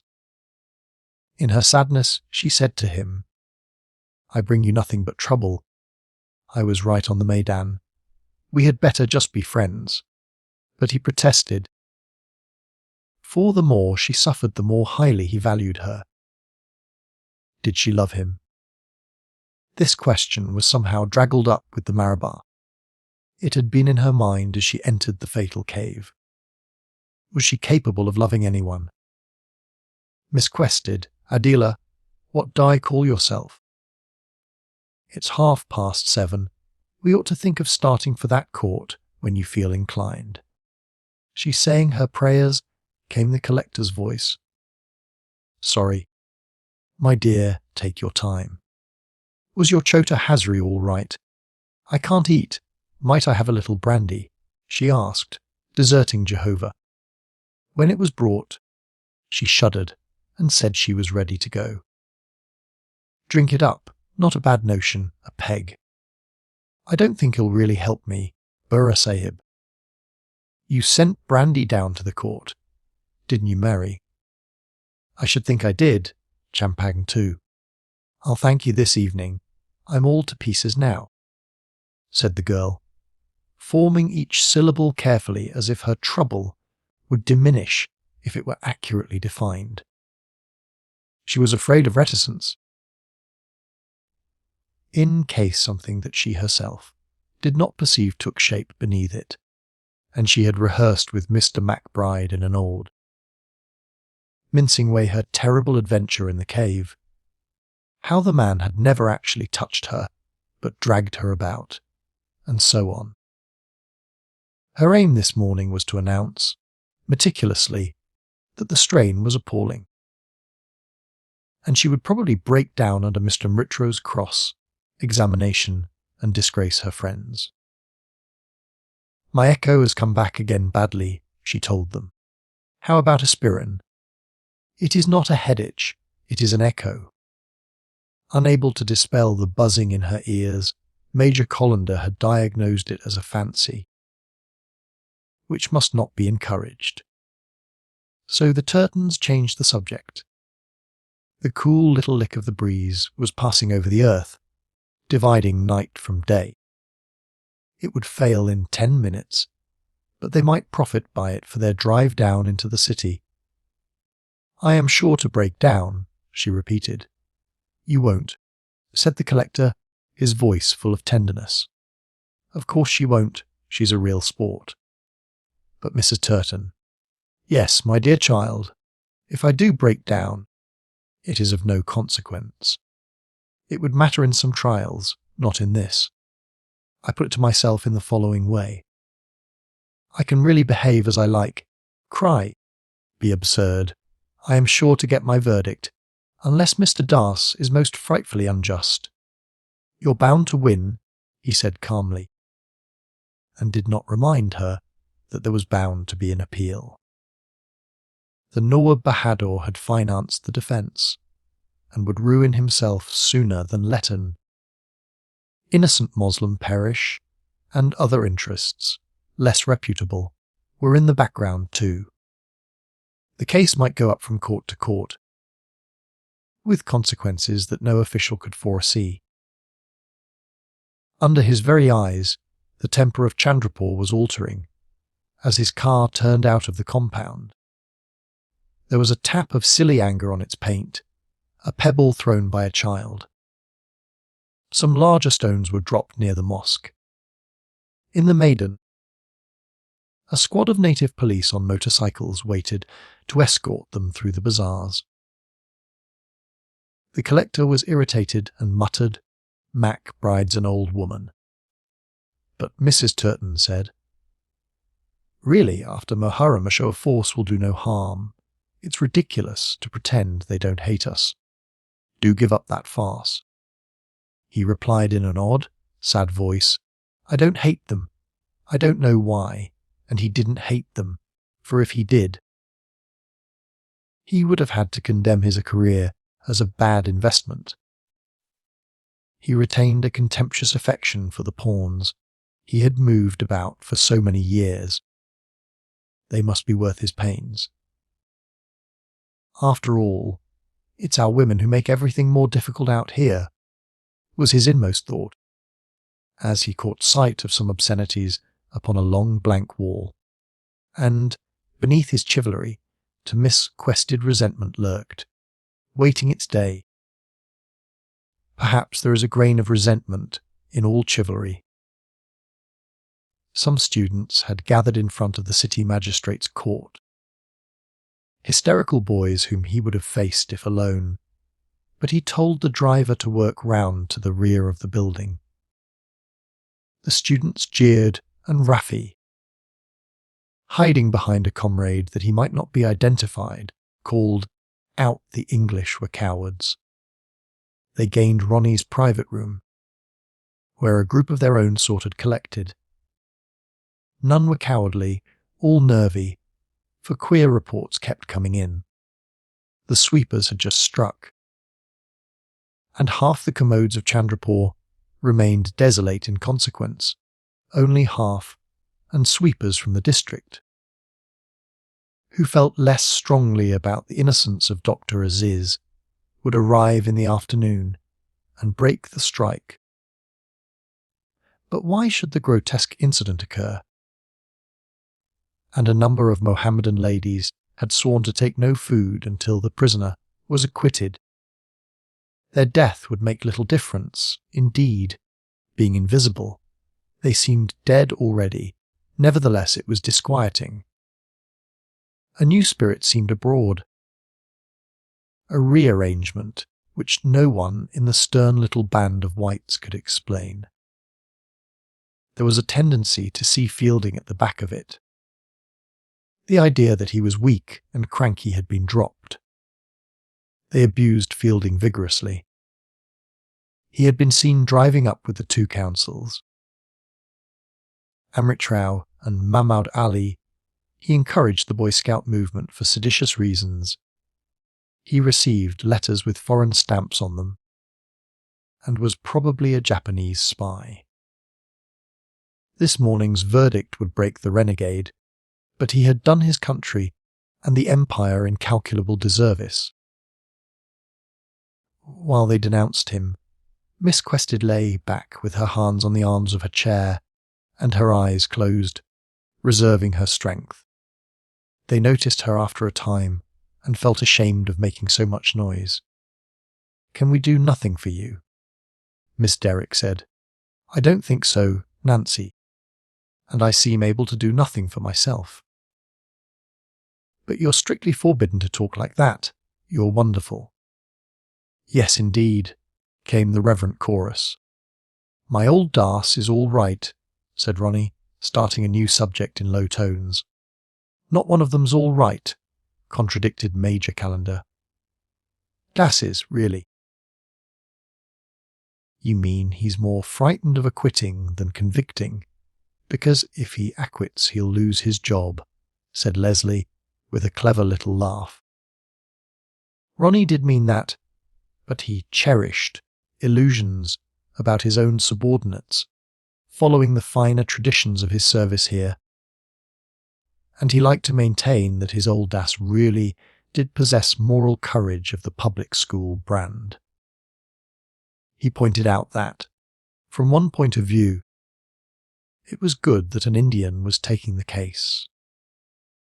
Conviction was inevitable, so better let an Indian pronounce it. There would be less fuss in the long run. Interested in the argument, he let a dealer become dim in his mind. "In fact, you disapprove of the appeal I forwarded to Lady Mellanby," said Mrs. Turton with considerable heat. "Pray don't apologise, Mr. Heaslop. I am accustomed to being in the wrong." "I didn't mean that." "All right," I said, "don't apologise." "Those swine are always on the lookout for a grievance," said Leslie, to propitiate her. "Swine? I should think so." The Major echoed. "And what's more, I'll tell you what. What's happened is a damn good thing, really, barring, of course, its application to present company. It'll make them squeal, and it's time they did squeal. I've put the fear of God into them at the hospital anyhow. You should see the grandson of our so-called leading loyalist. He tittered brutally as he described poor Noureddin's present appearance. His beauty's gone. 5 upper teeth, 2 lower, and a nostril. Old Panelor brought him the looking-glass yesterday, and he blubbered.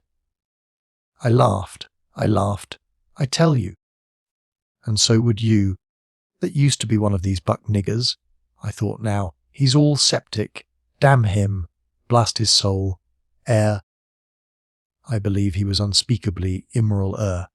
He subsided, nudged in the ribs, but added, I wish I'd had the cutting up of my late assistant too.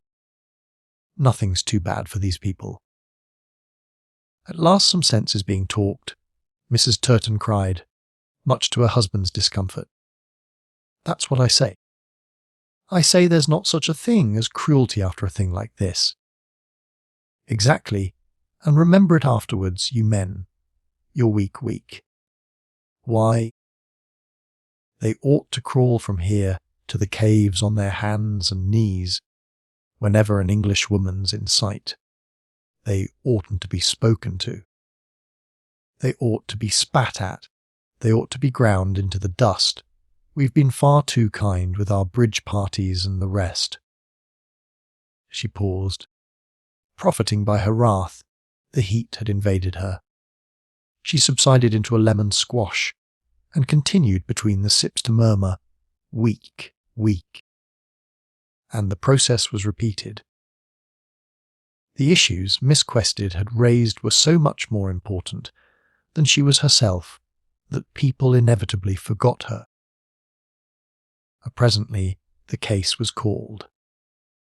Their chairs preceded them into the court, for it was important that they should look dignified. And when the Chupracies had made all ready, they filed into the ramshackly room with a condescending air, as if it was a booth at a fair. The collector made a small official joke as he sat down, at which his entourage smiled, and the Indians, who could not hear what he said, felt that some new cruelty was afoot, otherwise the sahibs would not chuckle. The court was crowded, and of course very hot, and the first person, an Adila, noticed, and it was the humblest of all who were present, a person who had no bearing officially upon the trial. The man who pulled the punkah. Almost naked and splendidly formed, he sat on a raised platform near the back, in the middle of the central gangway. And he caught her attention as she came in, and he seemed to control the proceedings. He had the strength and beauty that sometimes come to flower in Indians of low birth. When that strange race nears the dust and is condemned as untouchable, then nature remembers the physical perfection that she accomplished elsewhere, and throws out a god, not many, but one here and there, to prove to society how little its categories impress her. This man would have been notable anywhere. Among the thin-hammed, flat-chested mediocrities of Chandrapur, he stood out as divine, Yet he was of the city. Its garbage had nourished him. He would end on its rubbish heaps. Pulling the rope towards him, relaxing it rhythmically, sending swirls of air over others, receiving none himself, he seemed apart from human destinies, a male fate, a winnower of souls. Opposite him, also on a platform, sat the little assistant magistrate, cultivated, self-conscious, and conscientious. The punkah wallah was none of these things. He scarcely knew that he existed, and did not understand why the court was fuller than usual. Indeed, he did not know that it was fuller than usual. Didn't even know he worked a fan, though he thought he pulled a rope. Something in his aloofness impressed the girl from middle-class England, and rebuked the narrowness of her sufferings. In virtue of what had she collected this roomful of people together? Her particular brand of opinions, and the suburban Jehovah who sanctified them. By what right did claim so much importance in the world, and assume the title of civilization? Mrs. Moore, she looked round, but Mrs. Moore was far away on the sea. It was the kind of question they might have discussed on the voyage out before. The old lady had turned disagreeable and queer. While thinking of Mrs. Moore, she heard sounds which gradually grew more distinct. The epoch making trial had started, and the superintendent of police was opening the case for the prosecution. Mr. MacBride was not at pains to be an interesting speaker. He left eloquence to the defence, who would require it. His attitude was, everyone knows the man's guilty, and I am obliged to say so in public before he goes to the Andamans. He made no moral or emotional appeal, and it was only by degrees that the studied negligence of his manner made itself felt, and lashed part of the audience to fury. Laboriously did he describe the genesis of the picnic. The prisoner had met Miss Quested at an entertainment given by the principal of Government College, and had there conceived his intentions concerning her. Prisoner was a man of loose life, as documents found upon him at his arrest would testify. Also his fellow assistant, Dr. Panna Lawle, was in a position to throw light on his character, and Major Cullender himself would speak. Here Mr. MacBride paused. He wanted to keep the proceedings as clean as possible, but Oriental pathology, his favourite theme, lay around him, and he could not resist it. Taking off his spectacles, as was his habit before enunciating a general truth, he looked into them sadly, and remarked that the darker races are physically attracted by the fairer, but not vice versa. Not a matter for bitterness, this. Not a matter for abuse, but just a fact which any scientific observer will confirm. Even when the lady is so uglier than the gentleman. The comment fell from nowhere. From the ceiling, perhaps. It was the first interruption, and the magistrate felt bound to censure it. "Turn that man out," he said. One of the native policemen took hold of a man who had said nothing, and turned him out roughly. Mr. MacBride resumed his spectacles and proceeded. But the comment had upset Miss Quested. Her body resented being called ugly, and trembled. "Do you feel faint, Adela?" asked Miss Derrick, who tended her with loving indignation. "I never feel anything else, Nancy. I shall get through, but it's awful, awful." This led to the first of a series of scenes. Her friends began to fuss around her, and the Major called out, "I must have better arrangements than this made for my patient. Why isn't she given a seat on the platform? She gets no air." Mr. Dawes looked annoyed and said, I shall be happy to accommodate Miss Quested with a chair up here in view of the particular circumstances of her health. The Chuprases passed up not one chair, but several, and the entire party followed Adela onto the platform, Mr. Fielding being the only European who remained in the body of the hall. "That's better," remarked Mrs. Turton, as she settled herself. "Thoroughly desirable change for several reasons," replied the Major. The magistrate knew that he ought to censure this remark, but did not dare to. A colander saw that he was afraid, and called out authoritatively, "Right, MacBride, go ahead now. Sorry to have interrupted you. Are you all right yourselves?" asked the superintendent. We shall do. Go on, Mr. Dass, we are not here to disturb you," said the collector patronizingly. Indeed, they had not so much disturbed the trial as taken charge of it. While the prosecution continued, Miss Quested examined the hall, timidly at first, as though it would scorch her eyes. She observed to left and right of the punker man many a half-known face. Beneath her were gathered all the wreckage of her silly attempt to see India.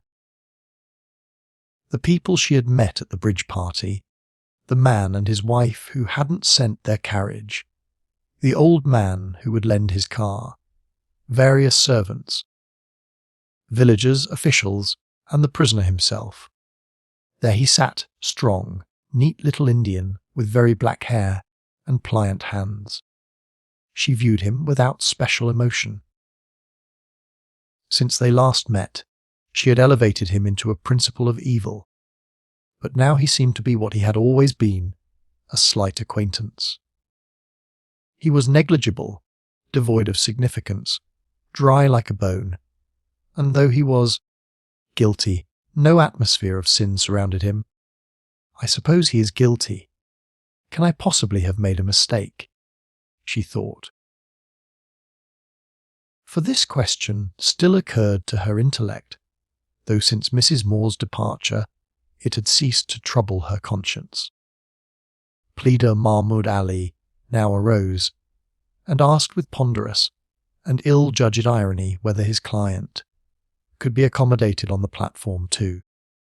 Even Indians felt unwell sometimes, though naturally Major Colander did not think so, being in charge of a government hospital. Another example of their exquisite sense of humour, sang Miss Derrick. Ronnie looked at Mr. Dass to see how he would handle the difficulty, and Mr. Dass became agitated and snubbed Pleader Mahmud Ali severely. "Excuse me, it was the turn of the eminent barrister from Calcutta. He was a fine-looking man, large and bony, with grey closely cropped hair. We object to the presence of so many European ladies and gentlemen upon the platform," he said in an Oxford voice. "They will have the effect of intimidating our witnesses. Their place is with the rest of the public in the body of the hall. We have no objection to Miss Quested remaining on the platform. Since she has been unwell, we shall extend every courtesy to her throughout, despite the scientific truths revealed to us by the District Superintendent of Police, but we do object to the others. Oh, cut the cackle and let's have the verdict," the Major growled. The distinguished visitor gazed at the magistrate respectfully. "I agree to that," said Mr. Dass, hiding his face desperately in some papers. "It was only to Miss Quested that I gave permission to sit up here. Her friends should be so excessively kind as to climb down." "Well done, Dass. Quite sound," said Ronnie with devastating honesty. "Climb down, indeed. What incredible impertinence," Mrs. Turton cried. "Do come quietly, Mary," murmured her husband. "Hi, my patient can't be left unattended. Do you object to the civil surgeon remaining Mr. Amritrao?" "I should object." A platform confers authority, even when it's 1 foot high, so come along all," said the collector, trying to laugh. "Thank you very much, sir," said Mr. Dawes, greatly relieved. "Thank you, Mr. Heaslop, thank you, ladies all."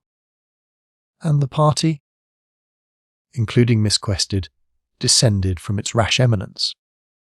The news of their humiliation spread quickly, and people jeered outside. Their special chairs followed them. Mahmud Ali, who was quite silly and useless with hatred, objected even to these. By whose authority had special chairs been introduced? Why had the Nawab Bahadur not been given one? Etc. People began to talk all over the room. About chairs ordinary and special, strips of carpet, platforms 1 foot high. But the little excursion had a good effect on Miss Quested's nerves. She felt easier now that she had seen all the people who were in the room. It was like knowing the worst.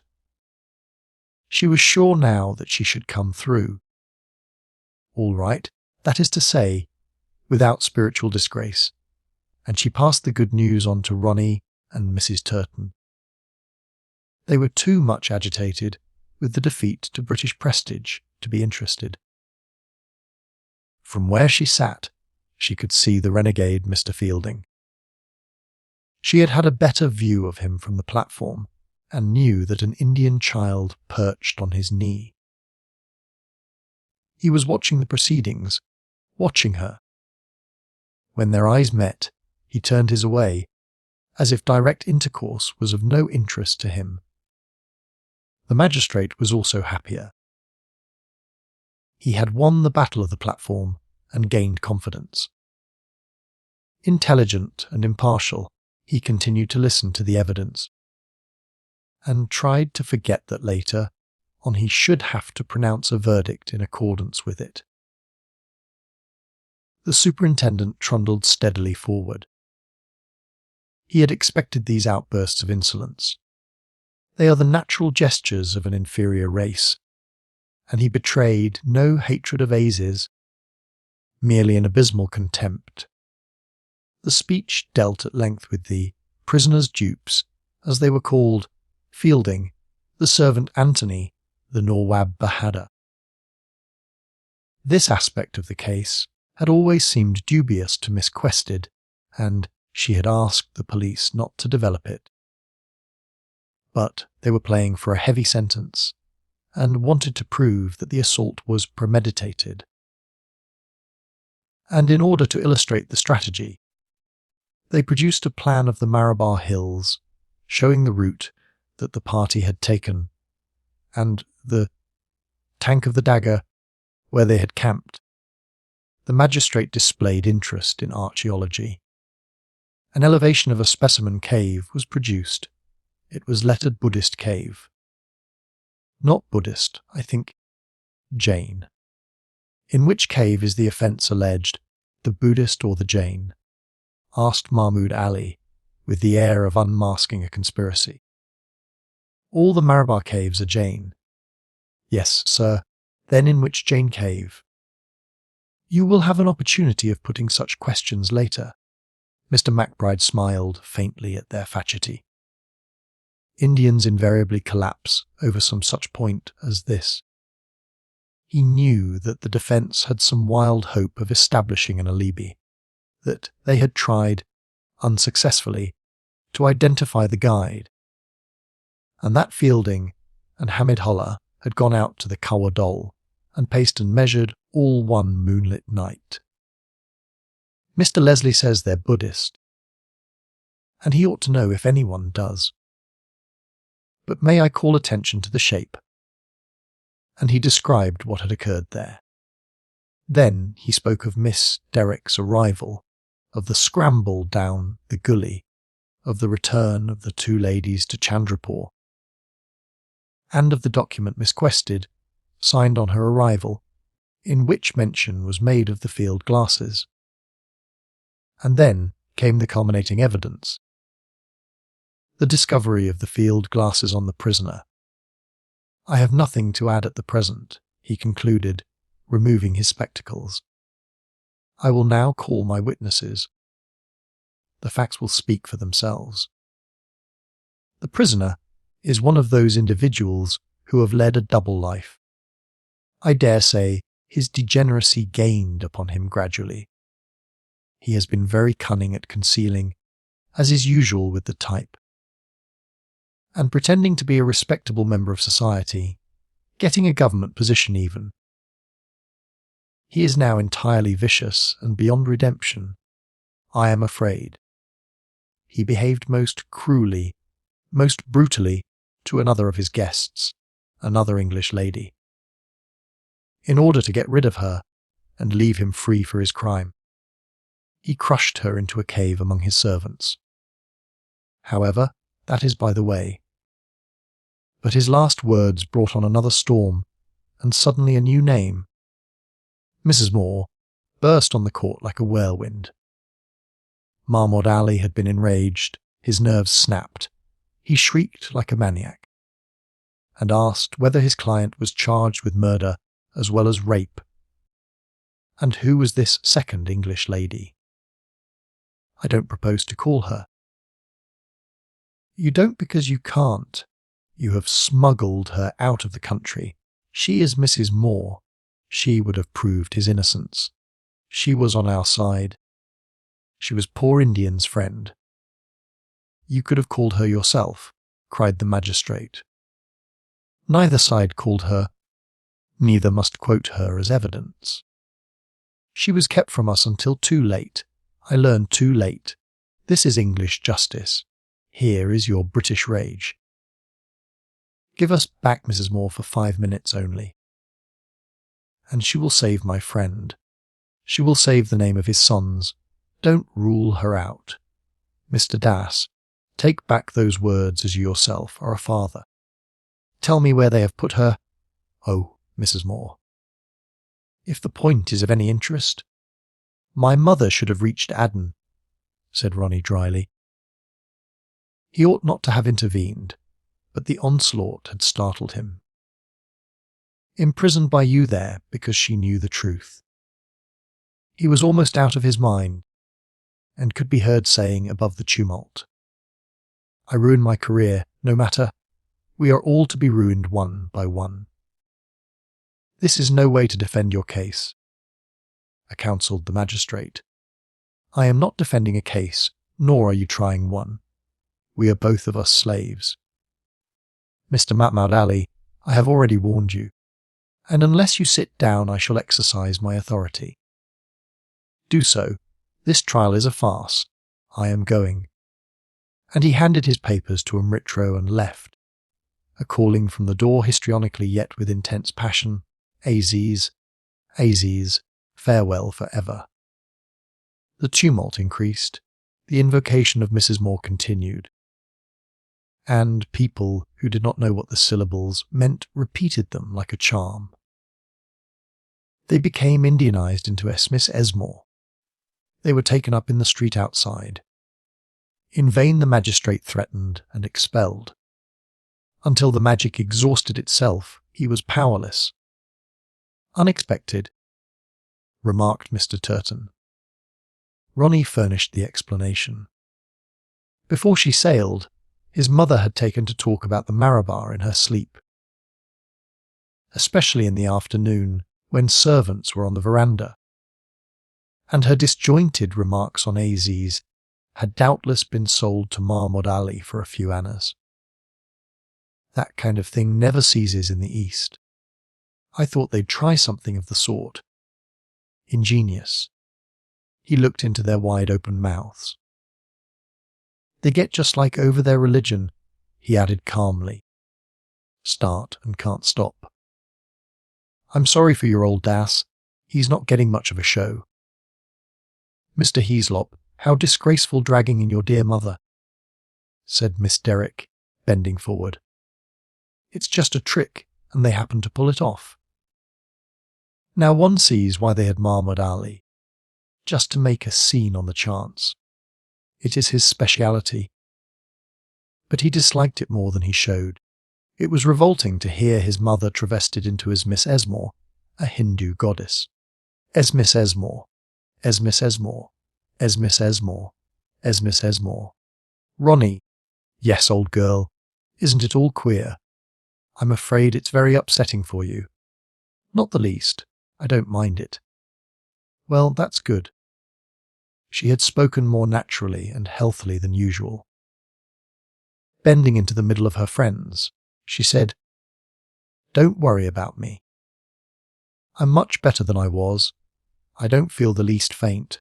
I shall be all right. And thank you all. Thank you. Thank you for your kindness." She had to shout her gratitude for the chant as Miss Esmore went on. Suddenly it stopped. It was as if the prayer had been heard, and the relics exhibited. "I apologize for my colleague," said Mr. Amitro, rather to everyone's surprise. "He is an intimate friend of our client, and his feelings have carried him away. Mr. Maud Ali will have to apologize in person," the magistrate said. "Exactly, sir. He must." But we had just learnt that Mrs. Moore had important evidence which she desired to give. She was hurried out of the country by her son before she could give it, and this unhinged Mr. Mahmud Ali, coming as it does upon an attempt to intimidate our only other European witness, Mr. Fielding. Mr. Mahmud Ali would have said nothing had not Mrs. Moore been claimed as a witness by the police. He sat down. "An extraneous element is being introduced into the case," said the magistrate. "I must repeat that as a witness Miss Moore does not exist. Neither you, Mr. Amritro, nor, Mr. Bride, you, have any right to surmise what that lady would have said. She is not here, and consequently she can say nothing." "Well, I withdraw my reference," said the superintendent warily. "I would have done so 15 minutes ago if I had been given the chance. She is not of the least importance to me. I have already withdrawn it for defence," he added with forensic humour. "Perhaps you can persuade the gentleman outside to withdraw it too," for the refrain in the street continued. "I am afraid my powers do not extend so far," said Das, smiling. So peace was restored.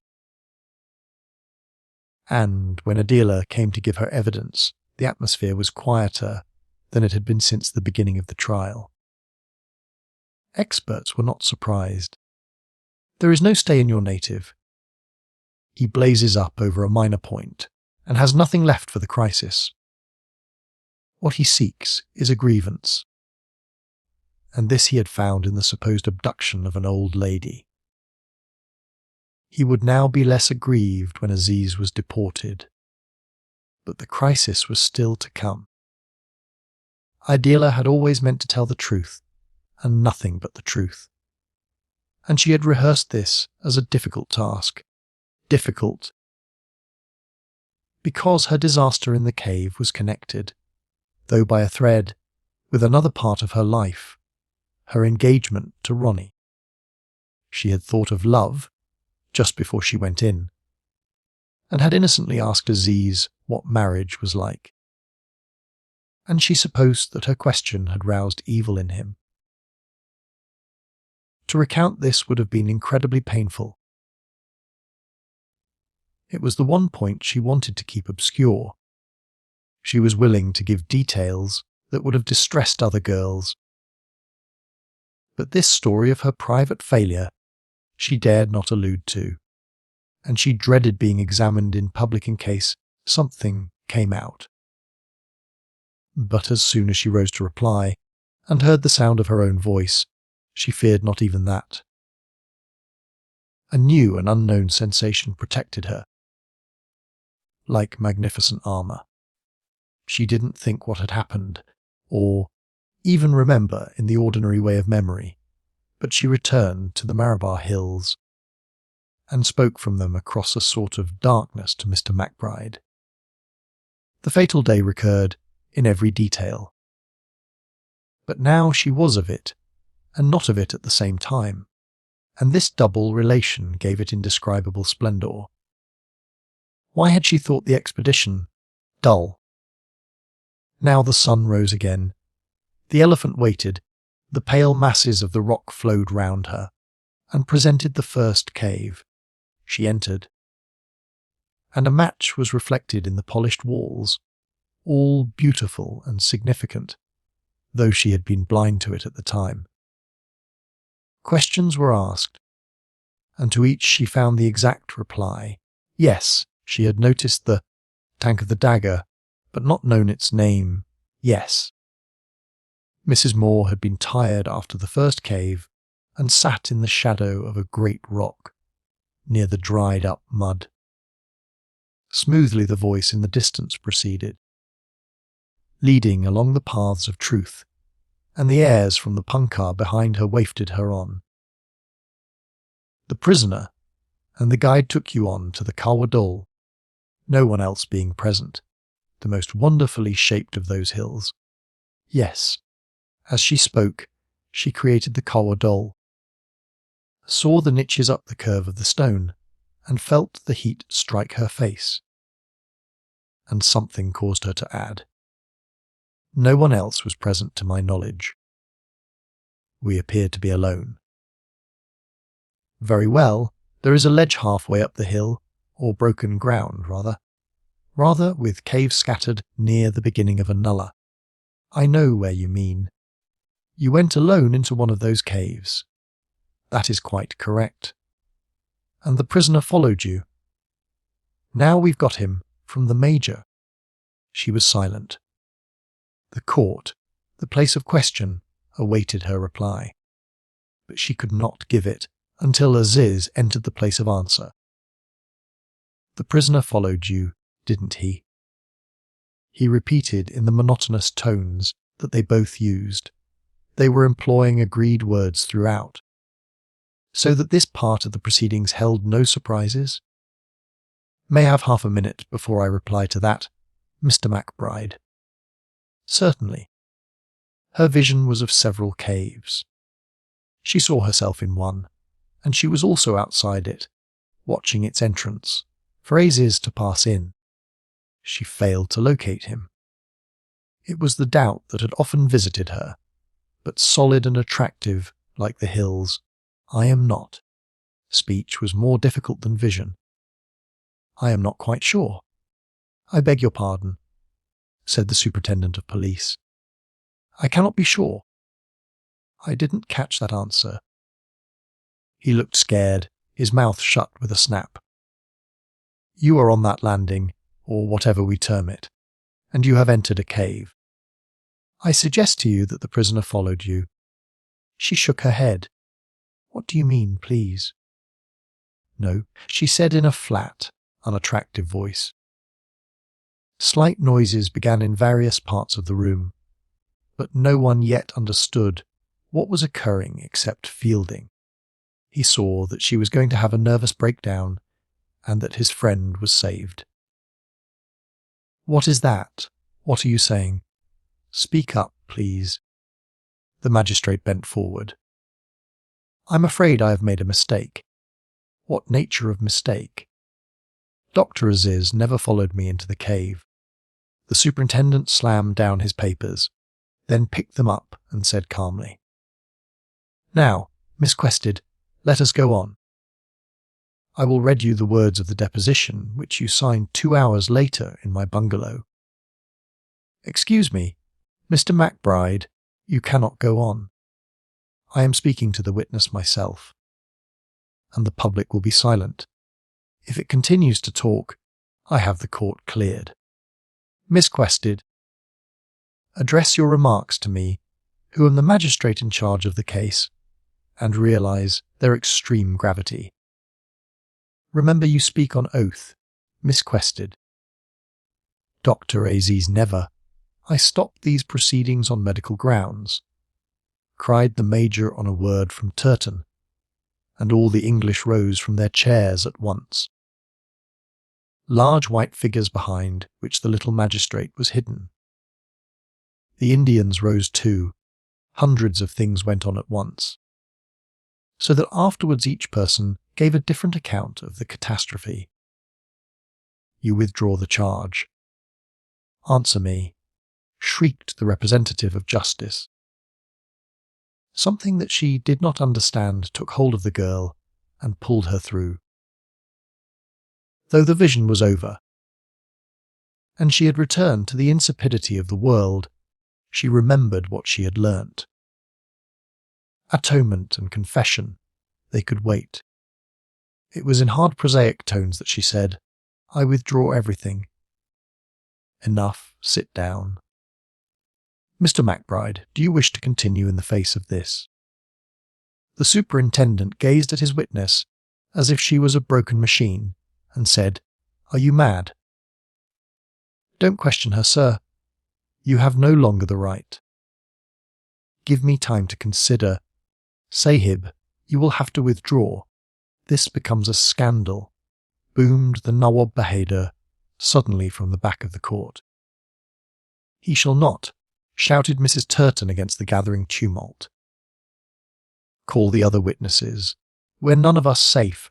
Ronnie tried to check her, and she gave him an irritable blow, then screamed insults at a dealer. The superintendent moved to the support of his friends, saying nonchalantly to the magistrate as he did so, "Right, I withdraw." Mr. Das rose, nearly dead with the strain. He had controlled the case, just controlled it. He had shown that an Indian can preside. To those who could hear him, he said, "The prisoner is released without one stain on his character. The question of costs will be decided elsewhere." And then the flimsy framework of the court broke up. The shouts of derision and rage culminated.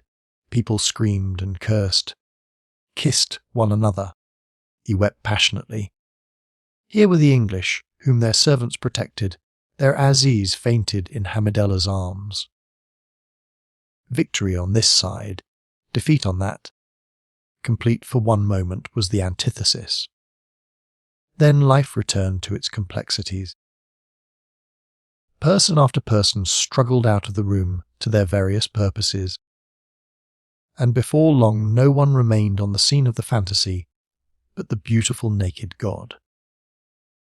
Unaware that anything unusual had occurred, he continued to pull the cord of his punkah, to gaze at the empty days and the overturned special chairs, and rhythmically to agitate the clouds of descending dust. Chapter 25. Miss Quested had renounced her own people. Turning from them, she was drawn into a mass of Indians of the shopkeeping class and carried by them towards the public exit of the court. The faint, indescribable smell of the bazaars invaded her, sweeter than a London slum, yet more disquieting. A tuft of scented cotton wool. Wedged in an old man's ear, fragments of pan between his black teeth, odorous powders, oils, the scented east of tradition, but blended with human sweat, as if a great king had been entangled in ignominy and could not free himself, or as if the heat of the sun had boiled and fried all the glories of the earth into a single mess. They paid no attention to her. They shook hands over her shoulder, shouted through her body, for when the Indian does ignore his rulers, he becomes genuinely unaware of their existence. Without part in the universe she had created, she was flung against Mr. Fielding. "What do you want here?" Knowing him for her enemy, she passed on into the sunlight without speaking. He called after her, "Where are you going, Miss Quested?" "I don't know." "You can't wander about like that. Where's the car you came in?" "I shall walk." "What madness! There's supposed to be a riot on.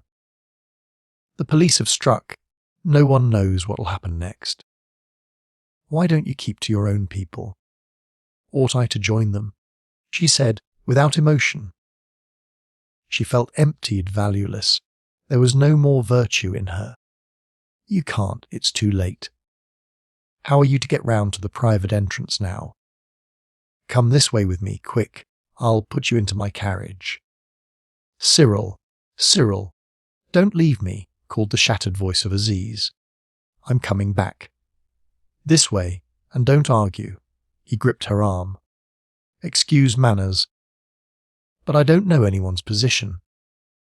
Send my carriage back any time tomorrow, if you please. But where am I to go in it? Where you like.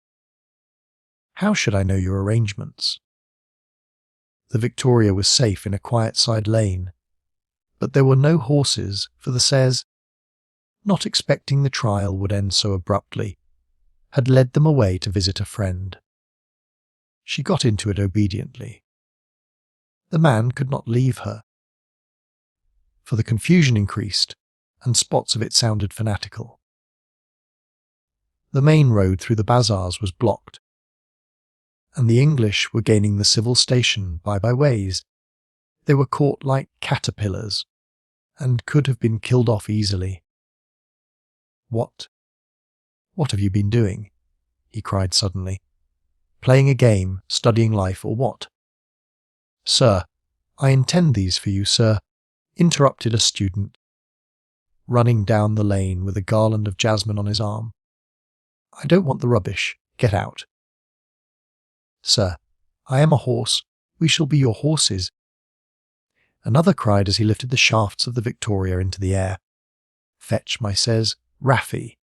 There's a good chap. No, sir. This is an honour for us. Fielding wearied of his students. The more they honoured him, the less they obeyed. They lassoed him with jasmine and roses, scratched the splash-board against a wall, and recited a poem, the noise of which filled the lane with a crowd. Hurry up, sir. We pull you in a procession. And, half affectionate, half impudent, they bundled him in. I don't know whether this suits you, but anyhow you're safe, he remarked. The carriage jerked into the main bazaar, where it created some sensation. Miss Quested was so loathed in Chandrapur that her recantation was discredited, and the rumour ran that she had been stricken by the deity in the middle of her lies. But they cheered when they saw her sitting by the heroic principal. Some addressed her as Mrs. Moore, and they garlanded her to match him. Half gods, half guys, with sausages of flowers round their necks. The pair were dragged in the wake of Aziz's victorious landau. In the applause that greeted them some derision mingled. The English always stick together! That was the criticism. Nor was it unjust. Fielding shared it himself, and knew that if some misunderstanding occurred, and an attack was made on the girl by his allies, he would be obliged to die in her defence. He didn't want to die for her. He wanted to be rejoicing with Aziz. Where was the procession going? To friends, to enemies, to Aziz's bungalow, to the collector's bungalow, to the Minto hospital where the civil surgeon would eat dust, and the patients, confused with prisoners, be released, to Delhi, Simla. The students thought it was going to Government College. When they reached a turning, they twisted the Victoria to the right, ran it by side lanes down a hill, and through a garden gate into the mango plantation, and, as far as Fielding and Miss Quested were concerned, all was peace and quiet. The trees were full of glossy foliage and slim green fruit. The tank slumbered, and beyond it rose the exquisite blue arches of the garden house. Sir, we fetch the others, sir. It is a somewhat heavy load for our arms, were heard. Fielding took the refugee to his office and tried to telephone to MacBride. But this he could not do. The wires had been cut. All his servants had decamped. Once more he was unable to desert her. He assigned her a couple of rooms, provided her with ice and drinks and biscuits, advised her to lie down, and lay down himself. There was nothing else to do. He felt restless and thwarted as he listened to the retreating sounds of the procession, and his joy was rather spilt by bewilderment. It was a victory, but such a queer one. At that moment Aziz was crying Cyril, crammed into a carriage with the Nawab Bahadur, Hamidullah, Mahmud Ali, his own little boys, and a heap of flowers. He was not content. He wanted to be surrounded by all who loved him. Victory gave no pleasure. He had suffered too much. From the moment of his arrest he was done for. He had dropped like a wounded animal. He had despaired, not through cowardice, but because he knew that an Englishwoman's word would always outweigh his own. "It is fate," he said, and it is fate. When he was imprisoned enu after Muharram, all that existed in that terrible time was affection. And affection was all that he felt in the first painful moments of his freedom.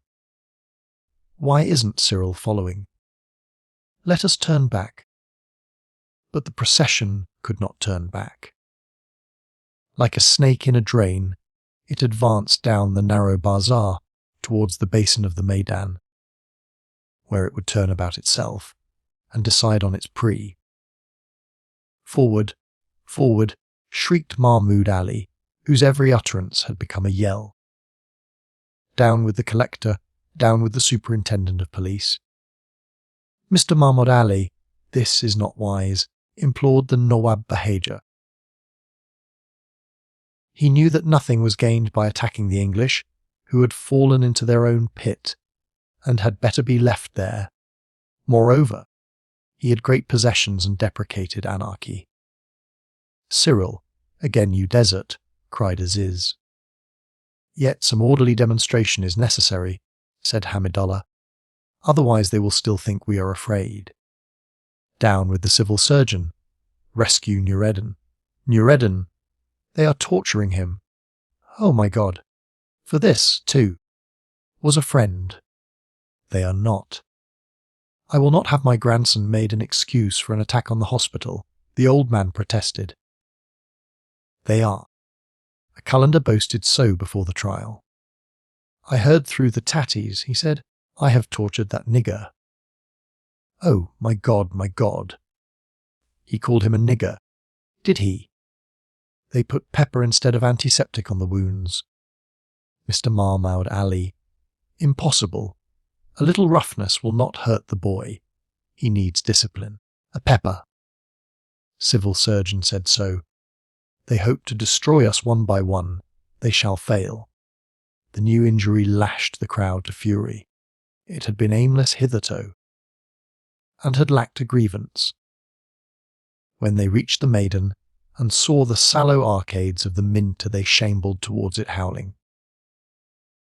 It was near midday. The earth and sky were insanely ugly. The spirit of evil again strode abroad. The Nawab Bahadur alone struggled against it, and told himself that the rumour must be untrue. He had seen his grandson in the ward only last week, but he too was carried forward over the new precipice. To rescue, to maltreat Major Colander in revenge, and then was to come the turn of the civil station generally. But disaster was averted, and averted by Dr. Panalal. Dr. Panalal had offered to give evidence for the prosecution, in the hope of pleasing the English, also because he hated Aziz. When the case broke down, he was in a very painful position. He saw the crash coming sooner than most people, slipped from the court before Mr. Das had finished, and drove Dapple off through the bazaars, in flight from the wrath to come. In the hospital he should be safe, for Major Callender would protect him. But the Major had not come, and now things were worse than ever. For here was a mob, entirely desirous of his blood, and the orderlies were mutinous and would not help him over the back wall, or rather hosted him and let him drop back, to the satisfaction of the patients. In agony he cried, "Man can but die the once," and waddled across the compound to meet the invasion, salaming with one hand and holding up a pale yellow umbrella in the other. "Oh, forgive me," he whined as he approached the victorious landau. "Oh, Dr. Aziz, forgive the wicked lies I told." Aziz was silent. The others thickened their throats and threw up their chins in token of scorn. "I was afraid. I was mislaid," the suppliant continued. "I was mislaid here, there, and everywhere as regards your character. Oh, forgive the poor old hakim who gave you milk when ill. Oh, Nawab Bahadur, whoever merciful, is it my poor little dispensary you require? Take every coursed bottle." Agitated, but alert, he saw them smile at his indifferent English. And suddenly he started playing the buffoon, flung down his umbrella, trod through it, and struck himself upon the nose. He knew what he was doing, and so did they. There was nothing pathetic or eternal in the degradation of such a man, of ignoble origin. Dr. Panalal possessed nothing that could be disgraced, and he wisely decided to make the other Indians feel like kings, because it would put them into better tempers. When he found they wanted Nureddin, he skipped like a goat. He scuttled like a hen to do their bidding. The hospital was saved, and to the end of his life he could not understand why he had not obtained promotion on the morning's work. "Promptness, sir," a promptness similar to you, was the argument he employed to Major Colander when claiming it. When Nureddin emerged, his face all bandaged, there was a roar of relief as though the Bastille had fallen. It was the crisis of the march, and the Nawab Bahadur managed to get the situation into hand. Embracing the young man publicly, he began a speech about justice, courage, liberty, and prudence ranged under heads which cooled the passion of the crowd. He further announced that he should give up his British conferred title and live as a private gentleman, plain Mr. Zulfikar, for which reason he was instantly proceeding to his country seat. The landau turned. The crowd accompanied it. The crisis was over. The Marabar caves had been a terrible strain on the local administration. They altered a good many lives and wrecked several careers, but they did not break up a continent or even dislocate a district. "We will have rejoicings tonight," the old man said. "Mr. Hamidella, I depute you to bring out our friends Fielding and Amritro, and to discover whether the latter will require special food. The others will keep with me. We shall not go out to Dilkusha until the cool of the evening. Of course, I do not know the feelings of other gentlemen. For my own part, I have a slight headache, and I wish I had thought to ask our good Panalal for aspirin." For the heat was claiming its own. Unable to madden, it stupefied. And before long most of the Chandrapur combatants were asleep. Those in the civil station kept watch a little, fearing an attack. But presently they too entered the world of dreams, that world in which a third of each man's life is spent, and which is thought by some pessimists to be a premonition of eternity. Chapter 26. Evening approached by the time Fielding and Miss Quested met and had the first of their numerous curious conversations. He had hoped, when he woke up, to find someone had fetched her away, but the college remained isolated from the rest of the universe. She asked whether she could have a sort of interview, and, When he made no reply, said, "Have you any explanation of my extraordinary behaviour?" "None," he said curtly. "Why make such a charge if you were going to withdraw it?" "Why, indeed? I ought to feel grateful to you, I suppose, but I don't expect gratitude. I only thought you might care to hear what I have to say." "Oh, well," he grumbled, feeling rather schoolboyish. "I don't think a discussion between us is desirable. To put it frankly, I belong to the other side in this ghastly affair. Would it not interest you to hear my side?" "Not much. I shouldn't tell you in confidence, of course. So you can hand on all my remarks to your side. For there is one great mercy that has come out of all today's misery. I have no longer any secrets. My echo has gone. I call the buzzing sound in my ears an echo. You see, I have been unwell ever since that expedition to the caves, and possibly before it." The remark interested him rather. It was what he had sometimes suspected himself. "What kind of illness?" he inquired.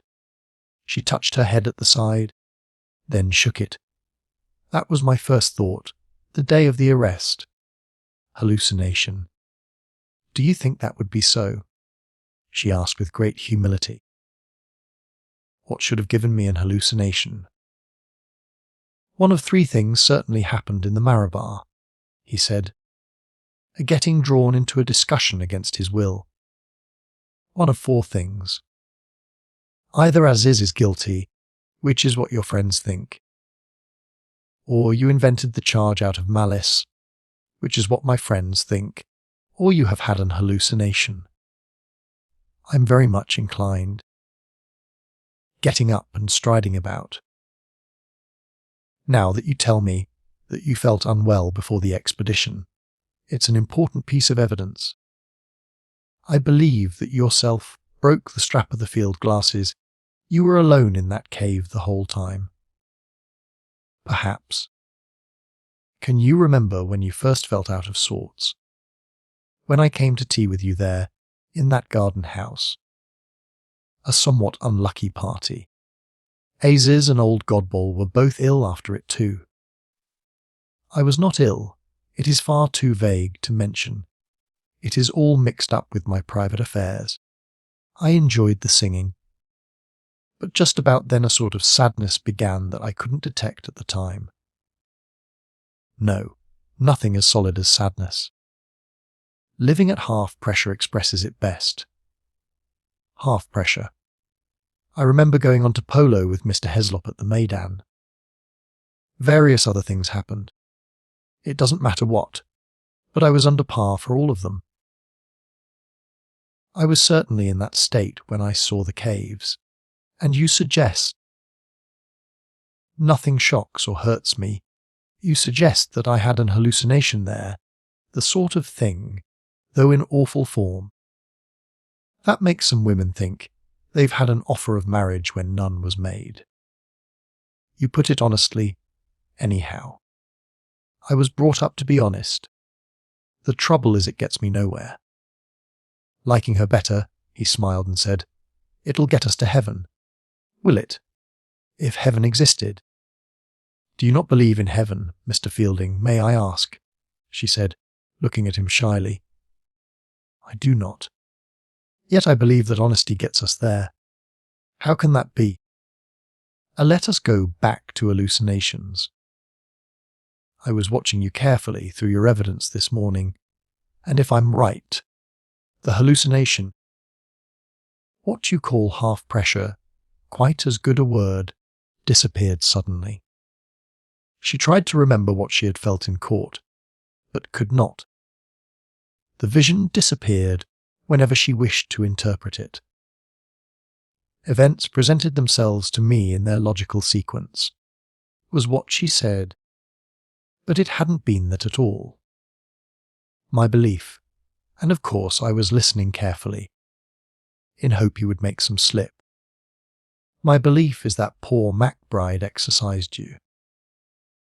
As soon as he asked you a straightforward question, you gave a straightforward answer and broke down. Exercise in that sense. I thought you meant I'd seen a ghost. I don't go to that length. People whom I respect very much believe in ghosts, she said rather sharply. My friend Mrs. Moore does. She's an old lady. I think you need not be impolite to her, as well as to her son. I did not intend to be rude.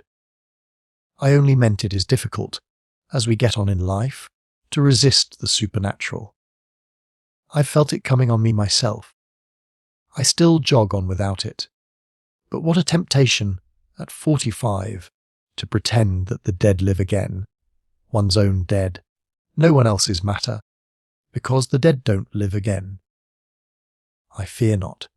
So do we. There was a moment's silence, such as often follows the triumph of rationalism. Then he apologized handsomely enough for his behaviour to Heaslop at the club. What does Dr. Aziz say of me? She asked, after another pause. He has not been capable of thought in his misery.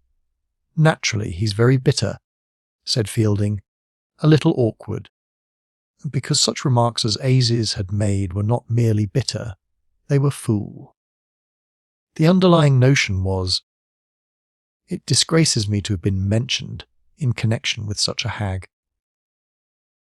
It enraged him that he had been accused by a woman who had no personal beauty. He was a snob. This had puzzled and worried Fielding. Sensuality, as long as it is straightforward, did not repel him, but this derived sensuality, the sort that classes a mistress among motor cars if she is beautiful, and among eye-flies if she isn't, was alien to his own emotions, and he felt a barrier between himself and Aziz whenever it arose. It was, in a new form, the old trouble that eats the heart out of every civilization. Snobbery, the desire for possessions, creditable appendages. And it is to escape this rather than the lusts of the flesh that saints retreat into the Himalayas. To change the subject, he said, but let me conclude my analysis. We are agreed that he is not a villain, and that you are not one, and we aren't really sure that it was an hallucination. There's a fourth possibility which we must touch on. Was it somebody else? The guide. Exactly, the guide. I often think so. Unluckily, Aziz hit him on the face, and he got a fright and disappeared. It is most unsatisfactory, and we hadn't the police to help us. The guide was of no interest to them. Perhaps it was the guide, she said quietly. The question had lost interest for her suddenly. Or could it have been one of that gang of Pathans who have been drifting through the district? Someone who was in another cave and followed me when the guide was looking away? Possibly. At that moment Hamidullah joined them, and seemed not too pleased to find them closeted together. Like everyone else in Chandrapur, he could make nothing of Miss Quested's conduct. He had overheard their last remark. "Hullo, my dear Fielding," he said. "So I run you down at last. Can you come out at once to Dilkosha? At once." "I hope to leave in a moment. Don't let me interrupt," said Adela. "The telephone has been broken. Miss Quested can't ring up her friends," he explained. "A great deal has been broken, more than will ever be mended," said the other. "Still, there should be some way of transporting this lady back to the civil lines. The resources of civilization are numerous." He spoke without looking at Miss Quested, and he ignored the slight movement she made towards him with her hand. Fielding, who thought the meeting might as well be friendly, said, "Miss Quested has been explaining a little about her conduct of this morning. Perhaps the age of miracles has returned." One must be prepared for everything, our philosophers say. It must have seemed a miracle to the onlookers, said Adela, addressing him nervously. The fact is that I realized before it was too late that I had made a mistake, and had just enough presence of mind to say so. That is all my extraordinary conduct amounts to. All it amounts to, indeed, he retorted, quivering with rage, but keeping himself in hand, for he felt she might be setting another trap. Speaking as a private individual, in a purely informal conversation, I admired your conduct, and I was delighted when our warm-hearted students garlanded you. But, like Mr. Fielding, I am surprised, indeed, surprise is too weak a word. I see you drag my best friend into the dirt, damage his health, and ruin his prospects, in a way you cannot conceive, owing to your ignorance of our society and religion, and then suddenly you get up in the witness box. Oh no, Mr. MacBride, after all I am not quite sure, you may as well let him go. Am I mad? I keep asking myself. Is it a dream, and if so, when did it start? And without doubt it is a dream that has not yet finished. For I gather you have not done with us yet, and it is now the turn of the poor old guide who conducted you round the caves. Not at all. We were only discussing possibilities, interposed Fielding. An interesting pastime, but a lengthy one. There are 170 million Indians in this notable peninsula, and, of course, one or other of them entered the cave. Of course some Indian is the culprit, we must never doubt that. And since, my dear Fielding, these possibilities will take you some time. Here he put his arm over the Englishman's shoulder and swayed him to and from gently. Don't you think you had better come out to the Nawab Bahadur's? Or I should say to Mr. Zulfikar's, for that is the name he now requires us to call him by. Gladly, in a minute. I have just settled my movements, said Miss Quested. I shall go to the Dak bungalow. Not the Turtons, said Hamidullah, goggle-eyed. I thought you were their guest. The Dak bungalow of Chandrapur was below the average, and certainly servantless. Fielding, though he continued to sway with Hamidullah, was thinking on independent lines, and said in a moment, I have a better idea than that, Miss Quested. You must stop here at the college. I shall be away at least 2 days, and you can have the place entirely to yourself, and make your plans at your convenience.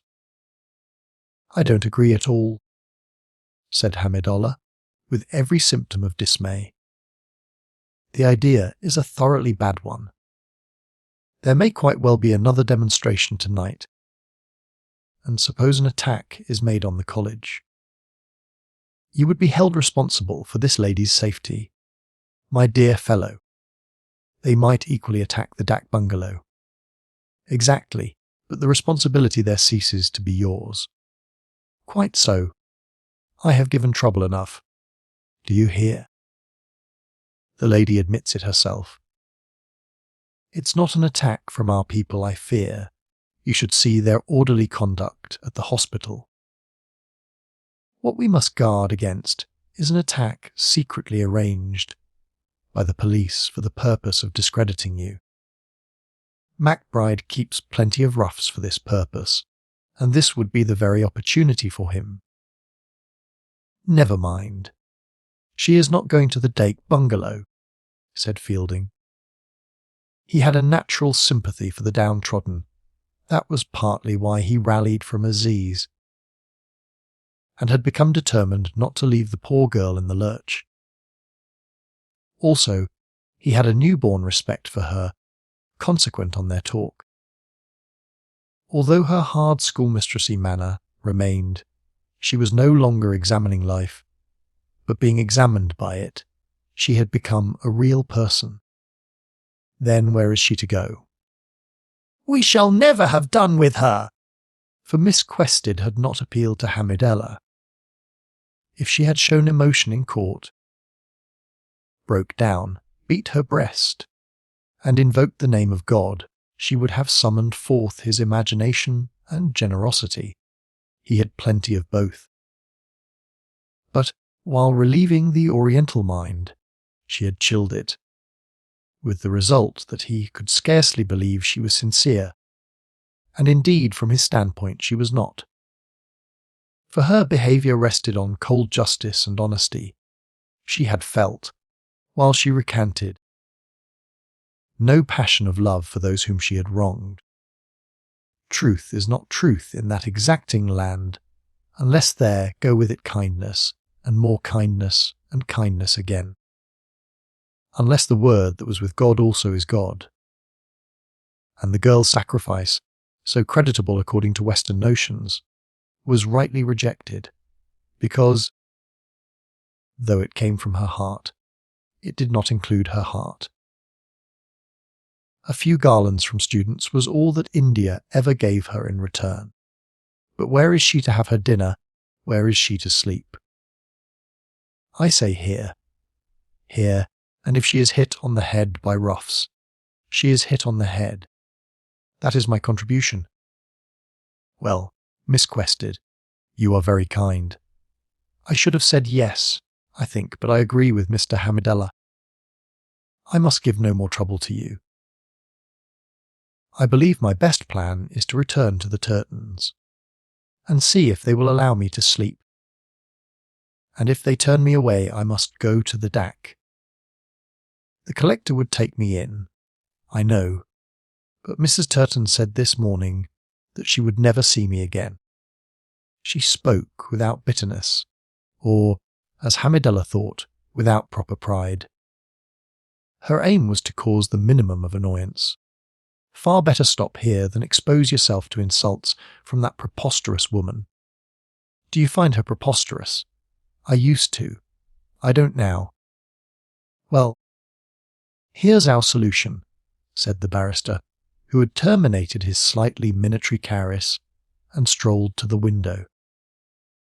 Here comes the city magistrate. He comes in a third-class bandgari for purposes of disguise. He comes unattended, but here comes the city magistrate. At last, said Adela sharply, which caused Fielding to glance at her. He comes, he comes. I cringe, I tremble. Will you ask him what he wants, Mr. Fielding? He wants you, of course. He may not even know I'm here. I'll see him first, if you prefer. When he had gone, Hamidella said to her bitingly, Really, really. Need you have exposed Mr. Fielding to this further discomfort? He is far too considerate. She made no reply, and there was complete silence between them until their host returned. He has some news for you, he said. You'll find him on the veranda. He prefers not to come in. Does he tell me to come out to him? Whether he tells you or not, you will go, I think, said Hamidella. She paused, then said, Perfectly right, and then said a few words of thanks to the principal for his kindness to her during the day. Thank goodness, that's over, he remarked, not escorting her to the veranda, for he held it unnecessary to see Ronnie again. It was insulting of him not to come in. He couldn't very well after my behaviour to him at the club. Heaslop doesn't come out badly. Besides, fate has treated him pretty roughly today. He has had a cable to the effect that his mother's dead, poor old soul. Oh, really? Mrs. Moore. I'm sorry, said Hamidella rather indifferently. She died at sea. The heat, I suppose. Presumably. May is no month to allow an old lady to travel in. Quite so. Heaslop ought never to have let her go, and he knows it. Shall we be off? Let us wait until the happy couple leave the compound clear. They really are intolerable dawdling there. Ah, well. Fielding, You don't believe in providence, I remember. I do. This is Hislop punishment for abducting our witness in order to stop us establishing our alibi. You go rather too far there. The poor old lady's evidence could have no value, shout and shriek Marmot Alley as he will. She couldn't see through the Kawa doll even if she had wanted to. Only Miss Quested could have saved him. She loved Aziz, he says, also India, and he loved her. Love is of no value in a witness, as a barrister ought to know. But I see there is about to be an Miss Esmore legend at Chandrapur. My dear Hamidella, and I will not impede its growth. The other smiled and looked at his watch. They both regretted the death, but they were middle-aged men who had invested their emotions elsewhere, and outbursts of grief could not be expected from them over a slight acquaintance. It's only one's own dead who matter. If for a moment the sense of communion in sorrow came to them, it passed. How indeed is it possible for one human being to be sorry for all the sadness that meets him on the face of the earth? For the pain that is endured not only by men, but by animals and plants, and perhaps by the stones. The soul is tired in a moment, and in fear of losing the little she does understand, she retreats to the permanent lines which habit or chance have dictated, and suffers there. Fielding had met the dead woman only 2 or 3 times.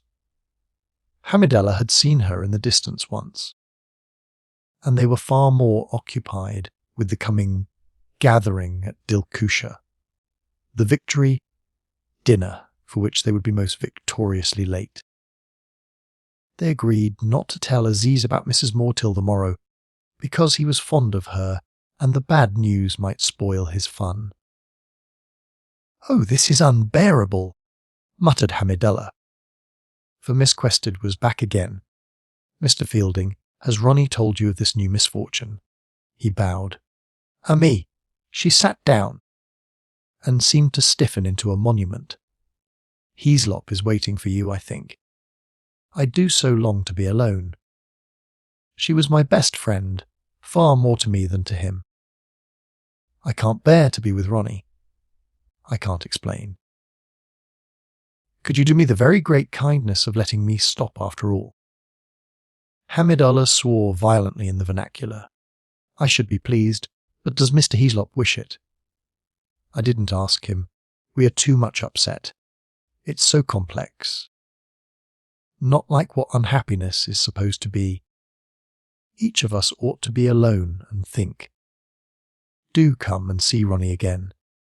I think he should come in this time," said Fielding, feeling that this much was due to his own dignity. "Do ask him to come." She returned with him. He was half miserable, half arrogant, indeed. A strange mix-up, and broke at once into uneven speech.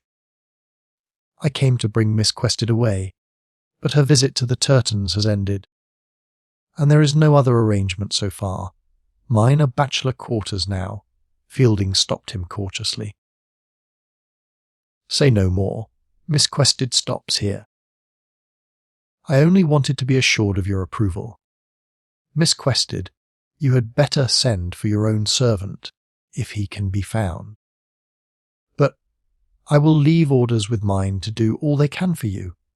Also, I'll let the scouts know. They have guarded the college ever since it was closed, and may as well go on. I really think you'll be as safe here as anywhere. I shall be back Thursday. Meanwhile, Hamidullah, determined to spare the enemy no incidental pain, had said to Ronnie, "We hear, sir, that your mother has died. May we ask where the cable came from?" "Eden." "Ah, you were boasting she had reached Aden in court. But she died on leaving Bombay," broke in Adela. "She was dead when they called her name this morning." "She must have been buried at sea." somehow this stopped Hamidullah, and he desisted from his brutality, which had shocked Fielding more than anyone else. He remained silent while the details of Miss Quested's occupation of the college were arranged, merely remarking to Ronnie, "It is clearly to be understood, sir, that neither Mr. Fielding nor any of us are responsible for this lady's safety at Government College," to which Ronnie agreed. After that, he watched the semi-chivalrous behavings of the three English with quiet amusement. He thought Fielding had been incredibly silly and weak, and he was amazed by the younger people's one of proper pride. When they were driving out to Dilkusha, hours late, he said to Amritrao, who accompanied them, "Mr. Amritrao, have you considered what sum Miss Quested ought to pay as compensation?" 20,000 rupees. No more was then said. But the remark horrified Fielding. He couldn't bear to think of the queer, honest girl losing her money, and possibly her young man too. She advanced into his consciousness suddenly, and, fatigued by the merciless and enormous day, he lost his usual sane view of human intercourse, and felt that we exist not in ourselves, but in terms of each other's minds, a notion for which logic offers no support, and which had attacked him only once before, the evening after the catastrophe, when from the veranda of the club he saw the fists and fingers of the Marabar swell until they included the whole night sky. Chapter 27. Aziz, are you awake? No, so let us have a talk, let us dream plans for the future. I am useless at dreaming. Good night then, dear fellow. The victory banquet was over, and the revellers lay on the roof of plain, Mr. Zulfikar's mansion, asleep, or gazing through mosquito nets at the stars. Exactly above their heads hung the constellation of the Lion, the disk of Regulus so large and bright that it resembled a tunnel. And when this fancy was accepted, all the other stars seemed tunnels too. Are you content with our day's work, Cyril? The voice on his left continued. Are you? Except that I ate too much. How is stomach, how head? I say, Panalale and Colander will get the sack. There'll be a general move at Chandrapur. And you'll get promotion. They can't well move me down, whatever their feelings. In any case, we spend our holidays together and visit Kashmir, possibly Persia, for I shall have plenty of money. Paid to me on account of the injury sustained by my character, he explained with cynical calm. While with me you shall never spend a single pie. This is what I have always wished, and as the result of my misfortunes it has come. You have won a great victory, began Fielding. I know, my dear chap. I know your voice need not become so solemn and anxious. I know what you are going to say next. Let Miss Quested off paying, so that the English may say, here is a native who has actually behaved like a gentleman. If it was not for his black face, we would almost allow him to join our club. The approval of your compatriots no longer interests me. I have become anti-British, and ought to have done so sooner. It would have saved me numerous misfortunes, including knowing me. I say, shall we go and pour water onto Mohammed Latif's face? He is so funny when this is done to him asleep. The remark was not a question, but a full stop. A Fielding accepted it as such, and there was a pause, pleasantly filled by a little wind which managed to brush the top of the house. The banquet, though riotus, had been agreeable, and now the blessings of leisure, unknown to the West, which either works or idles, descended on the motley company. Civilization strays about like a ghost here, revisiting the ruins of empire, and is to be found not in great works of art or mighty deeds, but in the gestures well-bred Indians make when they sit or lie down. Fielding, who had dressed up in native costume, learnt from his excessive awkwardness in it that all his motions were makeshifts. Whereas when the Norwa Behader stretched out his hand for food or Nureddin applauded a song, something beautiful had been accomplished which needed no development. This restfulness of gesture, it is the peace that passeth understanding. After all, it is the social equivalent of yoga. When the wearing of action ceases, it becomes visible, and reveals a civilization which the West can disturb but will never acquire. The hand stretches out forever. The lifted knee has the eternity, though not the sadness of the grave.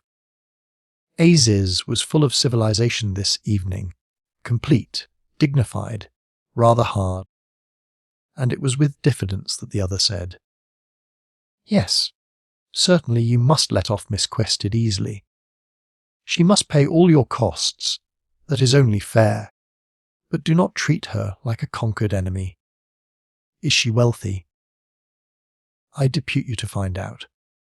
The sums mentioned at dinner, when you all got so excited. They would ruin her. They are perfectly preposterous. Look here. I am looking, though it gets a bit dark. I see Cyril Fielding to be a very nice chap indeed, and my best friend, but in some ways a fool. You think that by letting Miss Quested off easily, I shall make a better reputation for myself and Indians generally. No, no. It will be put down to weakness and the attempt to gain promotion officially. I have decided to have nothing more to do with British India. As a matter of fact, I shall seek service in some Moslem state, such as Hyderabad, Bhopal, where Englishmen cannot insult me any more. Don't counsel me otherwise. In the course of a long talk with Miss Quested, I don't want to hear your long talks. Be quiet. In the course of a long talk with Miss Quested, I have begun to understand her character. It's not an easy one, she being a prig, but she is perfectly genuine and very brave. When she saw she was wrong, she pulled herself up with a jerk and said so. I want you to realize what that means. All her friends around her, the entire British Raj pushing her forward. She stops. Sends the whole thing to smithereens. In her place I should have funked it. But she stopped, and almost did she become a national heroine. But my students ran us down a side street before the crowd caught flame. Do treat her considerately. She really mustn't get the worst of both worlds. I know what all these, he indicated the shrouded forms on the roof, will want, but you mustn't listen to them. Be merciful. Act like one of your 6 Mogul emperors, or all the 6 rolled into one. Not even Mogul emperors showed mercy until they received an apology. She'll apologize if that's the trouble, he cried, sitting up. Look, I'll make you an offer. Dictate to me whatever form of words you like, and this time tomorrow I'll bring it back signed. This is not instead of any public apology she may make you in law. It's an addition. Dear Dr. Aziz, I wish you had come into the cave. I am an awful old hag, and it is my last chance. Will she sign that? Well, good night, good night. It's time to go to sleep after that. Good night, I suppose it is. Oh, I wish you wouldn't make that kind of remark, he continued after a pause. It is the one thing in you I can't put up with. I put up with all things in you, so what is to be done? Well, you hurt me by saying it. Good night. There was silence, then dreamily, but with deep feeling, the voice said, Cyril, I have had an idea which will satisfy your tender mind. I shall consult Mrs. Moore. Opening his eyes and beholding thousands of stars, he could not reply. They silenced him. Her opinion will solve everything. I can trust her so absolutely. If she advises me to pardon this girl, I shall do so. She will counsel me nothing against my real and true honour, as you might. Let us discuss that tomorrow morning. Is it not strange? I keep on forgetting she has left India. During the shouting of her name in court, I fancied she was present. I had shut my eyes. I confused myself on purpose to deaden the pain. Now this very instant I forgot again. I shall be obliged to write. She is now far away, well on her way towards Ralph and Stella. To whom? To those other children. I have not heard of other children. Just as I have 2 boys and a girl, so has Mrs. Moore. She told me in the mosque. I knew her so slightly. I have seen her but 3 times, but I know she is an Oriental. You are so fantastic. Miss Quested. You won't treat her generously, while over Mrs. Moore there is this elaborate chivalry. Miss Quested anyhow behaved decently this morning. Whereas the old lady never did anything for you at all. And it's pure conjecture that she would have come forward in your favour. It only rests on servants' gossip. Your emotions never seem in proportion to their objects, as is. Is emotion a sack of potatoes, so much the pound? To be measured out. Am I a machine? I shall be told I can use up my emotions by using them next. I should have thought you could. It sounds common sense. You can't eat your cake and have it, even in the world of the spirit.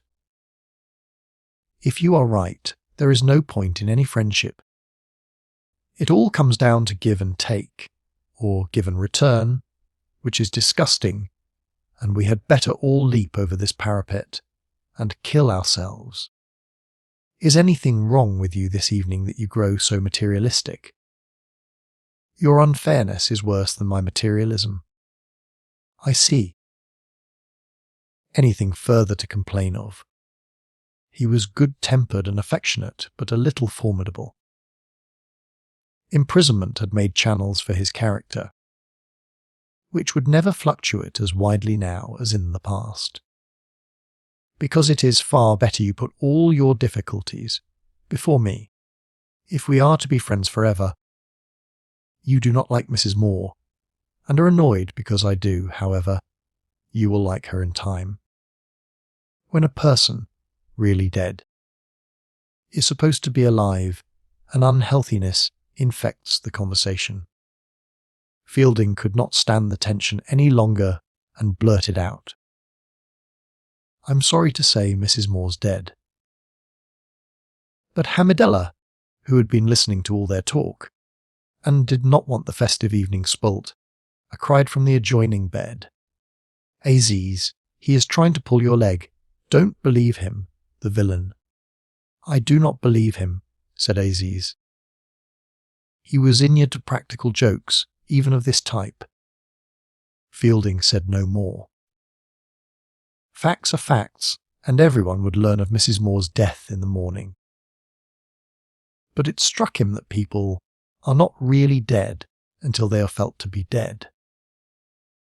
As long as there is some misunderstanding about them, and they possess a sort of immortality. An experience of his own confirmed this. Many years ago he had lost a great friend, a woman, who believed in the Christian heaven and assured him that after the changes and chances of this mortal life, they would meet in it again. Fielding was a blank, frank atheist, but he respected every opinion his friend held. To do this is essential in friendship, and it seemed to him for a time that the dead awaited him, and when the illusion faded it left behind it an emptiness that was almost guilt. This really is the end. he thought, and I gave her the final blow. He had tried to kill Mrs. Moore this evening, on the roof of the Nawab Bahadur's house. But she still eluded him, and the atmosphere remained tranquil. Presently the moon rose, the exhausted crescent that precedes the sun, and shortly after men and oxen began their interminable labour, and the gracious interlude, which he had tried to curtail, came to its natural conclusion. Chapter 28. Dead she was, committed to the deep, while still on the southward track. For the boats from Bombay cannot towards Europe until Arabia has been rounded. She was further in the tropics than ever achieved while on shore. When the sun touched her for the last time, and her body was lowered into yet another India, the Indian Ocean, she left behind her sore discomfort. For death gives a ship a bad name. Who is this Mrs. Moore? When Aden was reached, Lady Mellanby cabled, wrote, did all that was kind. But the wife of a lieutenant, governor does not bargain for such an experience, and she repeated, I had only seen the poor creature for a few hours, when she was taken ill. Really this has been needlessly distressing. It spoils one's home coming. A ghost followed the ship up the Red Sea, but failed to enter the Mediterranean. Somewhere about Suez, there is always a social change. The arrangements of Asia weaken, and those of Europe begin to be felt, and during the transition, Mrs. Moore was shaken off. At port, said the grey blustery north began. The weather was so cold and bracing that the passengers felt it must have broken in the land they had left. But it became hotter, steadily there in accordance with its usual law. The death took subtler and more lasting shapes in Chandrapur. A legend sprang up that an Englishman had killed his mother for trying to save an Indian's life. And there was just enough truth in this to cause annoyance to the authorities. Sometimes it was a cow that had been killed, or a crocodile with the tusks of a boar had crawled out of the Ganges. Nonsense of this type is more difficult to combat than a solid lie. It hides in rubbish heaps and moves when no one is looking. At one period, 2 distinct tombs containing Miss Esmore's remains were reported. One by the tannery, the other up near the goods station. Mr. MacBride visited them both and saw signs of the beginning of a cult. Earthenware saucers and so on. Being an experienced official, he did nothing to irritate it, and after a week or so, the rash died down. There's propaganda behind all this, he said, forgetting that 100 years ago, when Europeans still made their home in the countryside and appealed to its imagination, they occasionally became local demons after death. Not a whole god, perhaps, but part of one, adding an epithet or gesture to what already existed, just as the gods contribute to the great gods, and they to the philosophic Brahm. Ronnie reminded himself that his mother had left India at her own wish, but his conscience was not clear. He had behaved badly to her, and he had either to repent, which involved a mental overturn, or to persist in unkindness towards her. He chose the latter course. How tiresome she had been with the patronage of Aziz! What a bad influence upon Adela! And now she still gave trouble with ridiculous tombs, mixing herself up with natives. She could not help it, of course. But she had attempted similar exasperating expeditions in her lifetime, and he reckoned it against her. The young man had much to worry him: the heat, the local tension, the approaching visit of the lieutenant governor, the problems of Adela. and threading them all together into a grotesque garland were these Indianizations of Mrs. Moore. What does happen to one's mother when she dies? Presumably she goes to heaven. Anyhow, she clears out. Ronnie's religion was of the sterilized public school brand, which never goes bad, even in the tropics. Wherever he entered, mosque, cave, or temple, he retained the spiritual outlook of the fifth form and condemned as weakening any attempt to understand them. Pulling himself together, he dismissed the mater from his mind. In due time, he and his half-brother and sister would put up a tablet to her in the Northamptonshire church where she had worshipped, recording the dates of her birth and death and the fact that she had been buried at sea. This would be sufficient. And Adela, she would have to depart too. He hoped she would have made the suggestion herself ere now. He really could not marry her. It would mean the end of his career. Poor lamentable Adela. She remained at Government College, by Fielding's courtesy, unsuitable and humiliating. But no one would receive her at the civil station.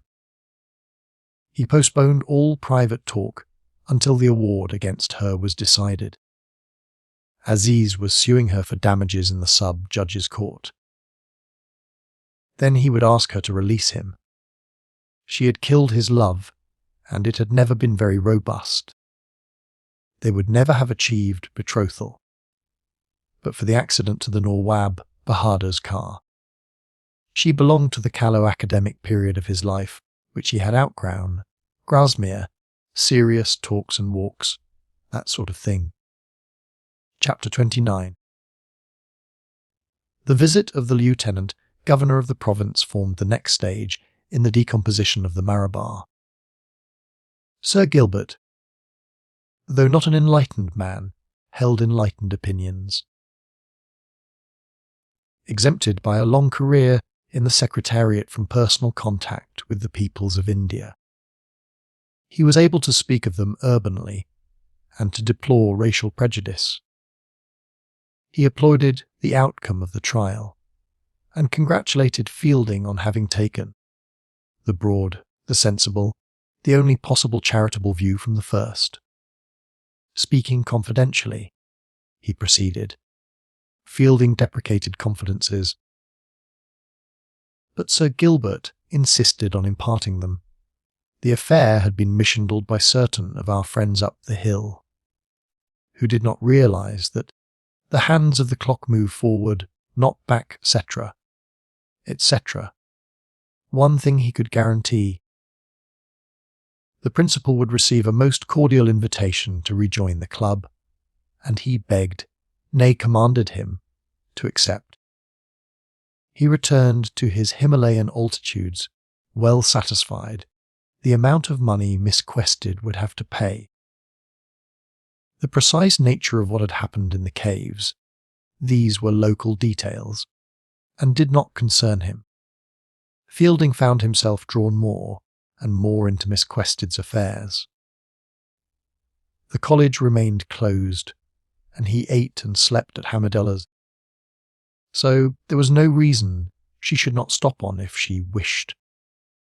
In her place he would have cleared out, sooner than submit to Ronnie's half-hearted and distracted civilities. But she was waiting for the hourglass of her sojourn to run through. A house to live in, a garden to walk in during the brief moment of the cool.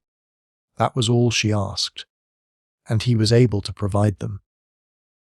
Disaster had shown her limitations, and he realized now what a fine, loyal character she was. Her humility was touching. She never repined at getting the worst of both worlds. She regarded it as the due punishment of her stupidity. When he hinted to her that a personal apology to Aziz might be seemly, she said sadly, "Of course. I ought to have thought of it myself. My instincts never helped me. Why didn't I rush up to him after the trial? Yes, of course I will write him an apology, but please will you dictate it? Between them they concocted a letter, sincere and full of moving phrases, but it was not moving as a letter. Shall I write another? She inquired.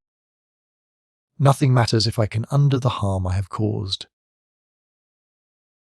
I can do this right, and that right, but when the two are put together they come wrong. That's the defect of my character. I have never realized it until now.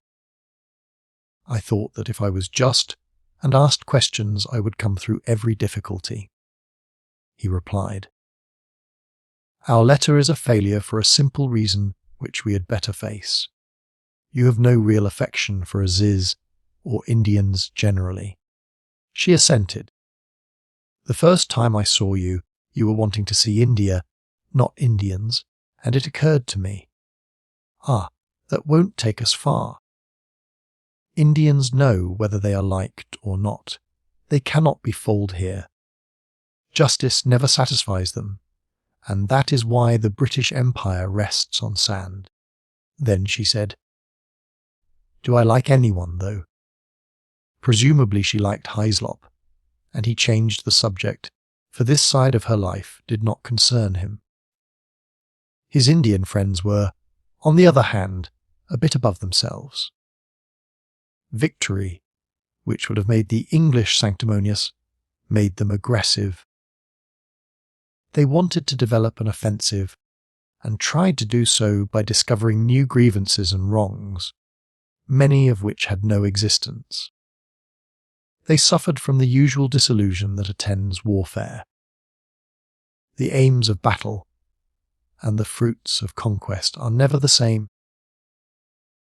The latter have their value, and only the saint rejects them, but their hint of immortality vanishes as soon as they are held in the hand.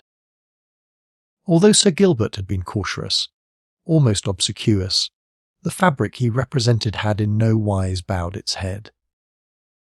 British officialism remained, as all-pervading and as unpleasant as the sun, and what was next to be done against it was not very obvious, even to Mahmoud Ali. Loud talk and trivial lawlessness were attempted, and behind them continued a genuine but vague desire for education. Mr. Fielding, we must all be educated promptly. Aziz was friendly and domineering. He wanted Fielding to give in to the East, as he called it, and live in a condition of affectionate dependence upon it. You can trust me, Cyril. No question of that, and Fielding had no roots among his own people. Yet he really couldn't become a sort of Mohammed Latif. When they argued about it, something racial intruded, not bitterly, but inevitably, like the colour of their skins. Coffee colour versus pinko-grey, and Aziz would conclude, Can't you see that I'm grateful to you for your help and want to reward you? And the other would retort, If you want to reward me, let Miss Quested off paying. The insensitiveness about a dealer displeased him. It would, from every point of view, be right to treat her generously. And one day he had the notion of appealing to the memory of Mrs. Moore.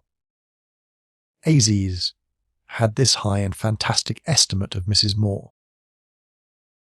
Her death had been a real grief to his warm heart. He wept like a child, and ordered his 3 children to weep also. There was no doubt that he respected and loved her. Fielding's first attempt was a failure. The reply was, I see your trick. I want revenge on them. Why should I be insulted and suffer, and the contents of my pockets read, and my wife's photograph taken to the police station? Also, I want the money to educate my little boys, as I explained to her.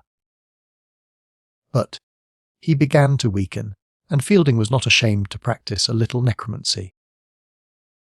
Whenever the question of compensation came up, he introduced the dead woman's name. just as other propagandists invented her a tomb. So did he raise a questionable image of her in the heart of asses, saying nothing that he believed to be untrue, but producing something that was probably far from the truth. Aziz yielded suddenly.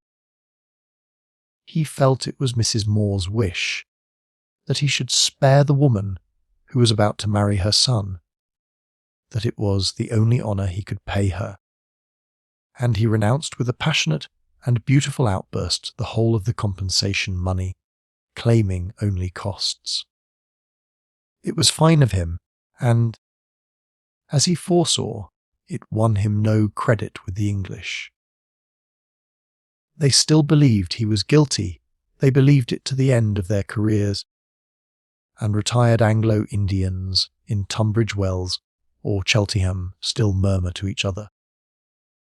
That Marabar case, which broke down because the poor girl couldn't face giving her evidence, that was another bad case. When the affair was thus officially ended, Ronnie, who was about to be transferred to another part of the province, approached Fielding with his usual constraint and said, "I wish to thank you for the help you have given Miss Quested. She will not of course trespass on your hospitality further. She has as a matter of fact decided to return to England. I have just arranged about her passage for her. I understand she would like to see you. I shall go round at once." On reaching the college, he found her in some upset. He learnt that the engagement had been broken by Ronnie. Far wiser of him, she said pathetically. "I ought to have spoken myself, but I drifted on wondering what would happen. I would willingly have gone on spoiling his life through inertia.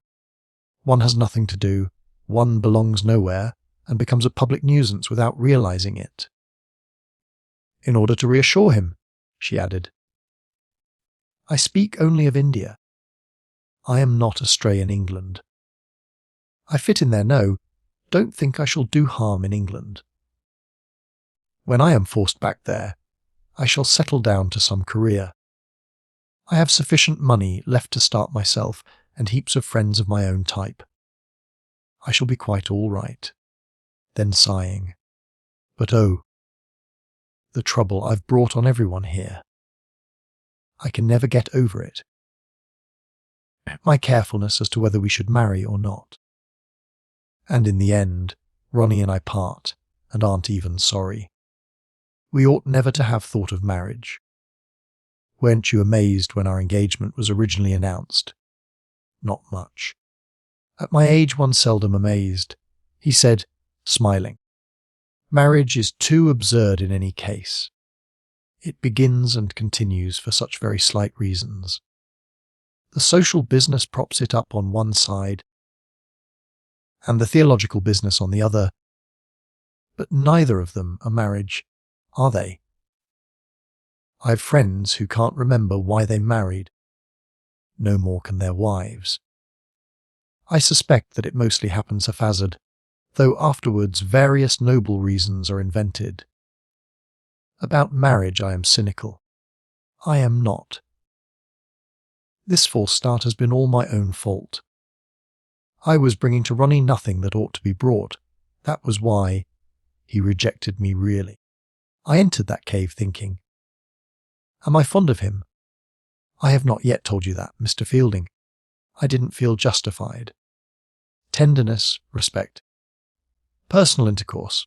I tried to make them take the place of, I no longer want love, he said, supplying the word. No more do I. My experiences here have cured me. But I want others to want it. But to go back to our first talk, for I suppose this is our last one. When you entered that cave, who did follow you, or did no one follow you? Can you now say, I don't like it left in air. Let us call it the guide. She said indifferently, it will never be known. It's as if I ran my finger along that polished wall in the dark and cannot get further. I am up against something, and so are you. Mrs. Moore she did know. How could she have known what we don't? Telepathy, possibly. The pert, meagre word fell to the ground. Telepathy! What an explanation! Better withdraw it, and Adela did so. She was at the end of her spiritual tether, and so was he. Were there worlds beyond which they could never touch, or did all that is possible enter their consciousness? They could not tell. They only realized that their outlook was more or less similar, and found in this a satisfaction. Perhaps life is a mystery, not a muddle. They could not tell. Perhaps the 100 Indias which fuss and squabble so tiresomely are one, and the universe they mirror is one. They had not the apparatus for judging. Write to me when you get to England. I shall often. You have been excessively kind. Now that I'm going, I realize it. I wish I could do something for you in return, but I see you've all you want.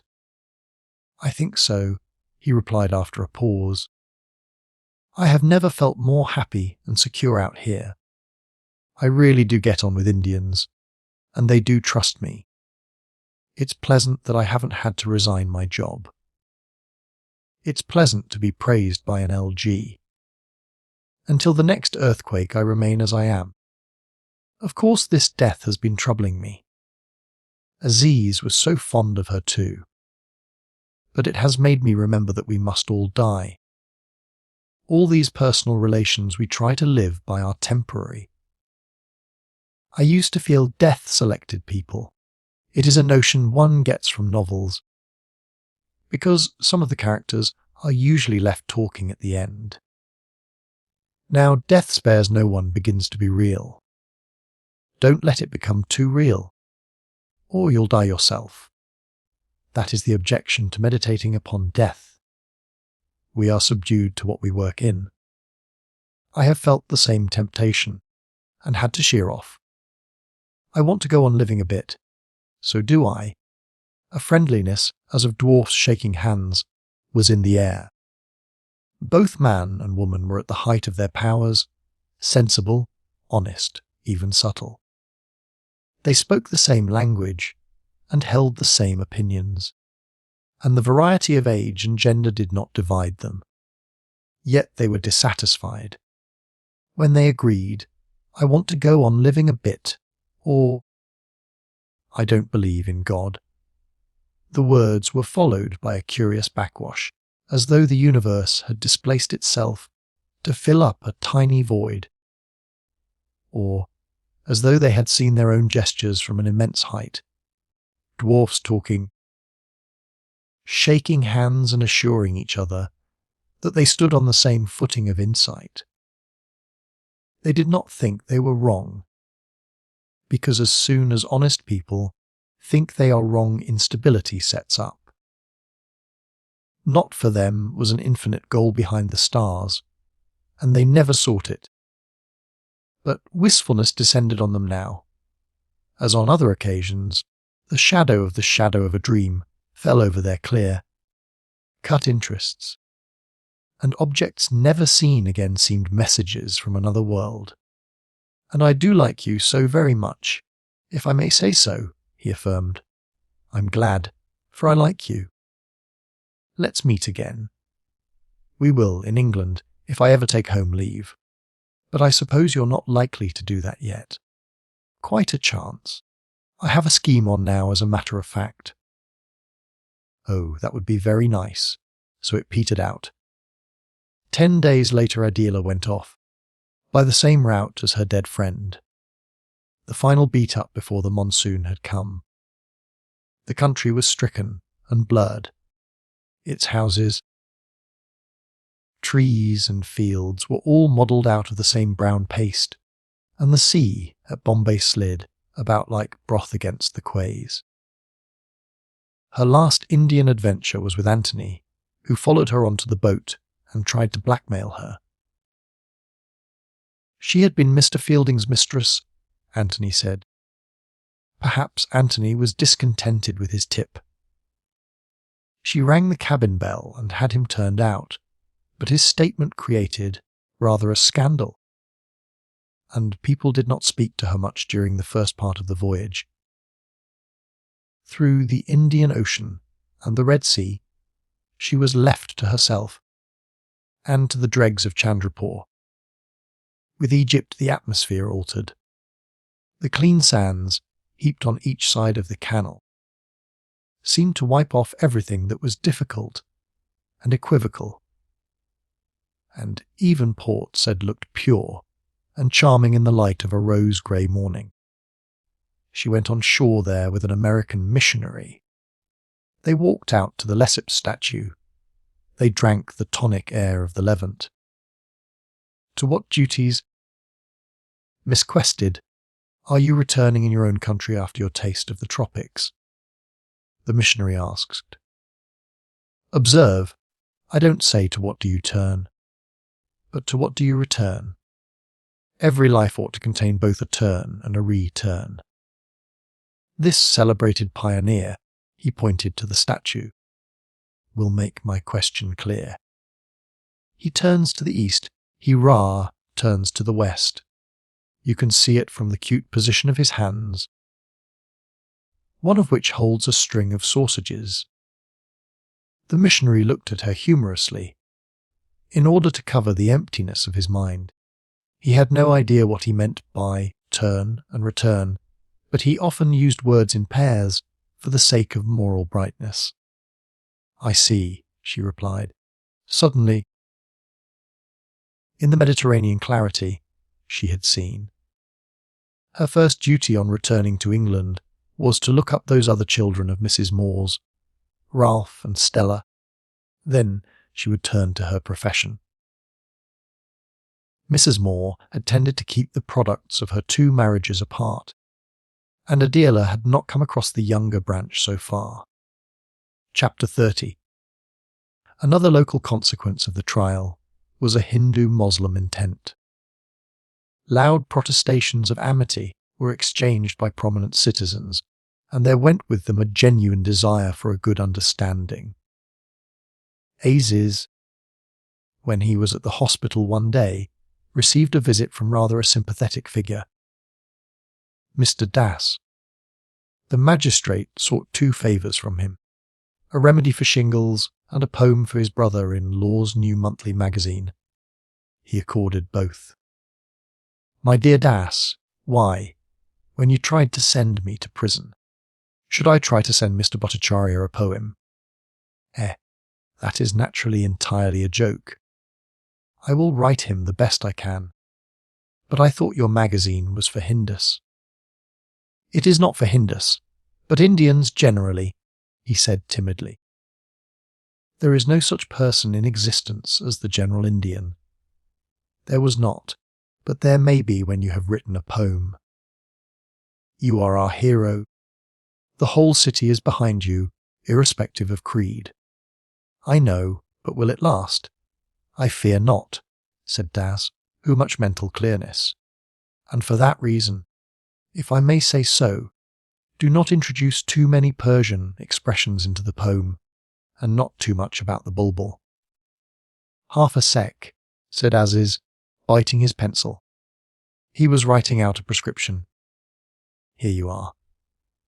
Is not this better than a poem? Happy the man who can compose both. You are full of compliments today. I know you bear me a grudge for trying that case, said the other, stretching out his hand impulsively. You are so kind and friendly, but always I detect irony beneath your manner. No, what nonsense, protested Aziz. They shook hands in a half-embrace that typified the intente. Between people of distant climes, there is always the possibility of romance. But the various branches of Indians know too much about each other to surmount the unknowable easily. The approach is prosaic. Excellent, said Aziz, patting a stout shoulder and thinking, I wish they did not remind me of cow dong. Das thought, some Moslems are very violent. They smiled wistfully. each spying the thought in the other's heart, and Das, the more articulate, said, "Excuse my mistakes. Realize my limitations. Life is not easy as we know it on the earth." "Oh, well, about this poem. How did you hear I sometimes scribbled?" he asked, much pleased, and a good deal moved, for literature had always been a solace to him, something that the ugliness of facts could not spoil. Professor Godball often mentioned it before his departure for more. How did he hear? He too was a poet. Do you not divine each other? Flattered by the invitation, he got to work that evening. The feel of the pen between his fingers generated bulbuls at once. His poem was again about the decay of Islam and the brevity of love, as sad and sweet as he could contrive, but not nourished by personal experience, and of no interest to these excellent hinders. Feeling dissatisfied, he rushed to the other extreme and wrote a satire which was too libellous to print.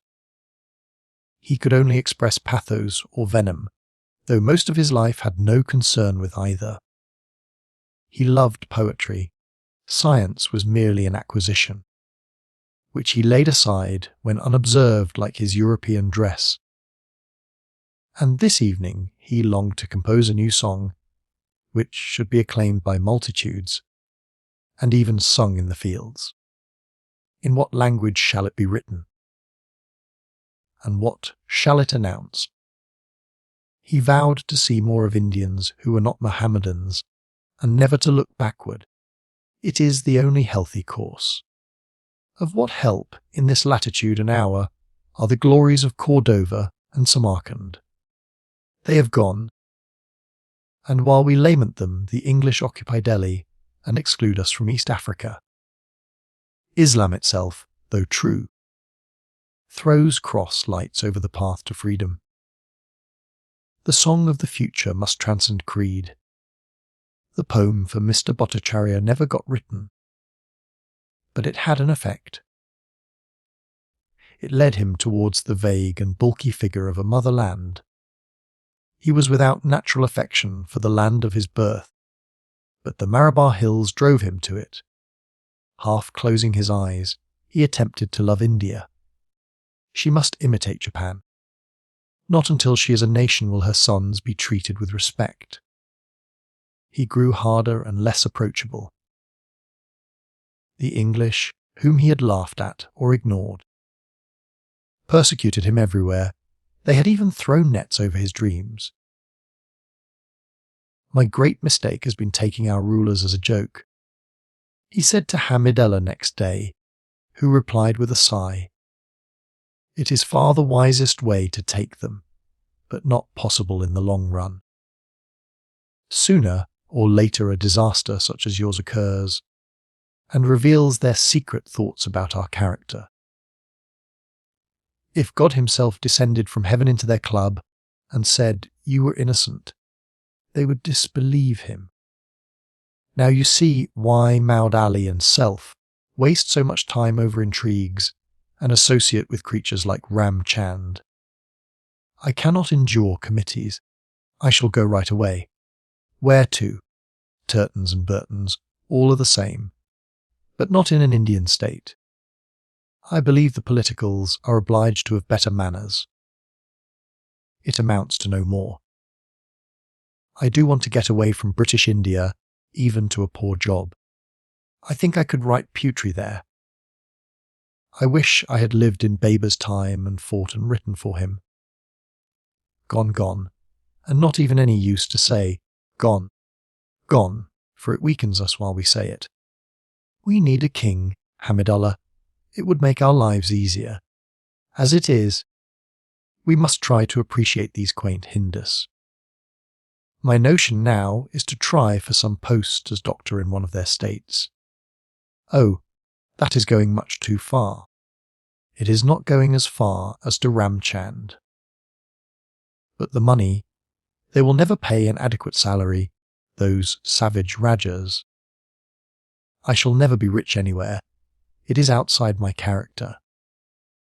If you had been sensible and made Miss Quested pay, I chose not to.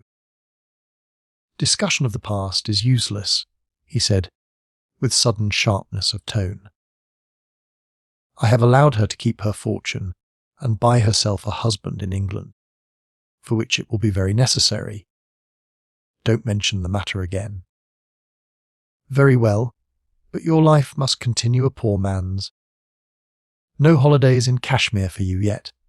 You must stick to your profession and rise to a highly paid post, not retire to a jungle, state and write poems. Educate your children, read the latest scientific periodicals, compel European doctors to respect you. Accept the consequences of your own actions like a man. Aziz winked at him slowly and said, "We are not in the law courts. There are many ways of being a man. Mine is to express what is deepest in my heart."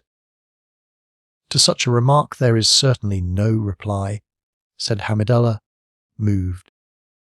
Recovering himself and smiling, he said, "Have you heard this naughty rumour that Mohammed Latif has got hold of?" Which? When Miss Quested stopped in the college, Fielding used to visit her. Rather too late in the evening, the servants say. A pleasant change for her if he did, said Aziz, making a curious face. But you understand my meaning. The young man winked again and said, "Just still. Your meaning doesn't help me out of my difficulties. I am determined to leave Chandrapur. The problem is, for where? I am determined to write poetry. The problem is, about what? You give me no assistance." Then, surprising both Hamidullah and himself, he had an explosion of nerves. "But who does give me assistance? No one is my friend. All are traitors, even my own children. I have had enough of friends. I was going to suggest we go behind the purdah, but your 3 treacherous children are there, so you will not want to. I am sorry. It is ever since I was in prison my temper is strange. Take me, forgive me. Nureddin's mother is visiting my wife now. That is all right, I think. They come before me separately, but not so far together. You had better prepare them for the united shock of my face. No. Let us surprise them without warning. Far too much nonsense still goes on among our ladies. They pretended at the time of your trial they would give up purdah. Indeed, those of them who can write composed a document to that effect. And now it ends in humbug. You know how deeply they all respect Fielding, but not one of them has seen him. My wife says she will. But always when he calls there is some excuse. She is not feeling well. She is ashamed of the room. She has no nice sweets to offer him. Only elephant's ears, and if I say elephants, ears are Mr. Fielding's favourite sweet. She replies that he will know how badly hers are made, so she cannot see him on their account. For 15 years, my dear boy, have I argued with my begum, for 15 years, and never gained a point. Yet the missionaries inform us our women are downtrodden. If you want a subject for a poem, take this. The Indian lady as she is, and not as she is supposed to be. Chapter 31. Aziz had no sense of evidence. The sequence of his emotions decided his beliefs, and led to the tragic coolness between himself and his English friend. They had conquered but were not to be crowned.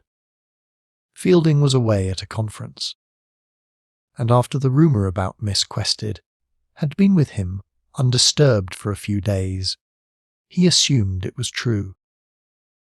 He had no objection on moral grounds to his friends amusing themselves, and Cyril, being middle-aged, could no longer expect the pick of the female market, and must take his amusement where he could find it. But he resented him making up to this particular woman whom he still regarded as his enemy. Also, why had he not been told? What is friendship without confidences? He himself had told things sometimes regarded as shocking, and the Englishman had listened, tolerant, but surrendering nothing in return. He met Fielding at the railway station on his return, agreed to dine with him, and then started taxing him by the oblique method, outwardly merry. An avowed European scandal there was, Mr. MacBride and Miss Derrick. Miss Derrick's faithful attachment to Chandrapur was now explained. Mr. MacBride had been caught in her room, and his wife was divorcing him. That pure-minded fellow. However, he will blame the Indian climate. Everything is our fault, really. Now, have I not discovered an important piece of news for you, Cyril? Not very, said Fielding, who took little interest in distant sins. Listen to mine. Aziz's face lit up. At the conference, it was settled. This evening will do for schoolmastery. I should go straight to the Minter now. The cholera looks bad. We begin to have local cases as well as imported. In fact, the whole of life is somewhat sad. The new civil surgeon is the same as the last, but does not yet dare to be. That is all any administrative change amounts to. All my suffering has won nothing for us. But look here, Cyril, while I remember it. There's gossip about you as well as MacBride. They say that you and Miss Quested became also rather too intimate friends. To speak perfectly frankly, they say you and she have been guilty of impropriety. They would say that. It's all over the town and may injure your reputation. You know, everyone is by no means your supporter. I have tried all I could to silence such a story. Don't bother. Miss Quested has cleared out at last. It is those who stop in the country, not those who leave it, whom such a story injures. Imagine my dismay and anxiety. I could scarcely get a wink of sleep. First my name was coupled with her and now it is yours. Don't use such exaggerated phrases. As what? As dismay and anxiety. Have I not lived all my life in India? Do I not know what produces a bad impression here? His voice shot up rather crossly. Yes, but the scale. You always get the scale wrong, my dear fellow. A pity there is this rumour, but such a very small pity. So small that we may as well talk of something else. You mind for Miss Quested's sake, though. I can see from your face. As far as I do mind, I travel light. Cyril, that boastfulness about travelling light will be your ruin. It is raising up enemies against you on all sides, and makes me feel excessively uneasy. What enemies? Since Isis had only himself in mind, he could not reply. Feeling a fool, he became angrier. I have given you list after list of the people who cannot be trusted in this city. In your position, I should have the sense to know I was surrounded by enemies. You observe I speak in a low voice. It is because I see your says is new. How do I know he isn't a spy? He lowered his voice. Every third servant is a spy. Now, what is the matter? He asked, smiling. Do you contradict my last remark? It simply doesn't affect me. Spies are as thick as mosquitoes, but it's years before I shall meet the one that kills me. You've something else in your mind. I've not, don't be ridiculous. You have. You're cross with me about something or other. Any direct attack threw him out of action. Presently he said, So, you and Madame Selidila used to amuse one another in the evening, naughty boy. Those drab and high-minded talks had scarcely made for dalliance. Fielding was so startled at the story being taken seriously. and so disliked being called a naughty boy that he lost his head and cried, "You little rotter!" Well, I'm damned. Amusement indeed. Is it likely at such a time? Oh, I beg your pardon, I'm sure. The licentious Oriental imagination was at work, he replied, but cut to the heart. For hours after his mistake he bled inwardly. You see, sees the circumstances. Also the girl was still engaged to Hyslop. Also I never felt. Yes, but you didn't contradict what I said, so I thought it was true. Oh dear, east and west. Most misleading. Will you please put your little rotter down at his hospital? You're not offended? Most certainly I am not. If you are, this must be cleared up later on. It has been, he answered, dignified. I believe absolutely what you say, and of that there need be no further question. But the way I said it must be cleared up, I was unintentionally rude. Unreserved regrets. The fault is entirely mine. Tangles like this still interrupted their intercourse.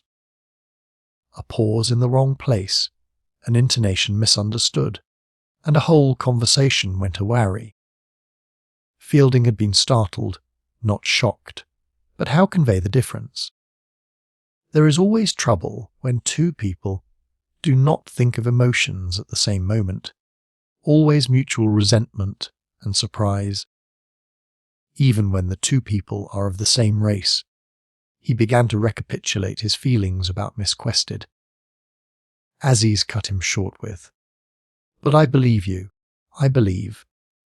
Mohammed Latif shall be severely punished for inventing this. Oh, leave it alone, like all gossip. It's merely one of those half-alive things that try to crowd out real life. Take no notice, it'll vanish, like poor old Mrs. Moore's tombs. Mohammed Latif has taken to intriguing. We are already much displeased with him. Will it satisfy you if we send him back to his family without a present? We'll discuss Mel at dinner." His eyes went clotted and hard. "Dinner. This is most unlucky, I forgot. I have promised to dine with Das. Bring Das to me. He will have invited other friends." "You are coming to dinner with me as arranged," said Fielding, looking away. "I don't stand this. You are coming to dinner with me. You come." They had reached the hospital now. Fielding continued round the maiden alone. He was annoyed with himself, but counted on dinner to pull things straight. At the post office he saw the collector. Their vehicles were parked side by side, while their servants competed in the interior of the building. "Good morning. So you are back," said Turton icily. "I should be glad if you will put in your appearance at the club this evening." "I have accepted re-election, sir. Do you regard it as necessary I should come?" "I should be glad to be excused, indeed. I have a dinner engagement this evening." "It is not a question of your feelings, but of the wish of the Lieutenant Governor. Perhaps you will ask me whether I speak officially." "I do." "I shall expect you this evening at 6. We shall not interfere with your subsequent plans." He attended the grim little function in due course. The skeletons of hospitality rattled, "Have a peg, have a drink." He talked for 5 minutes to Mrs. Blackiston, who was the only surviving female. He talked to MacBride, who was defiant about his divorce, conscious that he had sinned as a sahib. He talked to Major Roberts, the new civil surgeon, and to young Milner, the new city magistrate, but the more the club changed, the more it promised to be the same thing. It is no good, he thought, as he returned past the mosque. We all build upon sand, and the more modern the country gets, the worse'll be the crash. In the old 18th century, when cruelty and injustice raged, An invisible power repaired their ravages. Everything echoes now. There's no stopping the echo. The original sound may be harmless, but the echo is always evil. This reflection about an echo lay at the verge of Fielding's mind. He could never develop it. It belonged to the universe that he had missed or rejected. And the mosque missed it too. Like himself. Those shallow arcades provided but a limited asylum. There is no God, but God doesn't carry us far through the complexities of matter and spirit. It is only a game with words, really a religious pun, not a religious truth. He found Aziz overtired and dispirited, and he determined not to allude to their misunderstanding until the end of the evening. It would be more acceptable then. He made a clean breast about the club, said he had only gone under compulsion, and should never attend again unless the order was renewed. In other words, probably never, for I am going quite soon to England. I thought you might end in England, he said very quietly, then changed the conversation. Rather awkwardly they ate their dinner, then went out to sit in the Mogul garden house. I am only going for a little time. On official business. My service is anxious to get me away from Chandrapur for a bit. It is obliged to value me highly, but does not care for me. The situation is somewhat humorous. What is the nature of the business? Will it leave you much spare time? Enough to see my friends. I expected you to make such a reply. You are a faithful friend. Shall we now talk about something else? Willingly. What subject? Poetry, he said, with tears in his eyes. Let us discuss why poetry has lost the power of making men brave. My mother's father was also a poet, and fought against you in the mutiny. I might equal him if there was another mutiny. As it is, I am a doctor who has won a case and has 3 children to support, and whose chief subject of conversation is official plans. Let us talk about poetry. He turned his mind to the innocuous subject. You people are sadly circumstanced. Whatever are you to write about? You cannot say, the rose is faded, forevermore. We know it's faded. Yet you can't have patriotic poetry of the my India type, when it's nobody's India. I like this conversation. It may lead to something interesting. You are quite right in thinking that poetry must touch life. When I knew you first, you used it as an incantation. I was a child when you knew me first. Everyone was my friend then. The friend, a Persian expression for God. But I do not want to be a religious poet either. I hoped you would be. Why, when you yourself are an atheist? There is something in religion that may not be true, but has not yet been sung. Explain in detail. Something that the Hindus have perhaps found. Let them sing it. Hindus are unable to sing. Cyril, you sometimes make a sensible remark. That will do for poetry for the present. Let us now return to your English visit. We haven't discussed poetry for 2 seconds, said the other, smiling. But Aziz was addicted to cameos. He held the tiny conversation in his hand and felt it epitomized his problem. For an instant he recalled his wife, and, as happens when a memory is intense, the past became the future, and he saw her with him in a quiet Hindu jungle native state. Far away from foreigners, he said. I suppose you will visit Miss Quested. If I have time, it will be strange seeing her in Hampstead. What is Hampstead? An artistic and thoughtful little suburb of London, and there she lives in comfort. You will enjoy seeing her. Dear me, I've got a headache this evening. Perhaps I am going to have cholera. with your permission, I'll leave early. When would you like the carriage? Don't trouble, I'll bite. But you haven't got your bicycle.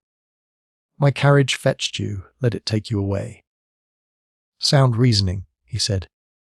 I have not got my bicycle. But I am seen too often in your carriage. I am thought to take advantage of your generosity by Mr. Ram Chand. He was out of sorts and uneasy. The conversation jumped from topic to topic in a broken-backed fashion. They were affectionate and intimate, but nothing clicked tight. As is, you have forgiven me the stupid remark I made this morning. When you called me a little rotter. Yes, to my eternal confusion. You know how fond I am of you.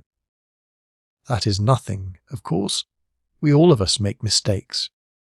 In a friendship such as ours, a few slips are of no consequence. But as he drove off, something depressed him, a dull pain of body or mind, waiting to rise to the surface. When he reached the bungalow, he wanted to return and say something very affectionate.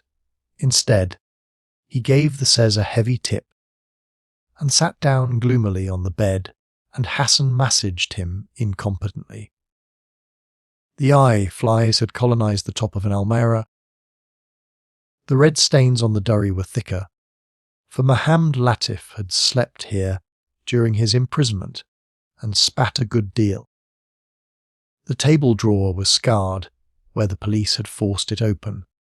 Everything in Chandrapur was used up, including the air. The trouble rose to the surface now. He was suspicious.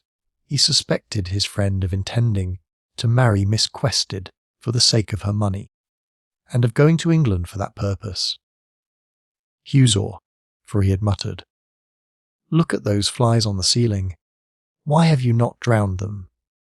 Huzor, they return, like all evil things.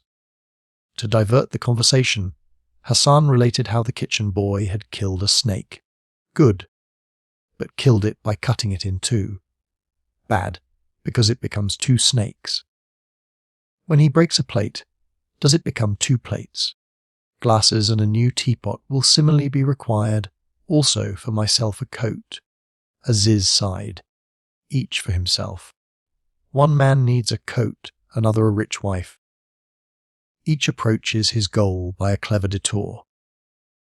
Fielding had saved the girl a fine of 20,000 rupees, and now followed her to England. If he desired to marry her, all was explained. She would bring him a larger dowry. Aziz did not believe his own suspicions. Better if he had, for then he would have denounced and cleared the situation up. Suspicion and belief could in his mind exist side by side. They sprang from different sources and need never intermingle. Suspicion in the Oriental is a sort of malignant tumour, a mental malady. That makes him self-conscious and unfriendly suddenly. He trusts and mistrusts at the same time in a way the Westerner cannot comprehend. It is his demon, as the Westerner's is hypocrisy. Aziz was seized by it, and his fancy built a satanic castle,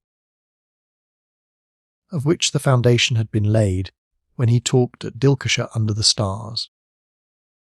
The girl had surely been Cyril's mistress when she stopped in the college. Mohammed Latif was right. But was that all? Perhaps it was Cyril who followed her into the cave. No, impossible. Cyril hadn't been on the corridor at all. Impossible. Ridiculous. Yet the fancy left him trembling with misery. Such treachery, if true, would have been the worst in Indian history. Nothing so vile. Not even the murder of Afzal Khan by Savaji. He was shaken, as though by a truth, and told Hassan to leave him.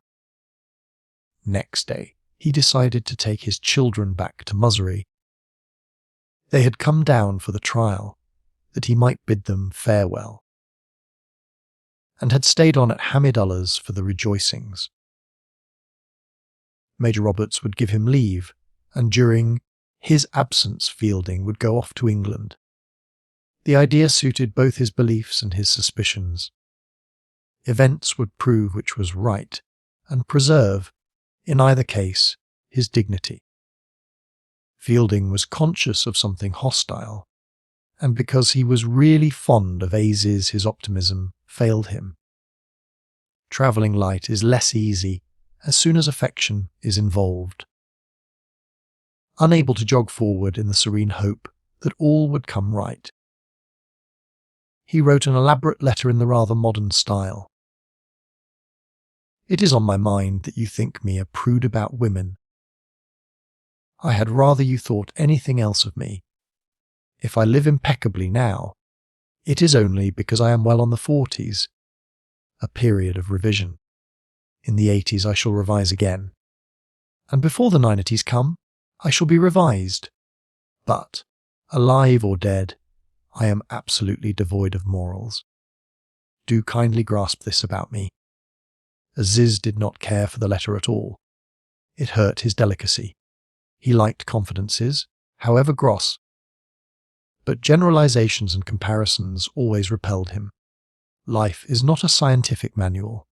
He replied coldly, regretting his inability to return from Mussory before his friend sailed.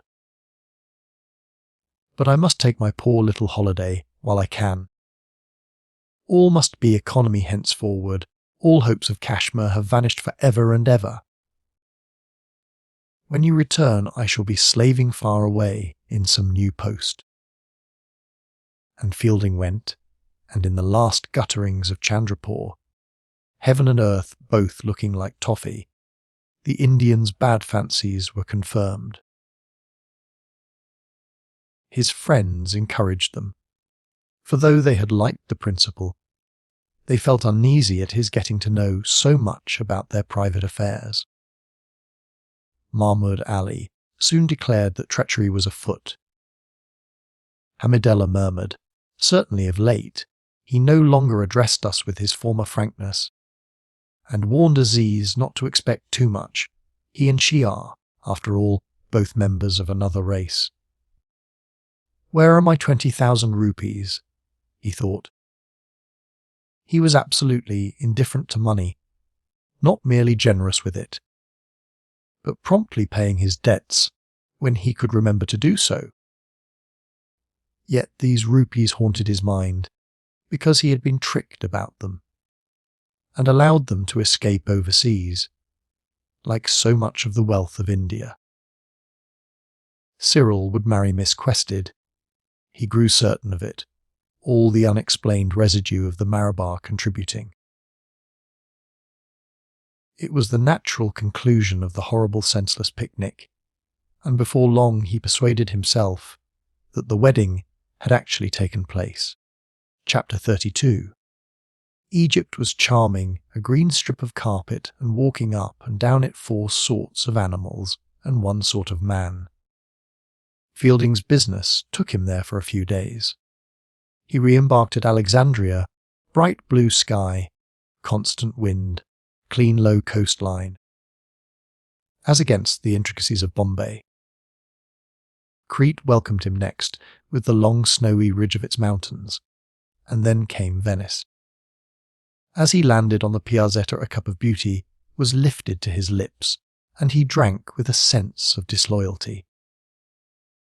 The buildings of Venice, like the mountains of Crete and the fields of Egypt, stood in the right place, whereas in poor India everything was placed wrong. He had forgotten the beauty of form among idol temples and lumpy hills. Indeed, without form, how can there be beauty? Form stammered here and there in a mosque, became rigid through nervousness even. But oh, these Italian churches! San Giorgio standing on the island, which could scarcely have risen from the waves without it. The salute holding the entrance of a canal which, but for it, would not be the Grand Canal. In the old undergraduate days he had wrapped himself up in the many-coloured blanket of St. Mark's. but something more precious than mosaics and marbles was offered to him now. The harmony between the works of man and the earth that upholds them. The civilization that has escaped muddle, the spirit in a reasonable form, with flesh and blood subsisting. Writing picture postcards to his Indian friends, he felt that all of them would miss the joys he experienced now, the joys of form, and that this constituted a serious barrier. They would see the sumptuousness of Venice, not its shape, and though Venice was not Europe, it was part of the Mediterranean harmony. The Mediterranean is the human norm, when men leave that exquisite lake.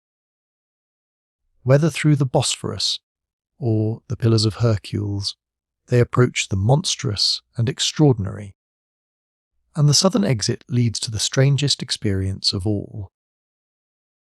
Turning his back on it yet again, he took the train northward, and tender romantic fancies that he thought were dead forever flowered when he saw the buttercups and daisies of June. Part 3 Temple. Chapter 33.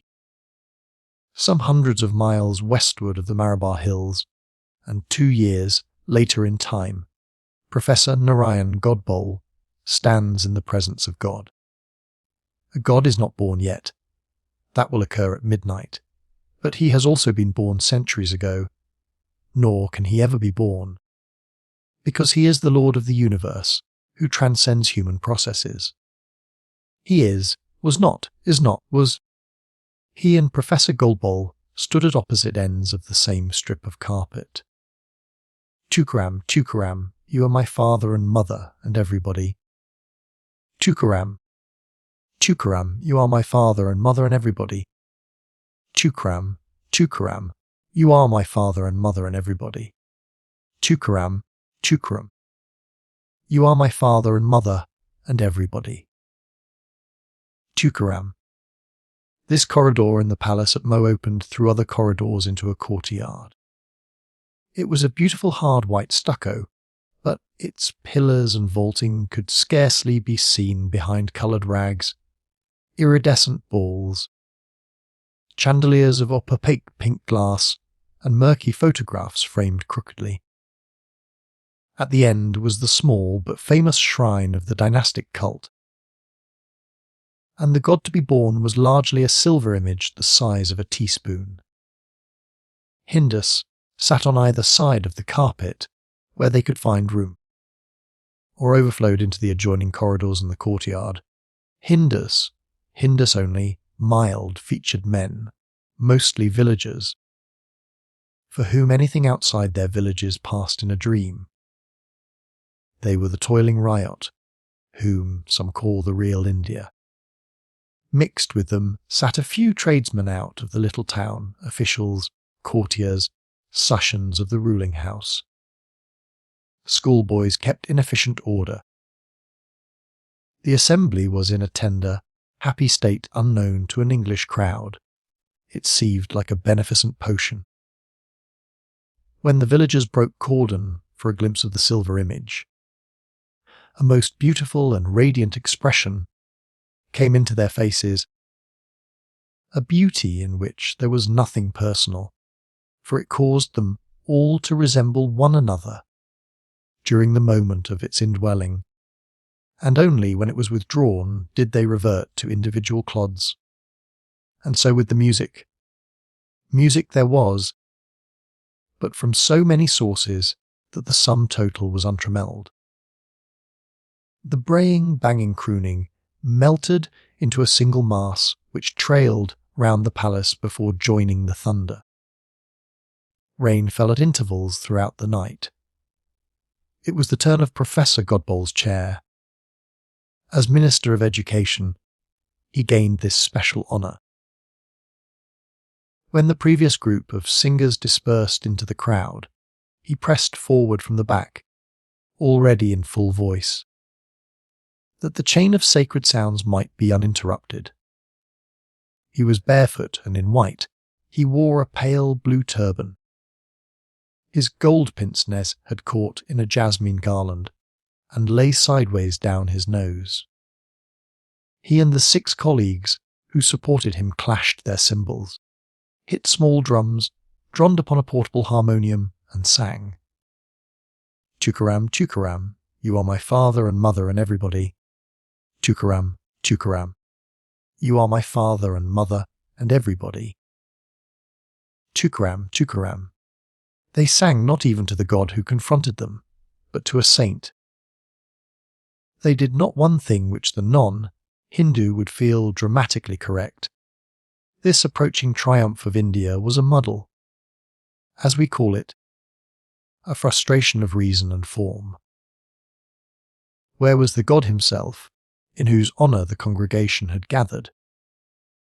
Indistinguishable in the jumble of his own altar, huddled out of sight amid images of inferior descent, smothered under rows, leaves, overhung by oleographs, outblazed by golden tablets representing the Raja's ancestors, and entirely obscured, when the wind blew, by the tattered foliage of a banana. Hundreds of electric lights had been lit in his honour, worked by an engine whose thumps destroyed the rhythm of the hymn.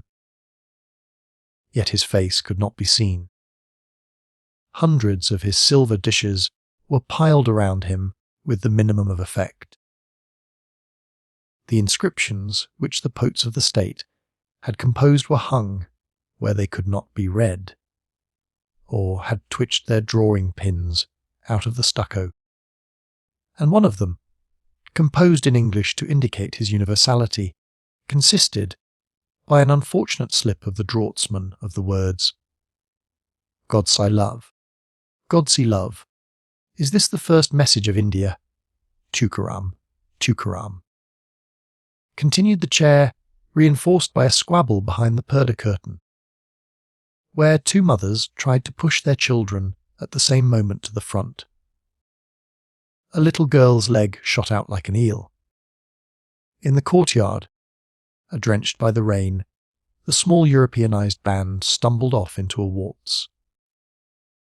Nights of Gladness they were playing. The singers were not perturbed by this rival, they lived beyond competition. It was long before the tiny fragment of Professor Godbowl that attended to outside things decided that his pince nez was in trouble, and that, until it was adjusted, he could not choose a new hymn. He laid down one cymbal, with the other he clashed the air. With his free hand he fumbled at the flowers round his neck. A colleague assisted him, singing into one another's grey moustaches. They disentangled the chain from the tinsel into which it had sunk. Godbowl consulted the music book, said a word to the drummer, who broke rhythm, made a thick little blur of sound, and produced a new rhythm. This was more exciting, the inner images it evoked more definite, and the singers' expressions became fatuous and languid. They loved all men, the whole universe, and scraps of their past. Tiny splinters of detail emerged for a moment to melt into the universal warmth. Thus Godbowl, though she was not important to him, remembered an old woman he had met in Chandrapur days. Chance brought her into his mind while it was in this heated state. He did not select her. She happened to occur among the throng of soliciting images, a tiny splinter, and he impelled her by his spiritual force to that place where completeness can be found. Completeness, not reconstruction. His senses grew thinner. He remembered a wasp seen he forgot where, perhaps on a stone. He loved the wasp equally. He impelled it likewise. He was imitating God. And the stone where the wasp clung, could he? No, he could not. He had been wrong to attempt the stone. Logic and conscious effort had seduced. He came back to the strip of red carpet and discovered that he was dancing upon it. Up and down, a third of the way to the altar, and back again. clashing his cymbals, his little legs twinkling, his companions dancing with him and each other. Noise, noise, the Europeanized band louder. Incense on the altar, sweat, the blaze of lights, wind in the bananas, noise, thunder, 11:50 by his wrist watch. A scene as he threw up his hands and detached the tiny reverberation that was his soul. Louder shouts in the crowd. He danced on. The boys and men who were squatting in the aisles were lifted forcibly and dropped without changing their shapes into the laps of their neighbours. Down the path thus cleared advanced a litter. It was the aged ruler of the state, abroad against the advice of his physicians to witness the birth ceremony. No one greeted the Raja, nor did he wish it. This was no moment for human glory. Nor could the litter be set down, lest it defiled the temple by becoming a throne. He was lifted out of it, while its feet remained in air, and deposited on the carpet close to the altar. His immense beard was straightened. His legs tucked under him. A paper containing red powder was placed in his hand. There he sat, leaning against a pillar, exhausted with illness, his eyes magnified by many unshed tears. He had not to wait long, in a land where all else was unpunctual. The hour of the birth was chronometrically observed. 3 minutes before it was due, a Brahmin brought forth a model of the village of Gokul, the Bethlehem in that nebulous story, and placed it in front of the altar. The model was on a wooden tray about a yard square. It was of clay, and was blue and white with streamers and paint. Here, upon a chair too small for him, and with a head too large, sat King Cancer, who is Herod, directing the murder of some innocents, and in a corner, similarly proportioned, stood the father and mother of the Lord, warned to depart in a dream. The model was not holy, but more than a decoration, for it diverted men from the actual image of the god, and increased their sacred bewilderment. Some of the villagers thought the birth had occurred, saying with truth that the Lord must have been born, or they could not see him. But the clock struck midnight, and simultaneously the rending note of the conch broke forth, followed by the trumpeting of elephants. All who had packets of powder threw them at the altar, and in the rosy dust and incense, and clanging and shouts, infinite love took upon itself the form of Sri Krishna and saved the world. All sorrow was annihilated, not only for Indians, but for foreigners, birds, caves, railways, and the stars. All became joy, all laughter. There had never been disease nor doubt, misunderstanding, cruelty, fear. Some jumped in the air, others flung themselves prone, and embraced the bare feet of the universal lover. The women behind the purdah slapped and shrieked. The little girl slipped out and danced by herself, her black tails flying. Not an orgy of the body. The tradition of that shrine forbade it. But the human spirit had tried by a desperate contortion to ravish the unknown, flinging down science and history in the struggle. Yes, beauty herself. Did it succeed? Books written afterward say yes. But how, if there is such an event, can it be remembered afterwards? How can it be expressed in anything but itself? Not only from the unbeliever are mysteries hid, but the adept himself cannot retain them. He may think, if he chooses, that he has been with God, but as soon as he thinks it, it becomes history and falls under the rules of time. A cobra of papiam, Chen now appeared on the carpet, also a wooden cradle swinging from a frame. Professor Godbole approached the latter with a red silk napkin in his arms. The napkin was God, not that it was, and the image remained in the blur of the altar. It was just a napkin, folded into a shape which indicated a baby's. The professor dandled it and gave it to the Raja, who, making a great effort, said, "I name this child Shri Krishna," and tumbled it into the cradle. Tears poured from his eyes because he had seen the Lord's salvation. He was too weak to exhibit the silk baby to his people, his privilege in former years. His attendants lifted him up. A new path was cleared through the crowd, and he was carried away to a less sacred part of the palace. There, in a room accessible to Western science by an outer staircase, his physician, Dr. Aziz, awaited him. His Hindu physician, who had accompanied him to the shrine, briefly reported his symptoms. As the ecstasy receded, the invalid grew fretful. The bumping of the steam engine that worked the dynamo disturbed him, and he asked for what reason it had been introduced into his home. They replied that they would inquire, and administered a sedative. Down in the sacred corridors, joy had seethed to jollity. It was their duty to play various games to amuse the newly born god, and to simulate his sports with the wanton dairymaids of Brindaban. Butter played a prominent part in these. When the cradle had been removed, the principal nobles of the state gathered together for an innocent frolic. They removed their turbans, and one put a lump of butter on his forehead, and waited for it to slide down his nose into his mouth.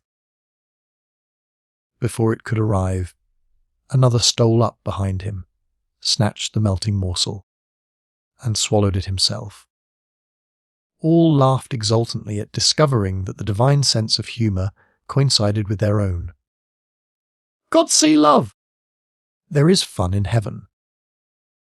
God can play practical jokes upon himself, draw chairs away from beneath his own posteriors, set his own turbans on fire, and steal his own petticoats when he bathes. By sacrificing good taste, this worship achieved what Christianity has shirked: the inclusion of merriment. All spirit as well as all matter must participate in salvation, and if practical jokes are banned, the circle is incomplete. Having swallowed the butter, they played another game which chanced to be graceful. The fondling of Sri Krishna under the similitude of a child. A pretty red and gold ball is thrown, and he who catches it chooses a child from the crowd, raises it in his arms, and carries it round to be caressed. All stroke the darling creature for the Creator's sake, and murmur happy words. The child is restored to his parents, the ball thrown on, and another child becomes for a moment the world's desire. And the Lord bounds hither and thither through the aisles, chance, and the sport of chance, irradiating little mortals with his immortality. When they had played this long enough, and being exempt from boredom, they played it again and again. They played it again and again.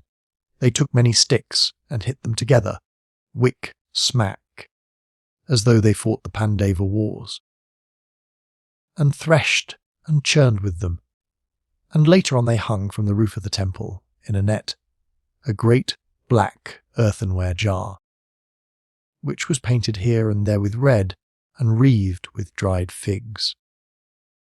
Now came a rousing sport. Springing up, they struck at the jar with their sticks. It cracked, broke, and a mass of greasy rice and milk poured onto their faces. They ate and smeared one another's mouths, and dived between each other's legs for what had been pashed upon the carpet.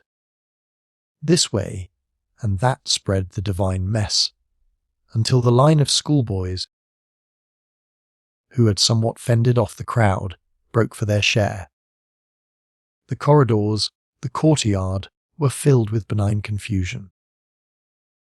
Also the flies awoke and claimed their share of God's bounty. There was no quarrelling, owing to the nature of the gift. For blessed is the man who confers it on another, he imitates God. And those imitations, those substitutions, continued to flicker through the assembly for many hours, awaking in each man, according to his capacity, an emotion that he would not have had otherwise. No definite image survived. At the birth, it was questionable whether a silver doll, or a mud village, or a silk napkin, or an intangible spirit, or a pious resolution had been born. Perhaps all these things, perhaps none. Perhaps all birth is an allegory. Still, it was the main event of the religious year. It caused strange thoughts, covered with grease and dust. Professor Godbole had once more developed the life of his spirit. He had, with increasing vividness, again seen Mrs. Moore, and round her faintly clinging forms of trouble. He was a Brahmin, she Christian, but it made no difference. It made no difference whether she was a trick of his memory or a telepathic appeal. It was his duty, as it was his desire, to place himself in the position of the god, and to love her, and to place himself in her position, and to say to the god, "Come, come, come." This was all he could do. How inadequate. But each according to his own capacities, and he knew that his own were small. One old Englishwoman, and one little wasp, he thought as he stepped out of the temple into the grey of a pouring wet morning. It does not seem much, still it is more than I am myself. Chapter 34. Dr. Aziz left the palace at the same time. As he returned to his house, which stood in a pleasant garden further up the main street of the town, he could see his old patron paddling and capering in the slush ahead. "Hullo," he called, and it was the wrong remark, for the devotee indicated by circular gestures of his arms that he did not desire to be disturbed. He added, "Sorry," which was right, for Godbole twisted his head till it didn't belong to his body, and said in a strained voice that had no connection with his mind. He arrived at the European guest house perhaps, at least possibly. Did he? Since when? But time was too definite. He waved his arm more dimly and disappeared. Aziz knew who he was, Fielding, but he refused to think about him, because it disturbed his life. And he still trusted the floods to prevent him from arriving. A fine little river issued from his garden gate and gave him much hope. It was impossible that anyone could get across from Dera in such weather as this. Fielding's visit was official. He had been transferred from Chandrapur and sent on a tour through central India to see what the remoter states were doing with regard to English education. He had married. He had done the expected with Miss Quested, and Aziz had no wish to see him again. Dear old Godbole, he thought, and smiled. He had no religious curiosity, and never discovered the meaning of this annual antic, but he was well assured that Godbole was a dear old man. He had come to more through him and remained on his account. Without him, he could never have grasped problems so totally different from those of Chandrapur. For here the cleavage was between Brahmin and non-Brahmin. Moslems and English were quite out of the running, and sometimes not mentioned for days. Since Godbole was a Brahmin, Aziz was one also for purposes of intrigue. They would often joke about it together. The fissures in the Indian soil are infinite. Hinduism, so solid from a distance, is riven into sects and clans, which radiate and join, and change their names according to the aspect from which they are approached.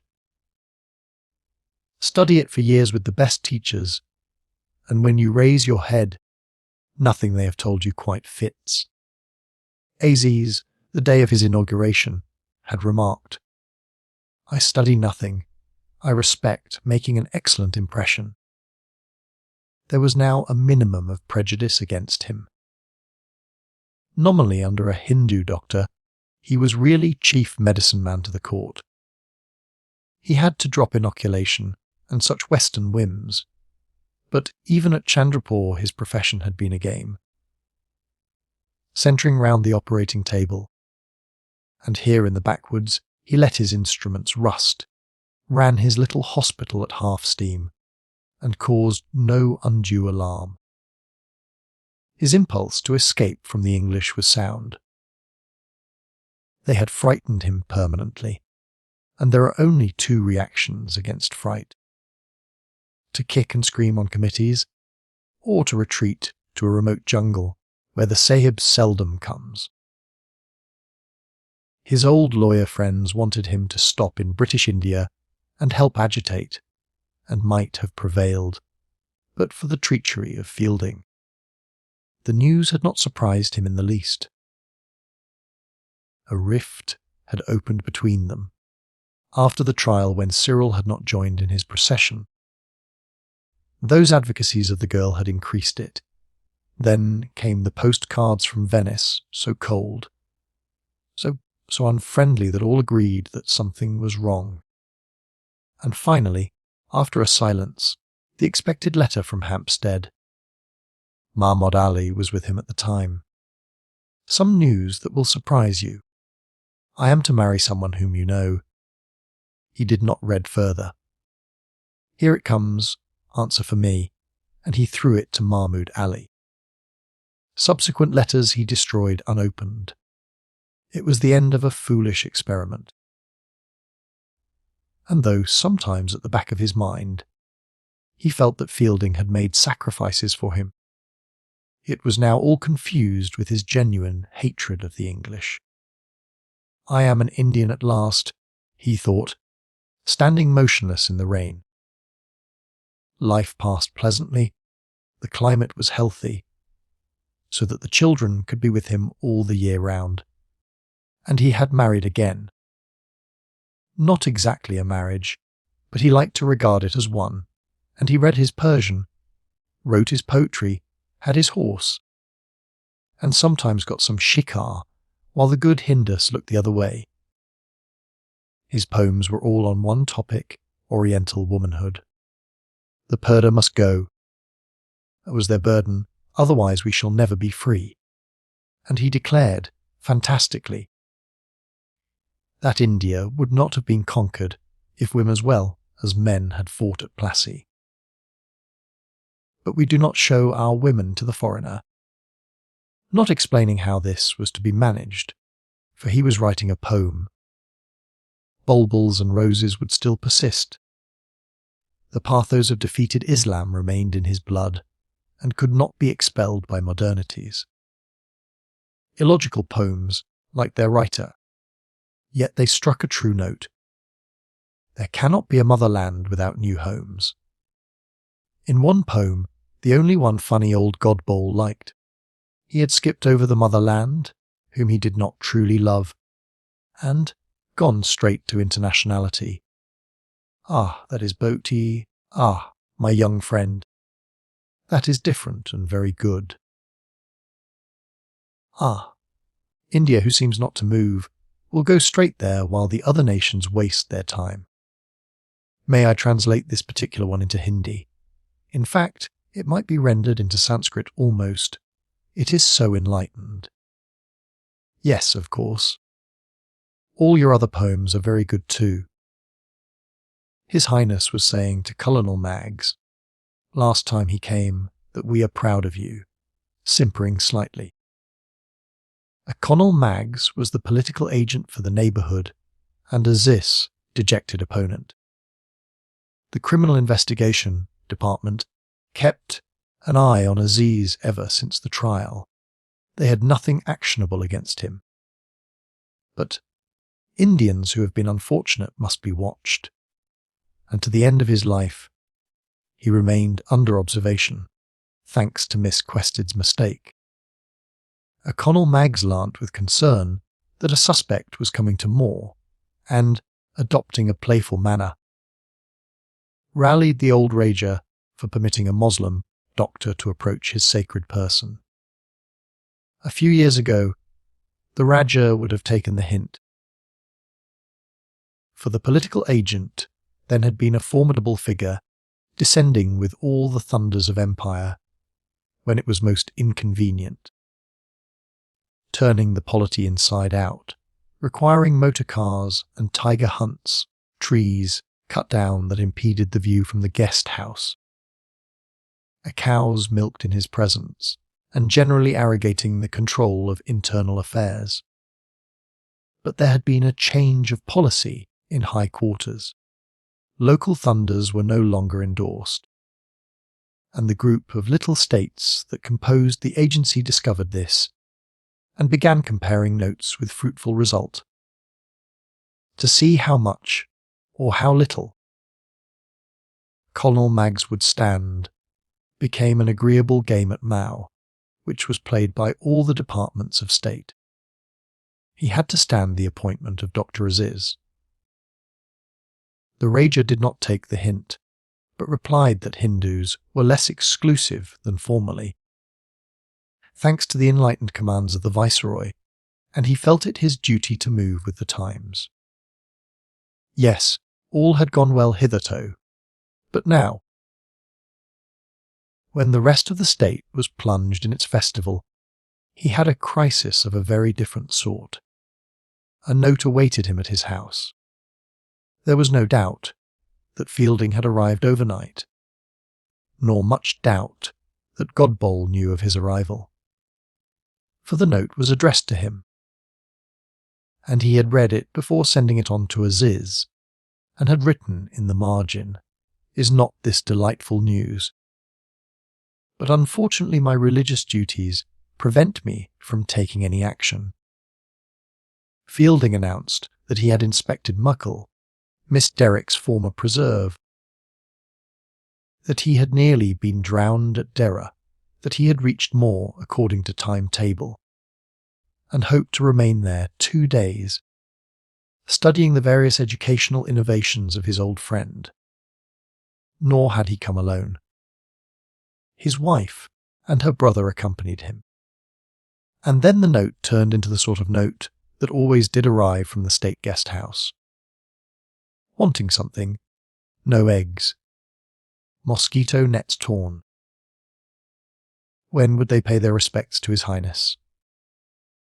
Was it correct that a torchlight procession would take place? If so, might they view it? They didn't want to give trouble, but if they might stand in a balcony, or if they might go out in a boat. Aziz tore the note up. He had had enough of showing misquested native life. "Treacherous, hideous harridan!" Bad people altogether.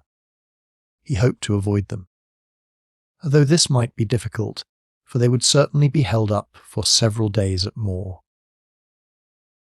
Down country, the floods were even worse, and the pale grey faces of lakes had appeared in the direction of the Asoga railway station. Chapter 35. Long before he discovered Mao, another young Mohammedan had retired there, a saint. His mother said to him, "Free prisoners." So he took a sword and went up to the fort.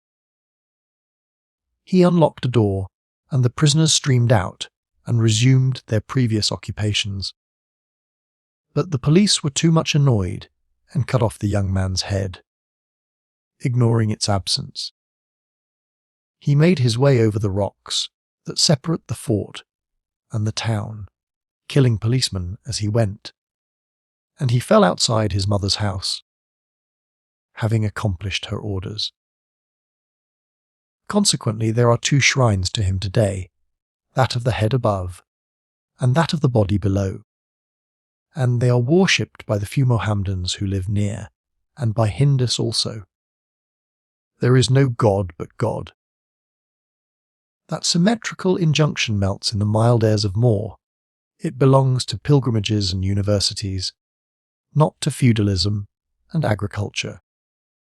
When Aziz arrived and found that even Islam was idolatrous, he grew scornful and longed to purify the place like Alamja. But soon he didn't mind, like a bar. After all, this saint had freed prisoners, and he himself had lain in prison. The shrine of the body lay in his own garden, and produced a weekly crop of lamps and flowers, and when he saw them he recalled his sufferings. The shrine of the head made a nice short walk for the children. He was off duty the morning after the great puja, and he told them to come. Jamila held his hand. Ahmed and Karam ran in front, arguing what the body looked like as it came staggering down, and whether they would have been frightened if they met it. He didn't want them to grow up superstitious, so he rebuked them. And they answered, "Yes, father," for they were well brought up. But, like himself, they were impervious to argument. And after a polite pause they continued saying what their natures compelled them to say. A slim, tall 8-side building stood at the top of the slope, among some bushes. This was the shrine of the head. It had not been roofed, and was indeed merely a screen. Inside it crouched a humble dome, and inside that, visible through a grille, was a truncated gravestone, swathed in calico. The inner angles of the screen were cumbered with bees' nests, and a gentle shower of broken wings and other aerial oddments kept falling, and had strewn the damp pavement with their flue. Ahmed, apprised by Mohammed Latif of the character of the bee, said, "They will not hurt us, whose lives are chaste," and pushed boldly in. His sister was more cautious. From the shrine they went to a mosque, which, in size and design, resembled a fire screen. The arcades of Chandrapur had shrunk to a flat piece of ornamental stucco, with protuberances at either end to suggest minarets. The funny little thing didn't even stand straight, for the rock on which it had been put was slipping down the hill. It and the shrine were a strange outcome of the protests of Arabia. They wandered over the old fort, now deserted, and admired the various views. The scenery, according to their standards, was delightful, the sky grey and black, bellyfuls of rain all over it, the earth pocked with pools of water and slimy with mud. A magnificent monsoon, the best for 3 years, the tanks already full, bumper crops possible. Out towards the river, the route by which the Fieldings had escaped from Dera, the downpour had been enormous. The mails had to be pulled across by ropes.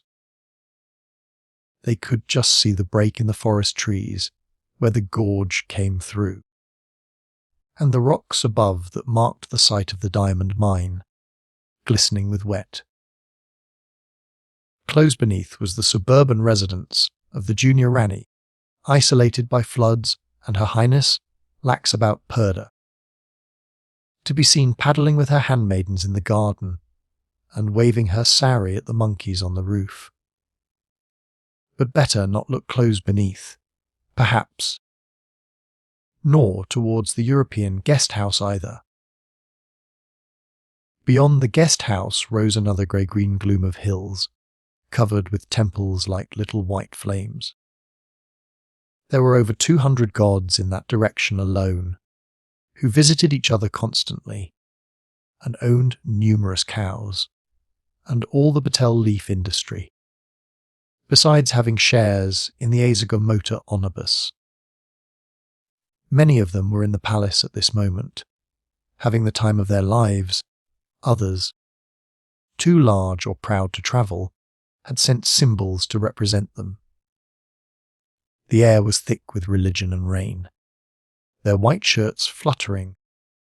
Ahmed and Karim ran about over the fort, shrieking with joy.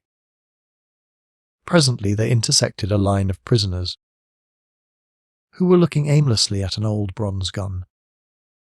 "Which of you is to be pardoned?" they asked.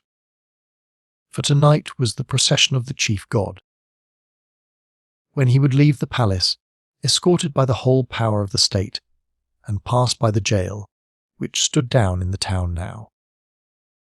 As he did so, troubling the waters of our civilization, one prisoner would be released, and then he would proceed to the great Mao tank that stretched as far as the guest house garden, where something else would happen, some final or subsidiary apotheosis, after which he would submit to the experience of sleep.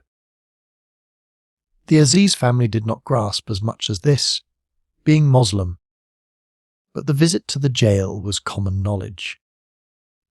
Smiling, with downcast eyes, the prisoners discussed with the gentry their chances of salvation. Except for the irons on their legs, they resembled other men, nor did they feel different. 5 of them, who had not yet been brought to trial, could expect no pardon, but all who had been convicted were full of hope. They did not distinguish between the god and the Raja in their minds. Both were too far above them, but the guard was better educated and ventured to inquire after His Highness's health. "It always improves," replied the medicine man. As a matter of fact, the Raja was dead. The ceremony overnight had overtaxed his strength. His death was being concealed lest the glory of the festival were dimmed. The Hindu physician, the private secretary, and a confidential servant remained with the corpse, while Aziz had assumed the duty of being seen in public and misleading people. He had liked the ruler very much, and might not prosper under his successor. Yet he could not worry over such problems yet, for he was involved in the illusion he helped to create. The children continued to run about, hunting for a frog to put in Mohammed Latif's bed. The little fools. Hundreds of frogs lived in their own garden, but they must needs catch one up on the fort. They reported 2 topis below. Fielding and his brother-in-law, instead of resting after their journey, were climbing the slope to the saint's tomb. "Throw stones?" asked Karim. "Put powdered glass in their pan?" "Ahmed, come here for such wickedness." He raised his hand to smite his firstborn, but allowed it to be kissed instead. It was sweet to have his sons with him at this moment, and to know they were affectionate and brave. He pointed out that the Englishmen were state guests, so must not be poisoned, and received, as always, gentle yet enthusiastic assent to his words. The 2 visitors entered the octagon, but rushed out at once pursued by some bees. Hither and thither they ran, beating their heads.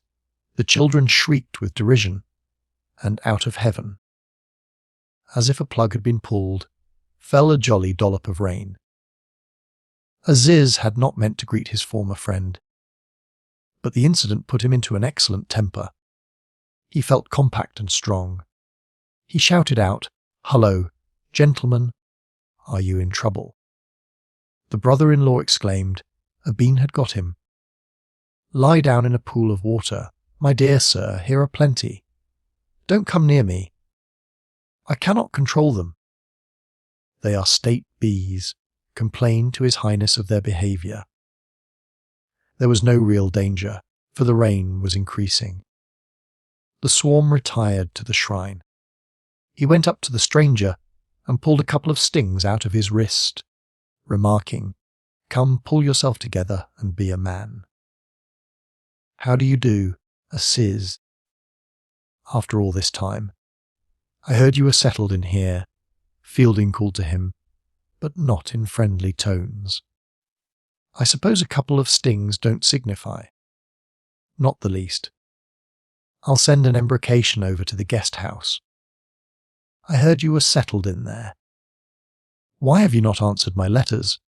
He asked, going straight for the point, but not reaching it, owing to buckets of rain.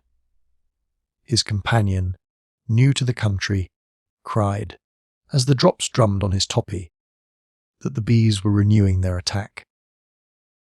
Fielding checked his antics rather sharply, then said, "Is there a short cut down to our carriage? We must give up our walk.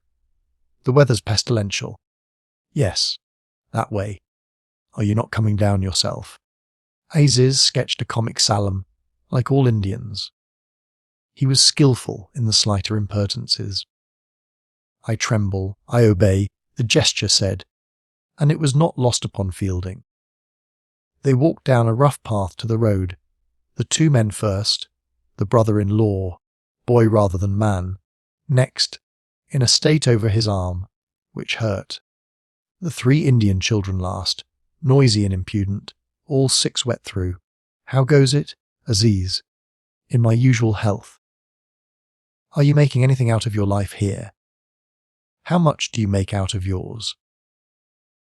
"Who is in charge of the guest house?" he asked, giving up his slight effort to recapture their intimacy, and growing more official. He was older and sterner. "His Highness's private secretary, probably." "Where is he then?" "I don't know, because not a soul's been near us since we arrived." "Really? I wrote beforehand to the Durbar, and asked if a visit was convenient. I was told it was, and arranged my tour accordingly. But the guest house servants appear to have no definite instructions. We can't get any eggs. Also, my wife wants to go out in the boat. There are 2 boats. Exactly, and no oars. Colonel Maggs broke the oars when here last. All 4. He is a most powerful man. If the weather lifts, we want to see your torchlight procession from the water this evening," he pursued. "I wrote to Godbowl about it, but he has taken no notice. It's a place of the dead. Perhaps your letter never reached the minister in question.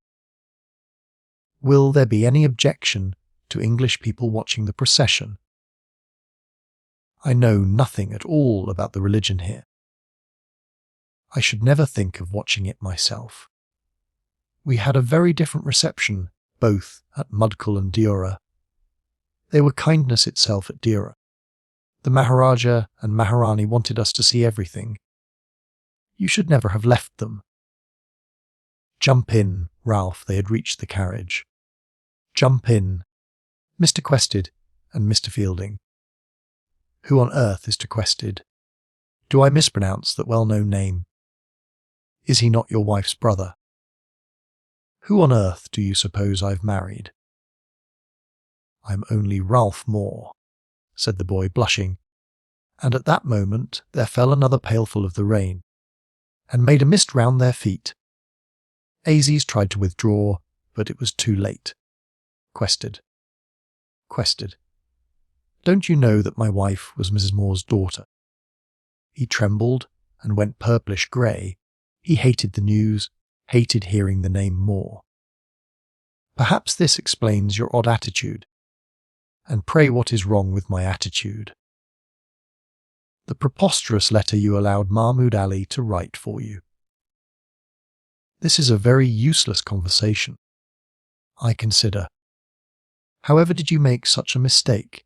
said Fielding, more friendly than before, but scathing and scornful. "It's almost unbelievable.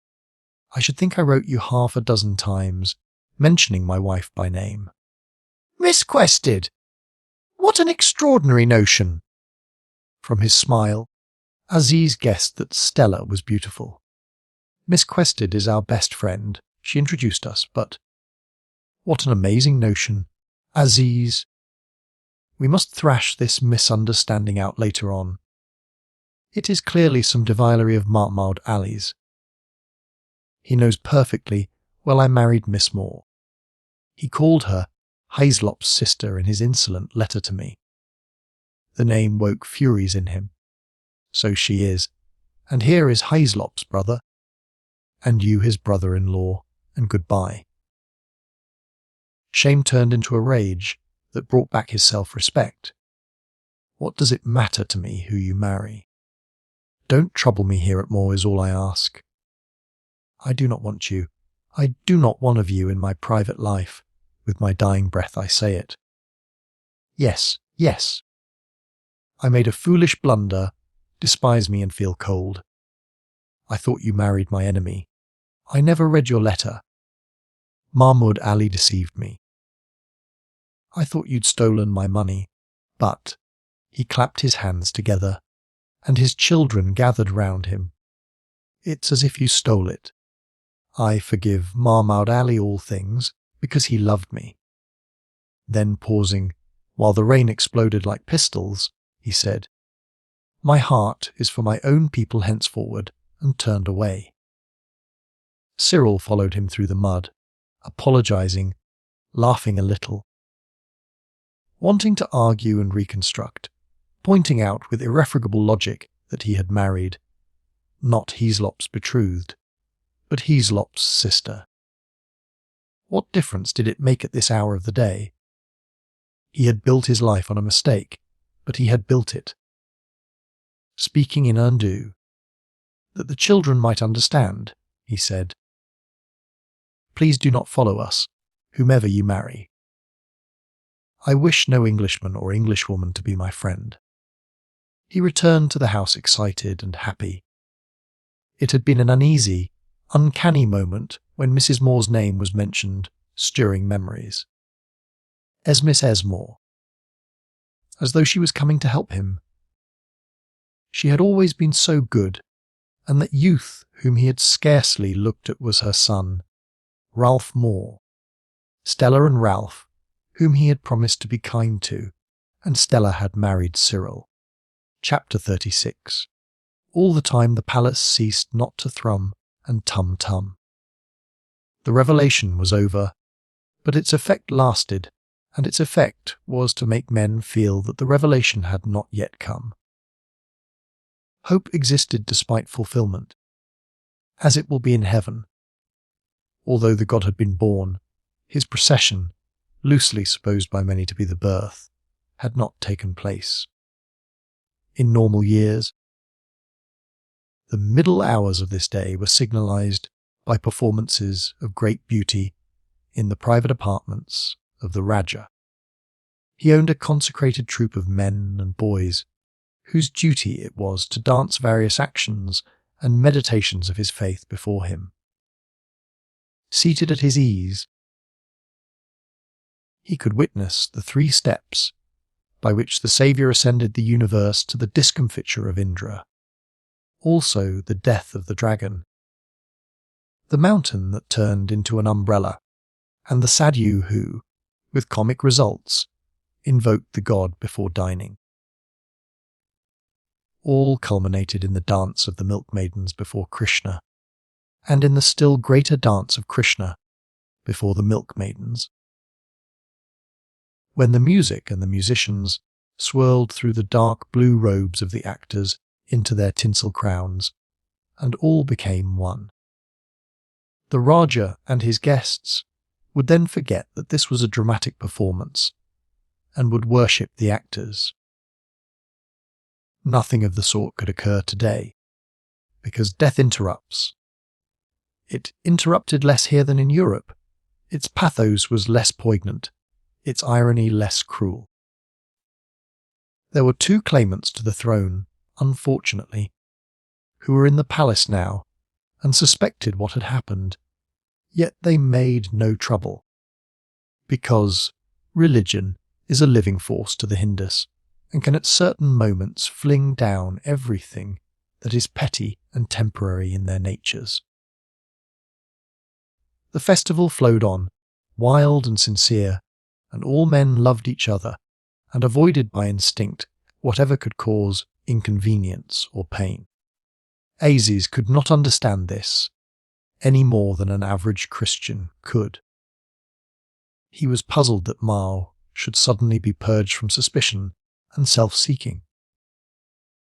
Although he was an outsider and excluded from their rights, they were always particularly charming to him at this time.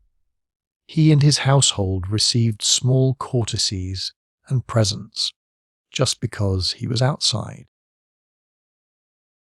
He had nothing to do all day except to send the embrocation over to the guest house, and towards sunset he remembered it and looked round his house for a local palliative, for the dispensary was shut. He found a tin of ointment belonging to Mohammed Latif, who was unwilling it should be removed, for magic words had been spoken over it while it was being boiled down, but Aziz promised that he would bring it back after application to the stings. He wanted an excuse for a ride. The procession was beginning to form as he passed the palace. A large crowd watched the loading of the state palanquin, the prow of which protruded in the form of a silver dragon's head through the lofty half-open door. Gods, big and little, were getting aboard. He averted his eyes, for he never knew how much he was supposed to see, and nearly collided with the Minister of Education. "Ah, you might make me late," meaning that the touch of a non-Hindu would necessitate another bath. The words were spoken without moral heat. "Sorry," said Aziz. The other smiled, and again mentioned the guest-house party, and when he heard that Fielding's wife was not Miss Quested after all, remarked, "Ah, no. He married the sister of Mr. Hazlip." "Ah, exactly, I have known that for over a year, also without heat. Why did you not tell me?" Your silence plunged me into a pretty pickle. Godbol, who had never been known to tell anyone anything, smiled again and said in deprecating tones, "Never be angry with me. I am, as far as my limitations permit, your true friend. Besides, it is my holy festival." Aziz always felt like a baby in that strange presence, a baby who unexpectedly receives a toy. He smiled also, and turned his horse into a lane, for the crush increased. The sweepers' band was arriving, playing on sieves and other emblems of their profession. They marched straight at the gate of the palace with the air of a victorious army. All other music was silent, for this was ritually the moment of the despised and rejected. The god could not issue from his temple until the unclean sweepers played their tune. They were the spot of filth without which the spirit cannot cohere. For an instant the scene was magnificent. The doors were thrown open, and the whole court was seen inside, barefoot and dressed in white robes. In the fairway stood the Ark of the Lord, covered with cloth of gold, and flanked by peacock fans and by stiff circular banners of crimson. It was full to the brim with statuettes and flowers. As it rose from the earth on the shoulders of its bearers, the friendly sun of the monsoons shone forth and flooded the world with colour, so that the yellow tigers painted on the palace walls seemed to spring, and pink and green skeins of cloud to link up the upper sky. The palanquin moved. The lane was full of state elephants, who would follow it, their howdahs empty out of humility. Aziz did not pay attention to these sanctities, for they had no connection with his own. He felt bored, slightly cynical, like his own dear Emperor Baber, who came down from the north and found in Hindustan no good fruit, no fresh water or witty conversation, not even a friend. The lane led quickly out of the town onto high rocks and jungle. Here he drew rein and examined the great Moor tank, which lay exposed beneath him to its remotest curve. Reflecting the evening clouds, it filled the netherworld with an equal splendour, so that earth and sky leant toward one another, about to clash in ecstasy. He spat, cynical again, more cynical than before. For in the centre of the burnished circle a small black blot was advancing, the guest-house boat. Those English had improvised something to take the place of oars, and were proceeding in their work of patrolling India. The sight endeared the Hindus by comparison, and looking back at the milk, white hump of the palace, he hoped that they would enjoy carrying their idol about, for at all events it did not pry into other people's lives. This pose of seeing India, which had seduced him to misquested at Chandrapur, was only a form of ruling India. No sympathy lay behind it. He knew exactly what was going on in the boat as the party gazed at the steps down which the image would presently descend, and debated how near they might row without getting into trouble officially. He did not give up his ride, for there would be servants at the guest house whom he could question. A little information never comes amiss. He took the path by the sombre promontory that contained the royal tombs. Like the palace, they were of snowy stucco and gleamed by their internal light. But their radiance grew ghostly under approaching night. The promontory was covered with lofty trees, and the fruit bats were unhooking from the boughs and making kissing sounds as they grazed the surface of the tank, hanging upside down all the day. They had grown thirsty.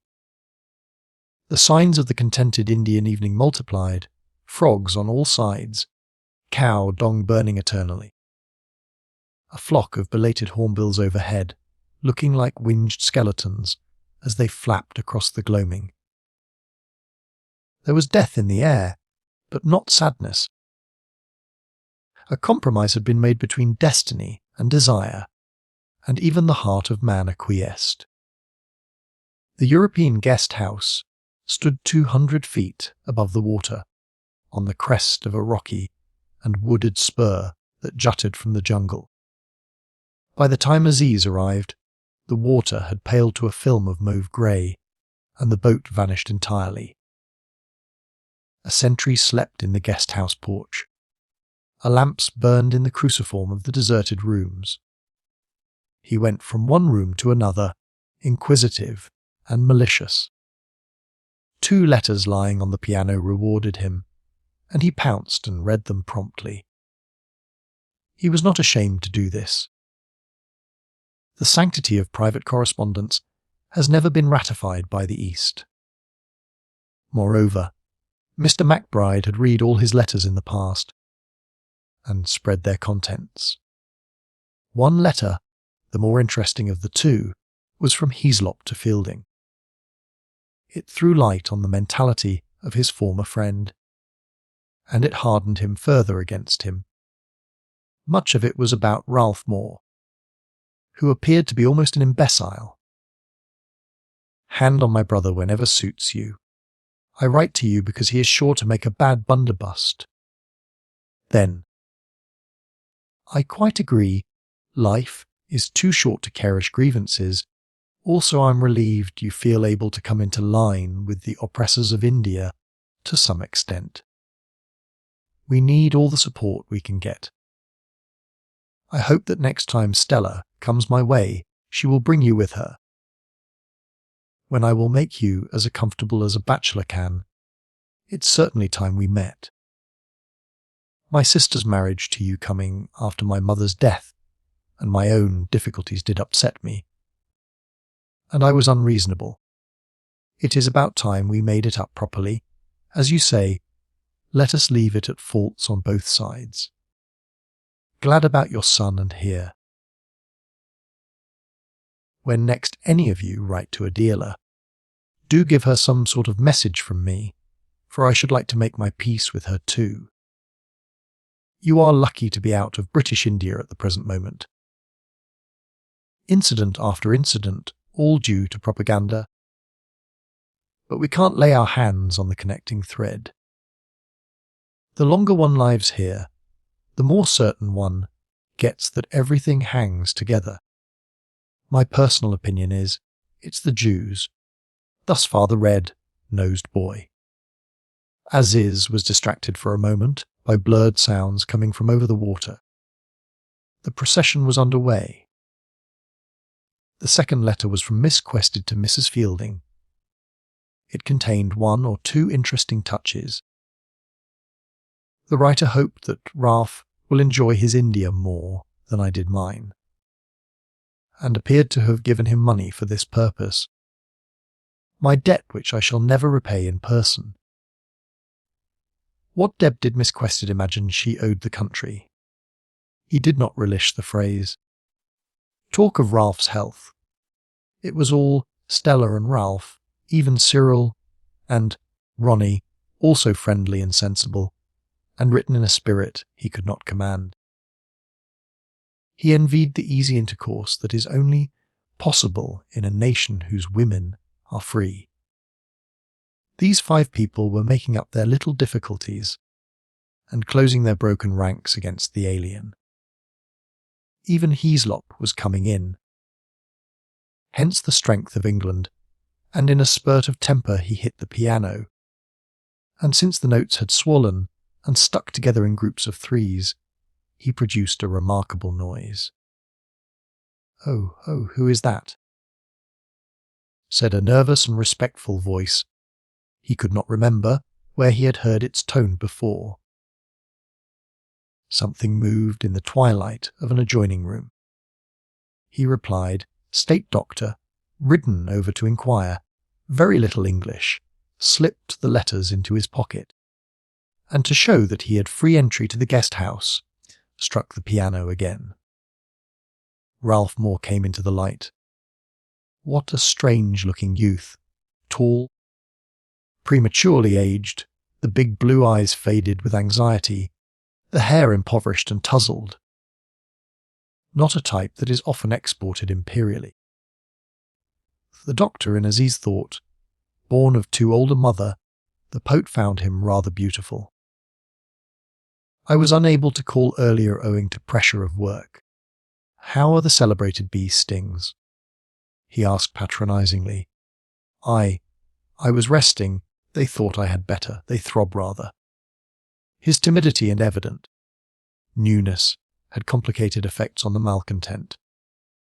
Speaking threateningly, he said, "Come here, please. Allow me to look."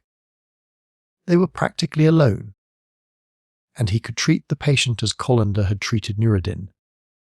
"You said this morning, the best of doctors make mistakes. Come here, please, for the diagnosis under the lamp. I am pressed for time. Off, what is the matter, pray? Your hands are unkind." He started and glanced down at them. The extraordinary youth was right, and he put them behind his back before replying with outward anger. "What the devil have my hands to do with you? This is a most strange remark. I am a qualified doctor who will not hurt you. I don't mind pain. There is no pain. No pain. Not really." "Excellent news," sneered Aziz. "But there is cruelty. I have brought you some salve, but how to put it on in your present nervous state becomes a problem," he continued, after a pause. "Please leave it with me." "Certainly not. It returns to my dispensary at once." He stretched forward, and the other retreated to the farther side of a table. "Now, do you want me to treat your stings, or do you prefer an English doctor? There is one at Asagar. Asagar is 40 miles away, and the Ringnod Dam broken. Now you see how you are placed. I think I had better see Mr. Fielding about you. This is really great nonsense, your present behaviour. They are out in a boat. he replied, glancing about him for support.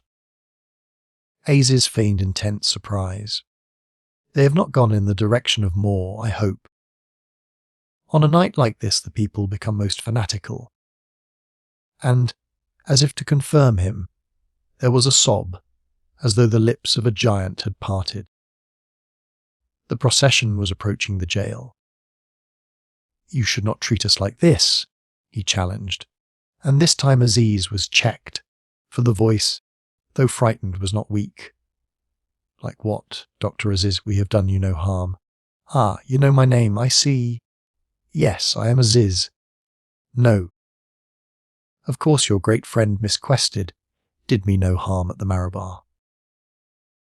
Drowning his last words, all the guns of the state went off. A rocket from the jail garden gave the signal. The prisoner had been released and was kissing the feet of the singers. Rose, leaves fall from the houses. Sacred spices and cocoa not are brought forth. It was the halfway moment. The god had extended his temple and paused exultantly. Mixed and confused in their passage, the rumours of salvation entered the guest house. They were startled and moved on to the porch, drawn by the sudden illumination. The bronze gun up on the fort kept flashing. The town was a blur of light, in which the houses seemed dancing, and the palace waving little wings. The water below, the hills and sky above, were not involved as yet. There was still only a little light, and song struggling among the shapeless lumps of the universe. The song became audible through much repetition.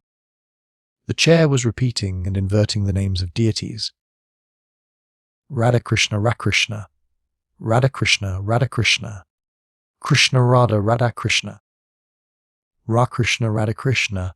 They sang, and woke the sleeping sentry in the guest house. He leant upon his iron-tipped spear. "I must go back now." "Good night," said Aziz, and held out his hand, completely forgetting that they were not friends, and focusing his heart on something more distant than the caves, something beautiful. His hand was taken, and then he remembered how detestable he had been, and said gently, "Don't you think me unkind any more?" "No." "How can you tell, you strange fellow?" "Not difficult. The one thing I always know." "Can you always tell whether a stranger is your friend?" "Yes." "Then you are an Oriental." He unclasped as he spoke, with a little shudder. Those words, he had said them to Mrs. Moore in the mosque, in the beginning of the cycle, from which, after so much suffering, he had got free. "Never be friends with the English." "Mosque!" "Mosque, caves." And here he was starting again. He handed the magic ointment to him. "Take this, think of me when you use it. I shall never want it back. I must give you one little present, and it is all I have got. You are Mrs. Moore's son." "I am that," he murmured to himself, and a part of Aziz's mind that had been hidden seemed to move and force its way to the top. "But you are Hyslop's brother also, and Allah's. The two nations cannot be friends." "I know. Not yet. Did your mother speak to you about me?" "Yes." And with a swerve of voice and body that Aziz did not follow, he added, in her letters. "She loved you." "Yes." "Your mother was my best friend in all the world." He was silent, puzzled by his own great gratitude. What did this eternal goodness of Mrs. Moore amount to? To nothing, if brought to the test of thought. She had not borne witness in his favour, nor visited him in the prison. Yet she had stolen to the depths of his heart, and he always adored her. "This is our monsoon, the best weather," he said, while the lights of the procession waved as though embroidered on an agitated curtain. How I wish she could have seen them, our rains. Now is the time when all things are happy, young and old. They are happy out there with their savage noise, though we cannot follow them. The tanks are all full, so they dance, and this is India. I wish you were not with officials, then I would show you my country, but I cannot. Perhaps I will just take you out on the water now, for one short half-hour. Was the cycle beginning again? His heart was too full to draw back. He must slip out in the darkness and do this one act of homage to Mrs. Moore's son. He knew where the oars were, hidden to deter the visitors from going out, and he brought the second pair, in case they met the other boat. The Fieldings had pushed themselves out with long poles, and might get into difficulties, for the wind was rising. Once on the water, he became easy. One kind action was with him always a channel for another, and soon the torrent of his hospitality gushed forth, and he began doing the honours of Mao, and persuading himself that he understood the wild procession, which increased in lights and sounds as the complications of its ritual developed. There was little need to row, for the freshening gale blew them in the direction they desired. Thorns scratched the keel, they ran into an islet and startled some cranes. The strange temporary life of the August flood, water bore them up and seemed as though it would last forever. The boat was a rudderless dinghy, huddled up in the stern, with the spare pair of oars in his arms. The guest asked no questions about details. There was presently a flash of lightning, followed by a second flash, little red scratches on the ponderous sky. "Was that the Rajah?" he asked. What do you mean?" "Row back." "But there's no Rajah, nothing. Row back, you will see what I mean." Aziz found it hard work against the advancing wind, but he fixed his eyes on the pin of light that marked the guest house and backed a few strokes. There, floating in the darkness, was a king, who sat under a canopy in shining royal robes. "I can't tell you what that is, I'm sure," he whispered. "His Highness is dead. I think we should go back at once." They were close to the promontory of the tombs, and had looked straight into the chaitri of the Rajah's father through an opening in the trees. That was the explanation. He had heard of the image, made to imitate life at enormous expense, but he had never chanced to see it before, though he frequently rowed on the lake. There was only one spot from which it could be seen, and Ralph had directed him to it. Hastily he pulled away, feeling that his companion was not so much a visitor as a guide. He remarked, "Shall we go back now? There is still the procession. I'd rather not go nearer, they have such strange customs, and might hurt you." A little nearer. Aziz obeyed.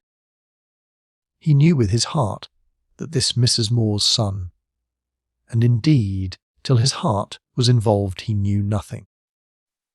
Radha Krishna, Radha Krishna, Radha Krishna Krishna Arua, went the chant, then suddenly changed, and in the interstice he heard, almost certainly, the syllables of salvation that had sounded during his trial at Chandrapur. "Mr. Moore, don't tell anyone that the Rajah is dead. It is a secret still. I am supposed not to say. We pretend he is alive until after the festival, to prevent unhappiness. Do you want to go still nearer?" "Yes." He tried to keep the boat out of the glare of the torches that began to star the other shore. Rockets kept going off, also the guns. Suddenly, closer than he had calculated, the palanquin of Krishna appeared from behind a ruined wall and descended the carven, glistening water. Steps. On either side of it the singers tumbled, a woman prominent, a wild and beautiful young saint with flowers in her hair. She was praising God without attributes. Thus did she apprehend him. Others praised him without attributes. Seeing him in this, or the organ of the body or manifestation of the sky. Down they rushed the foreshore, and stood in the small waves. And a sacred meal was prepared, of which those who felt worthy partook. Old Godball detected the boat, which was drifting in on the gale, and he waved his arms, whether in wrath or joy Aziz never discovered. Above stood the secular power of more, elephants, artillery, crowds, and high above them a wild tempest started, confined at first to the upper regions of the air. Gusts of wind mixed darkness and light. Sheets of rain cut from the north, stopped, cut from the south, began rising from below, and across them struggled the singers, sounding every note but terror, and preparing to throw God away, God himself, not that God can be thrown, into the storm. Thus was he thrown year after year, and were others thrown, little images of Gampati, baskets of 10-day corn, tiny tarziers after Moharram, scapegoats, husks, emblems of passage, a passage not easy, not now, not here, not to be apprehended except when it is unattainable. The God to be thrown was an emblem of that. The village of Gokul reappeared upon its tray. It was the substitute for the silver image, which never left its haze of flowers on behalf of another symbol. It was to perish. A server took it in his hands and tore off the blue and white streamers. He was naked, broad, shouldered, thin-waisted, the Indian body again triumphant. And it was his hereditary office to close the gates of salvation. He entered the dark waters, pushing the village before him, until the clay dolls slipped off their chairs and began to gutter in the rain. And King Kansa was confounded with the father and mother of the Lord. Dark and solid, the little waves sipped, then a great wave washed, and then English voices cried, "Take care!" The boats had collided with each other. The four outsiders flung out their arms and grappled, and, with oars and poles sticking out, revolved like a mythical monster in the whirlwind. The worshippers howled with wrath or joy as they drifted forward helplessly against the servitor, who awaited them, his beautiful dark face expressionless, and as the last morsels melted on his tray, it struck them.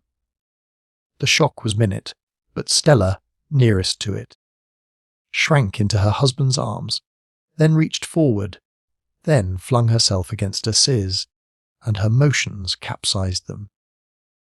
They plunged into the warm, shallow water and rose struggling into a tornado of noise. The oars, the sacred tray, the letters of Ronnie and Adela, broke loose and floated confusedly. Artillery was fired, drums beaten, the elephants trumpeted, and drowning all an immense peal of thunder, unaccompanied by lightning, cracked like a mallet on the dome. That was the climax, as far as India admits of one. The rain settled in steadily to its job of wetting everybody and everything through, and soon spoiled the cloth of gold on the palanquin and the costly disc-shaped banners. Some of the torches went out. Fireworks didn't catch. There began to be less singing, and the tray returned to Professor Godbol, who picked up a fragment of the mudder hearing and smeared it on his forehead without much ceremony. Whatever had happened, and while the intruders picked themselves up, the crowds of Hindus began a desultory move back into the town. The image went back too, and on the following day underwent a private death of its own, when some curtains of magenta and green were lowered in front of the dynastic shrine. The singing went on even longer. Ragged edges of religion, unsatisfactory and undramatic tangles. God is love. Looking back at the great blur of the last 24 hours, no man could say where was the emotional centre of it, any more than he could locate the heart of a cloud. Chapter 37. Friends again, yet aware that they could meet no more. Aziz and Fielding went for their last ride in the moor jungles. The floods had abated, and the Rager was officially dead. So the guest house party were departing next morning, as decorum required. What with the morning and the festival, the visit was a failure. Fielding had scarcely seen Godbowl, who promised every day to show him over the King, Emperor George V High School, his main objective, but always made some excuse. This afternoon Aziz let out what had happened. The King Emperor had been converted into a granary, and the Minister of Education did not like to admit this to his former principal. The school had been opened only last year by the agent to the Governor-General, and it still flourished on paper. He hoped to start it again before its absence was remarked, and to collect its scholars before they produced children of their own. Fielding laughed at the tangle and waste of energy, but he did not travel as lightly as in the past. Education was a continuous concern to him, because his income and the comfort of his family depended on it. He knew that few Indians think education good in itself, and he deplored this now on the widest grounds. He began to say something heavy on the subject of native states, but the friendliness of Aziz distracted him. This reconciliation was a success, anyhow. After the funny shipwreck, there had been no more nonsense or bitterness, and they went back laughingly to their old relationship, as if nothing had happened. Now they rode between jolly bushes and rocks. Presently the ground opened into full sunlight, and they saw a grassy slope bright with butterflies, also a cobra, which crawled across doing nothing in particular and disappeared among some custard apple trees. There were round white clouds in the sky, and white pools on the earth. The hills in the distance were purple. The scene was as park-like as England, but did not cease being queer. They drew rein, to give the cobra elbow room, and Aziz produced a letter that he wanted to send to Miss Quested. A charming letter. He wanted to thank his old enemy for her fine behaviour 2 years back. Perfectly plain was it now that she had behaved well.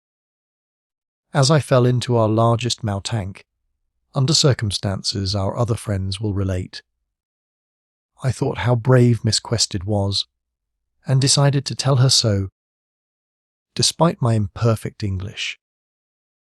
Through you I am happy here with my children, instead of in a prison, of that I make no doubt. My children shall be taught to speak of you with the greatest affection and respect. Miss Quested will be greatly pleased. I am glad you have seen her courage at last. I want to do kind actions all round, and wipe out the wretched business of the Marabar forever. I have been so disgracefully hasty, thinking you meant to get hold of my money. As bad a mistake as the cave itself. Aziz, I wish you would talk to my wife. She too believes that the Marabar is wiped out. How so? I don't know, perhaps she might tell you. She won't tell me. She has ideas I don't share. Indeed, when I'm away from her I think them ridiculous. When I'm with her, I suppose because I'm fond of her, I feel different. I feel half dead and half blind. My wife's after something. You and I and Miss Quested are, roughly speaking, Not after anything. We jog on as decently as we can. You a little in front, a laudable little party. But my wife is not with us. What are you meaning? Is Stella not faithful to you, Cyril? This fills me with great concern. Fielding hesitated. He was not quite happy about his marriage. He was passionate physically again. The final flare-up before the clinkers of middle age. And he knew that his wife did not love him as much as he loved her, and he was ashamed of pestering her. But during the visit to Moore the situation had improved. There seemed a link between them at last. That link outside either participant that is necessary to every relationship. In the language of theology, their union had been blessed. He could assure Aziz that Stella was not only faithful to him, but likely to become more so, and trying to express what was not clear to himself. He added dully that different people had different points of view. If you won't talk about the Marabar to Stella, why won't you talk to Ralph? He is a wise boy, really. Same metaphor, he rides a little behind her, though with her. Tell him also, I have nothing to say to him. But he is indeed a wise boy and has always one Indian friend. I partly love him because he brought me back to you to say goodbye. For this is goodbye. Cyril, though to think about it will spoil our ride and make us sad. No, we won't think about it. He too felt that this was their last free intercourse. All the stupid misunderstandings had been cleared up, but socially they had no meeting place. He had thrown in his lot with Anglo, India by marrying a country woman, and he was acquiring some of its limitations, and already felt surprise at his own past heroism. Would he today defy all his own people for the sake of a stray Indian? Aziz was a memento, a trophy. They were proud of each other, yet they must inevitably part. And, anxious to make what he could of this last afternoon, he forced himself to speak intimately about his wife, the person most dear to him. He said, from her point of view, Mao has been a success. It calmed her. Both of them suffer from restlessness. She found something southing, some solution of her queer troubles here. After a silence. Myriads of kisses around them as the earth drew the water in, he continued. Do you know anything about this Krishna business? My dear chap. Officially they call it Gokul Ashtami. All the state offices are closed, but how else should it concern you and me? Gokul is the village where Krishna was born, well, more or less born. For there's the same hovering between it, and another village as between Bethlehem and Nazareth. What I want to discover is its spiritual side, if it has one. It is useless discussing Hindus with me. Living with them teaches me no more. When I think I annoy them, I do not. When I think I don't annoy them, I do. Perhaps they will sack me for tumbling on to their doll's house. On the other hand, perhaps they will double my salary. Time will prove. Why so curious about them? It's difficult to explain. I never really understood or liked them, except an occasional scrap of Godbol. Does the old fellow still say, come? Oh, presumably. Fielding sighed, opened his lips, shut them, then said with a little laugh, I can't explain, because it isn't in words at all. But why do my wife and her brother like Hinduism, although they take no interest in its forms? They won't talk to me about this. They know, I think, a certain side of their lives is a mistake, and are shy.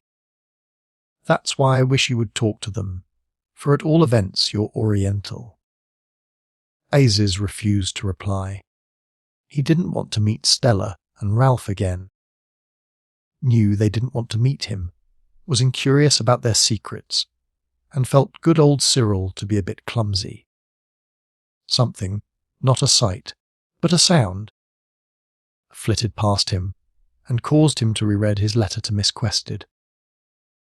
Hadn't he wanted to say something else to her?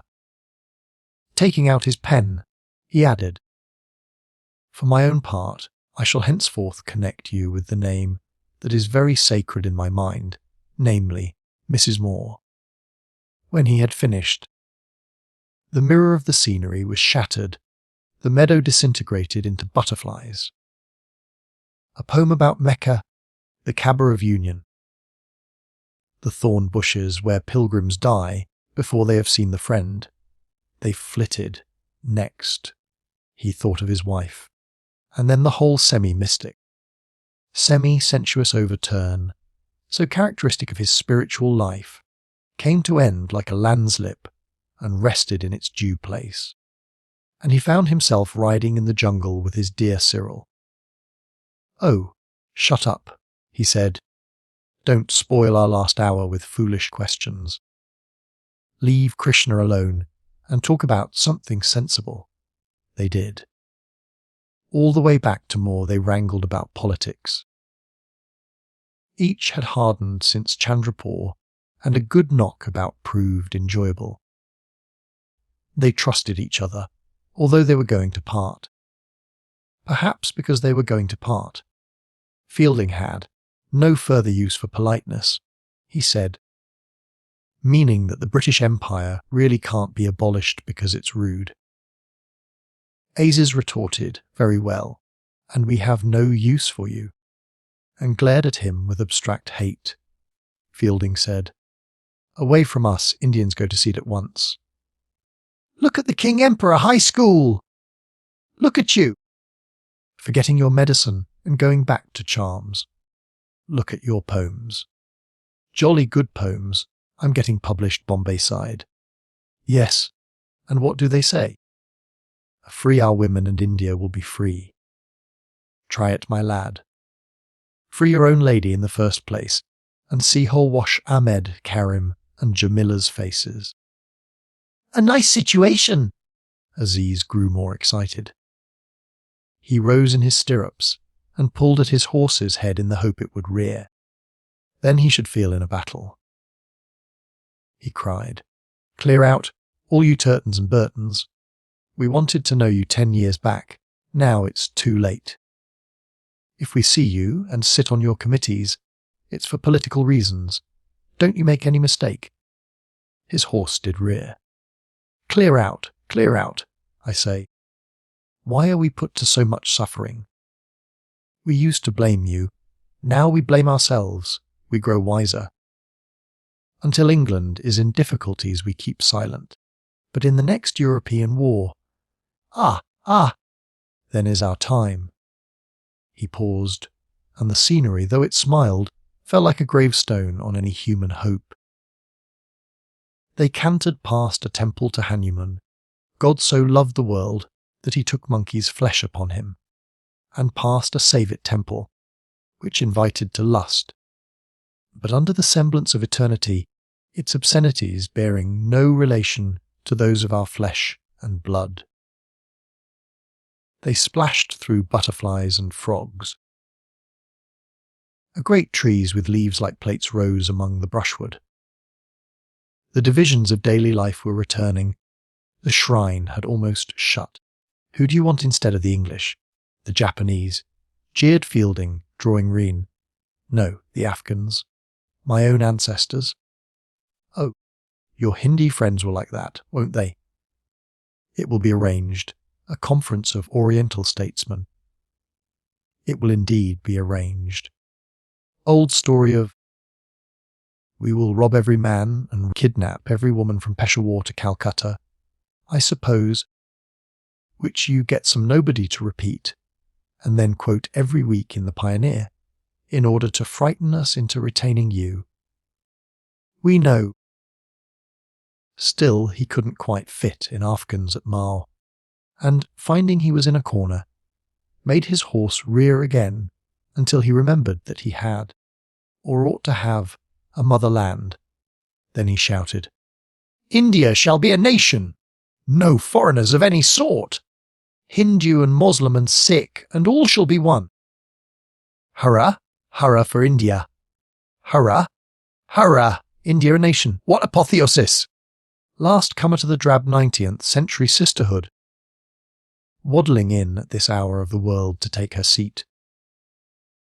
She, whose only peer was the Holy Roman Empire, she shall rank with Guatemala and Belgium perhaps. Fielding mocked again. And Aziz in an awful rage danced this way and that, not knowing what to do, and cried. Down with the English anyhow. That's certain. Clear out, you fellows, double quick, I say. We may hate one another, but we hate you most. If I don't make you go, Ahmed will. Karim will. If it's 5,500 years, we shall get rid of you. Yes, we shall drive every blasted Englishman into the sea.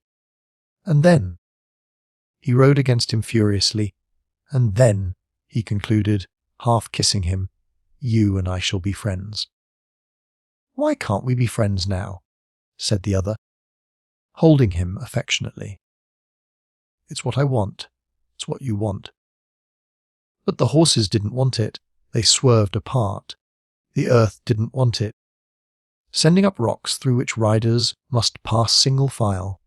The temples, the tank, the jail, the palace, the birds, the carrion, the guest house. That came into view as they issued from the gap and saw more beneath. They didn't want it. They said in their 100 voices, no, not yet. And the sky said, no, not there. The end of this wonderful story. And so, our journey through this timeless fiction comes to an end. If you enjoyed this audiobook, please consider liking the video and subscribing to our channel. For more golden tales like this one, feel free to explore the playlists on our channel.